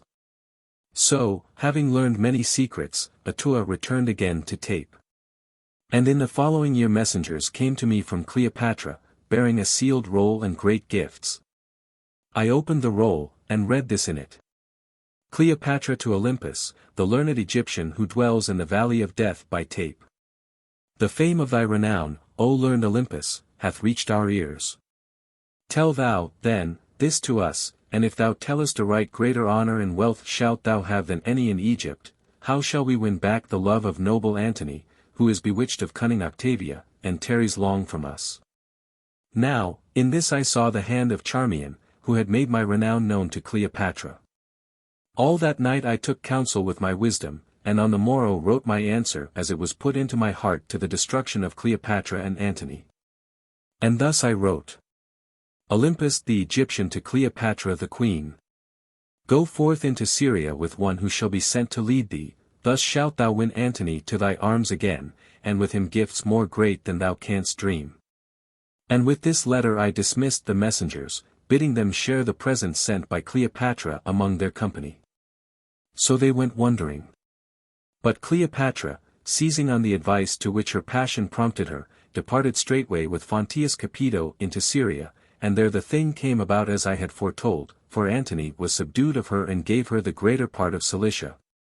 The ocean shore of Arabia Nabathea, the bomb-bearing provinces of Judea, the province of Phoenicia, the province of Coele Syria, the rich isle of Cyprus, and all the library of Pergamus. And to the twin children that, with the son Ptolemy, Cleopatra had borne to Antony, he impiously gave the names of kings, the children of kings, of Alexander Helios, as the Greeks named the sun, and of Cleopatra Selene, the moon, the long-winged. These things then came to pass. Now on her return to Alexandria Cleopatra sent me great gifts, of which I would have none, and prayed me, the learned Olympus, to come to her at Alexandria, but it was not yet time, and I would not. But thereafter she and Antony sent many times to me for counsel, and I ever counseled them to their ruin, nor did my prophecies fail. Thus the long years rolled away, and I, the hermit Olympus, the dweller in a tomb, the eater of bread and the drinker of water, by strength of the wisdom that was given me of the avenging power, became once more great in Chem. For I grew ever wiser as I trampled the desires of the flesh beneath my feet and turned my eyes to heaven. At length 8 full years were accomplished. The war with the Parthians had come and gone, and Artavasdes, king of Armenia, had been led in triumph through the streets of Alexandria. Cleopatra had visited Samos and Athens. And, by her counseling, the noble Octavia had been driven, like some discarded concubine, from the house of Antony at Rome. And now, at the last, the measure of the folly of Antony was full even to the brim. For this master of the world had no longer the good gift of reason, he was lost in Cleopatra as I had been lost. Therefore, in the event, Octavianus declared war against him. And as I slept upon a certain day in the chamber of the harpers, in the tomb of Pharaoh that is by tape, there came to me a vision of my father, the aged Amenemhat, and he stood over me, leaning on his staff, and spoke, saying, "Look forth, my son." Then I looked forth, and with the eyes of my spirit saw the sea, and 2 great fleets grappling in war hard by a rocky coast. And the emblems were those of Octavian, and of the other those of Cleopatra and Antony. The ships of Antony and Cleopatra bore down upon the ships of Caesar, and drove them on, for victory inclined to Antony. I looked again. There sat Cleopatra in a gold-decked galley watching the fight with eager eyes. Then I cast my spirit on her so that she seemed to hear the voice of dead Harmachis crying in her ear. "Fly, Cleopatra," it seemed to say, "fly or perish." She looked up wildly, and again she heard my spirit's cry. Now a mighty fear took hold of her.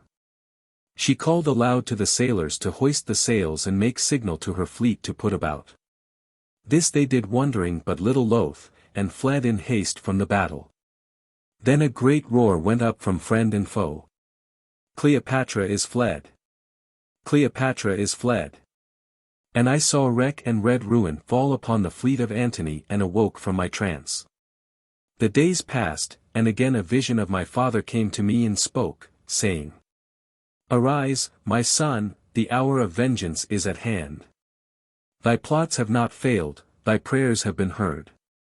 By the bidding of the gods, as she sat in her galley at the fight of Actium, the heart of Cleopatra was filled with fears, so that, deeming she heard thy voice bidding her fly or perish, she fled with all her fleet. Now the strength of Actium is broken on the sea. Go forth, and as it shall be put into thy mind, so do thou. In the morning I awoke, wondering, and went to the mouth of the tomb, and there, coming up the valley, I saw the messengers of Cleopatra, and with them a Roman guard. "What will ye with me now?" I asked, sternly. "This is the message of the queen and of great Antony," answered the captain, bowing low before me, for I was much feared by all men. "The queen commands thy presence at Alexandria. Many times has she sent, and thou wouldst not come. Now she bids thee to come, and that swiftly, for she has need of thy counsel. And if I say nay, soldier, what then? These are my orders, most holy Olympus, that I bring thee by force." I laughed aloud. "By force, thou fool! Use not such talk to me, lest I smite thee where thou art. Know, then, that I can kill as well as cure." "Pardon, I beseech thee," he answered, shrinking. "I say but those things that I am bid." "Well, I know it, captain. Fear not, I come." So on that very day I departed, together with the aged Atua. I went as secretly as I had come, and the tomb of the divine Ramesses knew me no more. And with me I took all the treasures of my father, Amenemhat, for I was not minded to go to Alexandria empty-handed and as a suppliant, but rather as a man of much wealth and condition. Now, as I went, I learned that Antony, following Cleopatra, had, indeed, fled from Actium, and knew that the end drew nigh. For this and many other things had I foreseen in the darkness of the tomb of tape, and planned to bring about. Thus, then, I came to Alexandria, and entered into a house which had been made ready for me at the palace gates. And that very night Charmion came to me, Charmion whom I had not seen for 9 long years. Chapter 4. Of the meeting of Charmion with the learned Olympus. Of the meeting of Charmion with the learned Olympus, of her speech with him, of the coming of Olympus into the presence of Cleopatra, and of the commands of Cleopatra. Clad in my plain black robe, I sat in the guest chamber of the house that had been made ready for me. I sat in a carven lion-footed chair, and looked upon the swinging lamps of scented oil, the pictured tapestries, the rich Syrian rugs, and, amidst all this luxury, bethought me of that tomb of the harpers which is at Tape. And of the 9 long years of dark loneliness and preparation. I sat, and crouched upon a rug near to the door, lay the aged Atua. Her hair was white as snow, and shriveled with age was the wrinkled countenance of the woman who, when all deserted me, had yet clung to me, in her great love forgetting my great sins. 9 years. 9 long years. And now, once again, I set my foot in Alexandria. Once again in the appointed circle of things I came forth from the solitude of preparation to be a fate to Cleopatra, and this second time I came not forth to fail. And yet how changed the circumstance! I was out of the story, my part now was but the part of the sword in the hands of justice, I might no more hope to make Egypt free and great and sit upon my lawful throne. Chem was lost, and lost was I, Harmachis. In the rush and turmoil of events, the great plot of which I had been the pivot was covered up and forgotten, scarce a memory of it remained. The curtain of dark night was closing in upon the history of my ancient race, its very gods were tottering to their fall. I could already, in the spirit, hear the shriek of the Roman eagles as they flapped their wings above the furthest banks of Syre. Presently I roused myself and bade Atua go seek a mirror and bring it to me, that I might look therein. And I saw this, a face shrunken and pallid, on which no smile came, great eyes grown wan with gazing into darkness looking out beneath the shaven head, emptily, as the hollow eye-pits of a skull. A wizened halting form wasted by abstinence, sorrow, and prayer, a long wild beard of iron grey, thin blue-veined hands that ever trembled like a leaf, bowed shoulders and lessened limbs. Time and grief had done their work indeed. Scarce could I think myself the same as when, the royal Harmachis, in all the splendor of my strength and youthful beauty, I first had looked upon the woman's loveliness that did destroy me. And yet within me burned the same fire as of yore. Yet I was not changed, for time and grief have no power to alter the immortal spirit of man. Seasons may come and go, hope, like a bird, may fly away, passion may break its wings against the iron bars of fate.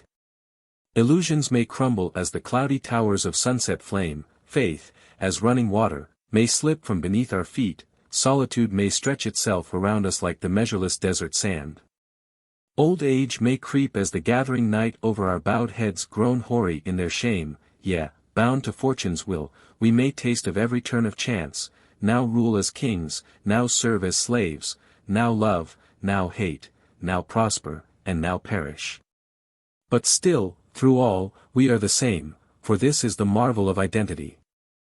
And as I sat and thought these things in bitterness of heart, there came a knocking at the door.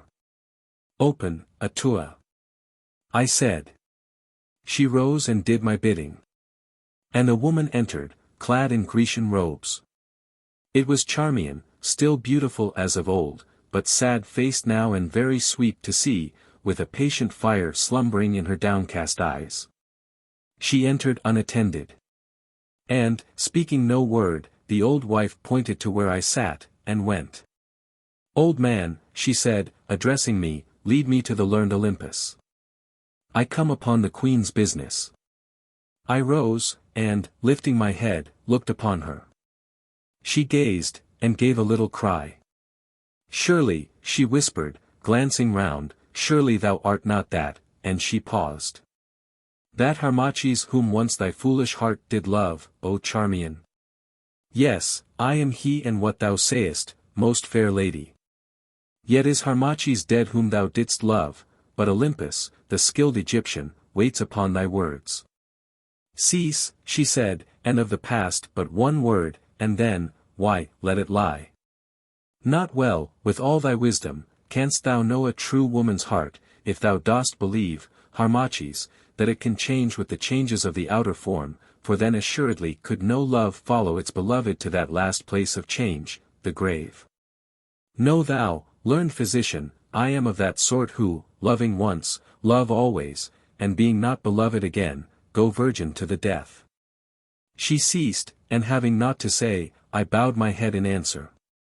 Yet though I said nothing and though this woman's passionate folly had been the cause of all our ruin, to speak truth, in secret I was thankful to her who, wooed of all and living in this shameless court, had still through the long years poured out her unreturned love upon an outcast, and who, when that poor broken slave of fortune came back in such unlovely guise, held him yet dear at heart. For what man is there who does not prize that gift most rare and beautiful, that one perfect thing which no gold can buy, a woman's unfeigned love? I thank thee that thou dost not answer, she said. For the bitter words which thou didst pour upon me in those days that long are dead, and far away in Tarsus, have not lost their poisonous sting, and in my heart is no more place for the arrows of thy scorn, new venom through thy solitary years. So let it be. Behold! I put it from me, that wild passion of my soul, and she looked up and stretched out her hands as though to press some unseen presence back, I put it from me, though forget it I may not. There, 'tis done, Harmachis. No more shall my love trouble thee. Enough for me that once more my eyes behold thee, before sleep seals thee from their sight. Dost remember how, when I would have died by thy dear hand, thou wouldst not slay, but didst bid me live to pluck the bitter fruit of crime, and be accursed by visions of the evil I had wrought and memories of thee whom I have ruined? I, Charmion, I remember well. Surely the cup of punishment has been filled. Oh! Couldst thou see into the record of my heart, and read in it the suffering that I have borne with a smiling face, thy justice would be satisfied indeed. And yet, if report be true, Charmion, thou art the first of all the court, and therein the most powerful and beloved. Does not Octavianus give it out that he makes war, not on Antony, nor even on his mistress, Cleopatra, but on Charmion and Iras? Yes, Harmachis, and think that it has been to me thus, because of my oath to thee, to be forced to eat the bread and do the tasks of one whom so bitterly I hate. One who robbed me of thee, and who, through the workings of my jealousy, brought me to be that which I am, brought thee to shame, and all Egypt to its ruin. Can jewels and riches and the flattery of princes and nobles bring happiness to such a one as I, who am more wretched than the meanest scullion wench? Oh, I have often wept till I was blind. And then, when the hour came, I must arise and tire me, and, with a smile, go do the bidding of the queen and that heavy Antony. May the gods grant me to see them dead, I, the twain of them, then myself I shall be content to die. Thy lot has been hard, Harmachis, but at least thou have been free, and many is the time that I have envied thee the quiet of thy haunted cave. I do perceive, O Charmion, that thou art mindful of thy oaths. And it is well, for the hour of vengeance is at hand. I am mindful, and in all things I have worked for thee in secret, for thee, and for the utter ruin of Cleopatra and the Roman. I have fanned his passion and her jealousy, I have egged her on to wickedness and him to folly, and of all have I caused report to be brought to Caesar. Listen. Thus stands the matter. Thou knowest how went the fight at Actium. Thither went Cleopatra with her fleet, sorely against the will of Antony. But, as thou sentest me word, I entreated him for the queen, vowing to him, with tears, that, did he leave her, she would die of grief, and he, poor slave, believed me. And so she went, and in the thick of the fight, for what cause I know not, though perchance thou knowest, Harmachis, she made signal to her squadron, and, putting about fled from the battle, sailing for Peloponnesus. And now, mark the end.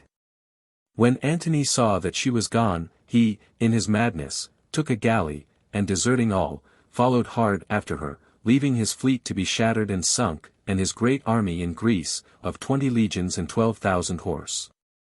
Without a leader. And all this no man would believe, that Antony, the smitten of the gods, had fallen so deep in shame. Therefore for a while the army tarried, and but now tonight comes news brought by Canidius, the general, that, worn with doubt and being at length sure that Antony had deserted them, the whole of his great force has yielded to Caesar. And where, then, is Antony? He has built him a habitation on a little isle in the great harbour and named it Timonium, because, forsooth, like Timon, he cries out at the ingratitude of mankind that has forsaken him. And there he lies smitten by a fever of the mind, and thither thou must go at dawn, so wills the queen, to cure him of his ills and draw him to her arms, for he will not see her, nor knows he yet the full measure of his woe. But first my bidding is to lead thee instantly to Cleopatra, who would ask thy counsel. I come, I answered, rising. Lead thou on. And so we passed the palace gates and along the alabaster hall, and presently once again I stood before the door of Cleopatra's chamber, and once again Charmion left me to warn her of my coming. Presently she came back and beckoned to me. Make strong thy heart, she whispered, and see that thou dost not betray thyself, for still are the eyes of Cleopatra keen. Enter. Keen, indeed, must they be to find Harmachis in the learned Olympus. Had I not willed it, thyself thou hadst not known me, Charmion, I made answer. Then I entered that remembered place and listened once more to the plash of the fountain, the song of the nightingale, and the murmur of the summer sea. With bowed head and halting gait I came, till at length I stood before the couch of Cleopatra, that same golden couch on which she had sat the night she overcame me. Then I gathered my strength, and looked up. There before me was Cleopatra, glorious as of old, but, oh! How changed since that night when I saw Antony clasp her in his arms at Tarsus. Her beauty still clothed her like a garment. The eyes were yet deep and unfathomable as the blue sea, the face still splendid in its great loveliness. And yet all was changed. Time, that could not touch her charms, had stamped upon her presence such a look of weary grief as may not be written. Passion, beating ever in that fierce heart of hers, had written his record on her brow, and in her eyes shone the sad lights of sorrow. I bowed low before this most royal woman, who once had been my love and destruction, and yet knew me not. She looked up wearily, and spoke in her slow, well-remembered voice.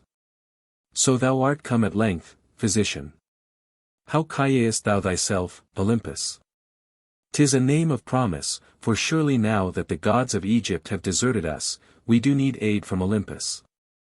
Well, thou hast a learned air, for learning does not with beauty. Strange, too, there is that about thee which recalls what I know not. Say, Olympus, have we met before? Never, O Queen, have my eyes fallen on thee in the body, I answered in a feigned voice. Never till this hour, when I come forth from my solitude to do thy bidding and cure thee of thy ills. Strange. And even in the voice, pshaw. 'Tis some memory that I cannot catch. In the body, thou sayest? Then, perchance, I knew thee in a dream. Ay, O Queen, we have met in dreams. Thou art a strange man, who talkest thus, but, if what I hear be true, one well learned, and, indeed, I mind me of thy counsel when thou didst bid me join my lord Antony in Syria, and how things befell according to thy word. Skilled must thou be in the casting of nativities and in the law of auguries, of which these Alexandrian fools have little knowledge. Once I knew such another man, one Harmachis, and she sighed, but he is long dead, as I would I were also. And at times I sorrow for him. She paused, while I sank my head upon my breast and stood silent. Interpret me this, Olympus. In the battle at that accursed Actium, just as the fight raged thickest and victory began to smile upon us, a great terror seized my heart and thick darkness seemed to fall before my eyes, while in my ears a voice, the voice of that long-dead Harmachis, cried, Fly! Fly, or perish, and I fled. But from my heart the terror leapt to the heart of Antony, and he followed after me, and thus was the battle lost. Say, then, what god brought this evil thing about? Nay, O Queen, I answered, it was no god, for wherein hast thou angered the gods of Egypt? Hast thou robbed the temples of their faith? Hast thou betrayed the trust of Egypt? Having done none of these things, how, then, can the gods of Egypt be wroth with thee? Fear not, it was nothing but some natural vapor of the mind that overcame thy gentle soul, made sick with the sight and sound of slaughter. And as for the noble Antony, where thou didst go needs must that he should follow. And as I spoke, Cleopatra turned white and trembled, glancing at me the while to find my meaning. But I well knew that the thing was of the avenging gods, working through me, their instrument. Learned Olympus, she said, not answering my words, my lord Antony is sick and crazed with grief. Like some poor hunted slave he hides himself in yonder sea-girt tower and shuns mankind, yes, he shuns even me, who, for his sake, endure so many woes. Now, this is my bidding to thee. Tomorrow, at the coming of the light, do thou, led by Charmion, my waiting lady, take boat and row thee to the tower and there crave entry, saying that ye bring tidings from the army. Then he will cause you to be let in, and thou, Charmion, must break this heavy news that Canidius bears, for Canidius himself I dare not send. And when his grief is past, do thou, Olympus, soothe his fevered frame with thy draughts of value, and his soul with honeyed words, and draw him back to me, and all will yet be well. Do thou this, and thou shalt have gifts more than thou canst count, for I am yet a queen and yet can pay back those who serve my will. Fear not, O queen, I answered, this thing shall be done, and I ask no reward, who have come hither to do thy bidding to the end. So I bowed and went and, summoning Atua, made ready a certain potion. Chapter 5. Of the drawing forth of Antony. Of the drawing forth of Antony from the Timonium back to Cleopatra, of the feast made by Cleopatra. And of the manner of the death of Eudocius the steward. Ere it was yet dawn Charmion came again, and we walked to the private harbour of the palace. There, taking boat, we rowed to the island mount on which stands the Timonium, a vaulted tower, strong, small, and round. And, having landed, we twain came to the door and knocked, till at length a grating was thrown open in the door, and an aged eunuch, looking forth, roughly asked our business. Our business is with the Lord Antony, said Charmion. Then it is no business, for Antony, my master, sees neither man nor woman. Yet will he see us, for we bring tidings. Go tell him that the lady Charmion brings tidings from the army. The man went, and presently returned. The Lord Antony would know if the tidings be good or ill, for, if ill, then will he none of it, for with evil tidings he has been overfed of late. Why, it is both good and ill. Open, slave, I will make answer to thy master. And she slipped a purse of gold through the bars. Well, he grumbled, as he took the purse, the times are hard, and likely to be harder, for when the lion's down who will feed the jackal? Give thy news thyself, and if it do but draw the noble Antony out of this hall of groans, I care not what it be. Now the palace door is open, and there's the road to the banqueting chamber. We passed on, to find ourselves in a narrow passage, and, leaving the eunuch to bar the door, advanced till we came to a curtain. Through this entrance we went, and found ourselves in a vaulted chamber, ill-lighted from the roof. On the further side of this rude chamber was a bed of rugs, and on them crouched the figure of a man, his face hidden in the folds of his toga. Most noble Antony, said Charmion drawing near, unwrap thy face and hearken to me, for I bring thee tidings. Then he lifted up his head. His face was marred by sorrow. His tangled hair, grizzled with years, hung about his hollow eyes, and white on his chin was the stubble of an unshaven beard. His robe was squalid, and his aspect more wretched than that of the poorest beggar at the temple gates. To this, then, had the love of Cleopatra brought the glorious and renowned Antony, aforetime master of half the world. What will ye with me, lady, he asked, who would perish here alone? And who is this man who comes to gaze on fallen and forsaken Antony? This is Olympus, noble Antony, that wise physician, the skilled in auguries, of whom thou hast heard much, and whom Cleopatra, ever mindful of thy welfare, though but little thou dost think of hers, has sent to minister to thee. And, can thy physician minister to a grief such as my grief? Can his drugs give me back my galleys, my honor, and my peace? Nay. Away with thy physician. What are thy tidings? Quick, out with it. Hath Canidius, perchance, conquered Caesar? Tell me but that, and thou shalt have a province for thy guerdon, aye. And if Octavianus be dead, 20,000 sestertia to fill its treasury. Speak, nay, speak not. I fear the opening of thy lips as never I feared an earthly thing. Surely the wheel of fortune has gone round and Canidius has conquered. Is it not so? Nay, out with it. I can no more. O noble Antony, she said, steel thy heart to hear that which I needs must tell thee. Canidius is in Alexandria. He has fled far and fast, and this is his report.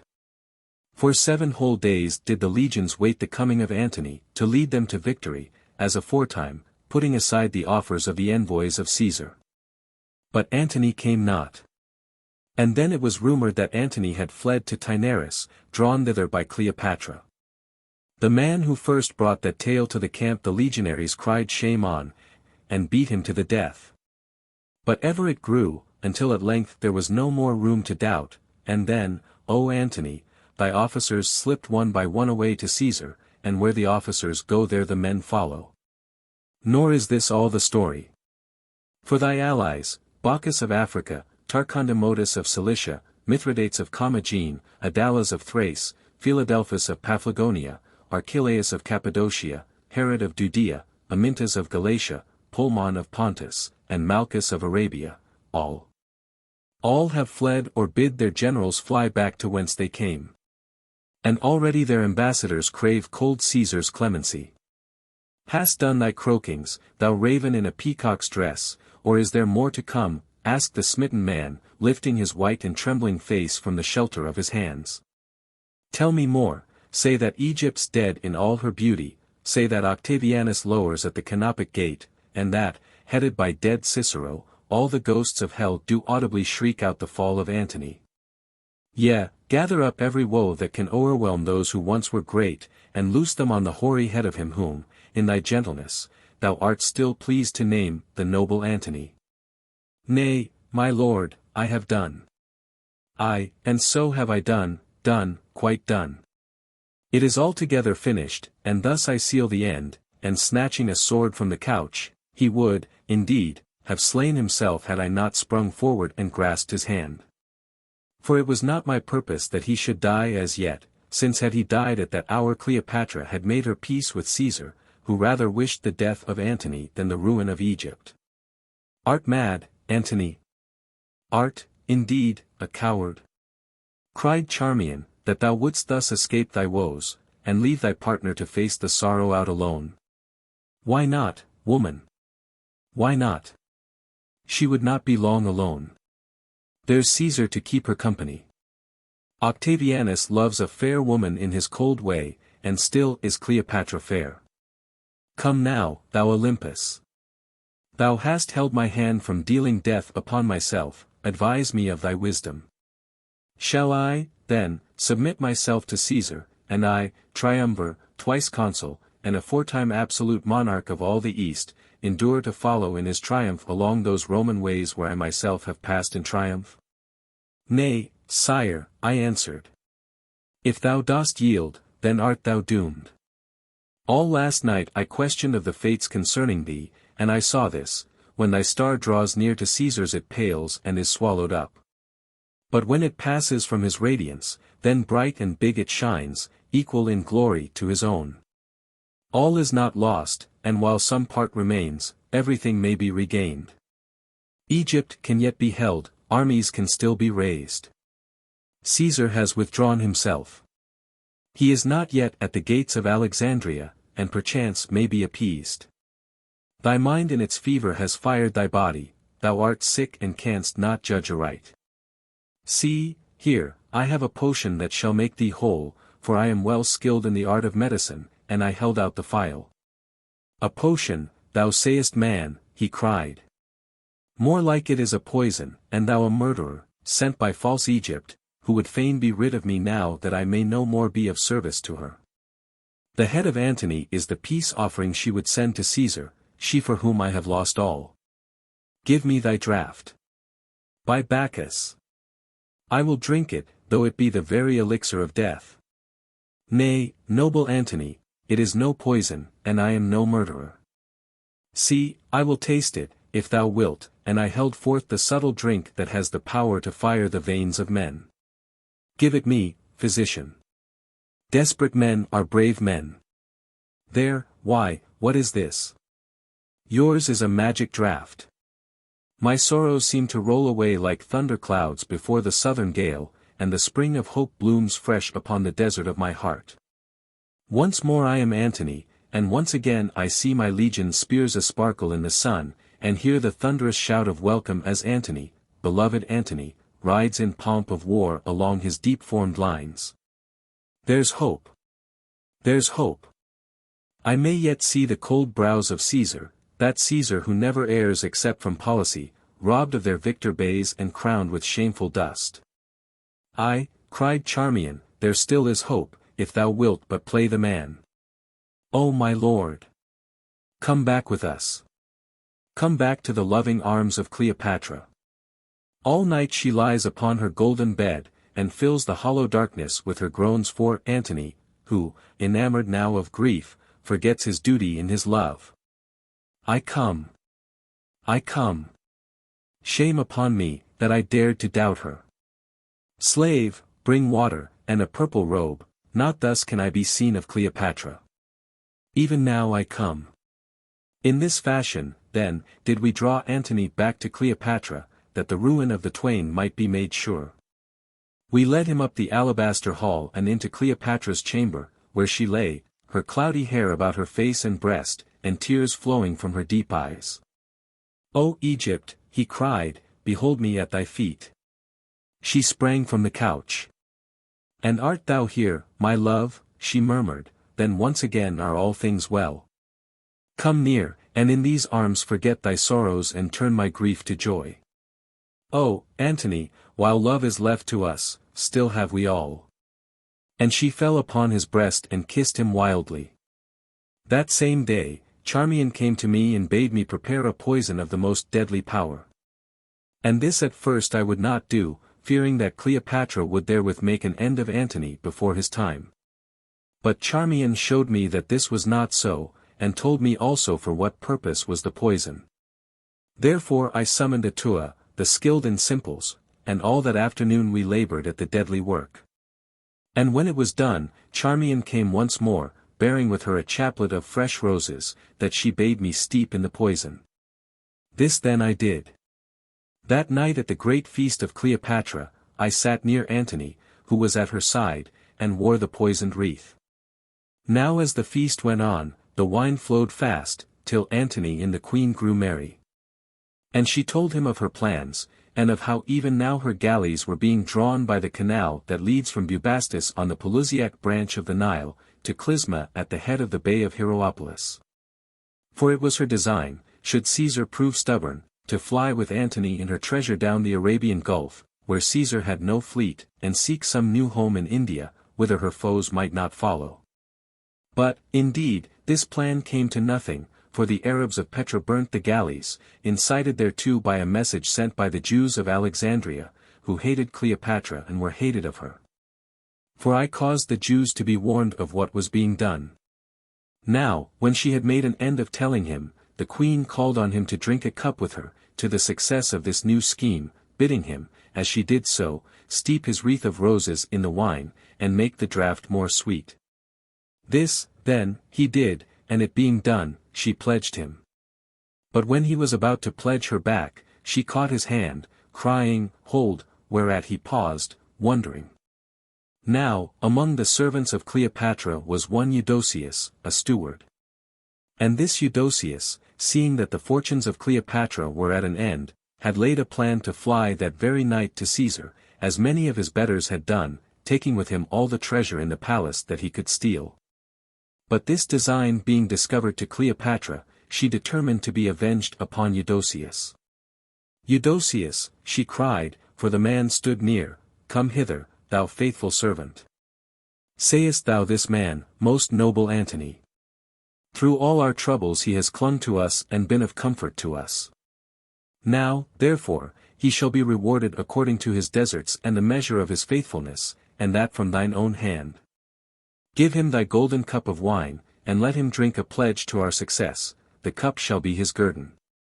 And still wondering, Antony gave it to the man, who, stricken in his guilty mind, took it, and stood trembling.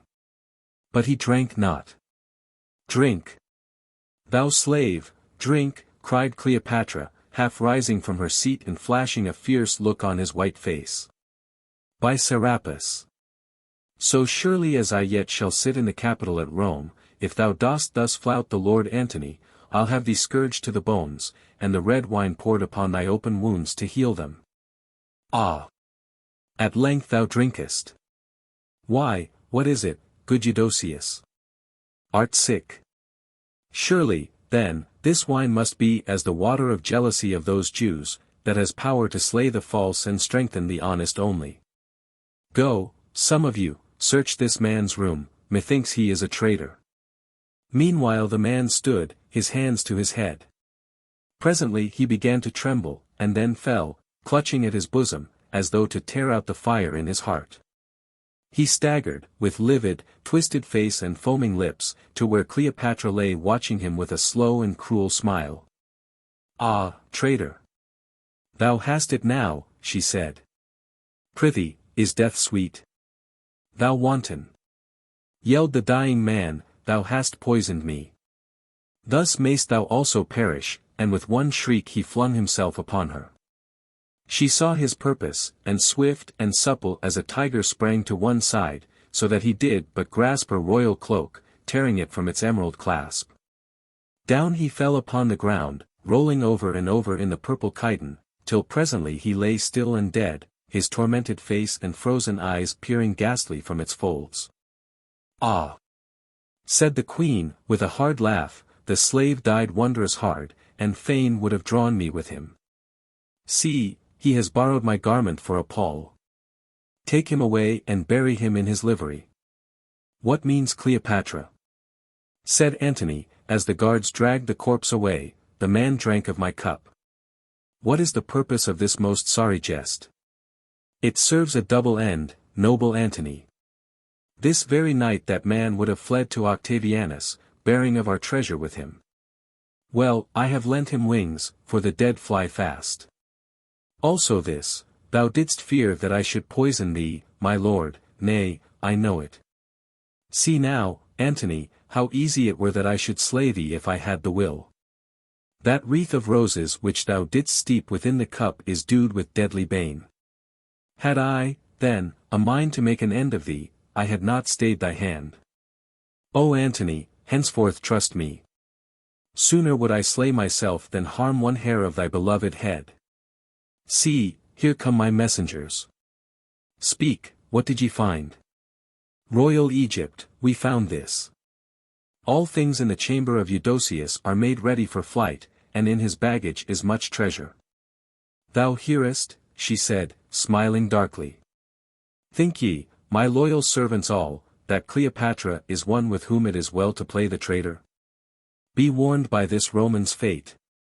Then a great silence of fear fell upon the company, and Antony sat also silent. Chapter 6. Of the workings of the learned Olympus at Memphis. Of the workings of the learned Olympus at Memphis, of the poisonings of Cleopatra, of the speech of Antony to his captains. And of the passing of Isis from the land of Chem. Now I, Harmachis, must make speed with my task, setting down that which is permitted as shortly as may be, and leaving much untold. For of this I am warned, that doom draws on and my days are well nigh sped. After the drawing forth of Antony from the Timonium came that time of heavy quiet which heralds the rising of the desert wind. Antony and Cleopatra once again gave themselves up to luxury, and night by night feasted in splendor at the palace. They sent ambassadors to Caesar, but Caesar would have none of them. And, this hope being gone, they turned their minds to the defense of Alexandria. Men were gathered, ships were built, and a great force was made ready against the coming of Caesar. And now, aided by Charmion, I began my last work of hate and vengeance. I wormed myself deep into the secrets of the palace, counseling all things for evil. I bade Cleopatra keep Antony gay, lest he should brood upon his sorrows, and thus she sapped his strength and energy with luxury and wine.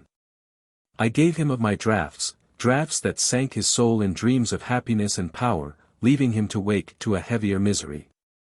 Soon, without my healing medicine he could not sleep, and thus, being ever at his side, I bound his weakened will to mine, till at last he would do little if I said not, "It is well." Cleopatra, also grown very superstitious, leaned much upon me. For I prophesied falsely to her in secret. Moreover, I wove other webs. My fame was great throughout Egypt, for during the long years that I had dwelt in Tape it had spread through all the land. Therefore many men of note came to me, both for their health's sake and because it was known that I had the ear of Antony and the queen, and, in these days of doubt and trouble, they were fain to learn the truth.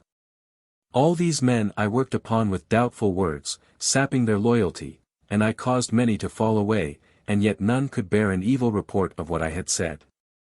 Also, Cleopatra sent me to Memphis, there to move the priests and governors that they should gather men in Upper Egypt for the defense of Alexandria. And I went and spoke to the priests with such a double meaning and with so much wisdom that they knew me to be one of the initiated in the deeper mysteries.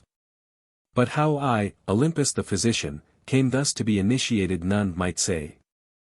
And afterwards they sought me secretly, and I gave them the holy sign of brotherhood, and thereunder bade them not to ask who I might be, but send no aid to Cleopatra.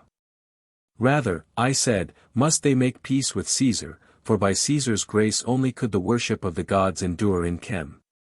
So, having taken counsel of the holy Apis, they promised in public to give help to Cleopatra, but in secret sent an embassy to Caesar. Thus, then, it came to pass that Egypt gave but little aid to its hated Macedonian queen. Thence from Memphis I came once more to Alexandria, and, having made favorable report, continued my secret work. And, indeed, the Alexandrians could not easily be stirred, for, as they say in the marketplace, the ass looks at its burden and is blind to its master. Cleopatra had oppressed them so long that the Roman was like a welcome friend. Thus the time passed on, and every night found Cleopatra with fewer friends than that which had gone before, for in evil days friends fly like swallows before the frost. Yet she would not give up Antony, whom she loved. Though to my knowledge Caesar, by his freedman, Thyreus, made promise to her of her dominions for herself and for her children if she would but slay Antony, or even betray him bound. But to this her woman's heart, for still she had a heart, would not consent, and, moreover, we counselled her against it, for of necessity we must hold him to her, lest, Antony escaping or being slain, Cleopatra might ride out the storm and yet be queen of Egypt. And this grieved me, because Antony, though weak, was still a brave man, and a great, and, moreover, in my own heart I read the lesson of his woes. For were we not akin in wretchedness? Had not the same woman robbed us of empire, friends, and honor? But pity has no place in politics, nor could it turn my feet from the path of vengeance it was ordained that I should tread. Caesar drew nigh, Pelusium fell, the end was at hand. It was Charmion who brought the tidings to the queen and Antony, as they slept in the heat of the day, and I came with her. "Awake," she cried. "Awake. This is no time for sleep. Seleucus hath surrendered Pelusium to Caesar, who marches straight on Alexandria." With a great oath, Antony sprang up and clutched Cleopatra by the arm. "Thou hast betrayed me, by the gods I swear it. Now thou shalt pay the price." And snatching up his sword he drew it. "Stay thy hand, Antony," she cried. "It is false, I know not of this." And she sprang upon him, and clung about his neck, weeping. "I know not, my lord. Take thou the wife of Seleucus and his little children, whom I hold in guard, and avenge thyself." "O Antony, Antony! Why dost thou doubt me?" Then Antony threw down his sword upon the marble, and, casting himself upon the couch, hid his face, and groaned in bitterness of spirit. But Charmion smiled, for it was she who had sent secretly to Seleucus, her friend, counseling him to surrender forthwith, saying that no fight would be made at Alexandria. And that very night Cleopatra took all her great store of pearls and emeralds, those that remained of the treasure of Menkau-Ra, all her wealth of gold, ebony, ivory, and cinnamon, treasure without price. And placed it in the mausoleum of granite which, after our Egyptian fashion, she had built upon the hill that is by the temple of the holy Isis. These riches she piled up upon a bed of flax, that, when she fired it, all might perish in the flame and escape the greed of money-loving Octavianus. And she slept henceforth in this tomb, away from Antony. But in the daytime she still saw him at the palace. But a little while after, when Caesar with all his great force had already crossed the Caponic mouth of the Nile and was hard on Alexandria, I came to the palace, whither Cleopatra had summoned me. There I found her in the alabaster hall, royally clad, a wild light in her eyes, and, with her, IRAs and Charmion, and before her guards, and stretched here and there upon the marble, bodies of dead men, among whom lay one yet dying. "Greeting, thou Olympus," she cried. "Here is a sight to glad a physician's heart, men dead and men sick unto death. What doest thou, O Queen?" I said affrighted. "What do I? I wreak justice on these criminals and traitors. And, Olympus, I learn the ways of death. I have caused 6 different poisons to be given to these slaves, and with an attentive eye have watched their working. That man," and she pointed to a Nubian, "he went mad, and raved of his native deserts and his mother. He thought himself a child again, poor fool. And bade her hold him close to her breast and save him from the darkness which drew near. And that Greek, he shrieked, and, shrieking, died. And this, he wept and prayed for pity, and in the end, like a coward, breathed his last. Now, note the Egyptian yonder, he who still lives and groans. First he took the draught, the deadliest draught of all, they swore, and yet the slave so dearly loves his life he will not leave it. See, he yet strives to throw the poison from him, twice have I given him the cup and yet he is athirst. What a drunkard we have here! Man, knowest thou not that in death only can peace be found? Struggle no more, but enter into rest." And even as she spoke, the man, with a great cry, gave up the spirit. "There," she cried, "at length the farce is played, away with those slaves whom I have forced through the difficult gates of joy," and she clapped her hands. But when they had borne the bodies thence she drew me to her, and spoke thus. "Olympus, for all thy prophecies, the end is at hand. Caesar must conquer, and I and my lord Antony be lost. Now, therefore, the play being well nigh done, I must make ready to leave this stage of earth in such fashion as becomes a queen. For this cause, then, I do make trial of these poisons, seeing that in my person I must soon endure those agonies of death that today I give to others. These drugs please me not. Some wrench out the soul with cruel pains, and some too slowly work their end. But thou art skilled in the medicines of death. Now, do thou prepare me such a draught as shall, pangless, steal my life away." And as I listened the sense of triumph filled my bitter heart, for I knew now that by my own hand should this ruined woman die and the justice of the gods be done.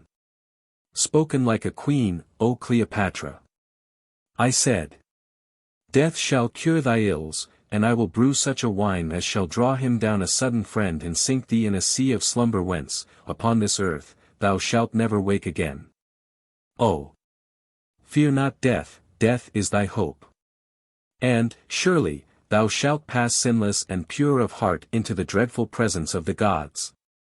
She trembled. "And if the heart be not altogether pure, tell me, thou dark man, what then?" "Nay, I fear not the gods. For if the gods of hell be men, there I shall queen it also. At the least, having once been royal, royal I shall ever be." And, as she spoke, suddenly from the palace gates came a great clamor, and the noise of joyful shouting. "Why, what is this?" she said, springing from her couch. "Antony! Antony!" rose the cry, "Antony hath conquered." She turned swiftly and ran, her long hair streaming on the wind. I followed her, more slowly, down the great hall, across the courtyards, to the palace gates. And here she met Antony, riding through them, radiant with smiles and clad in his Roman armor. When he saw her he leapt to the ground, and, all armed as he was, clasped her to his breast. "What is it?" she cried, "is Caesar fallen?" "Nay, not altogether fallen, Egypt, but we have beat his horsemen back to their trenches, and, like the beginning, so shall be the end, for, as they say here, where the head goes, the tail will follow. Moreover, Caesar has my challenge, and if he will but meet me hand to hand, the world shall soon see which is the better man, Antony or Octavian." And even as he spoke and the people cheered there came the cry of, "A messenger from Caesar." The herald entered, and, bowing low, gave a writing to Antony, bowed again, and went. Cleopatra snatched it from his hand, broke the silk and read aloud. "Caesar to Antony, greeting. This answer to thy challenge: can Antony find no better way of death than beneath the sword of Caesar? Farewell." And thereafter they cheered no more. The darkness came, and before it was midnight, having feasted with his friends who tonight went over his woes and tomorrow should betray him, Antony went forth to the gathering of the captains of the land forces and of the fleet. Attended by many, among whom was I. When all were come together, he spoke to them, standing bareheaded in their midst, beneath the radiance of the moon. And thus he most nobly spoke.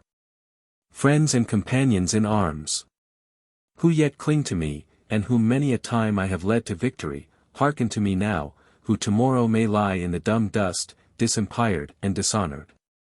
This is our design: no longer will we hang on poised wings above the flood of war, but will straightway plunge, perchance thence to snatch the victor's diadem, or, failing, there to drown.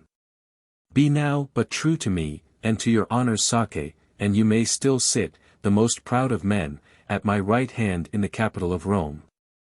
Fail me now, and the cause of Antony is lost, and so are ye.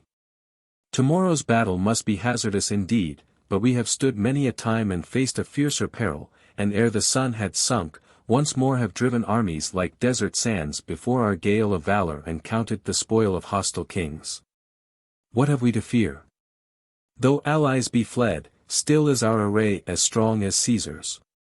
And show we but as high a heart, why, I swear to you, upon my princely word, tomorrow night I shall deck yonder canopic gate with the heads of Octavian and his captains.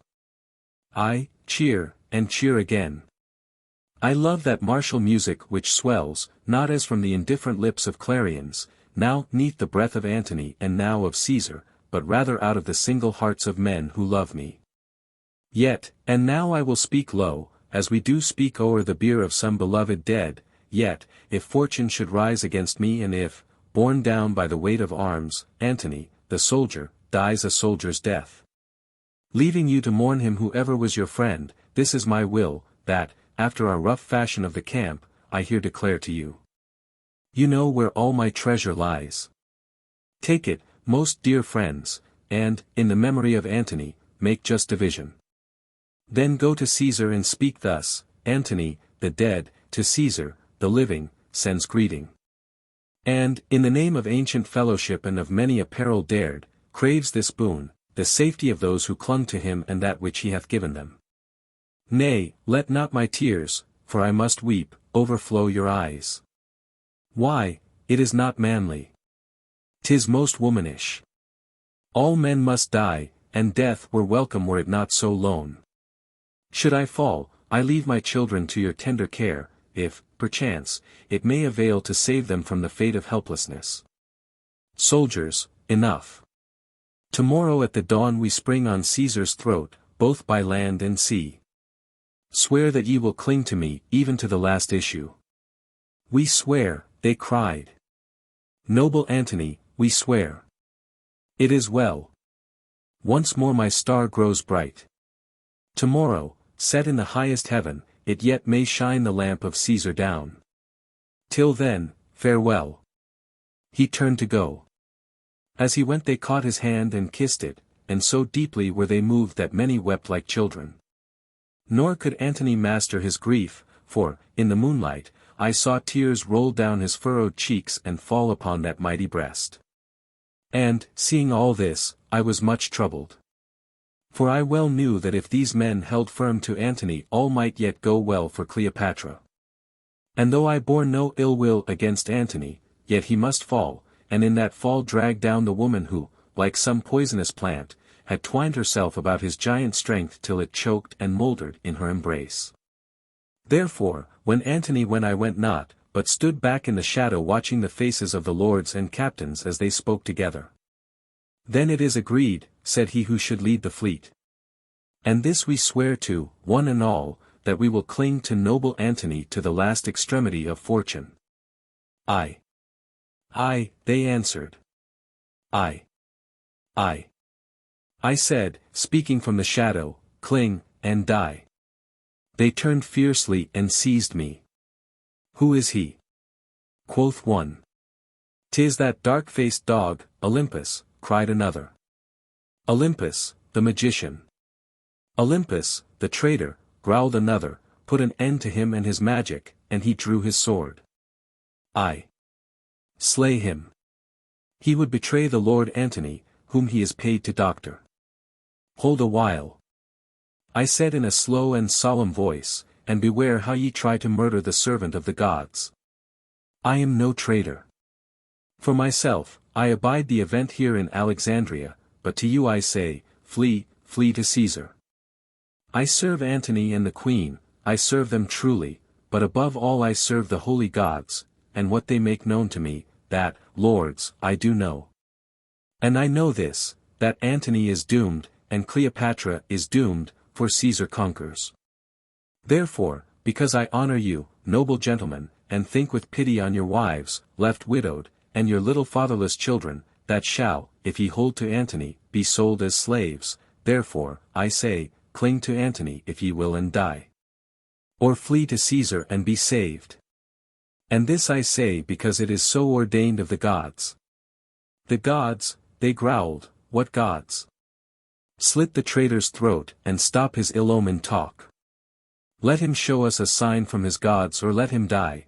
I do mistrust this man, said another. Stand back, ye fools. I cried. Stand back, free mine arms, and I will show you a sign. And there was that in my face which frightened them, for they freed me and stood back. Then I lifted up my hands and putting out all my strength of soul searched the depths of space till my spirit communed with the spirit of my mother Isis. Only the word of power I uttered not, as I had been bidden. And the holy mystery of the goddess answered to my spirit's cry, falling in awful silence upon the face of the earth. Deeper and deeper grew the terrible silence. Even the dogs ceased to howl, and in the city men stood still afeared. Then, from far away, there came the ghostly music of the sistra. Faint it was at first, but ever as it came it grew more loud, till the air shivered with the unearthly sound of terror. I said naught, but pointed with my hand toward the sky. And behold! Bosomed upon the air, floated a vast veiled shape that, heralded by the swelling music of the sistra, drew slowly near, till its shadow lay upon us. It came, it passed, it went toward the camp of Caesar, till at length the music died away, and the awful shape was swallowed in the night. It is Bacchus, cried one. Bacchus, who leaves lost Antony. And, as he spoke, there rose a groan of terror from all the camp. But I knew that it was not Bacchus, the false god, but the divine Isis who deserted Chem, and, passing over the edge of the world, sought her home in space, to be no more known of men. For though her worship is still upheld, though still she is here and in all earths, Isis manifests herself no more in Egypt. I hid my face and prayed, but when I lifted it from my robe, lo! All had fled and I was alone. Chapter 7. Of the surrender of the troops. Of the surrender of the troops and fleet of Antony before the Canopic gate. Of the end of Antony, and of the brewing of the draught of death. On the morrow, at dawn, Antony came forth and gave command that his fleet should advance against the fleet of Caesar. And that his cavalry should open the land battle with the cavalry of Caesar. Accordingly, the fleet advanced in a triple line, and the fleet of Caesar came out to meet it. But when they met, the galleys of Antony lifted their oars in greeting, and passed over to the galleys of Caesar, and they sailed away together. And the cavalry of Antony rode forth beyond the hippodrome to charge the cavalry of Caesar, but when they met, they lowered their swords and passed over to the camp of Caesar, deserting Antony. Then Antony grew mad with rage and terrible to see. He shouted to his legions to stand firm and wait attack, and for a little while they stood. One man, however, that same officer who would have slain me on the yesternight, strove to fly. But Antony seized him with his own hand, threw him to the earth, and, springing from his horse, drew his sword to slay him. He held his sword on high, while the man, covering his face, awaited death. But Antony dropped his sword and bade him rise. "Go," he said. "Go to Caesar, and prosper. I did love thee once. Why, then, among so many traitors, should I single thee out for death?" The man rose and looked upon him sorrowfully. Then, shame overwhelming him, with a great cry he tore open his shirt of mail, plunged his sword into his own heart and fell down dead. Antony stood and gazed at him, but he said never a word. Meanwhile the ranks of Caesar's legions drew near, and so soon as they crossed spears the legions of Antony turned and fled. Then the soldiers of Caesar stood still mocking them, but scarce a man was slain, for they pursued not. "Fly, Lord Antony! Fly," cried Eros, his servant, who alone with me stayed by him. "Fly ere thou art dragged a prisoner to Caesar." So he turned and fled, groaning heavily. I went with him, and as we rode through the Canopic gate, where many folk stood wondering, Antony spoke to me. "Go, thou, Olympus, go to the queen and say, Antony sends greeting to Cleopatra, who hath betrayed him. To Cleopatra he sends greeting and farewell." And so I went to the tomb, but Antony fled to the palace. When I came to the tomb I knocked upon the door, and Charmion looked forth from the window. "Open," I cried, and she opened. "What news, Harmachis?" she whispered. "Charmion," I said, "the end is at hand. Antony is fled." "It is well," she answered, "I am aweary." And there on her golden bed sat Cleopatra. "Speak, man," she cried. "Antony has fled, his forces are fled, Caesar draws near. To Cleopatra the great Antony sends greeting and farewell. Greeting to Cleopatra who betrayed him, and farewell." "It is a lie," she screamed, "I betrayed him not. Thou, Olympus, go swiftly to Antony and answer thus, to Antony, Cleopatra, who hath not betrayed him, sends greeting and farewell. Cleopatra is no more." And so I went, following out my purpose. In the alabaster hall I found Antony pacing to and fro, tossing his hands toward heaven, and with him Eros, for of all his servants Eros alone remained by this fallen man. "Lord Antony," I said, "Egypt bids thee farewell. Egypt is dead by her own hand." "Dead? Dead," he whispered, "and is Egypt dead?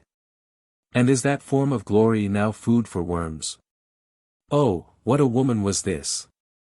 E'en now my heart goes out towards her. And shall she outdo me at the last, I who have been so great, shall I become so small that a woman can overtop my courage and pass where I fear to follow? Eros, thou hast loved me from a boy, mindest thou how I found thee starving in the desert, and made thee rich, giving thee place and wealth? Come, now pay me back. Draw that sword thou wearest and make an end of the woes of Antony." "Oh, sire," cried the Greek, "I cannot. How can I take away the life of godlike Antony? Answer me not, Eros, but in the last extreme of fate this I charge thee. Do thou my bidding, or begone and leave me quite alone. No more will I see thy face, thou unfaithful servant." Then Eros drew his sword and Antony knelt before him and bared his breast, turning his eyes to heaven. But Eros, crying, "I cannot. Oh, I cannot," plunged the sword to his own heart, and fell dead. Antony rose and gazed upon him. "Why, Eros, that was nobly done," he said. Thou art greater than I, yet I have learned thy lesson," and he knelt down and kissed him. Then, rising of a sudden, he drew the sword from the heart of Eros, plunged it into his bowels, and fell, groaning, on the couch. "O thou, Olympus," he cried, "this pain is more than I can bear. Make an end of me, Olympus." But pity stirred me, and I could not do this thing. Therefore I drew the sword from his vitals, staunched the flow of blood, and, calling to those who came crowding in to see Antony die, I bade them summon Atua from my house at the palace gates. Presently she came, bringing with her simples and life-giving draughts. These I gave to Antony, and bade Atua go with such speed as her old limbs might to Cleopatra, in the tomb, and tell her of the state of Antony. So she went, and after a while returned, saying that the queen yet lived, and summoned Antony to die in her arms. And with her came Diomedes. When Antony heard, his ebbing strength came back, for he was fain to look upon Cleopatra's face again. So I called to the slaves, who peeped and peered through curtains and from behind pillars to see this great man die, and together, with much toil, we bore him thence till we came to the foot of the mausoleum. But Cleopatra, being afraid of treachery, would no more throw wide the door, so she let down a rope from the window and we made it fast beneath the arms of Antony. Then did Cleopatra, who the while wept most bitterly, together with Charmion and Iras the Greek, pull on the rope with all their strength, while we lifted from below till the dying Antony swung in the air, groaning heavily. And the blood dropped from his gaping wound. Twice he nearly fell to earth, but Cleopatra, striving with the strength of love and of despair, held him till at length she drew him through the window-place, while all who saw the dreadful sight wept bitterly. And beat their breasts, all save myself and Charmion. When he was in, once more the rope was let down, and, with some aid from Charmion, I climbed into the tomb, drawing up the rope after me. There I found Antony, laid upon the golden bed of Cleopatra. And she, her breast bare, her face stained with tears, and her hair streaming wildly about him, knelt at his side and kissed him, wiping the blood from his wounds with her robes and hair. And let all my shame be written, as I stood and watched her, the old love awoke once more within me, and mad jealousy raged in my heart because, though I could destroy these twain, I could not destroy their love. O Antony! My sweet, my husband, and my God, she moaned. Cruel Antony, hast thou the heart to die and leave me to my lonely shame? I will follow thee swiftly to the grave. Antony, awake! Awake! He lifted up his head and called for wine, which I gave him, mixing therein a draught that might allay his pain, for it was great. And when he had drunk he bade Cleopatra lie down on the bed beside him, and put her arms about him, and this she did. Then was Antony once more a man, for, forgetting his own misery and pain, he counseled her as to her own safety, but to this talk she would not listen. The hour is short, she said. Let us speak of this great love of ours that hath been so long and may yet endure beyond the coasts of death. Mindest thou that night when first thou didst put thine arms about me and call me love? Oh! Happy, happy night! Having known that night it is well to have lived, even to this bitter end. Egypt, I mind it well and dwell upon its memory, though from that hour fortune has fled from me, lost in my depth of love for thee, thou beautiful. I mind it. He gasped, then didst thou drink the pearl in wanton play, and then did that astrologer of thine call out his hour, the hour of the coming of the curse of Menkau-Ra. Through all the afterdays those words have haunted me, and now at the last they ring in my ears. He is long dead, my love, she whispered. If he be dead, then I am near him. What meant he? He is dead, the accursed man, no more of him. Oh! Turn and kiss me, for thy face grows white. The end is near. He kissed her on the lips, and for a little while so they stayed, to the moment of death, babbling their passion in each other's ears, like lovers newly wed. Even to my jealous heart, it was a strange and awful thing to see. Presently, I saw the change of death gather on his face. His head fell back. Farewell, Egypt, farewell, I die. Cleopatra lifted herself upon her hands, gazed wildly on his ashen face, and then, with a great cry, she sank back swooning. But Antony yet lived, though the power of speech had left him. Then I drew near and, kneeling, made pretense to minister to him. And as I ministered I whispered in his ear. Antony, I whispered, Cleopatra was my love before she passed from me to thee. I am Harmachis, that astrologer who stood behind thy couch at Tarsus, and I have been the chief minister of thy ruin. Die, Antony, the curse of Menkau-Ra hath fallen. He raised himself, and stared upon my face. He could not speak, but, gibbering, he pointed at me. Then with a groan his spirit fled. Thus did I accomplish my revenge upon Roman Antony, the world loser. Thereafter, we recovered Cleopatra from her swoon, for not yet was I minded that she should die. And taking the body of Antony, Caesar permitting, I and Atua caused it to be most skillfully embalmed after our Egyptian fashion, covering the face with a mask of gold fashioned like to the features of Antony. Also I wrote upon his breast his name and titles, and painted his name and the name of his father within his inner coffin, and drew the form of the holy knout folding her wings about him. Then with great pomp Cleopatra laid him in that sepulchre which had been made ready, and in a sarcophagus of alabaster.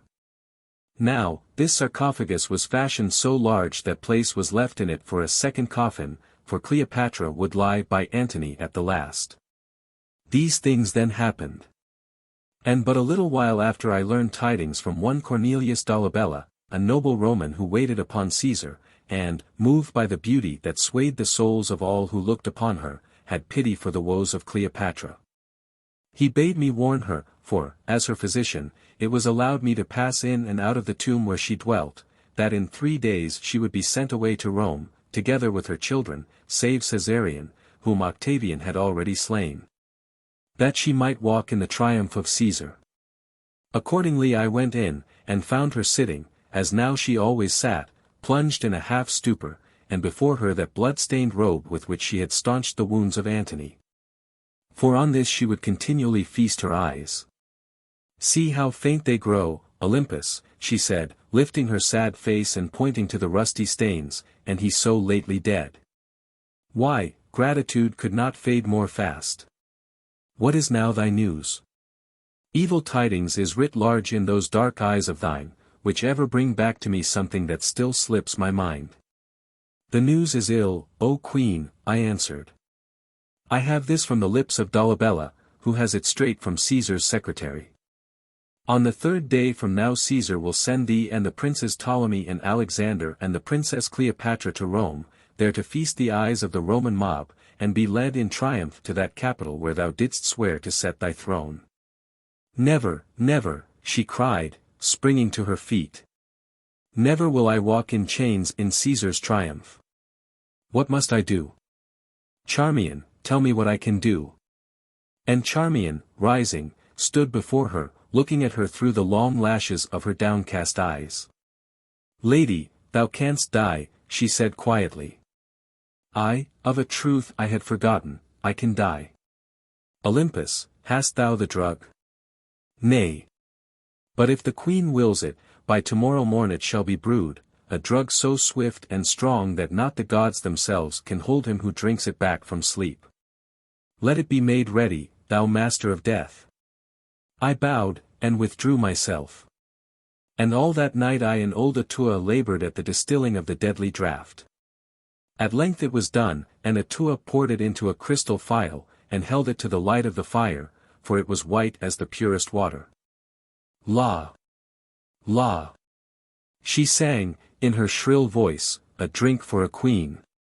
When 50 drops of that water of my brewing have passed those red lips of hers, thou wilt indeed be avenged of Cleopatra, O Harmachis. Ah, that I could be there to see thy ruin ruined.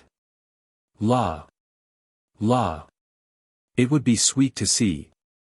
Vengeance is an arrow that ofttimes falls upon the archer's head, I answered, bethinking me of Charmion's saying. Chapter 8. Of the Last Supper of Cleopatra. Of the Last Supper of Cleopatra, of the Song of Charmion, of the drinking of the draught of death, of the revealing of Harmachis, of the summoning of the spirits by Harmachis. And of the death of Cleopatra. On the morrow Cleopatra, having sought leave of Caesar, visited the tomb of Antony, crying that the gods of Egypt had deserted her. And when she had kissed the coffin and covered it with lotus flowers, she came back, bathed, anointed herself, put on her most splendid robes, and, together with Iras, Charmion, and myself, she supped. Now as she supped her spirit flared up wildly, even as the sky lights up at sunset, and once more she laughed and sparkled as in bygone years, telling us tales of feasts which she and Antony had eaten of. Never, indeed, did I see her look more beauteous than on that last fatal night of vengeance.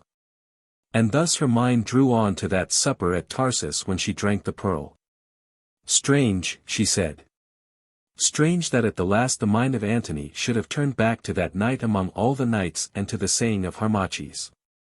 Charmion, dost thou remember Harmachis the Egyptian? Surely, O queen, she answered slowly. And who, then, was Harmachis? I asked, for I would learn if she sorrowed o'er my memory. I will tell thee. It is a strange tale, and now that all is done it may well be told. This Harmachis was of the ancient race of the pharaohs, and, having, indeed, been crowned in secret at Abouthis, was sent hither to Alexandria to carry out a great plot that had been formed against the rule of us royal legati. He came and gained entry to the palace as my astrologer, for he was very learned in all magic, much as thou art, Olympus, and a man beautiful to see. Now this was his plot, that he should slay me and be named pharaoh. In truth it was a strong one, for he had many friends in Egypt, and I had few. And on that very night when he should carry out his purpose, at the very hour, came Charmion yonder, and told the plot to me, saying that she had chanced upon its clue. But, in after days, though I have said little thereon to thee, Charmion, I misdoubted me much of that tale of thine, for, by the gods, to this hour I believe that thou didst love Harmachis, and because he scorned thee thou didst betray him, and for that cause also hast all thy days remained a maid, which is a thing unnatural. Come, Charmion, tell us. For naught matters now at the end. Charmion shivered and made answer, It is true, O queen, I also was of the plot, and because Harmachis scorned me I betrayed him, and because of my great love for him I have remained unwed. And she glanced up at me and caught my eyes, then let the modest lashes veil her own. So. I thought it. Strange are the ways of women. But little cause, methinks, had that Harmachis to thank thee for thy love. What sayest thou, Olympus? Ah, and so thou also wast a traitor, Charmion. How dangerous are the paths which monarchs tread. Well, I forgive thee, for thou hast served me faithfully since that hour. But to my tale. Harmachis I dared not slay, lest his great party should rise in fury and cast me from the throne. And now mark the issue. Though he must murder me, in secret this Harmachis loved me, and something thereof I guessed. I had striven a little to draw him to me, for the sake of his beauty and his wit, and for the love of man Cleopatra never strove in vain. Therefore when, with the dagger in his robe, he came to slay me, I matched my charms against his will, and need I tell you, being man and woman, how I won? Oh, never can I forget the look in the eyes of that fallen prince, that forsworn priest, that discrowned pharaoh, when, lost in the poppied draught, I saw him sink into a shameful sleep whence he might no more wake with honor. And, thereafter, till, in the end, I wearied of him, and his sad learned mind, for his guilty soul forbade him to be gay, a little I came to care for him, though not to love. But he who loved me, clung to me as a drunkard to the cup which ruins him. Deeming that I should wed him, he betrayed to me the secret of the hidden wealth of the pyramid of her, for at the time I much needed treasure, and together we dared the terrors of the tomb and drew it forth, even from dead Pharaoh's breast. See, this emerald was a part thereof. And she pointed to the great scarabaeus that she had drawn from the holy heart of Menkau-Ra. And because of what was written in the tomb, and of that thing which we saw in the tomb, ah, pest upon it! Why does its memory haunt me now, and also because of policy, for I would fain have won the love of the Egyptians, I was minded to marry this Harmachis and declare his place and lineage to the world, and by his aid hold Egypt from the Roman. For Delius had then come to call me to Antony, and after much thought I determined to send him back with sharp words. But on that very morning, as I tired me for the court, came Charmion yonder, and I told her this, for I would see how the matter fell upon her mind. Now mark, Olympus, the power of jealousy, that little wedge which yet has strength to rend the tree of empire, that secret sword which can carve the fate of kings. This she could in no wise bear, deny it, Charmion, if thou canst, for now it is clear to me, that the man she loved should be given to me as husband, me, whom he loved. And therefore, with more skill and wit than I can tell, she reasoned with me, showing that I should by no means do this thing, but journey to Antony, and for that, Charmion, I thank thee, now that all is come and gone. And by a very little, her words weighed down my scale of judgment against Harmachis, and I went to Antony. Thus it is through the jealous spleen of yonder fair Charmion and the passion of a man on which I played as on a lyre, that all these things have come to pass. For this cause Octavian sits a king in Alexandria. For this cause Antony is discrowned and dead, and for this cause I, too, must die tonight. Ah! Charmion! Charmion! Thou hast much to answer, for thou hast changed the story of the world, and yet, even now, I would not have it otherwise. She paused a while, covering her eyes with her hand, and, looking, I saw great tears upon the cheek of Charmion. And of this Harmachis, I asked, where is he now, O Queen? Where is he? In Amenti, forsooth, making his peace with Isis, perchance. At Tarsus I saw Antony, and loved him, and from that moment I loathed the sight of the Egyptian, and swore to make an end of him, for a lover done with should be a lover dead. And, being jealous, he spoke some words of evil omen, even at that feast of the pearl, and on the same night I would have slain him, but before the deed was done, he was gone. And whither was he gone? Nay, that know not I. Brennus, he who led my guard, and last year sailed north to join his own people, Brennus swore he saw him float to the skies, but in this matter I misdoubted me of Brennus, for methinks he loved the man. Nay, he sank off Cyprus, and was drowned. Perchance Charmion can tell us how. I can tell thee nothing, O Queen, Harmachis is lost. And well lost, Charmion, for he was an evil man to play with, although I bettered him I say it.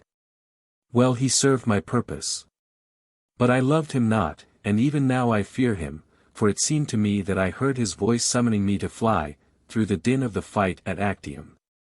Thanks be to the gods, as thou sayest, he is lost, and can no more be found. But I, listening, put forth my strength, and, by the arts I have, cast the shadow of my spirit upon the spirit of Cleopatra so that she felt the presence of the lost Harmachis. Nay, what is it, she said. By Serapis. I grow afraid. It seems to me that I feel Harmachis here.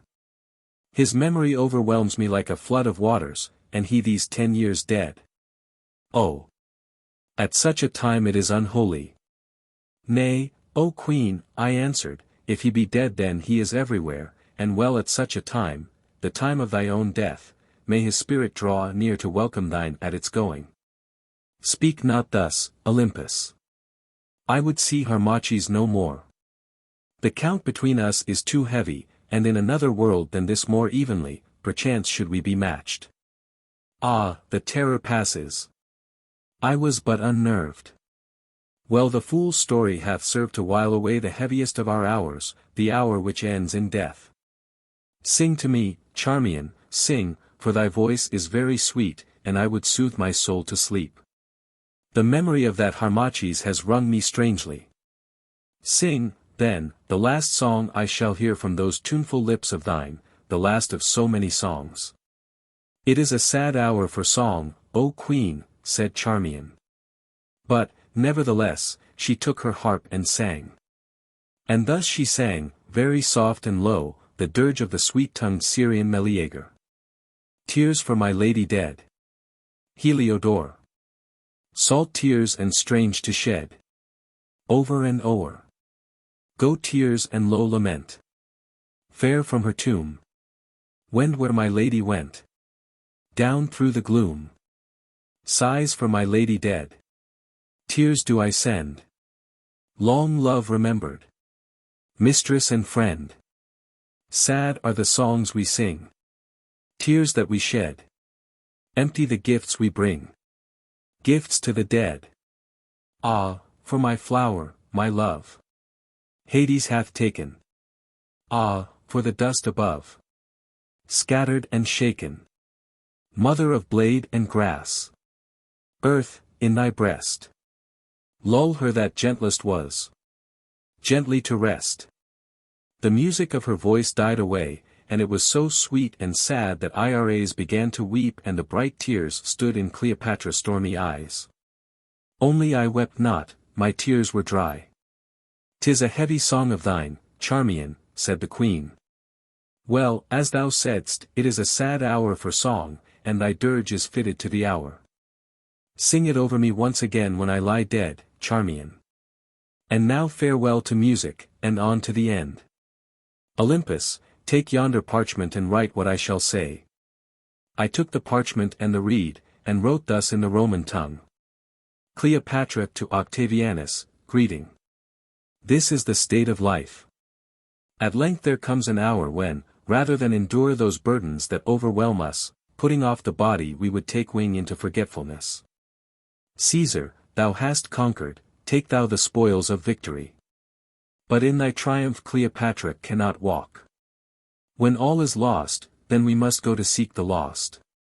Thus in the desert of despair the brave do harvest resolution.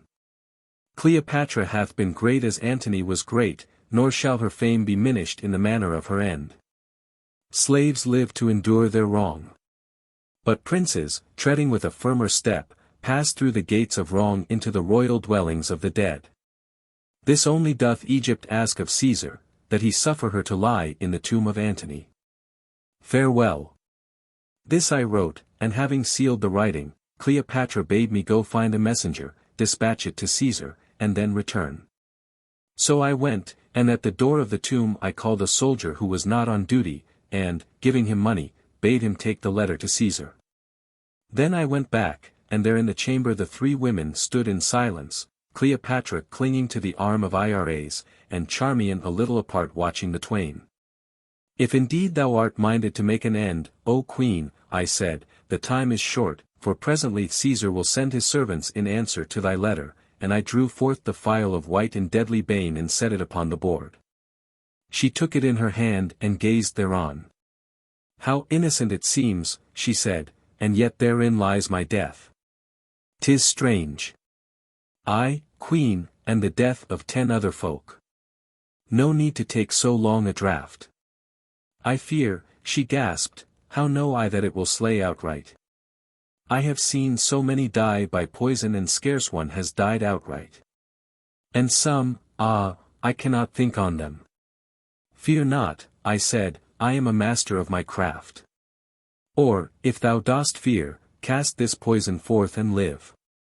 In Rome thou mayst still find happiness, aye, in Rome, where thou shalt walk in Caesar's triumph, while the laughter of the hard-eyed Latin women shall chime down the music of thy golden chains.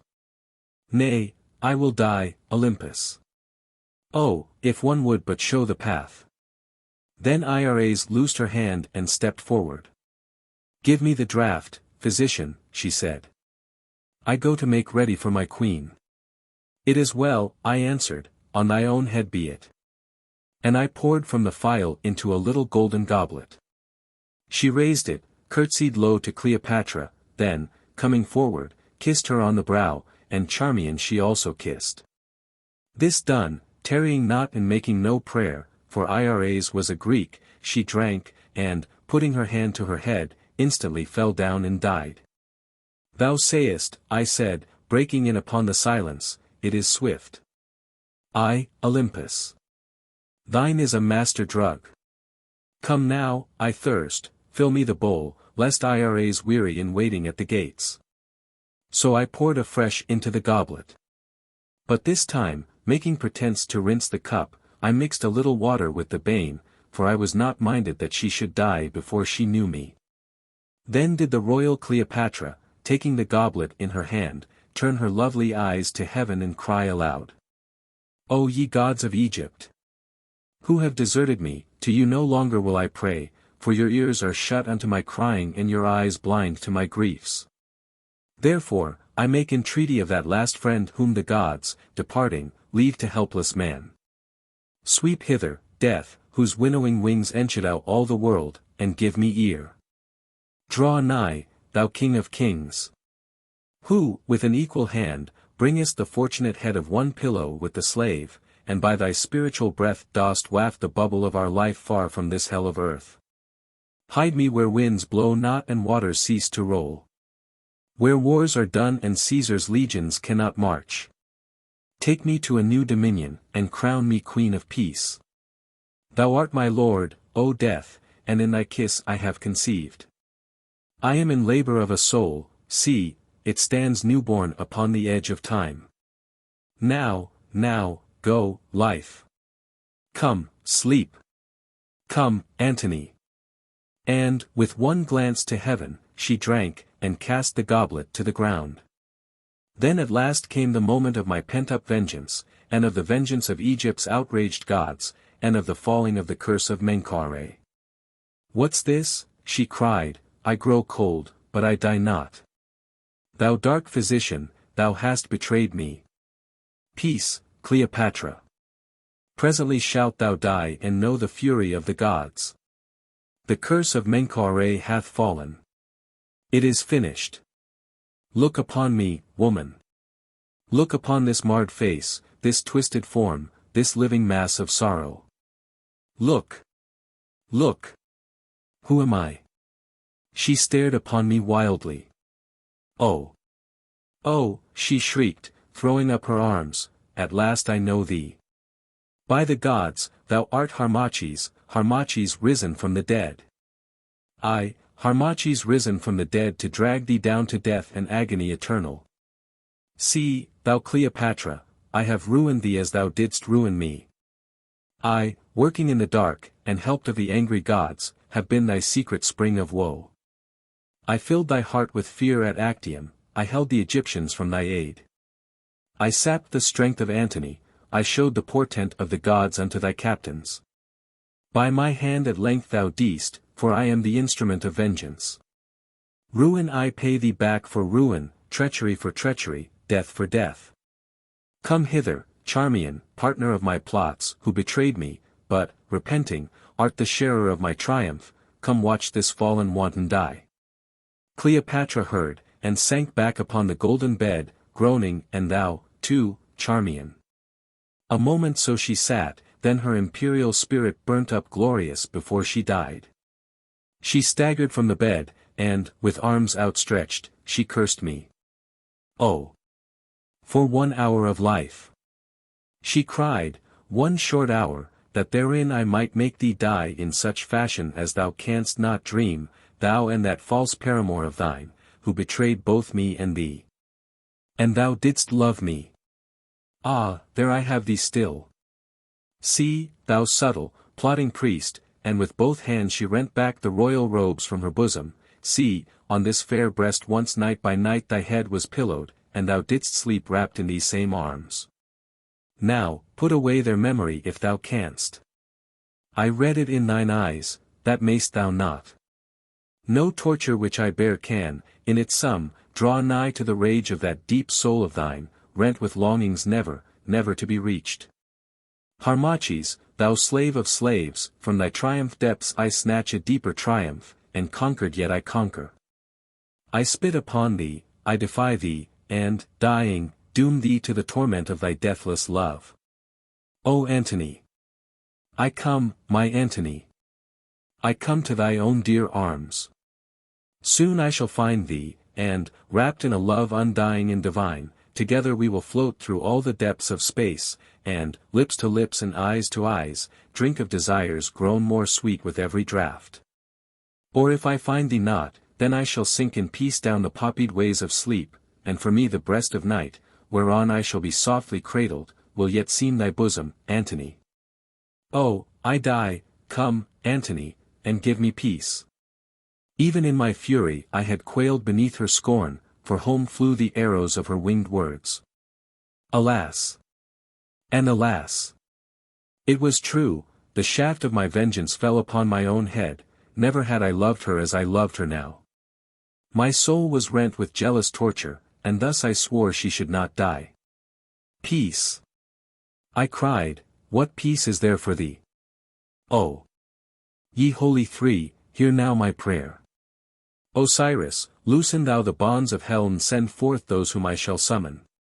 Come Ptolemy, poison of thy sister Cleopatra, come Arsinoe, murdered in the sanctuary by thy sister Cleopatra, come Sepa, tortured to death of Cleopatra, come divine Menkau-Ra, whose body Cleopatra tore and whose curse she braved for greed. Come one, come all who have died at the hands of Cleopatra. Rush from the breast of Nout and greet her who murdered you. By the link of mystic union, by the symbol of the life, spirits, I summon you. Thus I spoke the spell. While Charmion, affrighted, clung to my robe, and the dying Cleopatra, resting on her hands, swung slowly to and fro, gazing with vacant eyes. Then the answer came.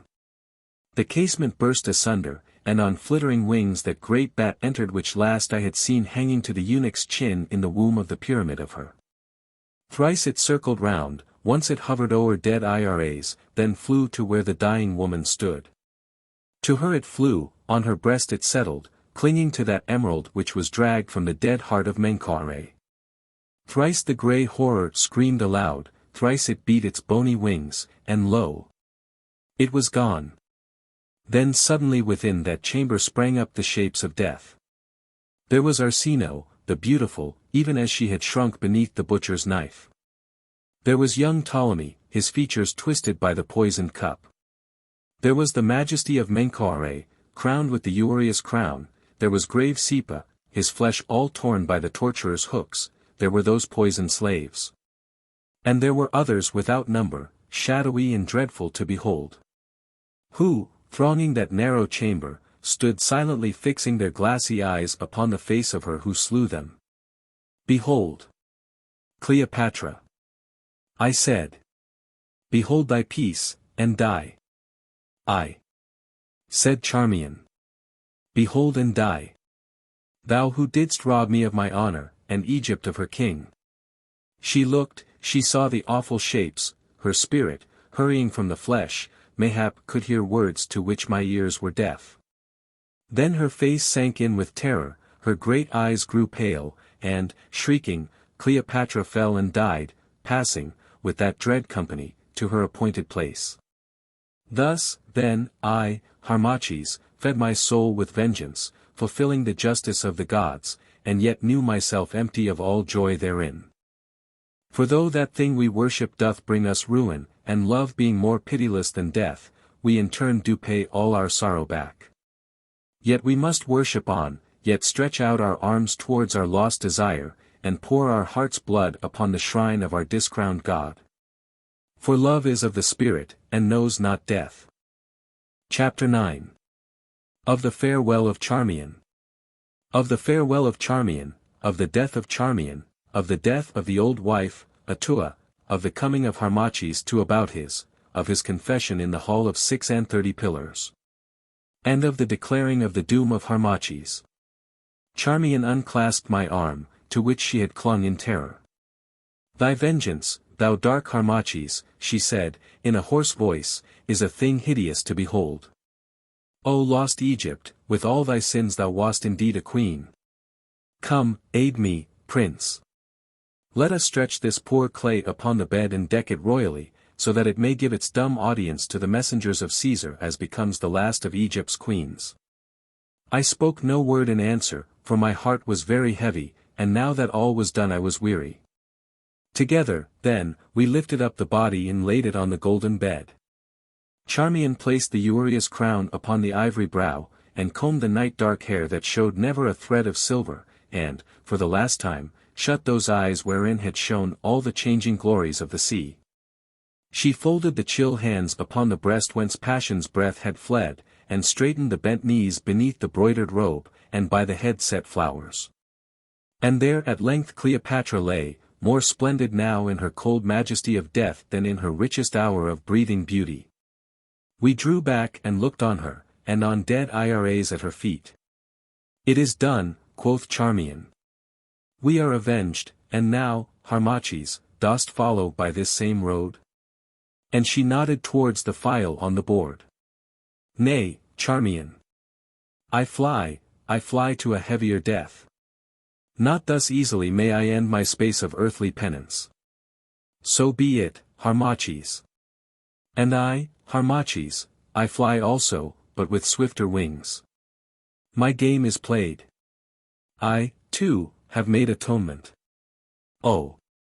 What a bitter fate is mine, to have brought misery on all I love, and, in the end, to die unloved. To thee I have atoned. To my angered gods I have atoned, and now I go to find a way whereby I may atone to Cleopatra in that hell where she is, and which I must share.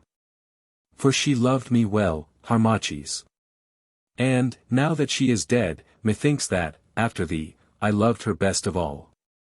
So of her cup and the cup of iras I will surely drink." And she took the phial, and with a steady hand poured what was left of the poison into the goblet.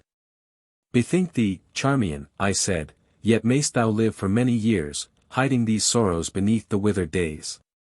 "Yet I may, but I will not. To live the prey of so many memories, the fount of an undying shame that night by night, as I lie sleepless, shall well afresh from my sorrow-stricken heart, to live torn by a love I cannot lose. To stand alone like some storm-twisted tree, and, sighing day by day to the winds of heaven, gaze upon the desert of my life, while I wait the lingering lightning stroke, nay, that will not I, Harmachis. I had died long since, but I lived on to serve thee, now no more thou needest me, and I go. Oh, fare thee well, for ever fare thee well. For not again shall I look again upon thy face, and there I go thou goest not. For thou dost not love me who still dost love that queenly woman thou hast hounded to the death. Her thou shalt never win, and I thee shall never win, and this is the bitter end of fate. See, Harmachis, I ask one boon before I go and for all time become not to thee but a memory of shame. Tell me that thou dost forgive me so far as thine is to forgive, and in token thereof kiss me, with no lover's kiss, but kiss me on the brow, and bid me pass in peace." And she drew near to me with arms outstretched and pitiful trembling lips and gazed upon my face. "Charmion," I answered, "we are free to act for good or evil, and yet methinks there is a fate above our fate, that, blowing from some strange shore, compels our little sails of purpose, set them as we will, and drives us to destruction. I forgive thee, Charmion, as I trust in turn to be forgiven, and by this kiss, the first and the last, I seal our peace." And with my lips I touched her brow. She spoke no more, only for a little while she stood gazing on me with sad eyes. Then she lifted the goblet, and said, "Royal Harmachis, in this deadly cup I pledge thee. Would that I had drunk of it ere ever I looked upon thy face. Pharaoh, who, thy sins outworn, yet shalt rule in perfect peace o'er worlds I may not tread, who yet shalt sway a kinglier scepter than that I robbed thee of, for ever, fare thee well." She drank, cast down the cup, and for a moment stood with the wide eyes of one who looks for death. Then he came, and Charmion the Egyptian fell prone upon the floor, dead. And for a moment more I stood alone with the dead. I crept to the side of Cleopatra, and, now that none were left to see, I sat down on the bed and laid her head upon my knee, as once before it had been laid in that night of sacrilege beneath the shadow of the everlasting pyramid. Then I kissed her chill brow and went from the house of death, avenged, but sorely smitten with despair. "Physician," said the officer of the guard as I went through the gates, "what passes yonder in the monument?" Methought I heard the sounds of death. "Naught passes, all hath passed," I made reply, and went. And as I went in the darkness I heard the sound of voices and the running of the feet of Caesar's messengers. Flying swiftly to my house I found Atua waiting at the gates. She drew me into a quiet chamber and closed the doors. "Is it done?" she asked, and turned her wrinkled face to mine, while the lamplight streamed white upon her snowy hair. Nay, why ask I know that it is done. Aye, it is done, and well done, old wife. All are dead. Cleopatra, Iras, Charmion, all save myself. The aged woman drew up her bent form and cried, Now let me go in peace, for I have seen my desire upon thy foes and the foes of Chem. La! Not in vain have I lived on beyond the years of man. I have seen my desire upon thy enemies, I have gathered the dews of death, and thy foe hath drunk thereof. Fallen is the brow of pride. The shame of Chem is level with the dust. Ah, would that I might have seen that wanton die. Cease, woman. Cease. The dead are gathered to the dead. Osiris holds them fast, and everlasting silence seals their lips. Pursue not the fallen great with insults. Up, let us fly to Abouthis, that all may be accomplished. Fly thou, Harmachis. Harmachis, fly, but I fly not. To this end only I have lingered on the earth. Now I untie the knot of life and let my spirit free. Fare thee well, prince, the pilgrimage is done. Harmachis, from a babe have I loved thee, and love thee yet. But no more in this world may I share thy griefs, I am spent. Osiris, take thou my spirit, and her trembling knees gave way and she sank to the ground. I ran to her side and looked upon her. She was already dead, and I was alone upon the earth without a friend to comfort me. Then I turned and went, no man hindering me, for all was confusion in the city, and departed from Alexandria in a vessel I had made ready. On the 8th day, I landed, and, in the carrying out of my purpose, travelled on foot across the fields to the holy shrine of Abouthis. And here, as I knew, the worship of the gods had been lately set up again in the temple of the divine Sethi, for Charmion had caused Cleopatra to repent of her decree of vengeance and to restore the lands that she had seized. Though the treasure she restored not. And the temple having been purified, now, at the season of the feast of Isis, all the high priests of the ancient temples of Egypt were gathered together to celebrate the coming home of the gods into their holy place. I gained the city. It was on the 7th day of the feast of Isis. Even as I came the long array wended through the well-remembered streets. I joined in the multitude that followed, and with my voice swelled the chorus of the solemn chant as we passed through the pylons into the imperishable halls. How well known were the holy words! Softly we tread, our measured footsteps falling within the sanctuary sevenfold. Soft on the dead that liveth are we calling. Return, Osiris, from thy kingdom cold. Return to them that worship thee of old. And then, when the sacred music ceased, as aforetime on the setting of the majesty of Ra, the high priest raised the statue of the living God and held it on high before the multitude. With a joyful shout of Osiris!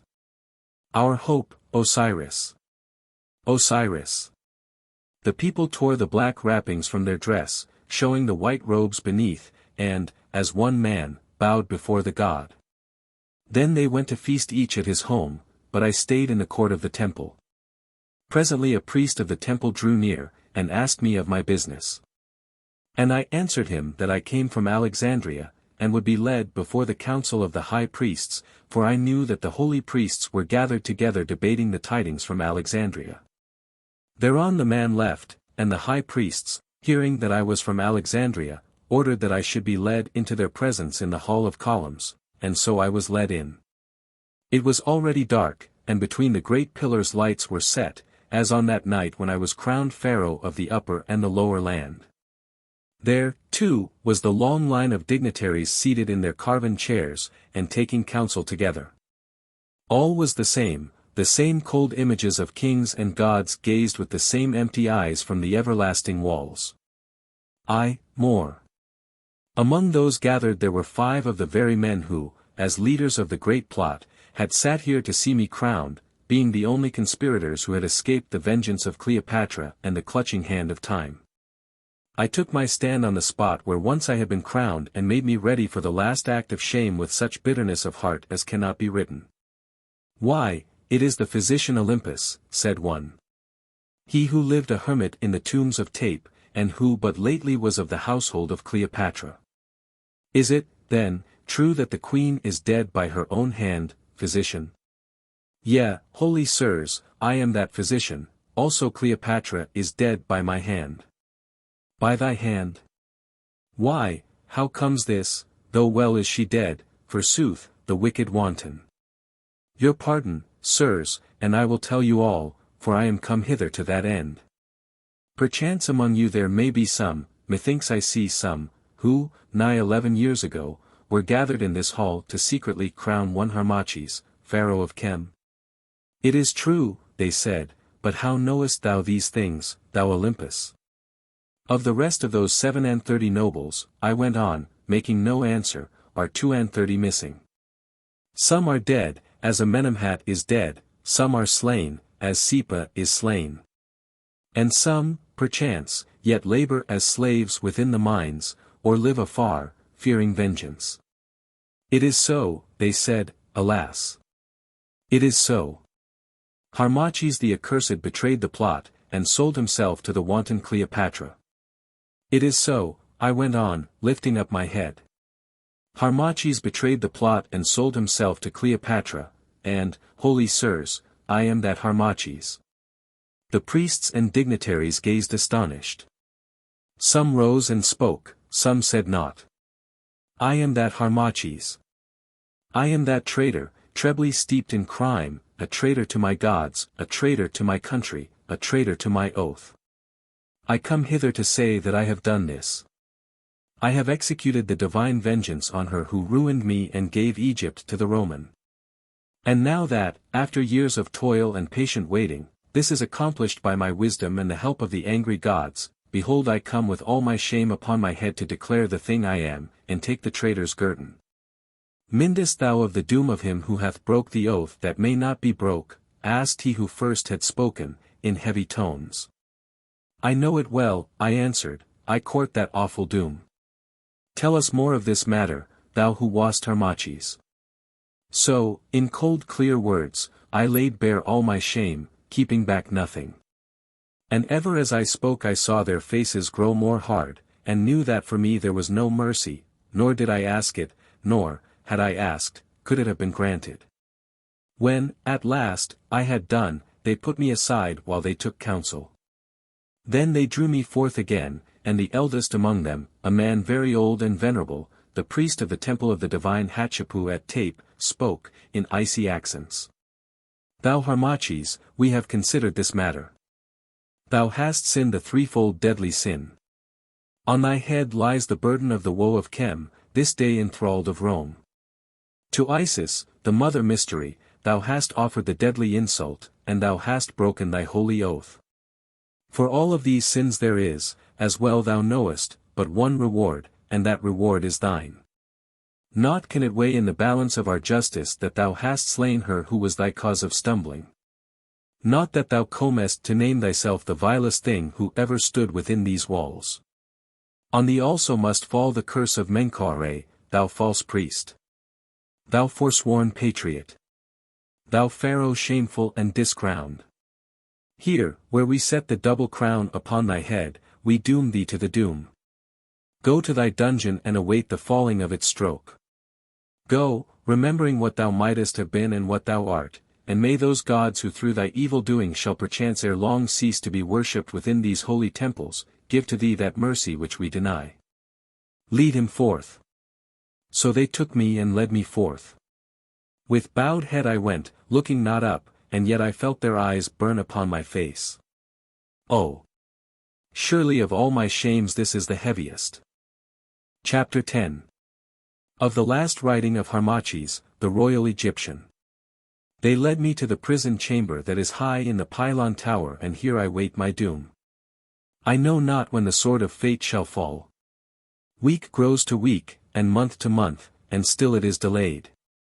Still it quivers unseen above my head. I know that it will fall, but when I know not. Perchance, I shall wake in some dead hour of midnight to hear the stealthy steps of the slayers and be hurried forth. Perchance, they are now at hand. Then will come the secret cell. The horror. The nameless coffin. And at last it will be done. Oh, let it come. Let it come swiftly. All is written, I have held back nothing, my sin is sinned, my vengeance is finished. Now all things end in darkness and in ashes, and I prepare to face the terrors that are to come in other worlds than this. I go, but not without hope I go, for, though I see her not, though no more she answers to my prayers, still I am aware of the holy Isis, who is with me for evermore, and whom I shall yet again behold face to face. And then at last in that far day I shall find forgiveness, then the burden of my guilt will roll from me and innocency come back and wrap me round, bringing me holy peace. Oh! Dear land of Chem, as in a dream I see thee. I see nation after nation set its standard on thy shores, and its yoke upon thy neck. I see new religions without end calling out their truths upon the banks of Sire, and summoning thy people to their worship. I see thy temples, thy holy temples, crumbling in the dust, a wonder to the sight of men unborn, who shall peer into thy tombs and desecrate the great ones of thy glory. I see thy mysteries a mockery to the unlearned, and thy wisdom wasted like waters on the desert sands. I see the Roman eagles stoop and perish, their beaks yet red with the blood of men, and the long lights dancing down the barbarian spears that follow in their wake. And then, at last, I see thee once more great, once more free, and having once more a knowledge of thy gods, aye, thy gods with a changed countenance, and called by other names, but still thy gods. The sun sinks over about his. The red rays of Ra flame on temple roofs, upon green fields, and the wide waters of Father Sire. So as a child I watched him sink, just so his last kiss touched the further pylon's frowning brow, just that same shadow lay upon the tombs. All is unchanged.